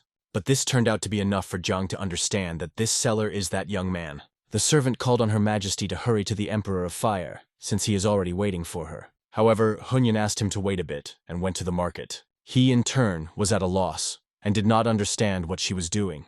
The Empress of Water rushed to run along the counter, saying that the city of the Fire Empire is very majestic, and she will regret until the end of her life if she does not buy a couple of souvenirs. Having run up to the seller in a jewelry shop, Jiang asked how much the brooch costs. The seller began to indistinctly say that she costs 2 gold coins. Hunyan bought a brooch from him. The assistant again rushed it, but she, in turn, ignored him, ran to the fruit counter, where the merchant presented her apple. After which Jiang finally approached Shu. She mysteriously smiled at him and asked what kind of revenue he had for today. Kai could not understand what she wanted, and pretended not to hear her question. Hunyan asked him what revenue he got today. The Empress of Water seemed to look through him, which Sui thought about. He did not leave the feeling that she actually sees the real him. The protagonist said that he has meat of the highest quality, but for some reason it is today that no one will swing him. Jiang asked why. Kuai replied that because of her visit to the Imperial City, everyone was forbidden to go out, and that is why no one buys pork from him. Shu realized that he was caught on this answer. While Hunyang thought about why then traders are on the market. After all, ordinary people are forbidden to go outside, therefore there is no one to sell goods. Jiang suggested that sellers, actually disguised guards, and this stupid boy for some reason reminds her of security. After that, the Water Empress asked him what he was doing here. Shui continued to be absurdly pretending, and say that he sells pork. The Hunyan laughed, and said that she had in mind precisely him, pointing her finger at him. Jiang once again asked what exactly he was doing here. Zhu realized that she had a bit out, as if she had seen a disguise, not understanding how Jiang could recognize him, because he changed his appearance and put on a merchant's costume. As if hearing his thoughts, the Empress of Water replied that his eyes were given, adding that his eyes are a mirror of the soul that he can never hide. Zhu confessed, saying that he suggested about her abilities, and wherever he hid, Jiang would still find him. And not one of the appearance will help him to hide, because it is not so easy to do. Hunyang, blurry in a smile, enthusiastically stated that it was still, and only the servant could not understand why the Empress was talking with the usual seller of meat. At that moment, the guard loudly announced the arrival of the Emperor of Fire, which in turn hurried to enter the territory of the market in search of Jiang. The surprised Hunyan could not understand why the Emperor personally left her. Shui prepared and wanted to attack him that Zhang noticed in time, seeing all the hatred of Xiu to the Emperor of Fire, and instantly stopped him, having said that this is too frivolous on his part, since there are a lot of guards around. Hunyan asked the protagonist to wait for her here, but he himself went to the Emperor. The stunned Shu did not know what to do, and why Zhang suddenly stopped him. They ate, restraining themselves. Zhu nevertheless began to wait for the Empress of Water. Meanwhile, the Emperor of Fire asked how Zhang was doing. Hunyan replied that she was all right, and asked him a similar question. He stated that the recent scandal spread throughout the continent. The fact that a certain impostor was posing as his son-in-law, but he miraculously managed to escape. However, if the unknown dares to come to the Imperial city again, then he will kill him. Hunyan began to play along with the Emperor of Fire, saying that she would like to look at it. She herself perfectly understood why it was so dangerous in the Imperial city. After all, that guy was here and disguised guards for sellers, precisely because of him. The Emperor asked Hunyan Zhang to go to the palace and continue the conversation there. But at that moment he felt something special. Turning, the Emperor was shocked, because the axe flew into it, which he managed to recapture and thereby throw aside. The Emperor could not understand who dared to attack him at this time. He began to carefully look around, looking for the offender. The Emperor of Fire drew attention to one of the merchants in the market. Zhang asked what was the matter. The Emperor replied that this petty guest attacked him in the steady, and he asked who he was. Shu said he was aiming at the Imperial dog. Then he tore off the seller's disguise and stated that he was his son-in-law. Zhang realized that Sui deceived her, calling his fake name that time and changing his appearance. The Emperor of Fire immediately ordered his warriors to bring him the head of Xiu, to which, as a result, they attacked the protagonist from all sides. However, Shui had his own plan, which he hurried to realize. Suddenly an explosion occurred, then which the guards scattered around. Then Xiu instantly released the will, the ghost of the father of the Emperor of Fire, and in a sarcastic manner he asked the Emperor a question why he treats him so disrespectfully. Meanwhile, the spirit of the Emperor's father terrified all those present. He growled loudly and headed for the guards. They were shocked, saying that this cannot be, because it really was the previous lord. The Emperor of Fire understood that it was his father, because he felt the energy of his parent. So Shu really made his way to the main Imperial tomb. Then he imprisoned his father's spirit in these chains, with the help of his unusual magic. The angry Emperor said that he would destroy Shu because he dared to break the peace of the tomb. Moreover, he is mocking the soul of his late father, which is unacceptable. He hurried, once again used the fiery dragon. The main character said that this time he would not help him. His hand was ignited by fire, and they went with lightning speed to each other to meet in order to converge in a deadly duel. The Emperor of Fire was sure that he could defeat such a young Zuya. However, the embittered Q hastened to convince him in the opposite. A few moments later, they agreed in a fiery attack, the result of which shocked everyone, because after the fiery dragon, Zhuiku remained absolutely unharmed. Moreover, he literally laughed at the Emperor. The guards noted that Sui was able to stop the attack of the Emperor's fiery dragon with just one blow, which, in turn, was also shocked, because earlier CYU had no immunity from a fiery dragon. Zhang noted the Q ability to resist the Emperor's fiery dragon. There are few such people in 5 kingdoms. After all, this skill was developed to perfection with the Emperor, and even she could not cope with him. Obviously, Sui was much stronger than even the Empress of Water, and it is not known how many more secrets he had. The main character said that when he entered the main tomb, he was able to gain immunity to the fire, and now his fiery dragon is not afraid of him, since he could not cause any harm to him. Kui called him to die with dignity, and then he would release his father's spirit, but the Emperor ordered Tansha to kill him. He himself began to speak Suyu's teeth, saying that this ghost is not his father. Zhu said that once he does not recognize his relative, he would have to rest his soul. Meanwhile, a killer from the Tansha detachment was secretly selected for him. Hunyan realized that she could not give himself and warn Suya about the danger behind her. A second later, the killer inflicted a sharp blow with a sword, but the main character was ready for this. Q with lightning speed beat his attack and tell him not to interfere with his dialogue with the Imperial dog. The killer of Tansha realized that he could not be taken by surprise, because his reaction and strength were on the verge of the impossible. Shui said that the world is full of killers except Tansha, and continued to hold his blade. The killer replied that in the deprivation of human life, no one can compare with the Tan.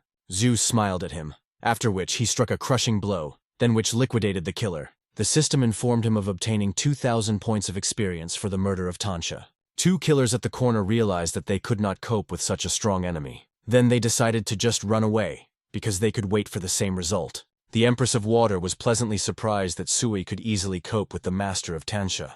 And others fled. The Emperor of Fire was also impressed. The Emperor of Fire ordered the guards to detain Xiu, saying that he should return to the palace in order to gain strength. Zhang continued to play the role, and asked the Emperor what was happening. General Van and the guards in turn headed towards Zuya. Although they understood that Tanshi and even the Emperor himself were afraid of this guy, the general ordered the guard to grab Xiu, who again released the father of the Emperor of Fire, assuring them that he is actually a good person. Van said that the ghost is like his father, but he certainly cannot know this. Then the main character released all the great-grandfathers of the Emperor of Fire, saying that the whole family was in his hands. Van was shocked, because it really was the previous Emperors of Fire. Sui respectfully turned to General Van, saying that his goal was only the Emperor of Fire, and after he solves the issue with him, they will be able to determine the next person on the throne. One of the guards asked the general, "Will they really let Xiu really let go?" Van replied that they will have to do this, since this is no longer in their competence. Meanwhile, Xiu soared into a height and spread his wings, began to catch up with the Emperor, supposing that he is obliged to bow to his ancestors, and it is so easy for him to not escape. People around began to say that these souls were from the Imperial tomb, adding that at first it was Bai, and now this Shu Zhu, endowed with the fighting force of the demon. In addition, before the test of the Incense Valley, another guy appeared, and all of them from the Torn Heaven, and he was able to climb to the 8th floor, the spiritual kingdom in the Dandan Tower. Zhang thought. It seemed to be illuminated. In fact, there are no Torn Heaven, and all these people were one person Shu.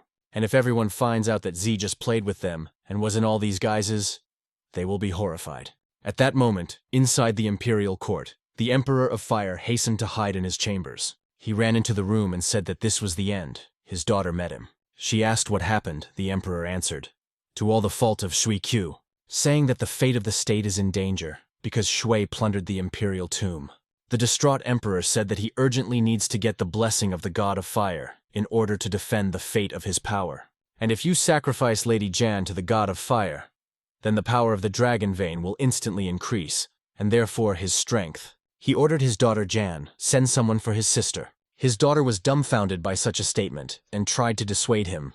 However, the Emperor became furious, saying that he should not lose his state, so he needed to destroy Zuya. Jan did not know how to influence him. She understood that his father was distraught, and he should not argue. In the end, Jan agreed. The Emperor of Fire said that now he would recognize his good daughter and rushed it.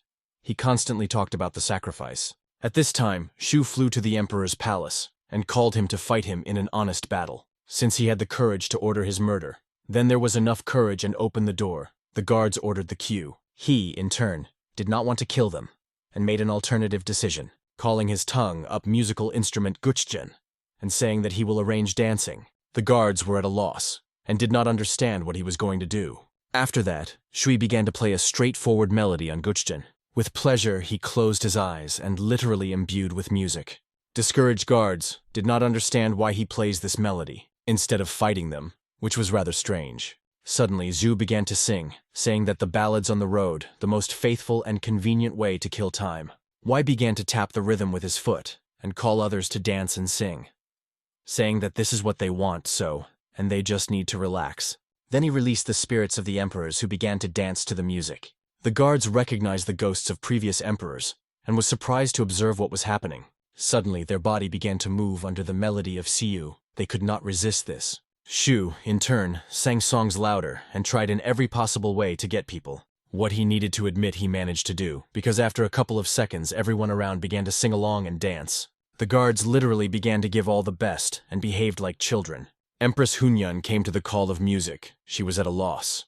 When I saw a crowd of dancing and singing Suyu guards, Kuei ordered the system, turn on the automatic reproduction of music. He himself hurried to go to the palace to the Emperor of Fire, and urging him to get out of his chambers. At that moment, the main character was dumbfounded, as he saw the greatest killer. The Water Empress also felt a suspicious aura. The old man, slowly but confidently, headed towards Shritsu. Zhang understood why the Emperor invited him, and wanted to warn Suya as soon as possible. After all, his aura was at the 9th stage, which was extremely dangerous for any person.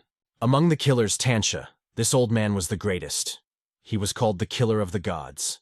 The old man walked for a long time relying on his cane, as he suddenly moved forward a few steps. Then she easily climbed onto the roof of the building, thereby approaching Suyu, who noted his showdown, saying that once he also learned this skill, with which the murderer of the gods hurried to argue, saying that Ku could not master this ability. At that moment, the Empress of Water joined them, and the old man greeted.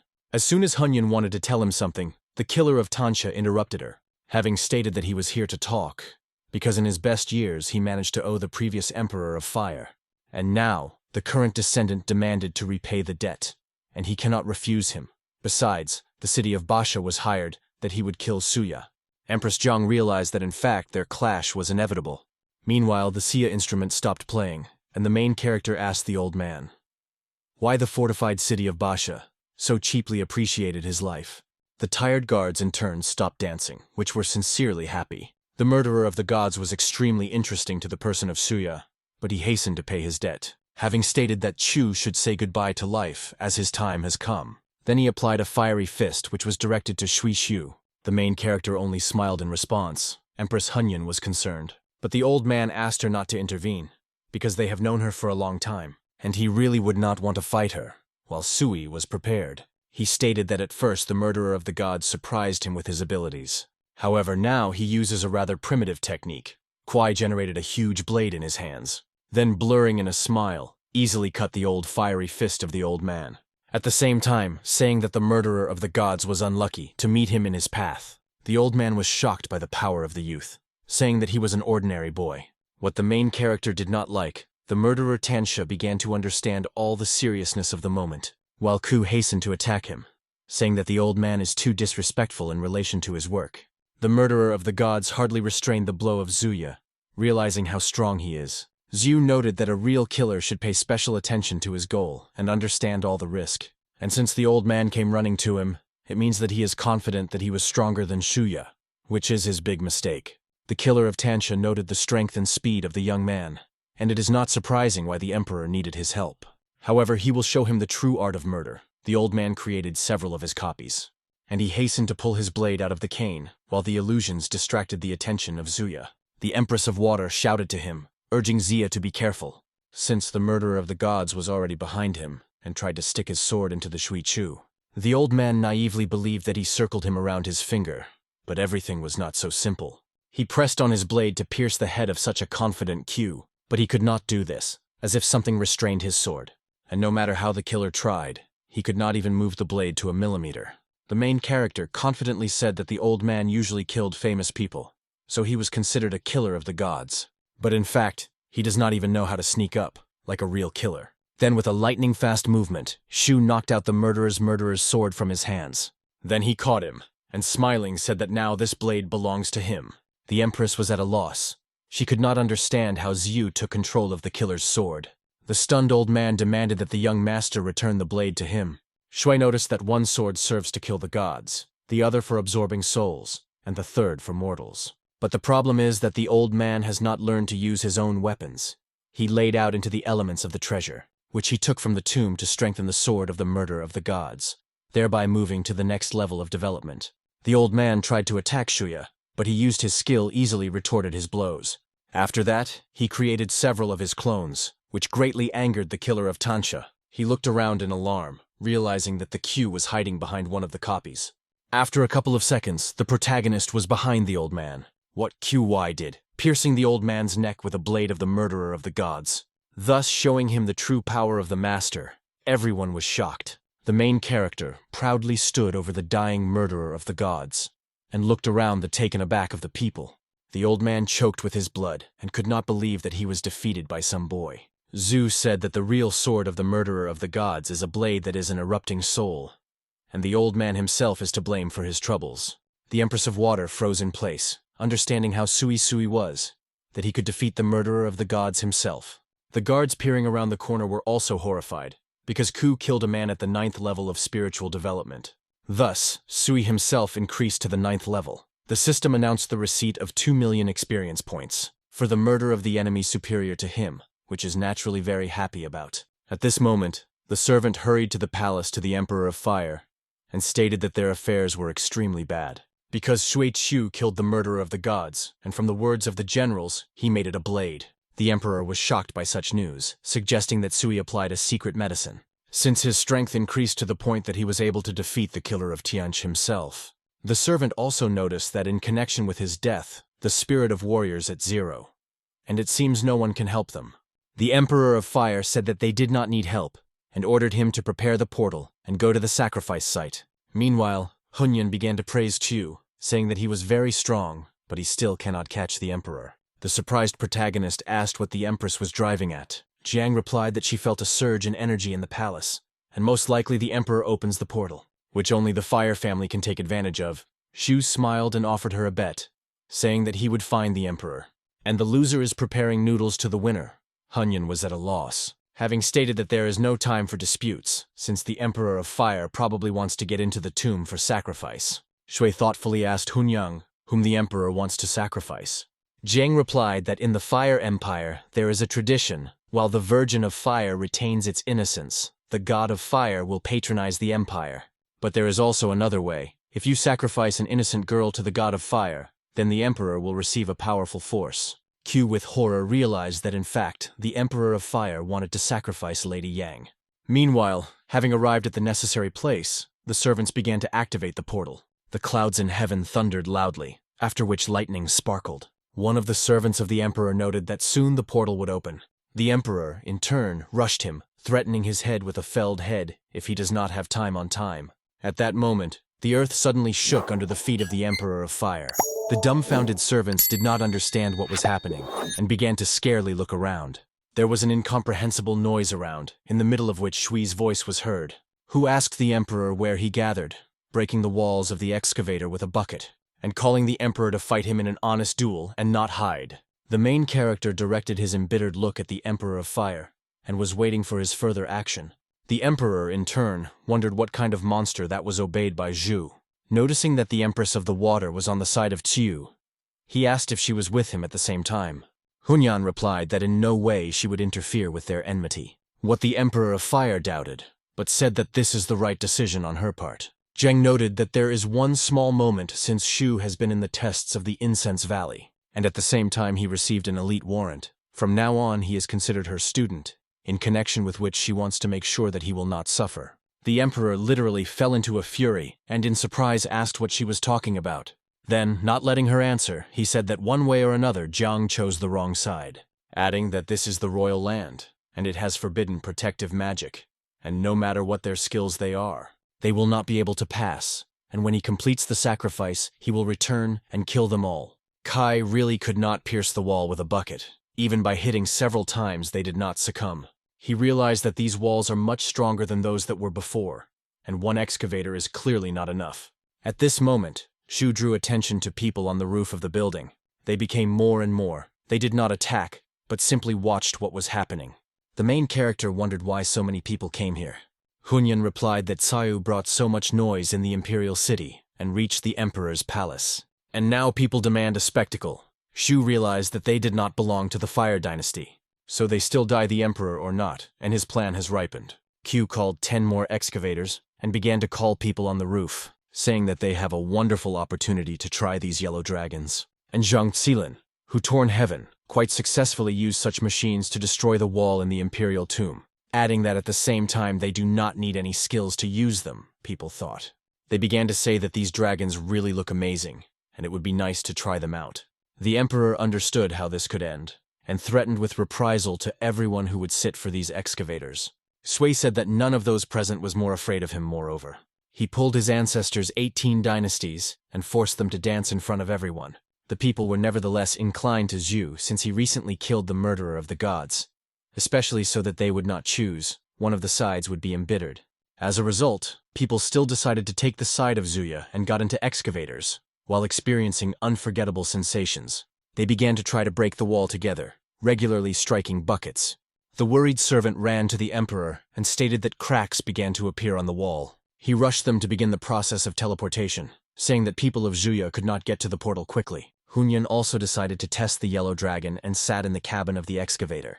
Xu began to tell her what to do. People began to say that a really influential person, once it indicates the Empress of Water, They had the impression that this car was able to break through the sky. At that time, Zhang pressed the pedal. The excavator instantly rushed to the wall and destroyed the base of the wall with a bucket. Thus, Shui was approaching his goal. Hunyan noted the incredible power of the dragon, which is able to destroy the walls without the use of magic, while with the help of spiritual energy, it would take a lot of time and effort.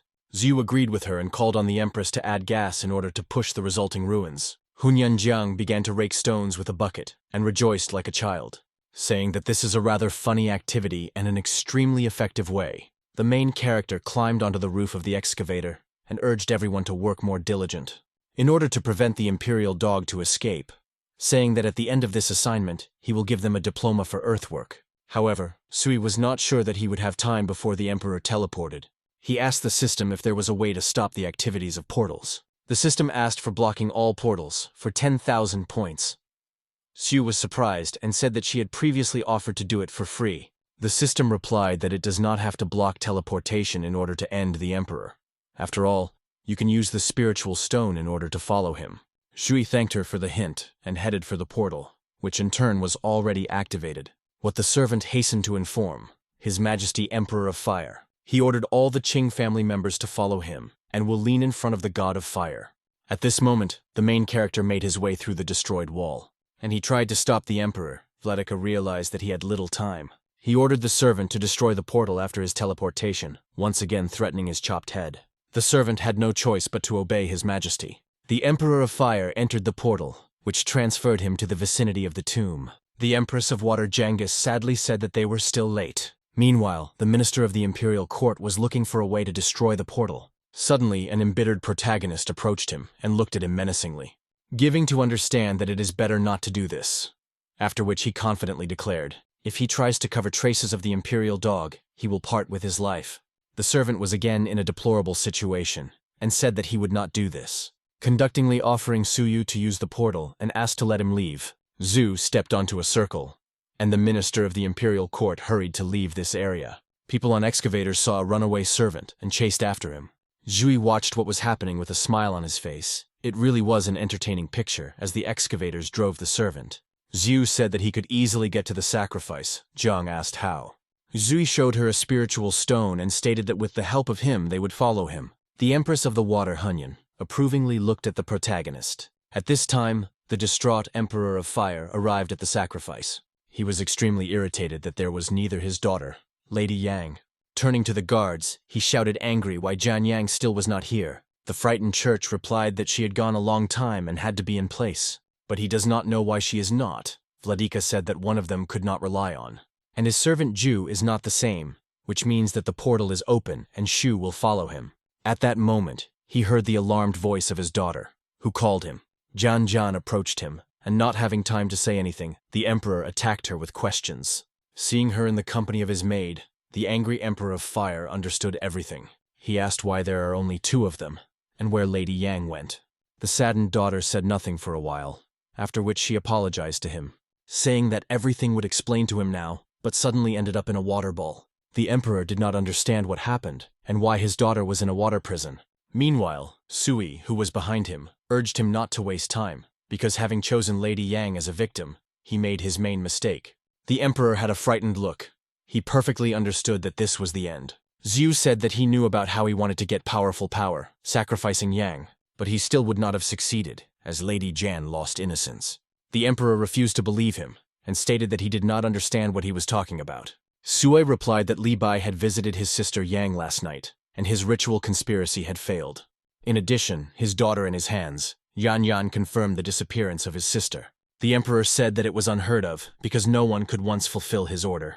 After that, I started with the members of the Qing family, to the call of the statue of the volcano. To prepare for sacrifice, Jan could not believe what he was up to. Zhu was also surprised by his inhumanity, because for the sake of his goal, he was ready to sacrifice his own daughter. The Empress of Water noticed that Lady Jan had to store virginity for the God of Fire, and she asked why she suddenly lost innocence. Shui did not convincingly reply that he had introduced her brother Li. Then their feelings broke out, and what happened, saying what a great buy in poetry. Kuei rather did not successfully translate the topic, and Hunyan in turn understood everything perfectly. Meanwhile, the Emperor of Fire with his subordinates continued the process of calling the statue. After a few seconds, the statue of the god of fire began to rise from the earth.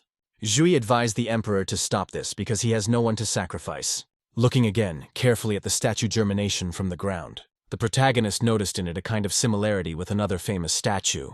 It really was an exact copy of the Statue of Freedom, which was stated by Tsiu. The emperor was indignant, saying that no one dares to show disrespect for the god of fire. Because he can punish, Hunyan also called on Zuya to be careful with statements. But Tsiu said that now the century of science, and they should concentrate on their development, and do not believe in any gods, but only in himself. Then he applied his abilities. As a result, a black cloud is hung over the statue, erupting lightning. One of the lightnings suddenly struck the statue and broke off her brush. The emperor was horror. The hand in which the statue held the torch began to fall down. Everyone watched what was happening. In the final result, a stone brush collapsed with a roar to the ground. For some time, those present could not believe their eyes. The people who spied on the mountain thought that they were also in danger and hastened to hide. The water empress Hunyinjiang, frozen in anticipation of the anger of the god of fire. The Vladika of the Imperial city shouted that Shu was crazy. The system began to accrue experience with the main character of experience, reporting that he did the right thing. Shui decided to ask what consequences could be. The system replied that from now on he would experience some difficulties when crossing the sky. Tsuya did not stop it, and he decided to continue his desecration of the god of fire. Shu hurried to use another wave of powerful lightning. Subsequently, lightning struck the second hand of the statue and it broke off. The Emperor of Fire looked with horror at the mutilated statue and its broken limbs. After all, it was his god on whom he prayed all his life. Some people hurried to leave this location, as they believed that the god of fire was angry. The Empress of Water asked why Zhu destroyed the statue. Shui answered, in order for the statue to become precious in truth, she needed to lose both hands. Adding that a statue without hands is called crippled beauty, Zhang thought. She really came to the fact that the statue became more beautiful, losing her limbs. And only the Emperor of Fire could not restrain his anger, saying that at first Shui was filled with the Imperial tomb. Then he captured the souls of his ancestors, grabbed his daughter, and mutilated the statue of the god of fire. This crossed all the permissible boundaries. The Emperor blamed the torn heaven, saying that the rest of his life will devote to the destruction of all members who have torn heaven. The main character continued to frolic and say that the Emperor would not work out. At this moment, the crazy Emperor of Fire stood opposite the crippled statue. The guards did not understand what he was doing and about which they asked him, but the Vladika ignored them, said that without a lady, Yan could conduct a sacrifice. After that, the Emperor began to pronounce a certain spell. The guards were perplexed, and they said that they were inexplicable. After a couple of seconds, their bodies began to melt like wax. They screamed with wild pain. Of the last forces, they tried in vain to stop His Majesty. However, the Emperor seemed to be in the wrong place. Suddenly his eyes lit up in red at the statue. The crimson aura literally enveloped the distraught Lord of Fire. He began to feel a surge of strength, but demanded more powerful energy. The main character could not understand what was happening, which Empress Jiang asked about. Noting the sudden power of the Emperor of Fire, the Hunyan said sadly, the Emperor sacrificed his guards, and therefore became stronger. Siwei realized that in this way he could sacrifice the whole city, and he should interfere. The main character said that the Emperor was crazy, and crossed the boundaries of the permitted. Then he straightened his wings and rushed the Empress to catch up with the madman. Hunyan naturally understood the seriousness of the Emperor's intentions. Meanwhile, the Lord of Fire has already hung over the Imperial city. Some energy began to come from it, like the rays of the sun, which were sent to the whole city, to which people paid attention to. They were as if under hypnosis, and began to leave their houses, going to the main square, where the sacrifice was waiting for them. The city was filled with unconscious inhabitants, and later they fell to their knees, saying that they are ready to sacrifice themselves, the great and unrivaled god of fire. The people continued to worship God's will and could not resist her. Watching everything that was happening, the Emperor smiled ominously. While Hunyan and Shub were horrified by this picture, Zhu tried to bring people to their senses, saying that they will all die because of the Emperor. But they seemed to have not heard him and continued to bow to implicitly. Zhang said that if the Emperor sacrifices them all, he will receive unimaginable power. The main character hastened to apply his powerful gun. Then he directed it to the Emperor of Fire, and sent a ray in his direction. However, this did not inflict any damage to the Lord, from which he only entered his ego. With a smile on his face, he looked at Suya, who could not understand what was the matter, and why the powerful gun did not harm the Emperor. Hunyang noted that he had gained incredible protection. because they sacrificed their warriors, and the people voluntarily sacrifices themselves because of the strong faith in it. Zhu asked why everything happens that way. Jiang said that the emperor is the ruler of the empire. Therefore, all people admire them. This is the power of faith that he uses to wash their brains. And as a ruler of one of the countries, she understands how strong their faith is. Jiang stated that they could not stop this process. Hunyan said that after the emperor's power is scattered, he would die, in connection with which they should simply go to the bottom. What Sui naturally did not agree with, saying that he cannot abandon all these unhappy people. And if they do not try to save them, then no one can help them besides them. The Empress replied that they could not redirect their faith, because it is in their subconscious level. Zhu began to reason in a hurry, because he was well versed in history. It was like a feudal system when they treated people like slaves. A few moments later, Shu said he knew how to help them. He proudly said that he could give these people a bright future. The Empress doubted that Xiu had an effective way to resolve this situation. At this moment, Shui asked the system to give him an instrument and prepare a certain song. However, the system refused him, saying that he lacks a skill, a 5-star musician, and in order to save these people, he needs 10,000 points. Kui agreed to her conditions, but the system said that he had not enough points, since he had on the balance sheet only 5,810 points. Zi began to very convincingly ask her, lend the required number of points, because of such a noble desire aimed at saving a huge number of inhabitants. The system nevertheless succumbed and lent him 5,000 points. Zhu thanked her and called for the immediate receipt of qualifications, a 5-star musician. Suddenly, Shu took off into the air. The Empress watched in surprise in what was happening. Ultimately, the main character literally surrounded the symphony orchestra.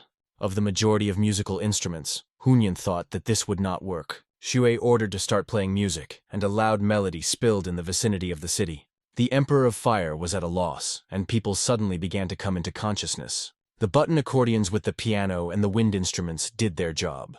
Kuei understood that it was necessary to take advantage of the chance, and to awaken life in the inhabitants of the city. He began to call them to come to his senses, and stop worshipping this imperial dog. Calling the people suffering from the world, Shu spoke about freedom and justice, which they were deprived of so much time, and all this is because of one vile person. While the emperor, he saw that people began to get out of his control. He urged everyone to stop Suya, saying that this is all his manipulation. The people began to wonder what is happening, and why they are all on their knees. At the same hour, they rebelled against the Emperor of Fire, saying that he had to be killed, because he wanted to sacrifice them all, in exchange for his power. Residents of the Imperial City repeated over and over again that the Emperor should be killed. The Lord in turn realized that people finally came to, thereby destroying his plan. Zhu said that this song of freedom opened their eyes to them, and she personifies the spirit of the great people of fire. And the flushing of the brains of the Emperor cannot be compared with his music, urging people to expel the pseudo-Vladika. The Emperor had nothing to lose, and he attacked the protagonist, letting out a fiery dragon into it, but the Empress of Water opposed him. Having stated that he does not dare to harm her student, Zhang neutralized the fire dragon with a stream of water, thus protecting Zuya, who in turn was surprised by her strength. After all, Hunyan was able to stop the power of the Emperor of Fire. Water literally declared a fiery dragon, as a result of which an explosion occurred. Subsequently, the power of the Emperor no longer seemed so powerful. Sui, like people, did not expect that the Empress could block the blessed power of the Lord. Sivoi immediately rushed to Hunyan Jiang to help. However, the Empress was against this, urging him not to intervene, saying that Ziyu should continue to play, since not all people in the city got out of the control of the Emperor. The worried Shu replied that she could not defeat the Lord alone, but Hunyan hastened to convince him of the opposite, saying that she would not cope with her so easily. The Emperor said that their struggle against Jiang will lead to the conflict of their countries. Then they clashed in a spontaneous duel, fire against water. Hunyan said that she could not close his eyes to his crimes, against her people. Zhang is not afraid of the Emperor's strength, boldly rushed into battle with him. Zui suggested that the Empress would cope with him, since soon the Lord of the Fire should weaken. Then, he hastened to ask the system to spread music throughout the Imperial City. Zhu began to call people to come to his senses, and to become the masters of their lives themselves. The people gradually came to their senses, but did not understand what was happening. And where this strange music plays from, they gradually woke up from a terrible dream. Meanwhile, the terrible battle of the Emperor of Fire and Hunyan continued. At a certain moment, Zhang released ice fragments into the Lord, one of which injured him, which brought the Emperor to rabies. Hunyan called him to take responsibility for his deed, because people woke up and stood against him. And if he accepts the defeat, then perhaps he will survive. But the stubborn lord did not think to give up, saying that he was a great sovereign, and no one has the right to indicate him, and even more so to argue with him. At the same time, saying that he never recognizes his defeat. After that, he released a huge club of flame into the Empress of Water. But Kui arrived in time for her protection in time. He reminded the Emperor his own words that weak people were strong prey, and now he has become prey for Zuya, adding that he was waiting for this moment for a whole year, and he would certainly return his lost. The Emperor understood that he had little time, and soon his strength would leave him. He tried to reconcile with the main character, saying that they did not have to fight. Zhu noted that when the enemy remains only one blow, it is better to hurry to make him. The Emperor remained only one emission of energy, and he took advantage of it. Turning into a fiery phoenix, the Emperor of Fire attacked Zuya. Having stated that Siyu will soon make him a company in hell, Hunyuan hastened to release the flow of water in the fiery Vladika, calling Zuya to be extremely careful, since the Emperor is now dangerous than ever. Thus, the Lord was inside the endless flow of water. But even in such a situation, he refused to recognize his defeat, saying that in his veins the fire-burning soul flows, and nothing will extinguish it. With which Ku hurried to argue, picking up the blade of the murderer of the gods. At that moment the Emperor grabbed him. He was prematurely delighted, and did not know that he actually caught a copy of Zuya. A moment later, the protagonist was behind the Lord of the Fire, and pierced his head with a sword. Noting that after his murder, the Emperor's soul will dissipate, and his flame will be irreversibly go out. Thus, he made him a favor, because it was the killer's blade that will send him on his last journey. After that, Kui sharply pulled the sword out of the head of the Emperor of Fire, and he became the owner of royal blood, which the system informed him, and the lifeless body of a conceited emperor fell down with a stone. Residents of the Imperial city were shocked by this outcome, but at the same time, they became free from the excessive cruelty of the Lord. After a few moments, the dead emperor crashed into the territory of his palace with a roar. His body was shrouded in flame. Those around him seemed to not believe in what was happening. His daughter wiped her tears, feeling the devastation inside herself. She understood that he was not an ideal ruler, but it was still her father. The people began to actively discuss what they saw, saying that Shui Qiu really defeated the emperor. The others said that their enmity began from the moment when the emperor sentenced the death penalty to Qiu, which in turn received 2 million experience points for eliminating a stronger enemy. Also, Sui can get more awards if he falls into the treasury of the Emperor of Fire. Hunyuan asked if the protagonist would extinguish the fire, because the imperial court would be burned at this pace. Zhu glanced at the blazing body of the emperor, and said thoughtfully, "The fire will not reach the house of the inhabitants, which means there is no need to extinguish it." While the daughter of the Lord of Fire began to insult Zuya, saying that he himself is to blame for everything and, besides, he is sinful, but still alive. She said with hatred that Cyu could win this time victory, but without her participation, Shui would never have become the son-in-law of the Emperor of Fire. Adding that her family Ji does not owe him anything, Shuzu ignored her. Realizing what John at that moment felt, her maid suddenly shouted, because the young princess jumped from the balcony, heading for the fire of the flame. People were stunned by her act. At the same time, they could not condemn her. The main character also experienced ambiguous feelings, but he was sorry for the young lady. However, it should be recognized that one of the main goals of Siu was successfully completed. Hunyuan asked Zuya what he was going to do on because he had already avenged the emperor. The empress offered him, "Will return to her in the Valley of Incense." Kui replied that a man should set great goals, and his purpose is to establish a world around the world. Jiang noted that with his level of development, Shu could achieve perfection in the incense of incense. But Shui Qiu refused, saying that people like him never linger in one place. And in connection with his inconstancy, the incense valley is clearly not for him. Adding that he has yet to collect the veins of the dragon, and he cannot accept her offer. In addition, Hunyuan is the Empress of Water, and once he will have to get rid of the dragon Vienna in their country. The main character hurried to thank Jiang, saying that someday they would still meet, and fate will certainly reduce their paths. The Empress was sorry that Shu did not accept her proposals. However, Hunyuan agreed with him, saying that she would rely on fate.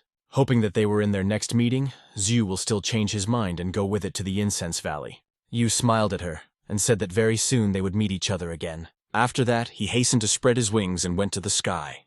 The frustrated Empress of the Water looked after him and already missed the bizarre Siyu.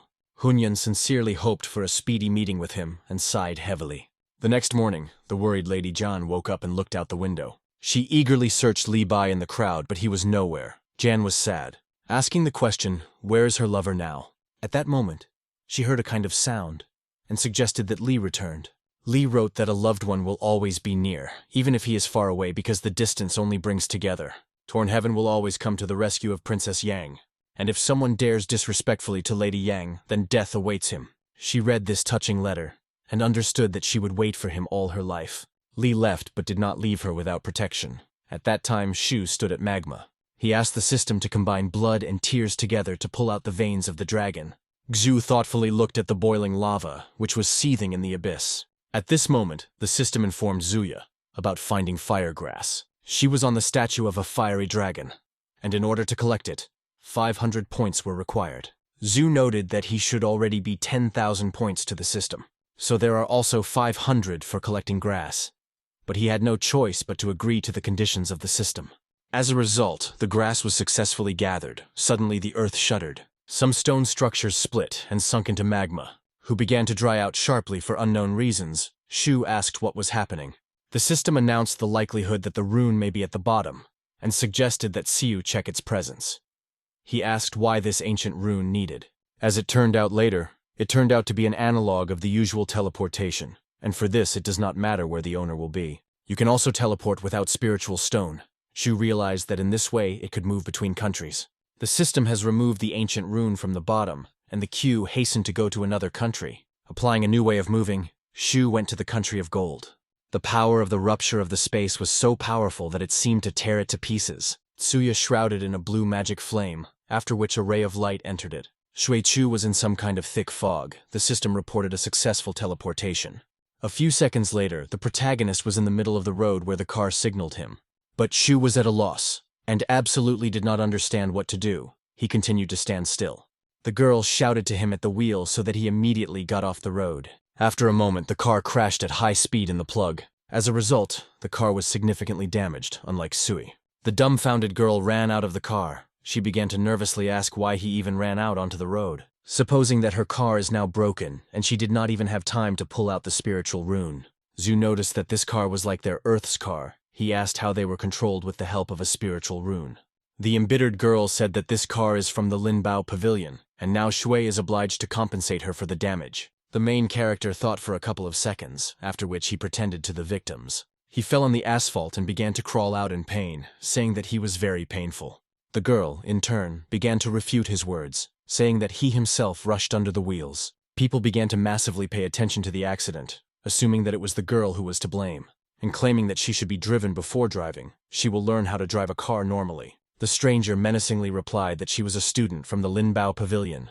While Shui continued to make himself a victim, eyewitnesses were confused. After that, the QUI began to laugh at his broken car, which the young lady did not like. Then, Shu hastened to imagine a real car. From the torn heaven, people began to look at each other. Saying that this is a fairly familiar name, the girl called on Shu not to show off.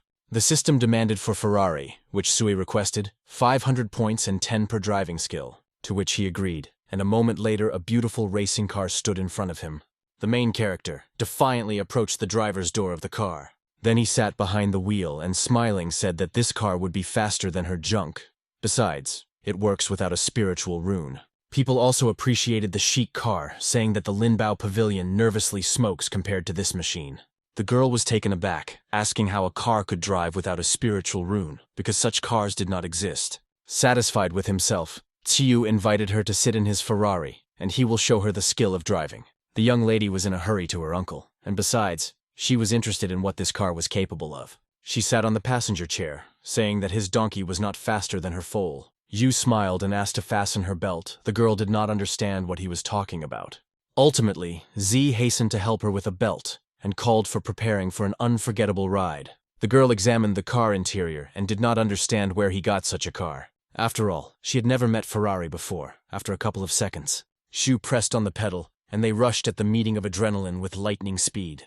They literally pressed in the seat. The girl was horrified and asked him to stop, but Kui ignored it, as if specially added gas. The girl took a spirit. She was scared to death. After some time, Shu looked at the speedometer and found that they were going at a speed of 150 kilometers per hour. The main character seemed a little, and he pressed the pedal to the floor. The young lady was just beside herself and begged him to stop the car, saying that she is already becoming bad. Meanwhile, they drove up to the turn. The girl, as a frenzied one, shouted to him that she needed to turn. Kui sharply turned to the right, after which he began to drift, showing his skill. Then he nevertheless stopped the car in the middle of the road and smiled. Saying that this is called the masterful race, Shu looked at the girl, which was simply shocked, and at first she could not say a word. Kui leisurely got out of the car and began to look around. Then he went to the stranger and asked if his car was better than her. The girl asked him for forgiveness, saying that his Ferrari was really incredible. And she asked his name. Shui pathetically introduced herself to those who tore heaven, calling on Fujiwara Takumi. The girl noted his rather unusual name and said that she has one request. Blinding in a smile and busily leaning on the car, Kui asked what was the matter. The girl told him the story that she was late to test the House of Swords, which will be held in the Imperial tomb. But since her car is broken, she asks him for a favor to Elysian. Shu was interested. And he asked what kind of testing of swords this was. The girl was surprised. And she said that a person should enter the House of Swords and take the soul of a sword, in which case he will improve. Zhu suggested that the House of Swords is located directly in the tomb of the Emperor. Understanding that in this test a large number of sects will participate, and this is an opportunity to use camouflage. The girl said that her uncle knocked her last place, and if she did not have time, then someone else would take him. Zhu asked how to get to the Imperial tomb. The girl kindly prompted him the meager road. Then he asked her to get out of the car so that he would tell her his secret. The girl did not understand what it was about. After which, she got out of the car and went to the main character, which in turn silently got behind the wheel and instantly left, shouting to her that he actually has urgent matters. The dumbfounded girl realized that he decided to take her place in the test, calling him a fraudster. A few minutes later, the protagonist drove up to the indicated place, where the participants of the House of Swords were already rushed, as the test will soon begin. Suddenly, people heard a characteristic sound and began to wonder what it could be. Sue literally flew to his Ferrari for parking. The participants were at a loss. Seeing a red car, they began to scatter in different directions.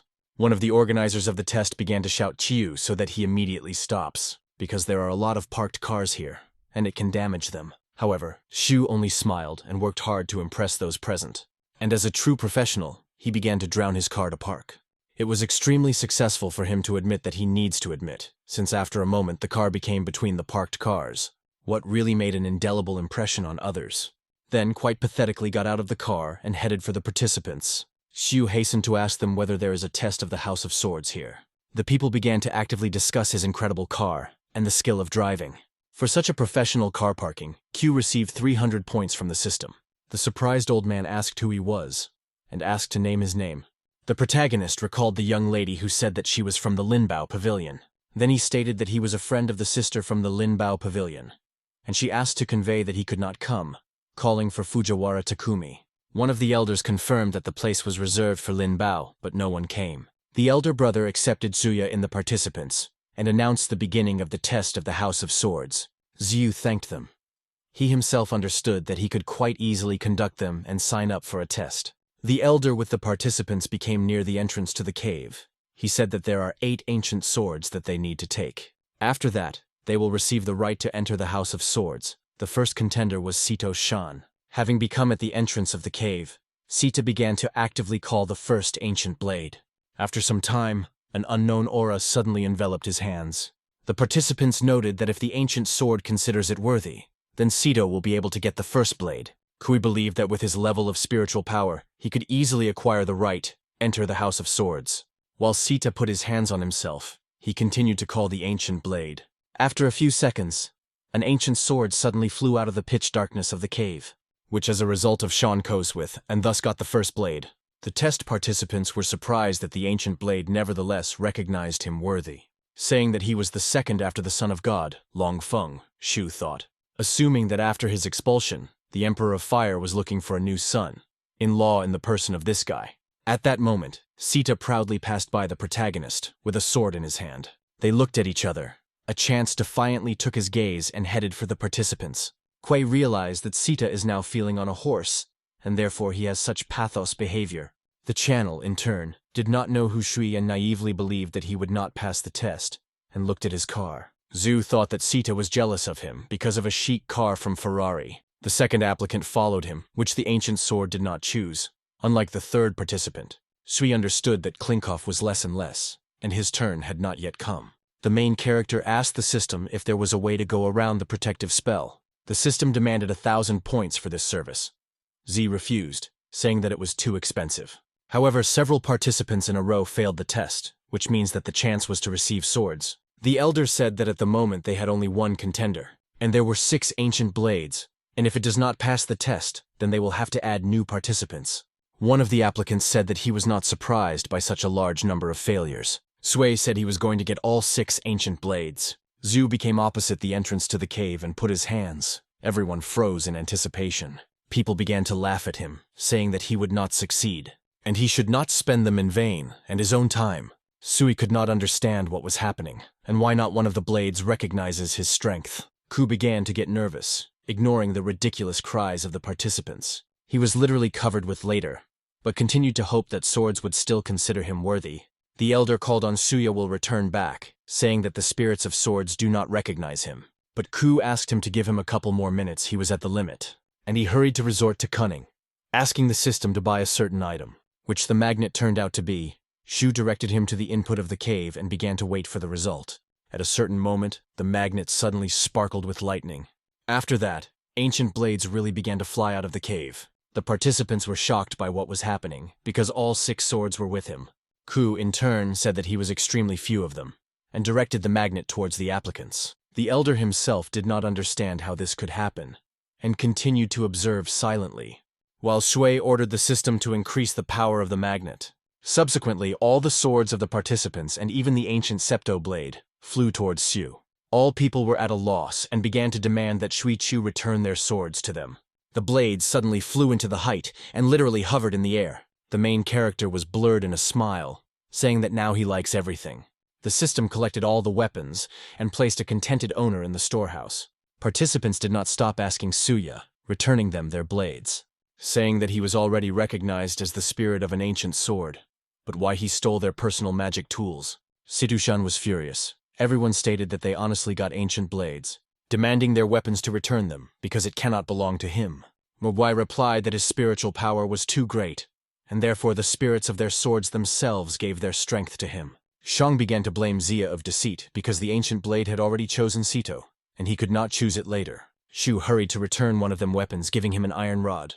However, the participants said that this was not his magical rod at all, but some kind of needle, saying that Sui clearly confused something, but Ku convinced him of the opposite, calling him to try the magic of this rod, which in course he did, noting an improvement in its properties, and saying that control over it even became better. In fact, the magical needle was processed, as a result of which it became a more effective weapon. What Shu and hurried to convey to people, saying that his storage can improve their swords. At the same time, it raises their level of development, but this improvement is needed for about a month. Zhu confidently said that he would improve their weapons absolutely free. Then the people began to thank him for the service provided, and be interested in where to find him in a month. Sui replied that he would be in the Linbao pavilion all this time. He himself ordered the system to process the resulting equipment. As a result, I received 2,000 points.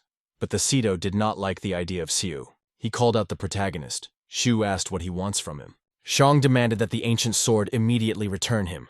Another participant joined him, who was chosen by the blade. Xiu naturally returned the ancient swords to them, saying that they really received a recognition of the spirit. The embittered Sita looked menacingly at the protagonist who considered himself better than others. Zhui offered the participant together to go to the House of Swords, as a lot of time has already passed. However, a chance to prevent this, using his abilities, he caught up with Zia, and he threatened him with his sword, demanding to give his ancient blade. Shui replied that the spirit of the sword himself chose him. Sito called him a liar, which, with the help of unknown power, got these ancient blades. Zhu in turn took out an ancient sword, and said that if a chance wants to take it so, then he will have to try very hard, after which he sent his blade to Sito.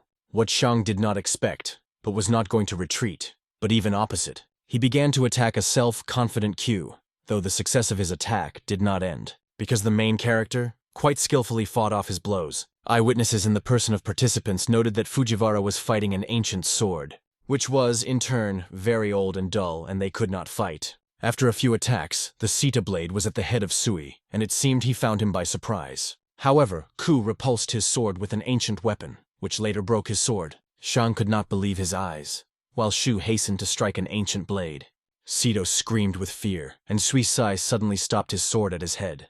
Then, looking at Shan, smiled, making it clear that his power is surpassing everything in everything. The discouraged Sito realized that the power of Zuya is at the 9th level, and began to ask who he was. The participants were also shocked, because they first saw a person with such a high level of development. The elder could not even think that Zu would win only on an ancient sword, which is not suitable for battle. Zui said that he would spare the sieve from Span today, and save his life. Meanwhile, the system charged him 160 points. After that, he called on the participants will go on an exciting adventure, to the House of Swords. He also demanded that Shan be away from him. Sito turned to his uncle, who called out to Fujiwara and asked for forgiveness for the behavior of his nephew, while asking him to sell his ancient sword. Zu replied that it was too easy to buy a blade, because they took a test for it. The uncle in turn insisted on his proposal. Shu decided to mock him a little, having said that in the cave there is a spirit of a sword, from which you can ask for as many ancient blades. Uncle could not stand such impudent behavior of Chayo, and said that he would kill him. Having begun to use his skills, but the protagonist already managed to half-enter the portal, having stated that the uncle simply was losing time, instead of going after the ancient sword. Then he hastened to go into the portal. His uncle was frantic, saying that no one dares to behave like that. Zu continued to make fun of him boldly, saying that he had not left and hears everything. Uncle Shan hastened to apply his abilities, and released a ball of fire into it. But the cunning Shui, in a timely manner, generated the shield on which the fiery sphere from ricocheted. As a result, she flew to Uncle Sito, thereby causing him much damage, from which he was even more furious. At that moment, Shang came up to him and asked if everything was in order with him. Meanwhile, Z managed to leave this location, entering the portal. Once in a certain cave, he began to carefully look around. Sei remembered what the girl told him about achieving moral perfection, which could be purchased in this place, having discovered an incomprehensible organism on the wall. Zu touched him and noticed that it was mucus and nasty. The system reported that this unknown creature is in a semi-outer state. The system invited him to spend 5,000 points to wake the body. Shu did not understand what kind of creature it was, but he was not going to spend such a huge number of points, because they were earned by painstaking work. Then Ku made a decision, awaken the unknown organism with his method. He took out a dagger and tried to pierce it. However, the shell of this creature was too hard, but at the same time he made him very painful, which a sudden voice said, adding that Shu dared to secretly get here and break his sleep. Zu was surprised that he could only awaken an unknown monster, called by the Lord of the Unforgettable Kingdom and the Emperor of the Immortals. The creature said that he does not dare to call himself the Emperor of the Immortals before his deity. The monster asked to show him a dagger, which Shui tried to pierce his tongue. Zu said that the language could not see. The body tried to convince him, saying that 5 centuries, he pierced this wall and his tongue stuck in it, and 2,000 years later he will get out of here and avenge him. What naturally the main character doubted, noting too long, for which CYU can comprehend true immortality, and then all his works will be in vain. But the deity stated that earlier it killed immortal warriors. Shui was tired of listening to this nonsense, and hurried to say goodbye to an unknown being, wishing him good luck in his difficult matter, but the creature asked him not to leave, supposing that he did not just woke the deity, because Ku is looking for the spirit of the sword. And he knows where the spirit is. Shu stopped and asked him. The deity replied that the spirit of the blade was sealed in this House of Swords, and it accidentally stumbled upon it. What Shu could interest, he in a hurry asked where this spirit of the sword was. The creature replied that the spirit is located precisely in the House of Swords. Sui lost all patience, and announced that he knew about it. But he asks him where the spirit is specifically, after which the Kai again took out the dagger and inflicted another blow to his tongue. The deity begged him to stop, saying that he just decided to joke, and invited him to make a deal. The creature began to tell that the spirit of the sword is an ancient artifact that only it can arouse. Shui offered him purified water, and asked if this was enough for the deal. The deity literally began to rejoice, saying that he has the remainder of the soul of the spirit of a sword that can help find the body of the blade. Having offered to give cleansed water, and the deity will give him the rest of the soul.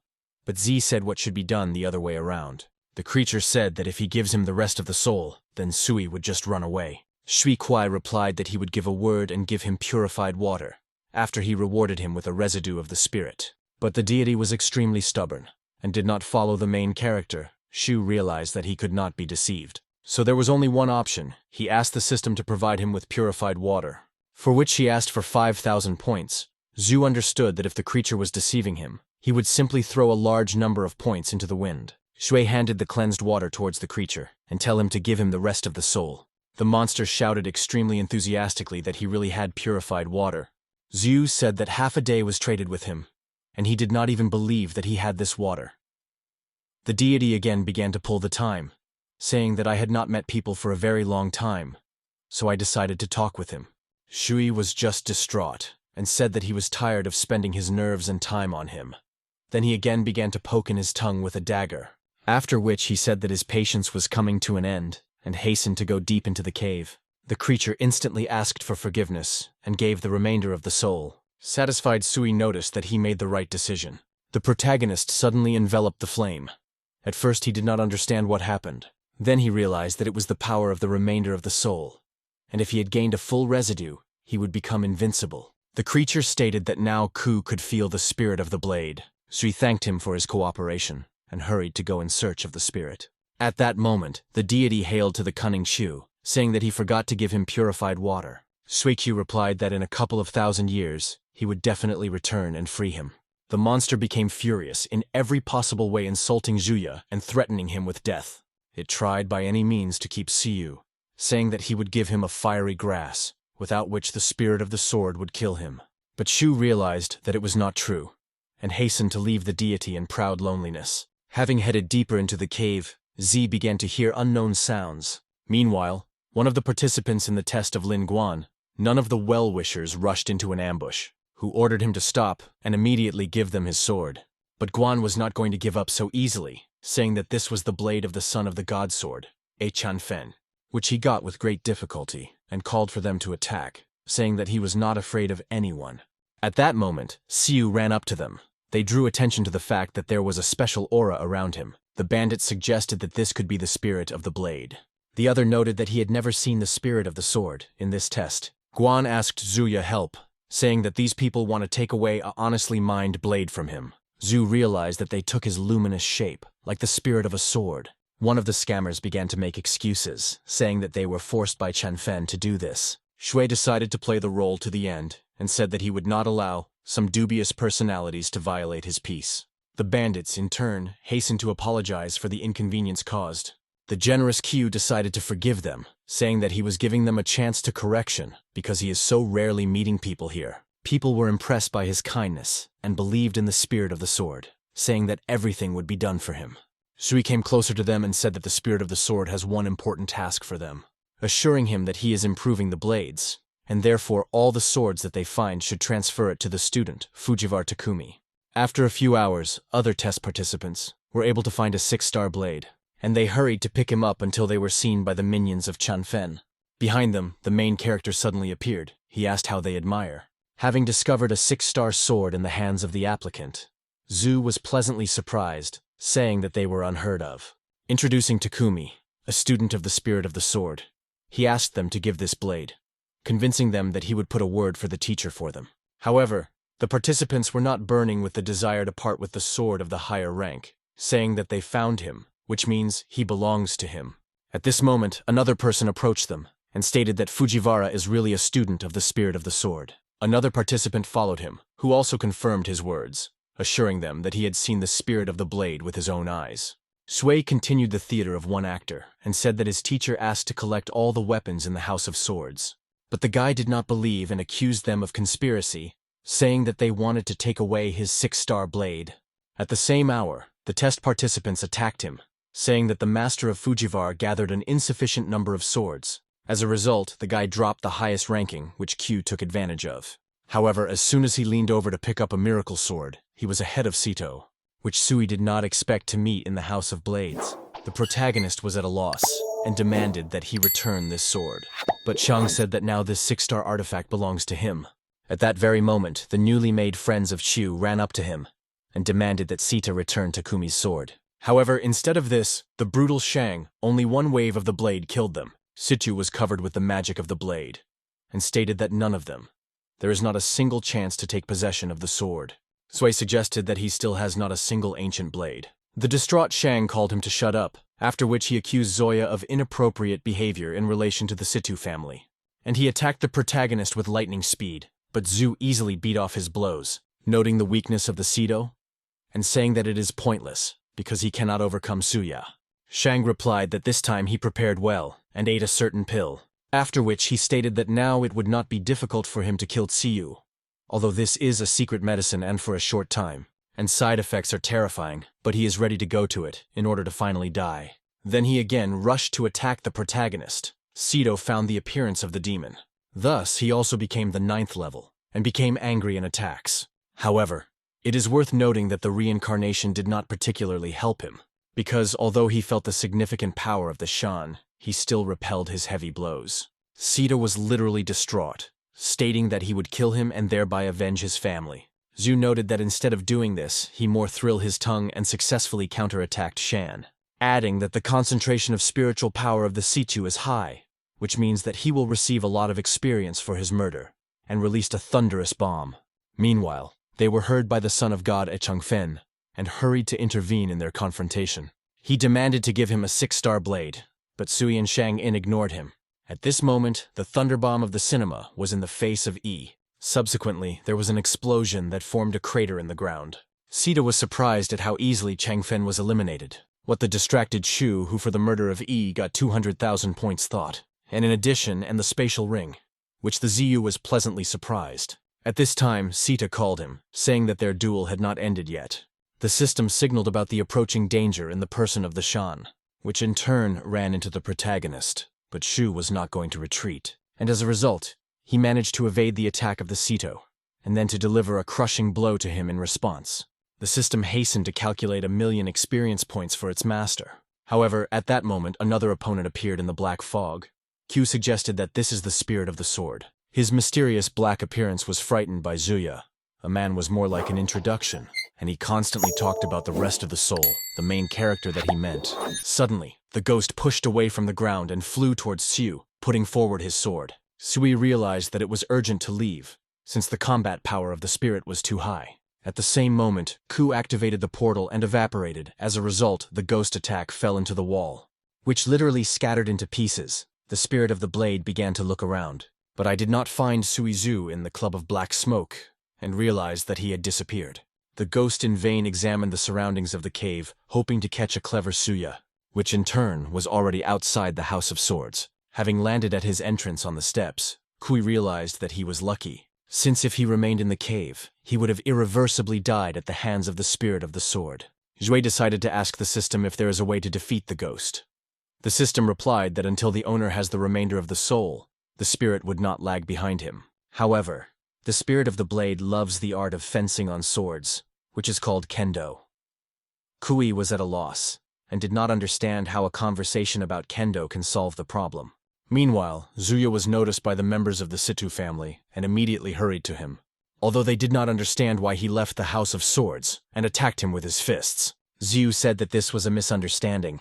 Uncle with his ministry were surprised. Then the main character hurried to outwit them once again, saying that he was the brother of Takumi, whose name is Fujiwar Jiao. And in fact, he came to find him. Uncle Sito doubted, but decided to listen to Zuya. Zhu admitted that his brother Takumi always causes everyone to trouble, and he heard that his brother took part in the testing of the House of Swords and went to look for him. At the head of the Situ family, his uncle was not opposed and let go of the cunning Shui, but a strange feeling did not leave him. Having made his way back into the cave, the protagonist found the spirit of the sword and began to follow him, peering out from behind the stone.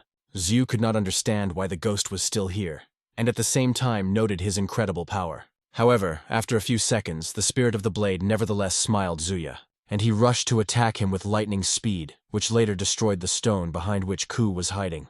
Shuichu managed to jump aside and asked for the system to give him Guchjin.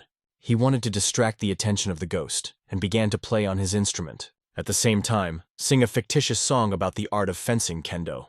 The ghost in turn appreciated his efforts and froze in place. Sui continued to sing an absurd song, and the spirit of the sword stood and silently absorbed his music. Zhu thought that everything was going according to plan, and approached a terrible ghost. Then he jumped onto the stone and asked the spirit if he calmed down and whether they can talk. The mysterious ghost asked if Chuyu liked kendo. Zhu said that he loves kendo, and invited him to follow him. In return, he would give him the rest of the soul.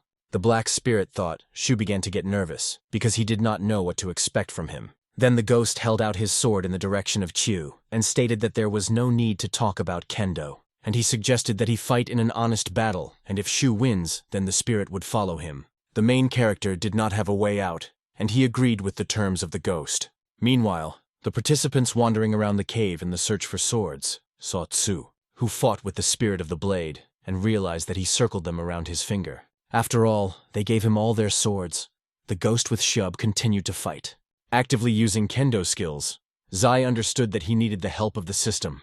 He asked the system to provide him with the equipment of 9 swords, what he spent on 100 points of experience, and immediately applied it in battle. The spirit of the blade was surprised, the skill of martial art of Chu, who called for a ghost to surrender, saying that he owns the peak of kendo. However, after a couple of seconds, the spirit of the sword used the same technique. Sui was at a loss, realizing that the ghost instantly studied the technique of 9 blades.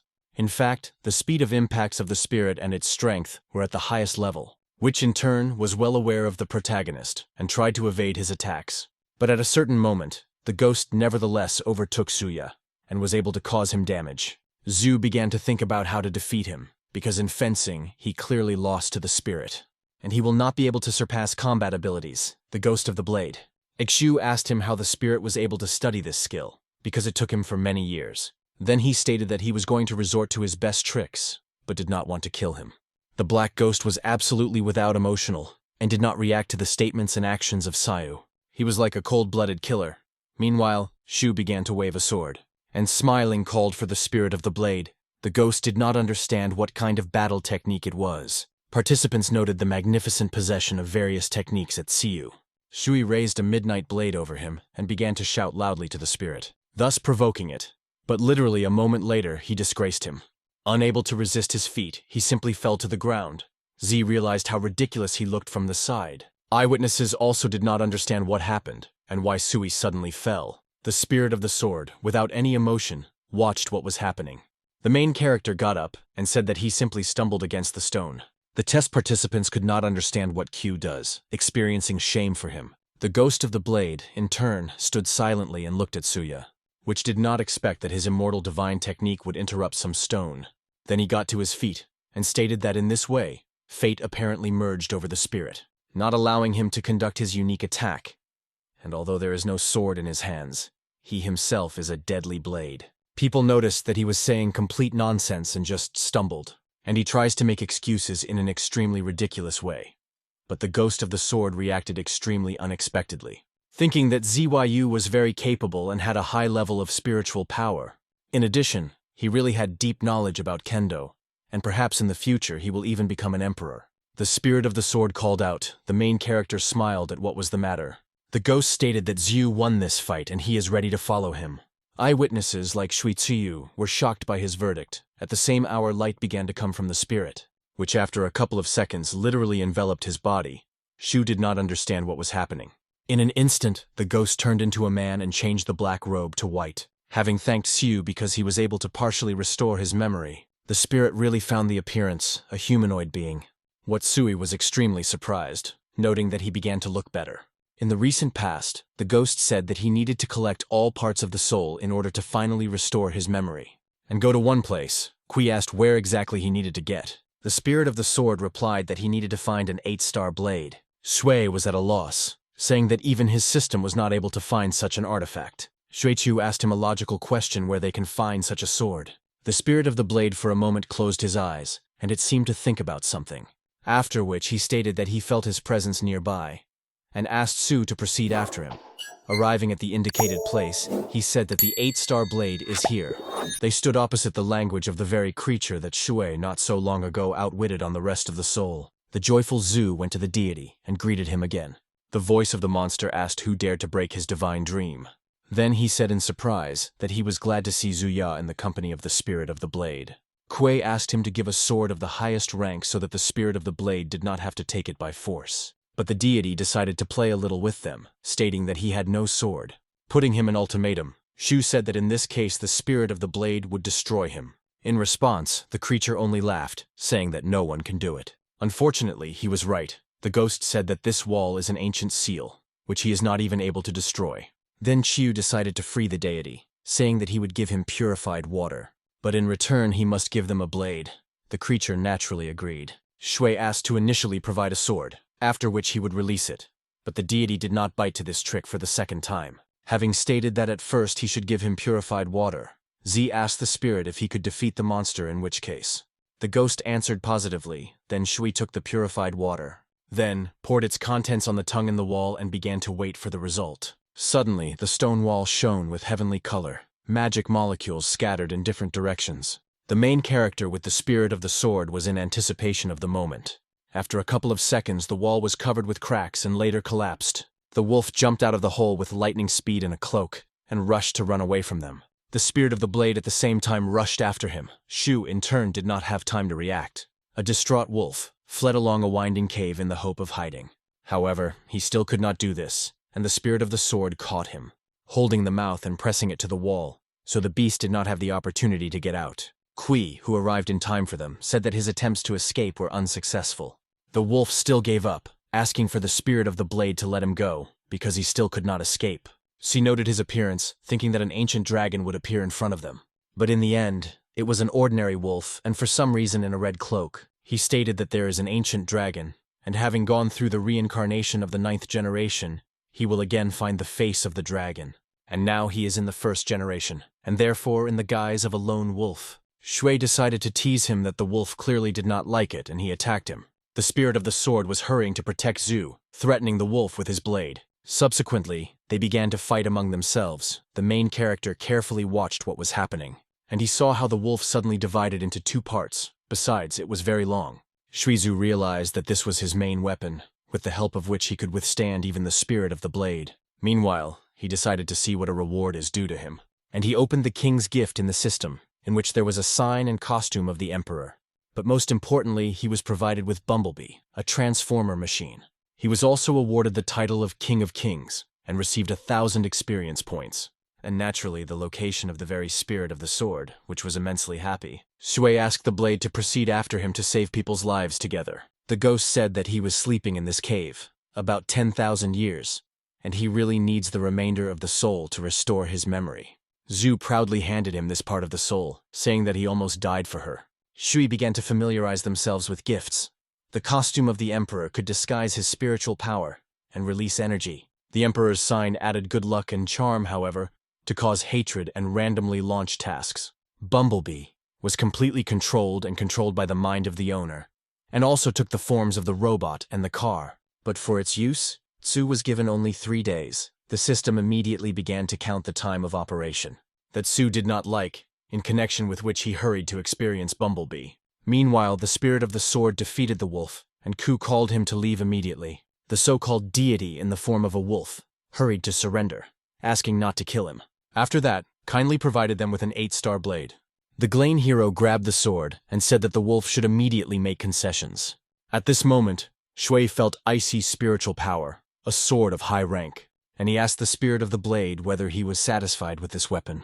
The ghost, as always, without any emotions, replied that it is possible, so to speak. Ku began to control the 8-star sword, enjoying its power. Having stated that with the spirit of the sword, who knows how to handle this blade, he will definitely be able to curb the Imperial tomb. Hearing this, the wolf began to ask them, as he also wanted to get into the tomb. But Zui refused the deity and immediately called on handsome Bumblebee. The wolf almost went crazy, wondering where Tsiu got such a beautiful car. He began to consider a miracle car from all sides, writing out compliments. Shui ordered him not to touch Bumblebee, saying that he had given the wolf freedom, which means he should leave. After which he got behind the wheel of the car, hurrying to get to the Imperial tomb. The wolf quietly made his way to the passenger seat and asked whether Zhu can sell it to the deity. Shui reacted quite aggressively and refused to sell it to the cut. The wolf noted that in the tomb more sinister monsters than in the House of Swords. There is even a gumble with a non-destructive shell. Sui realized that he was hinting at his participation in this matter and asked why he should take him with him.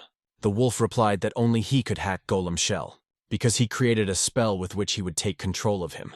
Without hesitation, the protagonist shoved the cunning wolf from the car, and as much as possible pressed on the pedal to instantly hide. However, the deity did not lose hope. He would ask to get into the Imperial tomb. He began to run behind the Sayu car and soon ended up on the roof of Bumblebee. Zhu turned sharply, thereby throwing off the impudent beast from the roof. As a result, the wolf flew to the side and drew attention to the magic ball. It turned out that Kuyu previously managed to activate the portal into which the wolf flew, and later he woke up at the House of Swords where he began to swear at Suya. The participants drew attention to him and wondered what this dog is doing here, that the wolf did not like it extremely. He called himself a descendant of the ancient dragons, and he said that he was very angry, in connection with which he began to threaten others. People from the M.E.T.A family noticed that the manner of speech of this dog is too similar to Fujiwara, who probably used a certain ability and turned into a dog to disguise in this way. After that, they attacked the wolf and began to beat him. The beast did not understand what was happening, and he asked them to stop hitting him. At that moment, Bumblebee flew out of the same portal and calmly parked near them. Everyone was shocked by the appearance of Takumi. After all, this meant that they mixed up and attacked that. Seeing this picture, Shu smiled. The wolf took advantage of the moment and instantly attacked the members of the M.E.T.A family, beating them and saying that they did not even deign to ask him for forgiveness. The elder urged all participants to kill Fujiwara, as he sowed a stench in the House of Swords. And those who contribute to his murder will gain access to the House of Blades, of course. Everyone rushed to catch up with Siyu. The wolf noticed that Shui made too many enemies to himself, and therefore would not follow him. At the same time, Tsuya passed, saying that Takui had an 8-star sword, which he stole from the House of Blades. Hearing this, everyone rushed to immediately catch up with the protagonist. Shu, in turn, realized how vile plan was ripened at the wolf. He fled parallel to Bumblebee, and stated that he would take scores with Siyu in this way. However, Suishu was not so easy to catch what he was about to inform the traitor. Then, sharply turned the car and drove in the opposite direction. The brutal participants said that they could not catch up with such a fast Suya car. The elder urged them to get into his cars, and yet to try good luck. After some time, they were already sitting on his tail. Z saw them, and he stated that they have no chance, because his car is faster. Moreover, his skill is better. Meanwhile, the wolf, by some miracle, already climbed to Shu in the car. Zu, angry, said that only salty fish could get into his car. The wolf began to joke that in the second reincarnation, it is precisely salty fish. At that moment, Suya suddenly caught up with the monks on their cars and began to clamp from all sides, forcing him to stop the car since further resistance is useless. With which he categorically did not agree, and replied that they and their junk might not dream of catching him by surprise. Then shouted the name Bumblebee loudly. The car braked sharply. By making characteristic sounds, the wolf thought that the car broke and hastened to leave it. Jumping out of the window, he looked back and became a witness to a miracle. The car in a matter of seconds has turned into a full-fledged robot. The terrible Bumblebee began provoking the monks, calling their cars turtles. Everyone instantly braked and could not believe their eyes. A bizarre wolf also taken aback and stated that Suya had an incredible car. The monks suggested that it was an ancient golem, which, according to rumors, existed in the Imperial tomb. For transformation in a mechanized warrior, the system charged Su 200 experience points, which in turn was inside Bumblebee. Meanwhile, the wolf asked for the robot, but Shu did not let him in, saying that he did not need traitors like him. The elder urged his monks to kill Ziyu, assuring them that this was another Takumi trick. Zhui said that he clearly underestimates him, and directed one of his mighty guns to his car. Just a second later, the elder radically changed his mind, when a laser released a laser into his car, and he only miraculously escaped.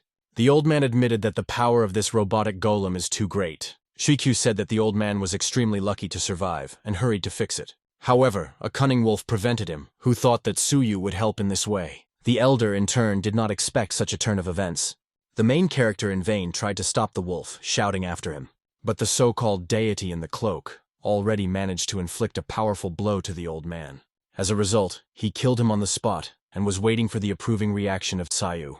But in return, he received an absolutely opposite attitude towards himself. The furious Shu shouted that the wolf had taken a lot of experience from him. Indeed, for the murder of such a significant character, the Kui was able to earn about 1,000,000 points. He grabbed him with the iron hand of Bumblebee, after which he threw it to the side. Then he opened a fire from a gun on the wolf, but the beast skillfully evaded shells, saying that instead of gratitude, he received an inadequate reaction of Zuya.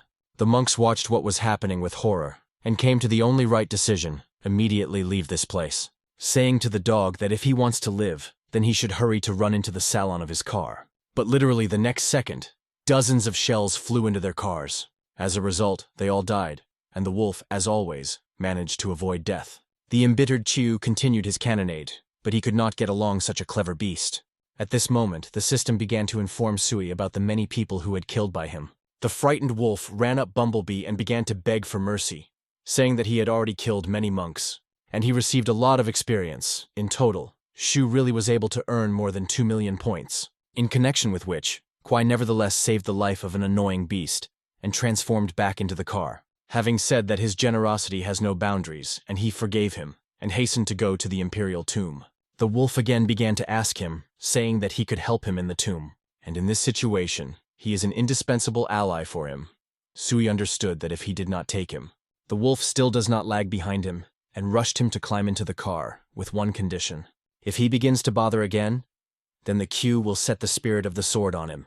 The beast promised not to cause him troubles anymore. After that, they finally went in silence in search of adventure, to the Imperial tomb. After a short time, they rode along the highway and enjoyed the view from the window. However, they failed to get to the tomb in silence. The wolf began to talk about how beautiful it is to go on a chic car, and to feel a slight breath of wind, what it was difficult to disagree with.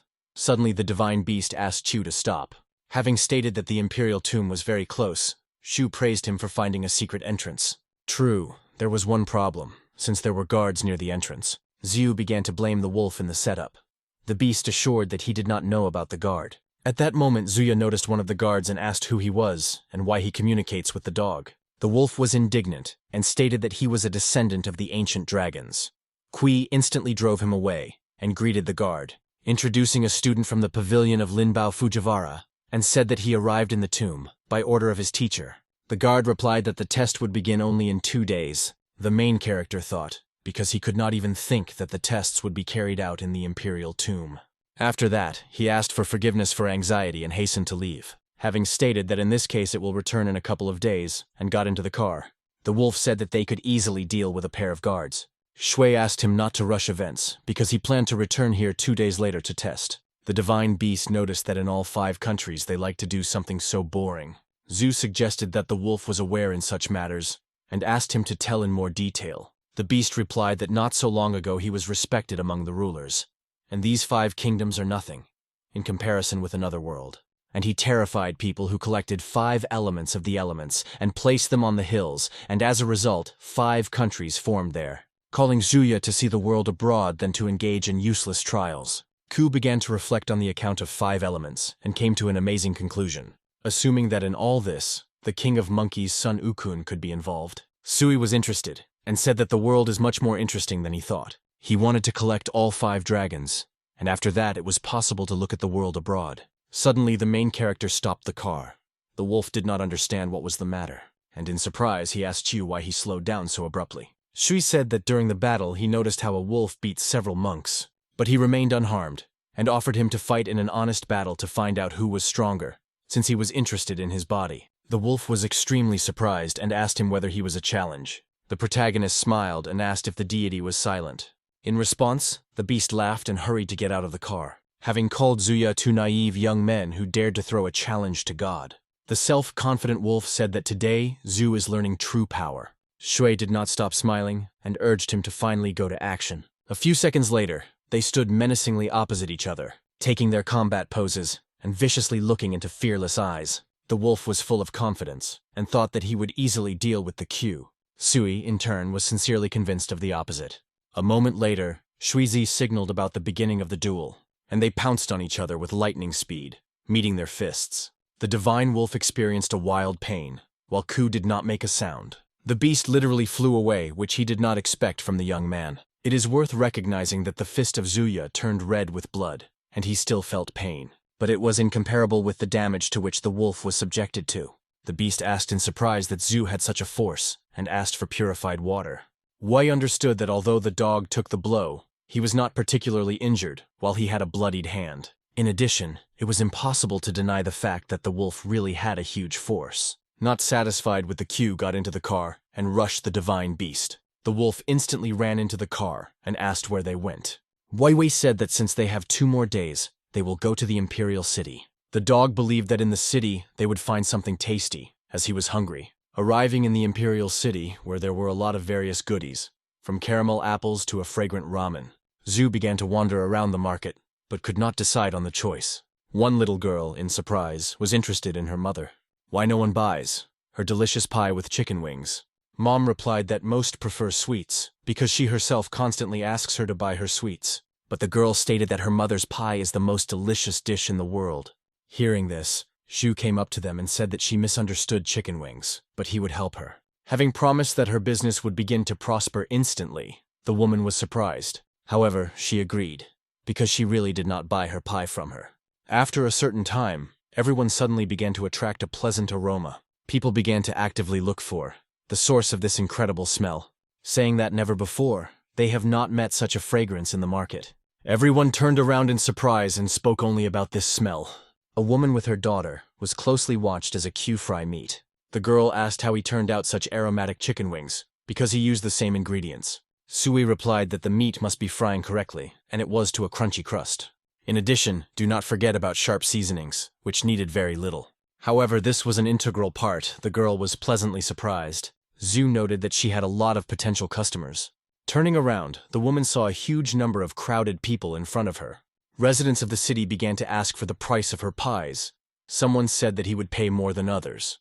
People literally created a stir, pouring each other and heading for the girl, which in turn was shocked with such a sharp influx of visitors. Sui hoped she remembered how to cook wings and left her a seasoning. The girl was extremely grateful to him, and she began to fry meat. Meanwhile, Kuai turned to the crowd of those who wanted to and asked them to be patient, presenting meat from that torn heaven, saying that one portion of chicken wings is worth 100 silver coins. One of the inhabitants of the city curled up that it was too expensive in just one portion. The woman noticed that if she sold this meat for a year, she had not earned so much. Zui said that for such a delicious dish, this is not so much price. The man hurried to leave because he was not ready to pay such fabulous money, but his girlfriend insisted on the opposite. However, the guy never listened to his girlfriend and did not buy chicken wings. At that moment, the woman called out to Chu and said that she froze 2 more meat skewers. Shui called them first to enjoy incredibly tasty meat, which later they did. The chicken wings were very fragrant and insanely tasty, and their crispy fried crust was a separate form of art. In addition, the meat was incredibly tender inside. This could not be conveyed in words. Having chewed a piece, Siu confidently said that it was unusually tasty. The surrounding inhabitants of the city began literally choked on saliva. After that, even a man who recently refused to lay out 100 coins per portion could not resist, following him, and the rest began to demand a portion of wings. One said that he would take them for his family Jia. Others were from the leading trading families of Wu Yanxian, and even those who lived outside the city wanted to try this meat. The people began to say that not the last people of the city came to the market, pouring everyone in their path. The servant of the emperor, who also wanted to acquire a portion, approached them. Shui was waiting for fierce disputes for these magic chicken wings, and he asked the inhabitants who was ready to pay more for this delicious meat. Meanwhile, in the palace, an impatient third son of the emperor was waiting for his subordinate. Thinking why Leo hadn't returned yet, he asked his sister what kind of smell, since she often visited him. The 7th daughter of the emperor replied that in food he specializes better than her. The prince was tired of the food there in the palace, and wanted to find out rather what a pleasant aroma this is. Whoso beckoned so suddenly ran a beaten Leo and said that their business was very bad. By adding that in the market, a person fries chicken wings, and therefore such a fragrance is in the district. And when Leo wanted to buy all the portions of meat, this man not only did not sell them, but he also drove it away. The prince noted that this bargain was too daring once he refused to sell his goods to the imperial son. The daughter of the emperor was surprised. The appearance of such a bold person who was not afraid of the consequences. Leo also stated that that person is a group that torn heaven. The princess was at a loss, because more recently there was one person, destroyed the test of the House of Swords, and he was also this sect. His name was Fujiwara Takumi. The prince suggested that this man was extremely strong, his sister noticed. One of the strongest elders died in the test, and there was a dog there. She understood that this group was extremely dangerous. However, the prince did not fit in the prince's head. Why the torn skies sell fried wings? The emperor's son asked Leo to take him to this stranger, because if he gets along with him, he will be able to count on the throne, because in this case, he will have more chances with such an ally. At this time, the divine wolf literally erected the entire market, and he called it real freedom, since there were a lot of different treats. Suddenly, he smelled an incredible aroma and began to look around. The wolf could not understand where this smell came from and began to look for its source. Having run along the market, the dog inhaled a more rich aroma, and he realized that he was getting closer to another treat. The voices of people were heard. Shui asked the inhabitants not to push and prepare 100 silver coins for a portion of meat. The girl said that another portion of wings was ready. Zhu hastened to take meat from her and sell him to the next wish. Looking around the corner of the house, the wolf did not expect to see. In the center of attention, it was Zuya. The dog thought that the main character purposefully arrived in the city to sell food. He wanted not to waste time, and he will quickly enjoy several portions of the wings. Meanwhile, the prince and the princess were heading to the CU counter, pouring people in the way. Residents began to say that this guy apparently was the end, since the emperor's son came. The third prince was in a hurry to introduce himself and asked Suya if he was selling fried wings here. The girl was scared and asked Siu whether to continue to fry the meat. The Sui confident urged her not to be distracted, and he, in turn, would deal with the prince. After that, the emperor's son asked if his name was not Fujivar. Zhu suggested that his servant complained of the royal skirt at him. The prince said that he would not deliver him trouble, and asked his name. Zhu replied that his name was Ma Yun, and he was responsible for the income of funds in his group, who torn the heavens. The son of the royal family demanded that Zia follow him, saying that he has a couple of questions for him. However, Sui said that he was engaged in business and hastened to drive the prince. The emperor's son was furious and immediately exposed his blade, saying that he will cut off his head and feed his dogs for such ignorance. Q continued to ulcerate in every way, noting that it was too easy to angry him. The princess of the kingdom called on her brother to be extremely careful. Half of what?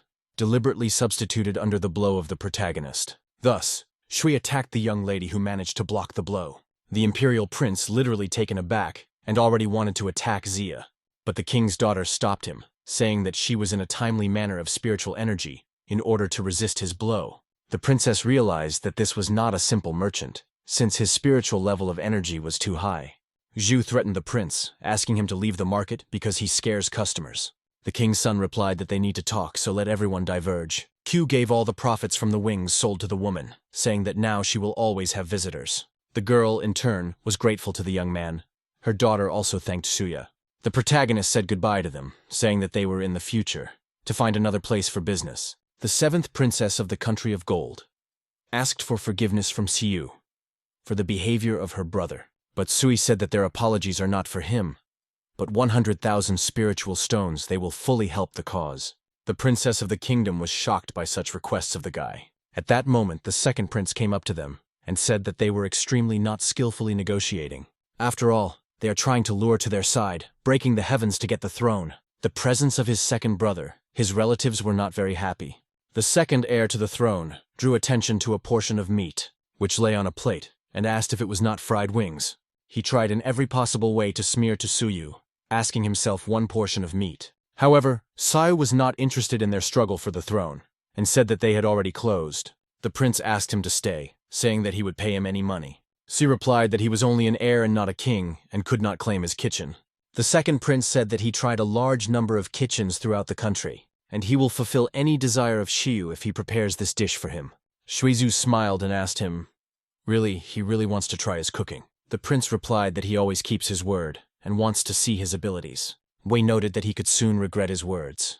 Then actively began to generate various ingredients, saying that he will prepare a dish that smells like manure, but his taste will be divine. The rest of the heirs were at a loss and did not understand how this could be done. The second prince said that he did not believe in the existence of such food, and only the overeating wolf. He watched from the side and understood the peculiarity of injecting. He always encountered important people. Soon the protagonist began to prepare a agreed dish. Sui seemed to be frying in spoiled oil, and something similar to coals. The smell was incredibly disgusting.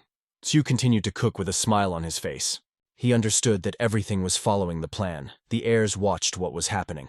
Otsui received true pleasure from cooking the dish, and noted his excellent aroma. With what the present gentlemen were categorically disagreed, saying that it is impossible to withstand, and they will now be bad from this stench. Kui handed a bowl of black slurry, and asked the prince to try this dish. The second heir to the throne of the Golden Country said that it smells disgusting. Everyone covered his nose with his hands, as the stink was really unbearable. The second son of the emperor asked her sister. She replied that he should try. After all, Ma Yong said that it was tasty. The prince did not know how to be. Smiling Sui said that it was a delightful tofu and urged him to try a dish. The heir asked Yun to the first to eat this tofu, because he claims that it is tasty. Kuei without hesitation ate a piece and calmly began to chew. Everyone was horrified, thinking that Ma Yong is a desperate person who for the sake of victory is ready for anything. Even the divine dog was sick from what he saw, and he approached Shu. Having said that today, he really respected him and recognizes his defeat. The third prince and sister noticed that this speaking dog. The princess suggested that in fact this Ma Yong is Fujiwara Takumi, who united with a dog. Zhu ordered the wolf not to intervene, because in this way he will reveal his disguise. The dog stated, in which case he would throw his excrement in his boiler. Shu replied that he would feed them him. Meanwhile, the princess decided to try prepared by a young tofu, and kindly asked him a portion, his magnificent cooking. The second prince was perplexed, and urged her not to do this. Kuei, with a smile, noted that the girl was much more braver than two men. After that, he poured her a full bowl of his tofu and handed it to her. The girl looked at the suspicious dish, and inhaled his extraordinary aroma. Meanwhile, a cunning wolf returned with a full bag of waste. Then he went to the boiler, where the unusual tofu shuya was cooked, and absolutely calmly overturned the whole bag into the boiler Zoya. The divine beast smiled maliciously, and was in anticipation of the moment. The dog called to all the gentlemen and asked to try his masterpiece, while the brothers tried to dissuade their sister so that she would not think about it. Zui said that she would not pay attention to them and literally began to feed her from her hand. The princess was as if under hypnosis and could not resist the cue, and even if it was not a real tofu, she already didn't care. Suddenly, thoughts began to get confused and the girl began to doubt. Her brothers, in turn, did not stop screaming to her so that she would not eat this dish. But not understanding why, the princess still dared to bite off a piece. After that, she began to chew slowly, her face grimaced, because she thought that it was really some kind of waste. However, the taste of tofu pleasantly surprised her, and the princess said that it was incredibly tasty. Noting the correct selection of seasonings, the sister ate several more pieces, adding that she feels how her spiritual energy increases. The second prince instantly began to ask Sui and a portion of tofu. Zhu hurried to stop him, saying that his sister confirmed the quality of his cooking, thus reminding his majesty about their recent dispute. Suspending his teeth, the heir asked Ma Yun what he wants. Sui replied that everything was very simple, and began to list the benefits that he needed, namely, the mansion and 3,000 beauties in the harem. There are also a lot of gold and silver. The second prince of the country of gold asked why he had so many girls. The third suggested that Ma Yun wants to become an emperor, which he asked about. At this moment, another brother said that these are 3 desires, not 1. Zhu realized that his plan failed, and he hastened to paraphrase, asking everything the same but inside a huge mansion. While the princess was involved in the tofu, the brothers thought. Then, the second heir nevertheless agreed to the conditions of Ma Yuna, but Sui asked to compile a certain document confirming his words. The prince noticed that Yun is an extremely vile person, and asked the servant to draw up a contract in the name of the Ma. Ki read the agreement in which he promised to provide a mansion with all the benefits, and in case of violation, all property of the prince will be transferred to Yun as compensation, after which he hurried to try tofu. The third brother asked him to leave 1 portion of a miracle bubble. The prince poured himself a bowl of this cooking, and noted a disgusting smell, saying that if the sister did not convince them as this tofu, they would never have it in life, and hastened to take a piece. After which, he began to bring him to his mouth quite slowly. Shui noticed that this was not quite what he prepared, and thought, and I realized that the dog still did not joke, and really put an unnecessary ingredient in the tofu, while the divine cunning wolf began to flood with laughter. Zhu did not have time to stop the second prince, and he still threw a piece of dish into his mouth. Then, not hastily chewing it, literally fell into madness. Meanwhile, Shu decided to invite a young princess to a cup of tea. Suddenly the heir shouted loudly. His displeased expression on his face spoke for himself. The princess asked Yun what had happened to her brothers. Ku called her not to pay attention to them. The wolf, in turn, stated that these special ingredients were stored for thousands of years. The princes realized that the dog put its excrement in the boiler and ordered the guard to kill this dog. After a certain period of time, the late evening has come. The main character poured tea to the princess, and they talked sweetly with each other. During an exciting dialogue, the girl asked Ma Yun. In the way, he suddenly decided to invite her to a tea party. Shu smiled, and he replied that he wanted to apologize to her, because having confused her brother, he accidentally damaged her hand. The princess noticed the excessive rudeness of her brother, and I wanted to ask for a favor. Zhu said that he could help.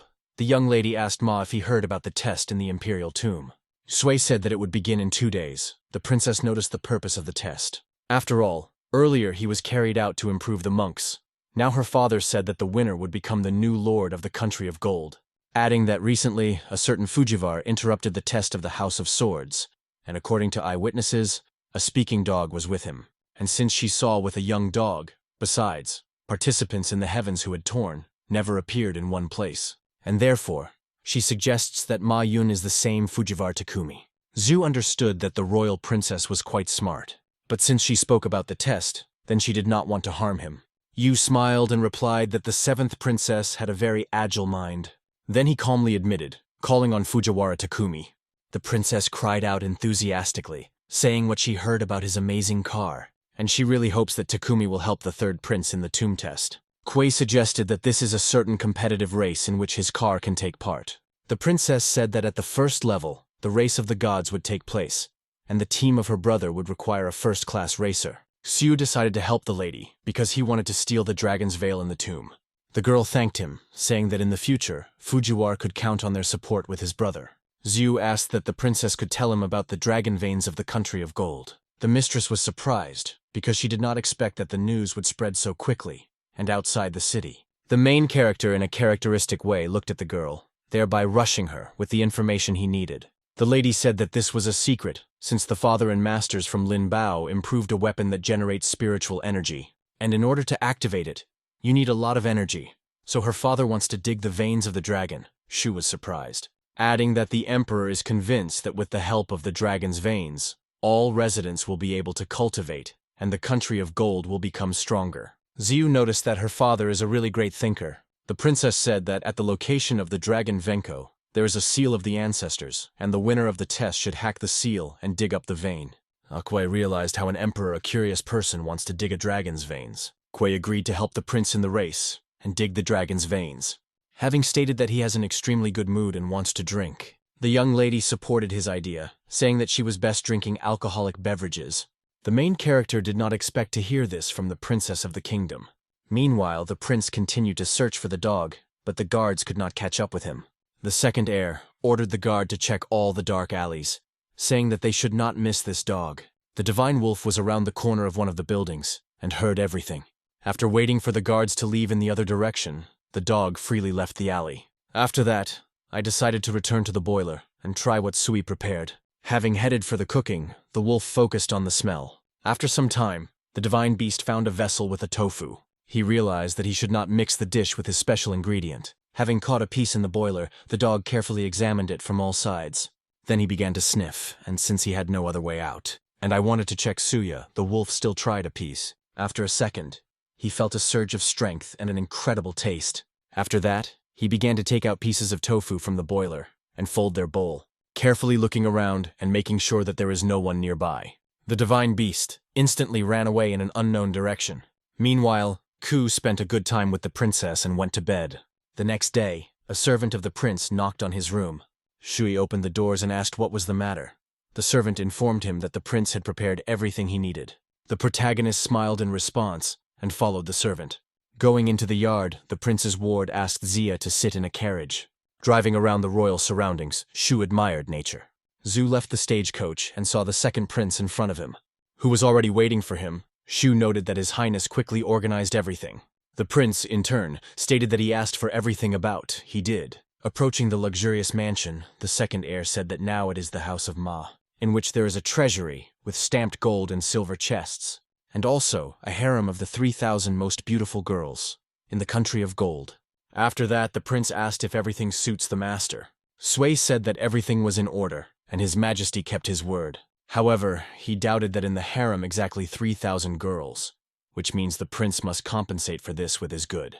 The angry heir assured him that he was in front of him 3,000 beauties. Zhu looked at the royal prince and broke into a smile. Then he went to the crowd of girls and greeted them. Shuichu asked them a question whether there is one among them who is the name of 3,000.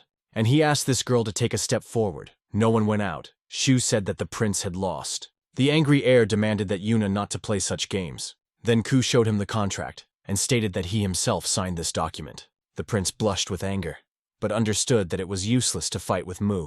After that, the second son of the emperor gave him a spatial ring. Having stated that all his property in him, the guards were shocked. Shu in turn was impressed and said that the prince is a worthy man. His Majesty said that this time he certainly restrained his word. But Zhu decided to tease the prince, saying that there was only a small part of his property. The heir lost all patience, saying that this was all about Yun asked, wondering what he wanted more.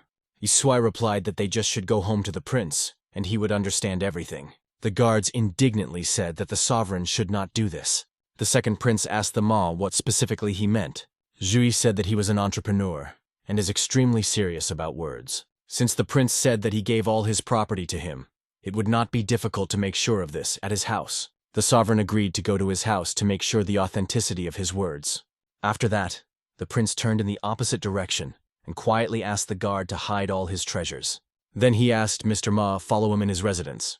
The protagonist smiled kindly and agreed to go to his house. Distributing to the carriages, they went to the royal chambers of the prince. Naturally, Sui realized that he was actually conceived by a cunning lord. In this connection, he hurried to teleport directly to his palace. The driver drew attention to an incomprehensible whirlwind, which seemed to fly out of the carriage, and he headed towards the residence, the second son of the emperor. Once on the roof, Zhu saw the chic palace of the heir, understanding how he burned the money earned by the blood of the people. Shui drew attention to the servants of the prince, who actively transferred his treasures to another place. They said that they did not have enough spatial rings to hide everything, and they rushed each other because the prince should come now. Zhu quickly went downstairs and ordered them to stop immediately. Everyone was at a loss. One of the servants of the heir asked who he was and how he dared to break into the palace. Zhui said that he was sent the second prince to hide the whole treasure into his ring, which he showed the servants. They believed the cunning Q and hurried to hide all the property of the sovereign. Shui Chu said that the emperor of the country of gold decided to check the second prince, as he spends a lot of money. People began to say that the sovereign is really too wasteful, showing the backyard of Suyu on which the prince's treasury was located. There really was a lot of gold and various jewelry. Zhu said that he himself would be engaged in these wealth. The servant kindly stepped aside. Then Sui asked the system to collect all the treasures and to process them, and to dispose of the rest. That the system hastened to do as a result, processing 103 magic treasures. At the same time, utilizing various books, in the amount of 25 pieces. Ultimately, Zhu earned 15,000 points of ritual essence, and 3,500 points of the essence of perfection. What could not be dreamed of, while spending a large amount of spiritual energy. Then he also demanded the services of their storage rings, saying that supposedly for the prince. The servants obediently provided him with their spatial rings. Having gathered all the good in huge quantities, Z hurried to say goodbye to everyone. One of the elders asked the protagonist how his name was. Shui called Hanlin Inem and said that he urgently needs to return to the second prince. Since Shui Q did not know where the output was, he began to wander along the alleys. Having got into another palace, Z decided to examine it for any jewelry. At that moment, an unknown monk noticed him and asked who he was and how he got into the empress's personal palace. Suddenly, the monk ran and began to scream loudly. Shu tried to calm him down. However, the guards instantly discovered him and, suggesting that he was an scent killer, hastened to grab him. Zhu realized what the empress's palace can be forgotten, in connection with which he teleported with lightning speed to the carriage. The guards could not understand where the alleged killer suddenly disappeared, and they began to look for him everywhere. While Shui calmly continued the journey in the stagecoach, Zhu perfectly understood that the second prince did not earn it all in an honest way. Looking out the carriage window, Shui asked the sovereign to stop. The angry prince nervously asked what he needed again from him. Kui threw him a certain document so that he would get acquainted with its contents. Then he stated that he refuses all the benefits, since money is not the main part of human being. The sovereign felt a catch and asked what the point was in the words of Yun. Aichu jumped out of the carriage and said that he was not sitting in one place, so he was leaving. The servant noticed that Ma could head to the third prince to help him, but the sovereign did not attach due importance to this, and said that he did not care. Meanwhile, my sister told her third brother that she had talked with Fujiwara and he agreed to help, which in turn did not expect Ma Yun to actually be Takumi. The sister added that Fujiwara will help them not only in the race of the gods, but also in other tests. The prince approved the zeal of Takumi and asked the princess to contact him. The sister replied that after the conversation, Fujiwara left and would come directly to the race. At that time, the wolf eared by the miracle tofu. Having eaten everything to the last piece, he literally filled his stomach. After that, he fell asleep and gained strength, but he also wanted a plate of tofu. Suddenly, the dog remembered that tomorrow the test would begin, which Sui sought to get to, thinking that Siyu will still find, because it always stands out from the crowd. Meanwhile, the protagonist was sitting on the roof of the building and thinking how much he was able to earn since the arrival of gold in the country. He accumulated over 10,000 points, and will soon be able to make a breakthrough. He also had a huge amount of essence to improve his equipment, but there was no particular sense in glasses because he has a lot of magical weapons. At the same time, the term of Bumblebee and Ferrari is expired, which means it was necessary to purchase a new car. After all, the race of the gods will begin tomorrow. Then the queue went to rest before the test. The next day, the long-awaited hour of the first round of tests came. People said that this year, the winner would get the opportunity to inherit the throne. The driver from the first prince was the genius of Pavilion Linbao named Takahashi. The racer of the second prince was an experienced TS of Chi Yunfei. The driver of the third prince was Fujiwara Takumi, who for some reason was late for the competition. The people were sure that Fujiwara could not beat Takahashi and Yunfei. At this moment, the Emperor of Gold himself came to the inhabitants of the city. He was dressed in gold robes. People were in anticipation of his speech, which before the start of the first round, he had to say. But he was interrupted, the sudden appearance of the late protagonist. Shui drove abruptly on the highway and turned his new car in front of the audience. Then he apologized for being late and asked if the race of the gods began. The seventh daughter of the Emperor of the Country of Gold enthusiastically shouted his name. The third prince sweated from the nerves, because he thought that Takumi would not come at all. The Emperor asked his son whether the driver arrived his. The prince proudly replied that this was really a racer from his team, and he rushed his father to start the test. The Emperor noted that all the participants are on the spot. Therefore you can start, then announced a reward to the winner as a throne of the next emperor, saying that the test of the Imperial tomb is the annual tradition of the Country of Gold. And to participate in the test, wisdom, courage, strength, and unity of the spirit are necessary. Noting that this year they complicated the test, and this is the first time in history, where in the first round, participants will have to overcome the winding and complex Linbao Highway. And who is the first finish? He will become the winner of the first round. After that, the Emperor announced the start of the test. The riders prepared. All the audience present was waiting for a spectacular race to death. The monk began the countdown of time to start the first round.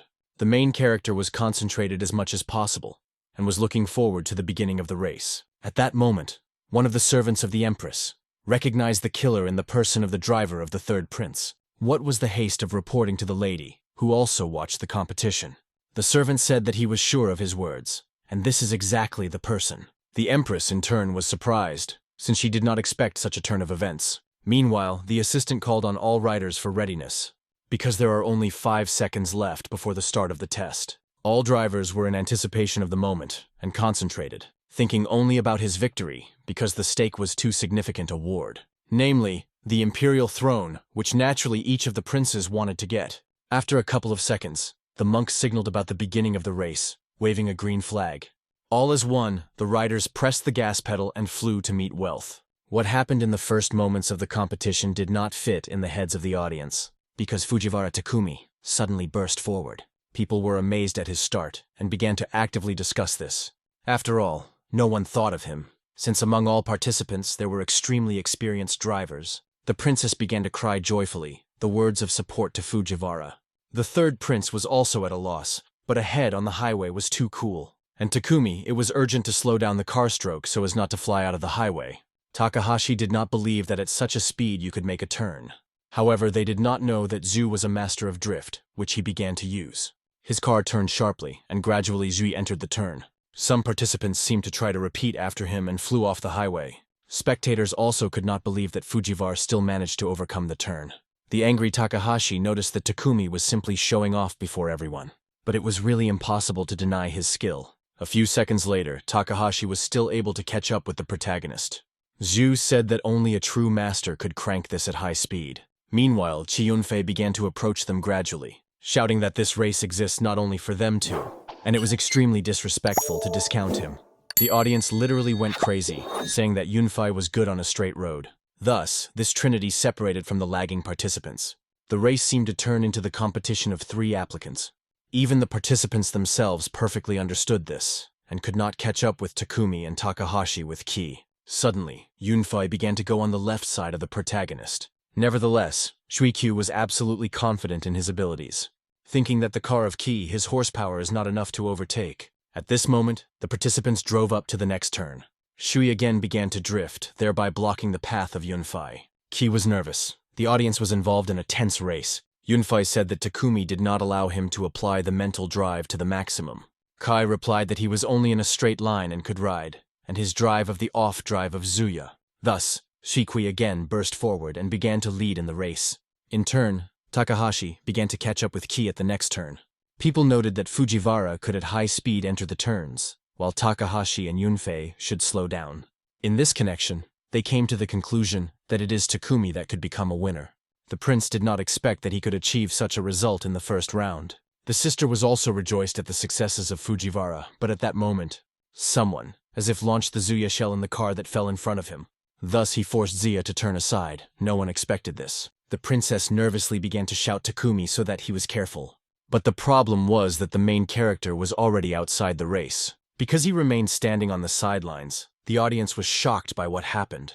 Understanding that someone clearly had a hand to this, meanwhile, the Zuya car caught fire. The girl and her brother were confused from the accident scene. The remaining guests also could not understand what to contribute to ignition of the car. At that moment, he himself leaves the burning car. The car was in a deplorable state, which greatly angered the guy. He indignantly demanded that the one who arranged a terrorist attack immediately admit. The guy could not tolerate such a rotten game with him. The fat man who stood nearby and previously acquaintance with he was outraged by the presence in the competition. The man accused him of theft of his gold and silver ingots, including other jewelry. He pointed his finger at the fat man and in his defense began to make excuses, at the same time apologizing for his tactlessness. The prince immediately tries to resolve the conflict with the requirements to stop meaningless disputes. Noting that he was in his team initially, the fat man grinned sarcastically, hearing what he called his brother. The fat man continuing to blame, he tries to mislead the prince, referring not to the most convincing facts. The prince shouting at the fat man accusing him of a dishonest game and an attempt to eliminate his subordinate, referring to the fact that the fat man could simply turn to the Imperator's father and resolve this issue in the world. The fat man is unable to endure a conversation in increased tones, so that the prince stops contacting him like that, because he was a man's older brother. The prince, squeezing his teeth, understands that he is not in the position in order to continue the dispute with his older brother. Sister Principal noted that their chances of winning were reduced from each time because everything played against them. At that moment, he could not stand the accusations in his direction, sharply flies into the sky by demonstrating his skills. Having activated his dark wings, he also collects energy in his hand in order to check who could actually have a notorious game. The elder brother, in principle, realizing that his plan can be revealed, so that he immediately stops. Without listening to the fat man, he continues to follow his plan. The guy plans to start checking the experienced driver in front. He throws the accumulated sphere in his hand towards the old man of the old man. As a joke, the guy adds that he does all this to verify the rights of a motorist. The old man, without discarding speed, continues to go along the highway. The sphere gradually overtook the frustrated golden car. An unknown man extending his hand demands all those present to stop this circus. At this moment, a golden seal that covers the car from the magical sphere of almost reaching it appears in the car area. The explosion passes the car and remains behind. The lounger finally sways slightly and throws up. The old man at the wheel of a car in the moment manages to react and get out of a strong drift, bypassing a dangerous collision. The man shouted loudly from crowded emotions. He scared a hint of death to his death. The Emperor, who is above the highway, claims that he will not allow death on the tests of the Imperial tomb. He with a grin states that the Emperor of the Country of Gold cannot blame him for undermining, because he himself was subject to mortal danger. He accused the Emperor's eldest son decides to talk about the current situation because of which he had to get off the track without the opportunity to recover. The fat man also makes charges to the side, referring to past situations where the guy was present. The Emperor, not wanting to continue to listen to the accusations of the two parties, asks everyone to stop. The man calls the accusations of his son stupid because he did not observe sufficient evidence of guilt. The eldest son, restraining anger, and emotions clenched his teeth. Having crossed pride and continuing to respect his father, the fat man agrees with the decision of his father, the Emperor. Having finished with his son, the Emperor also decides to contact him for an alternative to this situation. Having shown his hand to the highway, the Emperor notes the skill and offers him to hold a re-competition on the highway for an honest assessment without any intervention. The prince was glad of what he heard, because the Emperor agreed to conduct a test again. The prince's sister was beside herself with joy. The girl with a smile noted that their father, the Emperor, had long guessed the sacrament for the incidents of the older brother, and therefore reported that at all. He showed respect for the Emperor for his understanding and the chance he given to participate in the test. But he decides to abandon the offer to start the race from the very beginning and asks to hold a race from the place where they finished. The Emperor is amazed at such impudence asks that he now demanded from him. The prince and his sister were not less affected by such an offer. The fat man did not understand how he planned to continue the race. The crowd was in amazement from what he heard no less. The sister, the principal unable to stand it, reminds that his car is badly damaged. The prince asks the girl to persuade the guy to start the race from the very beginning, so that they have a chance to win? He called on another car does not understand why the prince and the girl are so worried about it. The guy was self-confident and knew the outcome of the race in advance. Having started the car and waiting for the start, he instantly switches the speed and begins to accelerate quickly. Cleaning the gas pedal into the floor, his opponents had no chance to win. With a great speed, the car rushed along the way to catch up with his opponents. The audience who watched the race is also amazed that he, in addition to surviving after a serious accident, was also able to return to the track with a brand new car. Spectators note that in the absence of opponents, he accelerated significantly and diligently passed the entire track. At the turns, he does not forget to use all his skills entering the turn sideways, showing the audience all his skills. Gradually, he managed to catch up with all the main cars and easily overtaking those. The prince and his sister understood that the victory that they needed was in their hands. He continued to accelerate before a steep turn, which the audience noticed. The audience was amazed that the guy did not drop speed before a serious turn for a second. People in their thoughts already buried him for his recklessness and self-confidence, but the guy had everything under control. He easily brings his car in the opposite direction in order to go into a turn with drift. The guy's tire created a huge club of smoke in the way of rivals, which was not enough. Having overcome one of two steep turns, he easily gets to the second. Without sparing the tires and the tire, the guy again goes sideways to the turn, showing all his skill. People could not believe what they saw, because before no one dared to perform this. People were amazed at what corner of the car the guy managed to keep when overcoming such a difficult turn. He only grinned without paying attention to his opponents.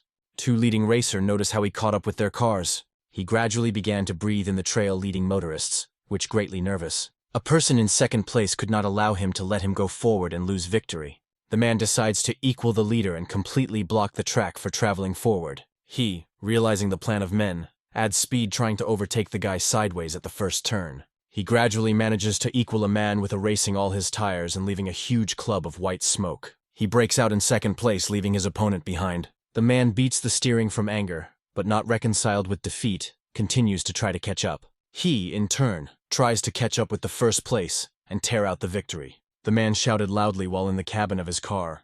The prince and sister continued to support him, expecting him to overtake the first place. He confidently and without any effort catch up with the first place. Having calmed down at the next turn, he enters him sideways, leaving all the puffs of smoke. The man understood that he should not give the first place continuing to block the passage of SE. He gradually overtakes the opponent's car closer and closer and attempts to overtake him. The man also decides to go into the skid and pile sideways for a greater effect. The tires of the man begin to gradually wash, creating a smoke curtain for their opponent. He, being a few centimeters from the first place, continues to advance on the heels to the preliminary winner. Spectators could not take their eyes off such a serious battle. All people were still amazed at the skill and how he easily managed to catch up with everyone.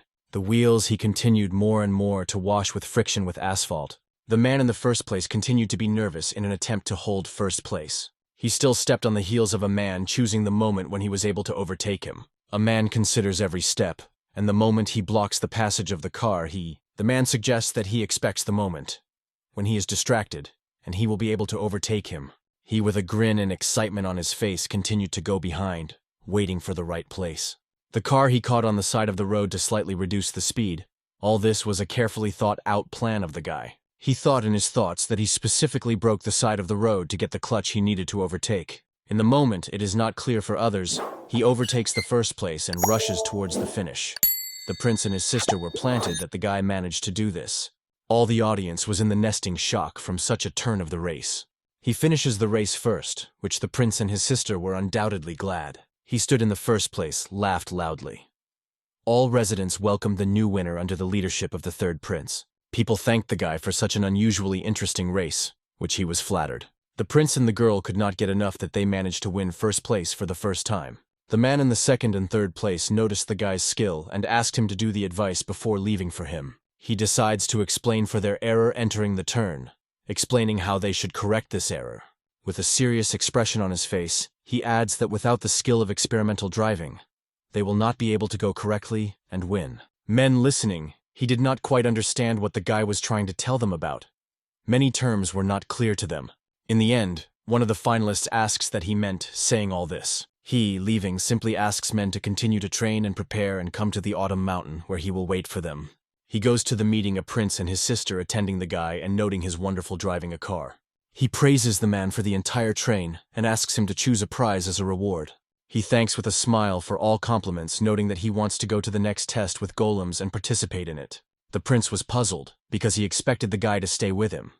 The man notes that at the stage with golems it is too dangerous and any mistake can cost life. He is glad with a smile that the man continues to help him, offering, and in the next test, to choose the side of the prince. The prince looked around with his sister without expecting that the guy to show such condescension to his person. The man immediately agrees to the guy's offer and thanks him for his help in his endeavors. He, in the company of the prince and his sisters, decide to go to a test with golem. The emperor, surrounded by a security guard, stands on the catwalk lifted above the crowd. The man welcomes everyone who got to the test with the golems. The emperor, with a rather gloomy person, tells all those present the rules and conditions for the passage of this test. The crowd, consisting of various kinds of cultivators, continue to carefully listen to the emperor by noticing important aspects of this test for themselves. The man completes his monologue, announcing that the one who overwhelms a larger number of golems and will be the winner of these tests. In the presence of all sons, a man adds that one of the most important tasks of the participants is also a visit to the tomb of the emperor, which is part-time an important goal for the whole people of Gold. With a grin, he had already thought over his future plan. The guy planned right during the test, using the system to melt a new sword. At this moment, the prince asks the whole guard to lollow and begin to keep the defense at the beginning of the tests for the security of the civilian population. He silently stood aside, waiting for the next test to begin. The emperor is completing to tell all the rules and asks all participants to begin preparations for the test. The prince gives the order to everyone to proceed to the right place, where the start of the tests will be announced. All participants are approaching the magic field in anticipation of the order to go. The prince's sister explains that this barrier will determine which of the participants is with him. One by one, the participants slowly go through the barrier to the test. The prince, along with his sister, was also proceeded to the test room, he to support. He slowly enters the portal without any weapons, which is completely not characteristic of him. He confidently becomes to the ground, wanting to look around to Volklag. With a serious face and ready for everything in this test, huge figures are hiding behind the fog. In the moment, the participant opens huge statues in black armor. He understands that these are the same golems that he has to overcome. Golem, seeing small mobile figures who are under his feet, begins to move slightly.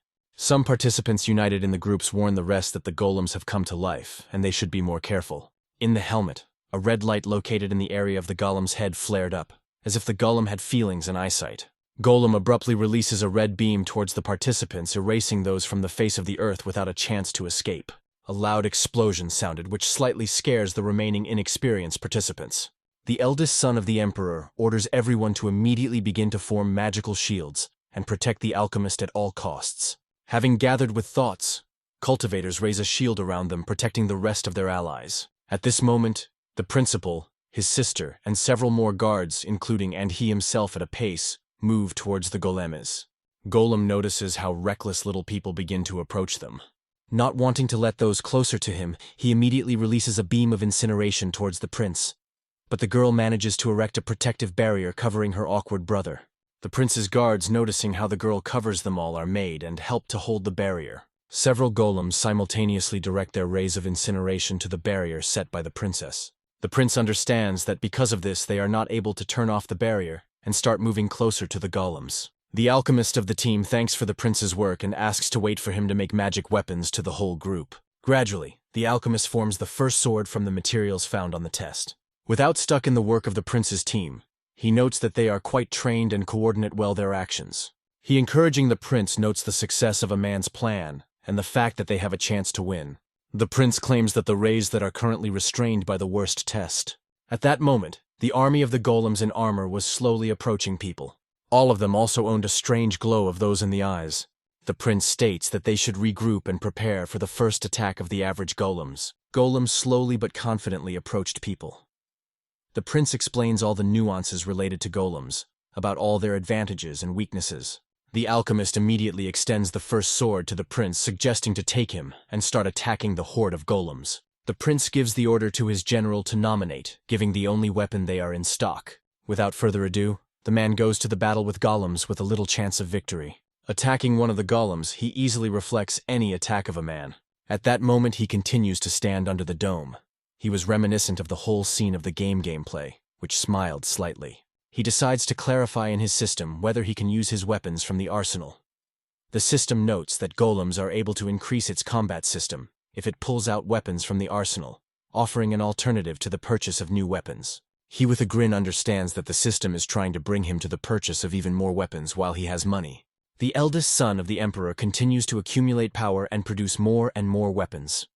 The man orders his group to immediately attack the golems. One of the subordinates of the senior prince states that they have enough weapons for only 5 fighters. The man, not wanting to listen to subordinates, orders to give out all the weapons and immediately begin to clear the way. Alchemist, realizing that this path explains to the prince to death, that if he does as he wants, then all 5 knights will simply die. The fat man immediately begins to threaten reprisal to his subordinate if their group loses. Having no other choice, the people of the senior prince armed themselves with the existing weapon, are advanced into battle. One of the subordinates of the younger prince reports to the fact that the group of the fat man has already advanced on the offensive before them. The prince understands that his brother sent fighters to his faithful death, because 5 fighters could only be enough for a small defense. Following, another subordinate prince comes and reports that the first group also advanced and sent 8 fighters. At this moment, the princess informs the prince that their protection is not eternal, and they are not able to keep the barrier forever. The prince, understanding the complexity of the situation, begins to quickly analyze possible options. The man considers all the options, realizing that if they also go on the offensive, they will lose all members of the group. Stepping closer, he puts his hand on the prince's shoulder. The man does not understand what the guy is doing. He claims that he made high-quality swords for the entire group of the prince. It represents swords for 20 people, as well as 10 beads of protection. The guy adds that he hopes that this is enough for the prince to win. The prince, seeing all this, is at a loss how he managed to do all this. The whole group understands that the amount of weapons is enough for the entire group, which exceeds many times the quantity than other groups. Having finished the alchemist with the next sword, he begins to ask the question for what he was trying to, and was in a hurry to do all the swords. The princess is also in surprise in how he managed to produce so many weapons so quickly.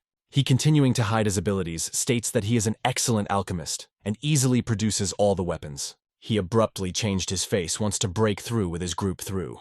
The prince is still amazed to understand that their entire group is armed, and they can begin their offensive. The group of the younger prince immediately put forward on the attack, trying to save time. The prince demanded that his group does not lag behind and continue to move towards the nearest golem. Approaching a rather close distance from the golem, the prince easily cuts out that. The group of the younger prince continues to break through the crowds of golems, overcoming one after another without any effort. At this moment, the emperor receives a notification from his subordinate that his sons were actively breaking through to the tombs through the golems. The emperor was slightly surprised that all 3 princes were already managed to break through the battle through the golems. The man hoped that excessive confidence would not destroy those. One of the subordinates of the senior prince reports that the third group actively began to break through using their new weapons. The fat man notes how the fully armed group of the younger brother breaks through all the golems. The fat man does not understand how they managed to make such a large amount of weapons. The fat man with a cry orders his alchemist to immediately make additional weapons for his troops. Without unnecessary words, alchemists make new weapons from all available materials. The prince, noting that many golems were distracted from them, asks the remaining group to hurry and slip the danger. 3 golems noticed the danger, sharply directed their rays towards the princess, and sharply fired by a siring beam. The princess managed to build a barrier, begins to defend himself against the attacking golems. The girl asks her brother not to rush and take care of the protection, because in addition to the rest of the goblins, the 3 still prevented their advancement. The prince understands that these golems slow down them, allowing others to accelerate and overtake them. Suddenly, an unknown force with the speed of light rushed about the irreparable damage to the standing golems. In the moment, golems break up into small pieces, stopping the firepower on the group of the younger prince and princess. The prince was amazed that the golemoff managed to cut so easily. The princess, who continued to hold the barrier, was not less affected. The fat man also notices as an unknown person easily straightens out with huge golems. All 3 princes understand that it was he who dealt with golems. Having finished with the golems, the guy lands as if nothing had happened to the ground. He sharply adds speed and goes forward to clear the path for the whole group. The guy asks the rest to hurry and do not lag behind. The younger prince and sister froze in amazement from what they saw, because all this time a truly master of martial arts was in the same team with them. He playfully and without any effort continues to cut the golems one after another. All his actions gradually began to have an effect on the rest of the participants. They all saw how simple the guy dealt with the golems. One of the subordinates of the senior prince notes that the path was cleared and they can move forward. The fat man suspects that they will not miss them so simply, and they should wait. He is farther in anticipation of the remaining group. In the thick of the tumma, he begins to hear a strange impending sound. The prince and sister begin to guess what was hiding behind the dusty. In the moment, golems in golden uniforms come out of the fog. All the golems looked more menacing and dangerous for ordinary magicians. Each of the golems owned a peak and a shield, unlike previous stone golems. He explains the younger prince that these were the rare golems of the ancient people, which have been hidden for many years. All participants were struck by this situation, because the test became more and more dangerous. The senior prince decides to retreat immediately because of the fear of being killed by such a formidable enemy. He is not daring to retreat, begins to analyze his enemy. The guy begins to assume that everything that happens is not casual and provoke him. The whole group of the younger prince and his sister immediately decides to leave the battlefield due to a strong danger. The prince orders his group to immediately return to the entrance and form defense so that the rest of the people can leave the test whole. The prince pays attention to the previous he was. The princess also notes that he had never reacted to danger and continued to expect the attack of the golden golems. The prince asks the guy to hurry, because the golden golems gradually began to overtake them. With a smile, he asked why he had to retreat. He sharply ran towards danger with an attempt to attack the advancing golden golems. Having risen sharply into the sky, he offers the prince to stay and watch how he will deal with all the golems himself. In this case, before the start of the battle, he conveys his body to the spirit of the sword so that he deal with all the golden golems. He easily begins to rush through all the golems, cutting one after another. The emperor continues to observe how the guy understands the golden golems surpassing the strength of any present. An unknown girl who watched from the side also looked at him in surprise. He gradually finished dealing with all the golems. In front of the younger prince appeared only a giant layer of dust in which he continued to fight. Sharply before he appears a golden golem with an incinerating beam of even greater power. Golem, serving small remarks, he declares a particularly dangerous attacker. He does not fully understand what the golem meant and why he decided to speak. At the same second, he was sharply launched by a boiling ray hundreds of times higher than stone golems. He managed to build a barrier miraculously surviving from such a powerful attack. He is interested in the spirit of the sword, whether he can deal with the golem, to which he received an approving answer. He conducts one wiped blow towards the golden golem. Having remained the unscathed, the golem begins to crack slightly. The floor of the body of the golden golem sharply begins to fall on the side, which pleases himself. All the sons of the emperor and ordinary participants could not even say words. Having finished dealing with golden golems, he calls those worthless who are not destined to injure him. He comes to the end of the barrier, adding to the prince to hurry after him. He puts his hand to the barrier and asks the system to hack him. The system immediately states that hacking a barrier is not possible, because he was hacked to someone else, and he can come in without any problems. He a little alerted, because he was the first. He tells the prince and the rest of the group that the barrier to whom he had already been hacked. The prince could not get enough how the guy masterfully dealt with such strong enemies. The man did not quite understand what could happen to the barrier. He did not worry who could hack the barrier. He was more amazed that the unknown man managed to overtake him when the guy was fighting. He assures that the hacking of the barrier will not affect them in any way, because he planned to reach the first place at all costs. The prince still did not understand why someone managed to hack the barrier so simply, because he was created on the basis of the knowledge of the ancestors. The prince decides the first to cross the barrier, showing that he is the leader of the test. The man becomes on the same ordinary land behind the barrier. The rest of the group of the younger prince also pass the barrier. The whole group of the prince rejoices that they managed to take the first place in the test. All of them could not get enough of this. The senior prince could not believe that it was so easy to beat, and he managed to hack a barrier alone. One of the subordinates of the emperor reports to him about all the events in details, which slightly shocks. The emperor understood that although he managed to wake the golden golems, the guy prevented his plan. The prince thanks for the work done and mutual assistance in the test. The prince, stepping up, he asks him not to be shy to ask for anything from that. He, not wanting to play strange games, decides to tell you directly why he arrived in this test. He explains that he needs to achieve the tomb of the emperors and find the plant of 5 elements for his needs. He adds that this is why he helps the prince win first place, because the guy needs only spiritual grass. The prince was slightly shocked by such a composure, because spiritual grass is one of the rarest treasures. He assures the prince that the emperor wants to create weapons based on dragon veins, and the grass does not represent anything for them. The prince continues only to say that the grass is too rare and he is powerless in this matter. He comes closer, even more serious, and adds that he did not ask permission to take grass. He adds that he only notified that he would take her at all costs, because this was the main goal of his arrival. He did not plan to lag behind anything, and even if the whole country of gold rises in front of him, he will still take the artifact he needed. He completes his words by the fact that he is ready to deprive anyone who will stand in front of him and interfere. The prince was confused from what he heard. He did not know that he was to answer his words.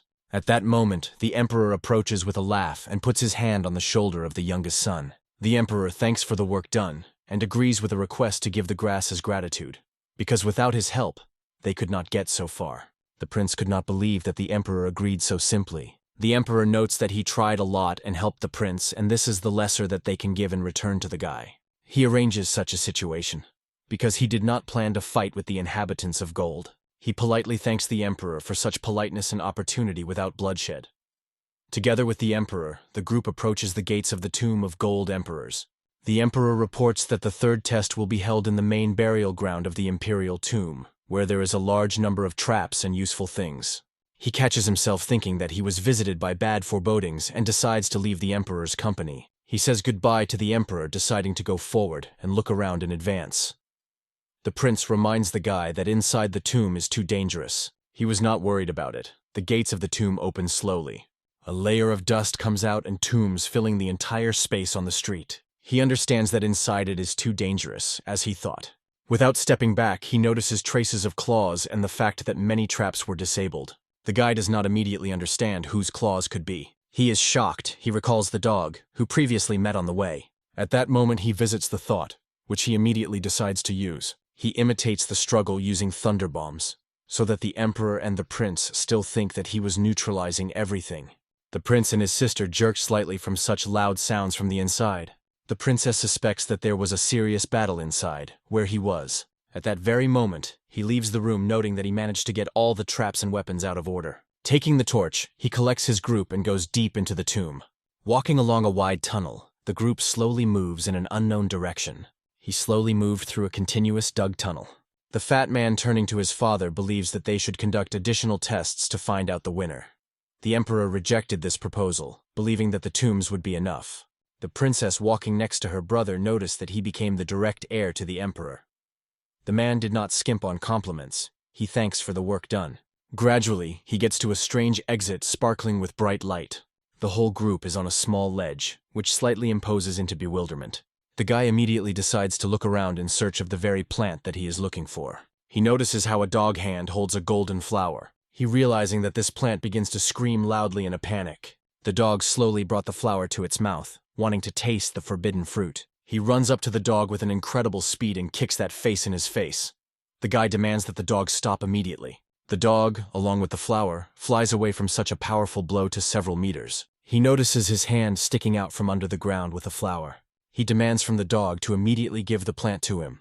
The system immediately begins to report that the grass was damaged, and it requires immediate processing. He screams to demand to give him the grass immediately. The dog explains that she found her first and wants to taste her to increase her abilities. He raises his hand up, counting. That the dog makes him use the artifact. He calls in his hand a secret artifact for the dog. The system calls the collar in 1,000 points that falls directly into the hand. He begins to hide the collar behind him with a request to give him the grass, which he had been looking for a magical weapon done in return for so long.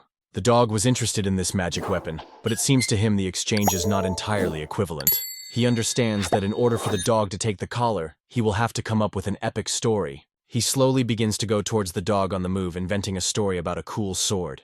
At this moment, he suddenly stumbles for everyone. He falls, dropping the same collar to the ground. He pretends that he drops a very valuable artifact, calling him a gold. He sharply picks up the collar and hides behind his back again. The dog becomes interesting that it was the guy who hid behind his back. The dog demands to finish the story about the sword and show the valuable artifact behind him. He, with a grin, understands that the dog led to his trick.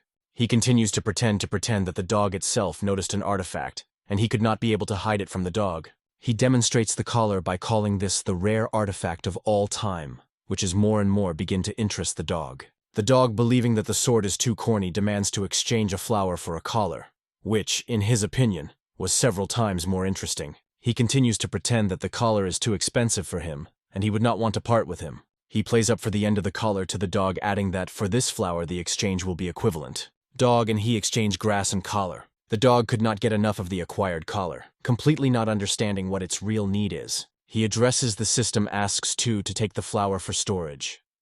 In a moment, the system evaporates the grass by spending 500 points in return. He begins to chase the dog, demanding that she give the collar back. The dog easily runs away from the guy. The dog, mocking him, declares that now his collar was putting on his neck. He, realizing that the dog fell into his trap, began to laugh viciously. This laughter begins slightly nervous, the dog forcing the dog to be nervous. The dog clarifies why he began to laugh, because he defeated the guy. The dog immediately tried to remove the collar, but everything was even. The dog understands that she was forced to put on a collar. The dog, being deceived, decides to immediately attack the guy and kill. Having activated the spell, says something in a strange language for everyone. In the dog's collar comes energy, starting to deliver that discomfort. The dog, stopping halfway, begins to whine loudly, trying to remove the collar. The dog asks to weaken the collar, noting that he begins to choke.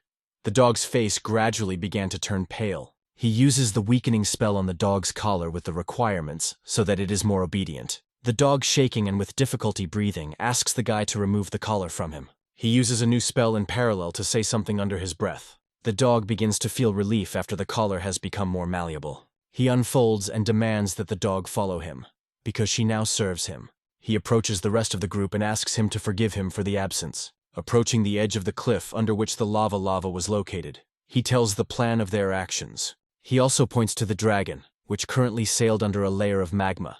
This magma contained a large number of dragon aura.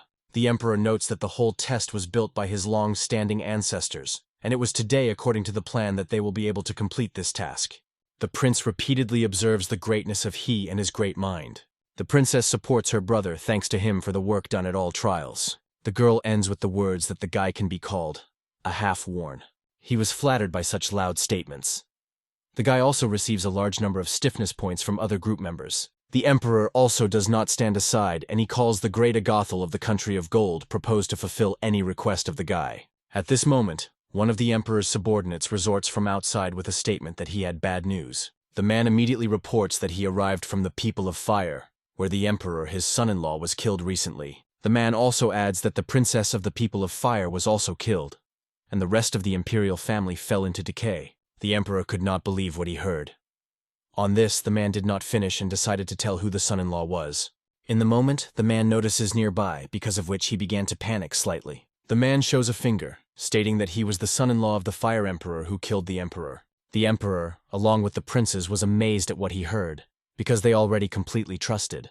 The Emperor clarifies with the ambassador whether he is sure of his high-profile statements, to which he receives an affirmative answer. Continuing to point a finger at him, he calls him by name, also calling him a sect of exploding heaven.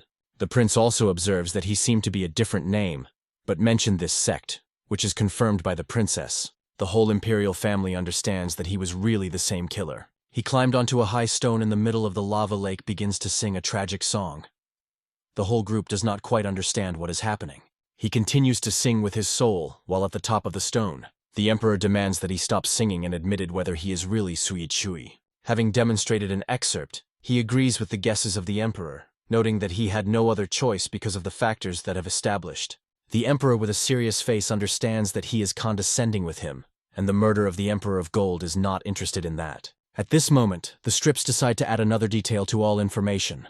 The Emperor explodes, begins to scream at the ambassador, because this part should be reported immediately. He sighs languidly. After all, everything began to fly around the world at an incredible speed. 2 more ambassadors from different cities with new information arrive in the dungeon. The Emperor is interested in men that this time they brought him for information. One of the men reports that valuable herbs were stolen from the 2 countries. The second supplements that the cultivator also completely plundered Imperial tombs. Both ambassadors claim that the thieves were not unknown Duan and Xu Xiaoyan. Sui already knew these names.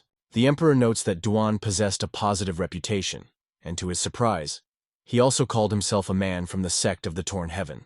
He recalls this name because earlier he often covered him in the country of fire. He gritted his teeth, understood that he could not allow some sectarians to prevent him from reviving his beloved Xiao. The dog decides to make fun of it, pointing to its bad character. Having without evaluating such humor, he instantly applies a spell on the dog's collar, because of which it began to beat in convulsions. The dog rushes to run sharply, saying that in the future the deity will return and take revenge on a brazen guy. He was amazed that after all the dog still had the strength to speak and flee so quickly. He asks the system for 24 hours to periodically strangle the dog. The system begins to process the spell. The guy did not bother at all that the dog was a deity. Getting up in the middle, he asks the emperor to forgive that he will have to leave the tomb. He asks the system to apply the teleportation spell. The system refuses the teleportation request, hinting at temporary blocking within a week. The emperor, realizing that the guy was not able to teleport, he offers in return his help. He is interested in whether the emperor has a teleportation spell to the Water Empire. The emperor begins to scratch his beard, pondering how exactly it is worth realizing this request. The emperor offers his teleportation service, the preparation for which will take 2 days. He agrees with a man, because otherwise he will have to get in weeks. At this moment, another ambassador takes into the hall an urgent message to what the emperor himself pays attention to. The ambassador immediately reports the message of the empress. He did not expect that the empire also has an empress in the empire.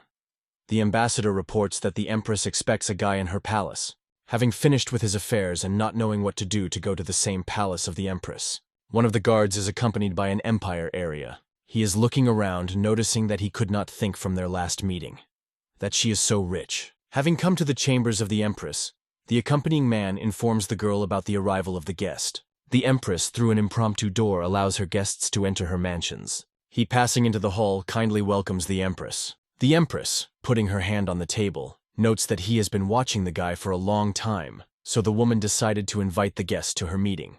The empress, with a smile, also noted that the guy planned to go to the Empire of Water to pick up the valuable spiritual grass of the Water Empire. At this moment, without listening to a woman, he worried only one question, namely why the empress looked so good. With a smile, he approaches closer to how the empress was smart and observant to him. The woman continues to talk about the difficulties of being in the Water Empire and the knowledge that can help the guy in the future. He carefully listens to the empress's proposal in return for her knowledge. The empress was amazed that the guy still had not guessed, suggesting that he did not need spiritual grass at all. The empress decides to say directly without any difficulties, namely the woman planned to give a spell for the guy. The woman also decides to talk about the magical pills of the Kingdom of Water in the tombs. The empress explains that she is ready to do everything in order to get these stones at her disposal. He heard that these pills are 8 stellar, decides to think about all conditions. In the moment, he very quietly clarifies the system that the woman wanted to get for the pills. The system tells all about these pills, as well as a quick possibility of pumping and increasing the next stage of development. Hearing that only a virgin can take a pill, he does not understand why a woman having children still wanted to get this pill. He gradually begins to guess that in fact, these pills were intended for the 7th princess. He also does not discard the thought that the empress nevertheless wanted to get them in personal use, wondering who the children really could be for her. He understands that these family showdowns greatly tire him from stare, for which he changes his mind and continue to think about it. The empress decides to remind you who she is, as well as a great reward for these pills. The woman also claims that he can contribute to the development of relations, he and the 7th princess. He amuses that for the sake of 3 pills, a woman is ready to pay her daughter. He becomes opposite the empress, is interested in whether he could receive the empress as a reward. The woman did not quite understand what the guy had in mind under these words. After analyzing the words, he was a little embarrassed from this. He, not wanting to introduce a woman in embarrassment, adds that it was just a joke, because the empress was a respected woman. The woman, bowing her head and continuing to embarrass, decide to add another thing to her words. The woman was ready to go to anything, for the sake of 3 blue pills for her. He, understanding what a magnificent chance, he agrees with the woman to her conditions. 2 days later, he comes to the indicated place, where preparations for future teleportation were already underway. He notices several stones sparkling with strange energy. He thanked the emperor for the work done and hospitality.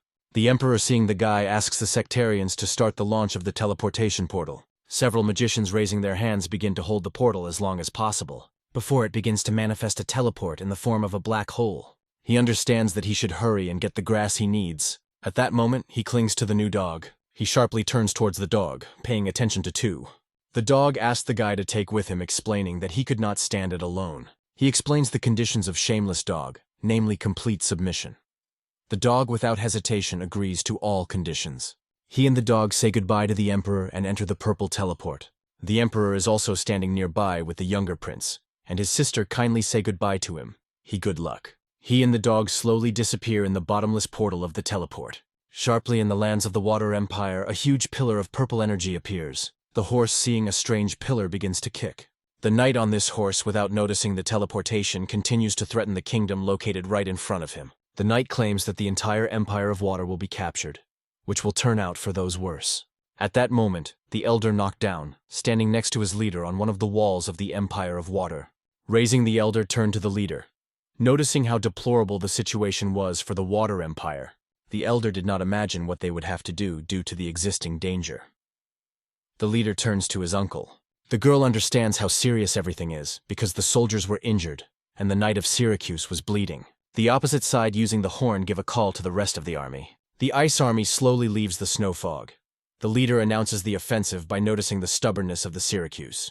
Getting ahead of the leader of the ice army starts an enthusiastic speech for his entire army. The leader of the Water Empire silently stands in anticipation when the ice army steps on an impregnable empire. Imperial archers of water standing on each of the walls immediately open fire from a flurry of arrows. The ice army, not wanting to retreat, raises its shields and slowly advance on the Imperial wall. The sky began to drag on gray clouds, which was not characteristic of the lands of the Water Empire. One of the soldiers looked inquiringly at what was happening, not understanding what was happening.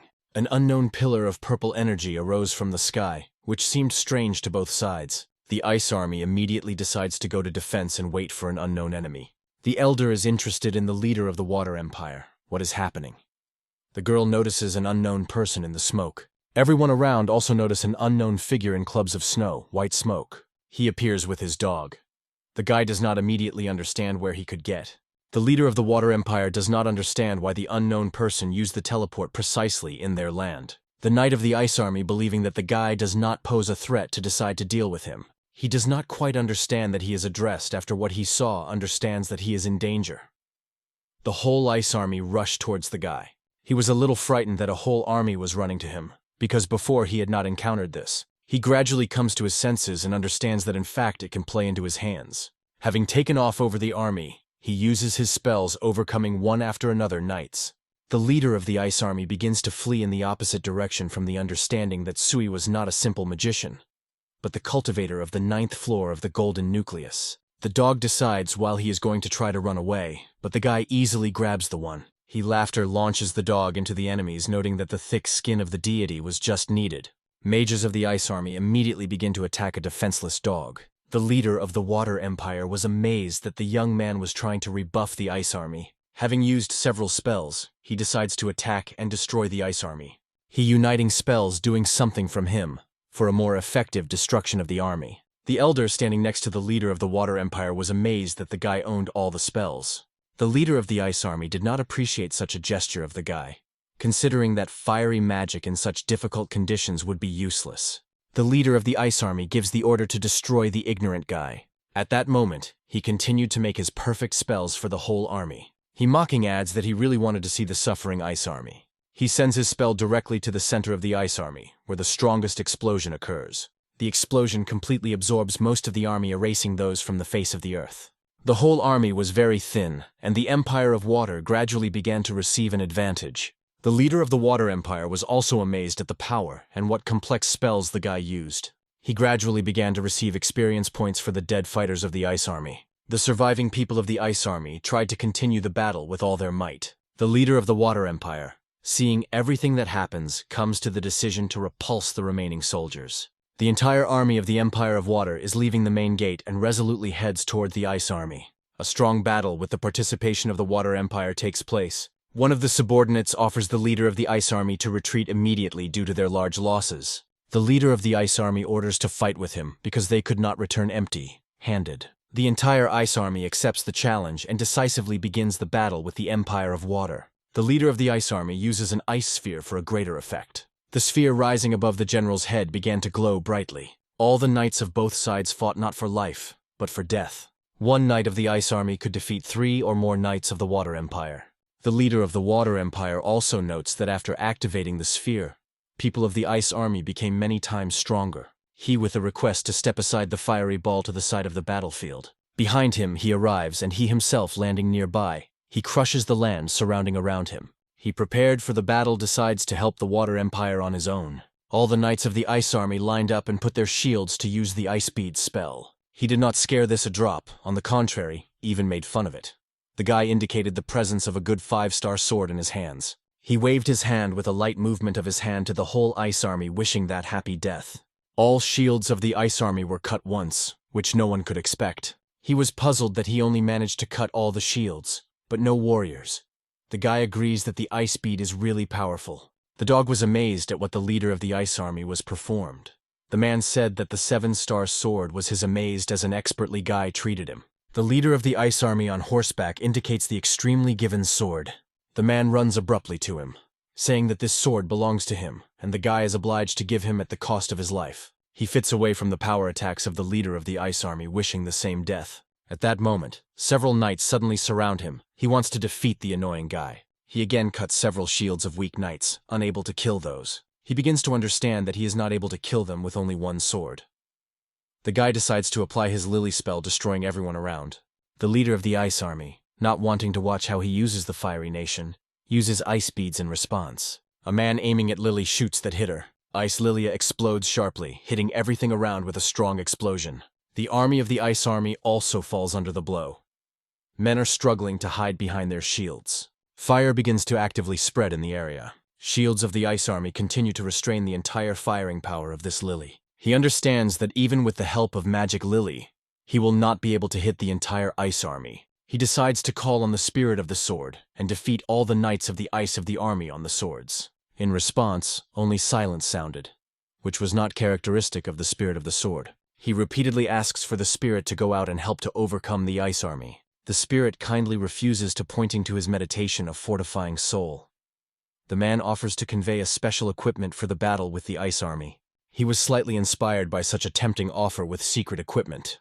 The system reports that the transfer of a secret skill has begun at the moment, and now it will not be able to control his body. He in his thoughts understands that while he is not able to control his body as a slight target, he quickly receives the divine technique of the immortal radar. All the battles present on the field were struck by what was happening. The knights did not know what to do, while an unknown guy hung in the sky and is in this position motionless. The leader of the Ice Army, inspiring his army, decides to suddenly attack, suggesting that he did not master the strength of a 5-star sword. All Ice Armen begins to quickly advance, wanting to get the wealth of the Water Empire. At this moment, the entire army of the Empire of Water also moves forward to a meeting, wanting to repulse the Ice Army and protect the defenseless he. Two great armies clashed in a fierce battle. One by one, the knights of both sides gradually died. He could not believe the dog to see what he was assumed that he was absorbed in the sword, because of which he became a living target. The dog, frightened, decides to immediately leave the battlefield, hiding in the unknown. The army of the Empire of Water at the head of the Syracuse continues to actively fight. Suddenly, one of the horses of the Ice Army, pushed away from the ground, sharply took off into the sky. Syracuse notes this and, turning his head to the leader of the Ice Army, who had no time, who was attacked from nowhere. The leader of the Ice Army, with a laugh, states that the Empire of the Water has a too fragile line of defense, and therefore it will not be difficult for him to break through it. The leader of the Ice Army decides to stand on straight legs, right on horseback. The leader of the army pushes away from his horse in order to reach the helpless he. The man enthusiastically declares that now the 5-star sword will be his. He wakes up abruptly out of mind. The guy's eyes were covered with a blue glow, which was not characteristic of him. Suddenly something flew out of nowhere around the battlefield. One by one, the soldiers of the Ice Army stopped in a stupor. The whole Ice Army in an instant was struck by the unknown weapon. He stopped behind the entire Ice Army, ends his great blow to a 5-star sword. Suddenly, the entire Ice Army turns into a scrap without a single chance of salvation. Behind it, a huge wall of blood appears. He, with a serious face, is interested in whether there are still those who want to try to fight him. The remaining fighters of the Ice Army were frightened by the fact that their leader fell. The Ice Army decides at the near pace to retreat from the monster in the appearance of a person. He wants to apply the spell and destroy the remnants of the Ice Army without any effort. He already directs his hand towards the running soldiers when Syracuse suddenly addresses him. The girl comes closer and asks the guy to stop chasing the remnants of the army, because then there was a barrier in the mountains, where the previous empress was struck. He realized that Hunyan was interested in where the mountain was. Syracuse does not immediately decide to answer this question to the guy. He decides to ask another question of Syracuse so far he has the opportunity. He asks to tell in more detail the girl what happened in the Water Empire. Sikarazu talks about the history of 50 years ago and about the battle of the two empresses. The girl adds that upon the return of the Empress of the Water, there was a long fight from which the Ice Empress was forced to escape from the Empire of Water. Siluza finishes her narrative that only a few months ago, the Ice Empress returned and again tried to attack the Empire of Water. He had a large number of questions from this narrative to which Sitkuraz itself did not know the answer. The girl decides to tell only about the rumors that were in the Imperial of Water, and precisely about the famous weapon, which was subject to turning the defeat into the victory, after which the Empress decided to go alone. The girl adds that the Empress promised her to return within 10 days. In another case, the Empress should not wait. 20 days have passed since the disappearance of the Empress. He excited only one question from all that was heard where the Empress could go. He agrees to visit the Empire of Water and talk further inside. While in the premises of Sikaraz, he decides to ask one question. The girl puts a small golden pendant on the table. Sikarazu was worried about whether he could see this pendant earlier. In his thoughts, he noticed that he received exactly the same pendant earlier from the Empress. He calls this pendant Jade, clarifying that earlier the Empress gave him exactly the same. Sikarazu was puzzled that the Empress entrusted the guy with the same pendant. Sikarazu noted that earlier the Empress issued these pendants only to her most reliable allies. He decides to ask the Commander-in-Chief that she decides to do in the future based on the situation. The old man who approached the couple noticed that they did not have a chance to climb a mountain without spiritual power. He decides to analyze everything and come up with an alternative to the salvation of Cunning. He takes out several of his items in parallel, explaining that he will not be able to make the same strong blow in the future. He decides to again introduce himself to become a time advisor to the army of the Water Empire. The girl claims that even with the help of an advisor, they will not be able to plunge the army of the Ice Empire. He stops the girl by saying that he does not plan to fight the Ice Empire, but wants to save the Empress from imprisonment. He takes out a small layout of the snow mountains and represents the girl, D, by his gaze, and should hold the Empress. He offers the army of the Water Empire to go on a frontal attack and destroy the defense, because this was their only chance. The girl does not quite understand what the surprise is. It shows the location of the nearest mountains, indicating their advantage over the Ice Empire. He offers to apply the Delt Plane device and get to the place of imprisonment of the Empress. He uses the system to call on the plan of the Deltaparan to build. The elder agrees with genius. He decides to trust the guy. Sikrazraz still remains with his opinion, preferring protection, and not the tactics that is doomed to failure in advance. He thanks for the assessment of his plan of the general offering to mobilize the entire population of the city for the construction of deltaplanes. At this moment, a grave silence reigned in the external snowy mountains. Among the endless heaps of snow, a small entrance was sprinkled with snow. The Empress of Ice enters the room, mocking that Cunning should not worry. The girl claims that the state of the Huan body is not working, and her fate is inevitable. The Empress of Ice adds that Hunyan, like her mother, will die in agony. The girl was interested in whether the attack on the Ice Empire was worth the attack. The Empress of Water Hunyan recalls that she came here precisely in order to take the relic of her mother. Having lowered his head, Huan adds that while in such a situation, it will not be possible to do this. A girl with a serious face states that although she was not able to take the relic, but she also did not allow the Empress of Ice to do this. The Empress of Ice begins to insult Hunan for her recklessness and frivolity. The Empress of Ice, with a grin, is interested in the one, whether Hunan has still a chance of victory. The Empress of Ice did not believe that someone would dare to come to them and try to save Empress Hunan. At that moment, he was moving under the mountain and a strong storm. One of the soldiers is interested in whether they have everything under control, because she had been walking for more than 2 hours. Sikrazrazes explains that they moved to the top that was in front of them. He asks Sikrazra to allow his army to rest and explore the situation. It rises to the hill to observe the settlement of the Ice Empire. He slowly approaches the cliff look down.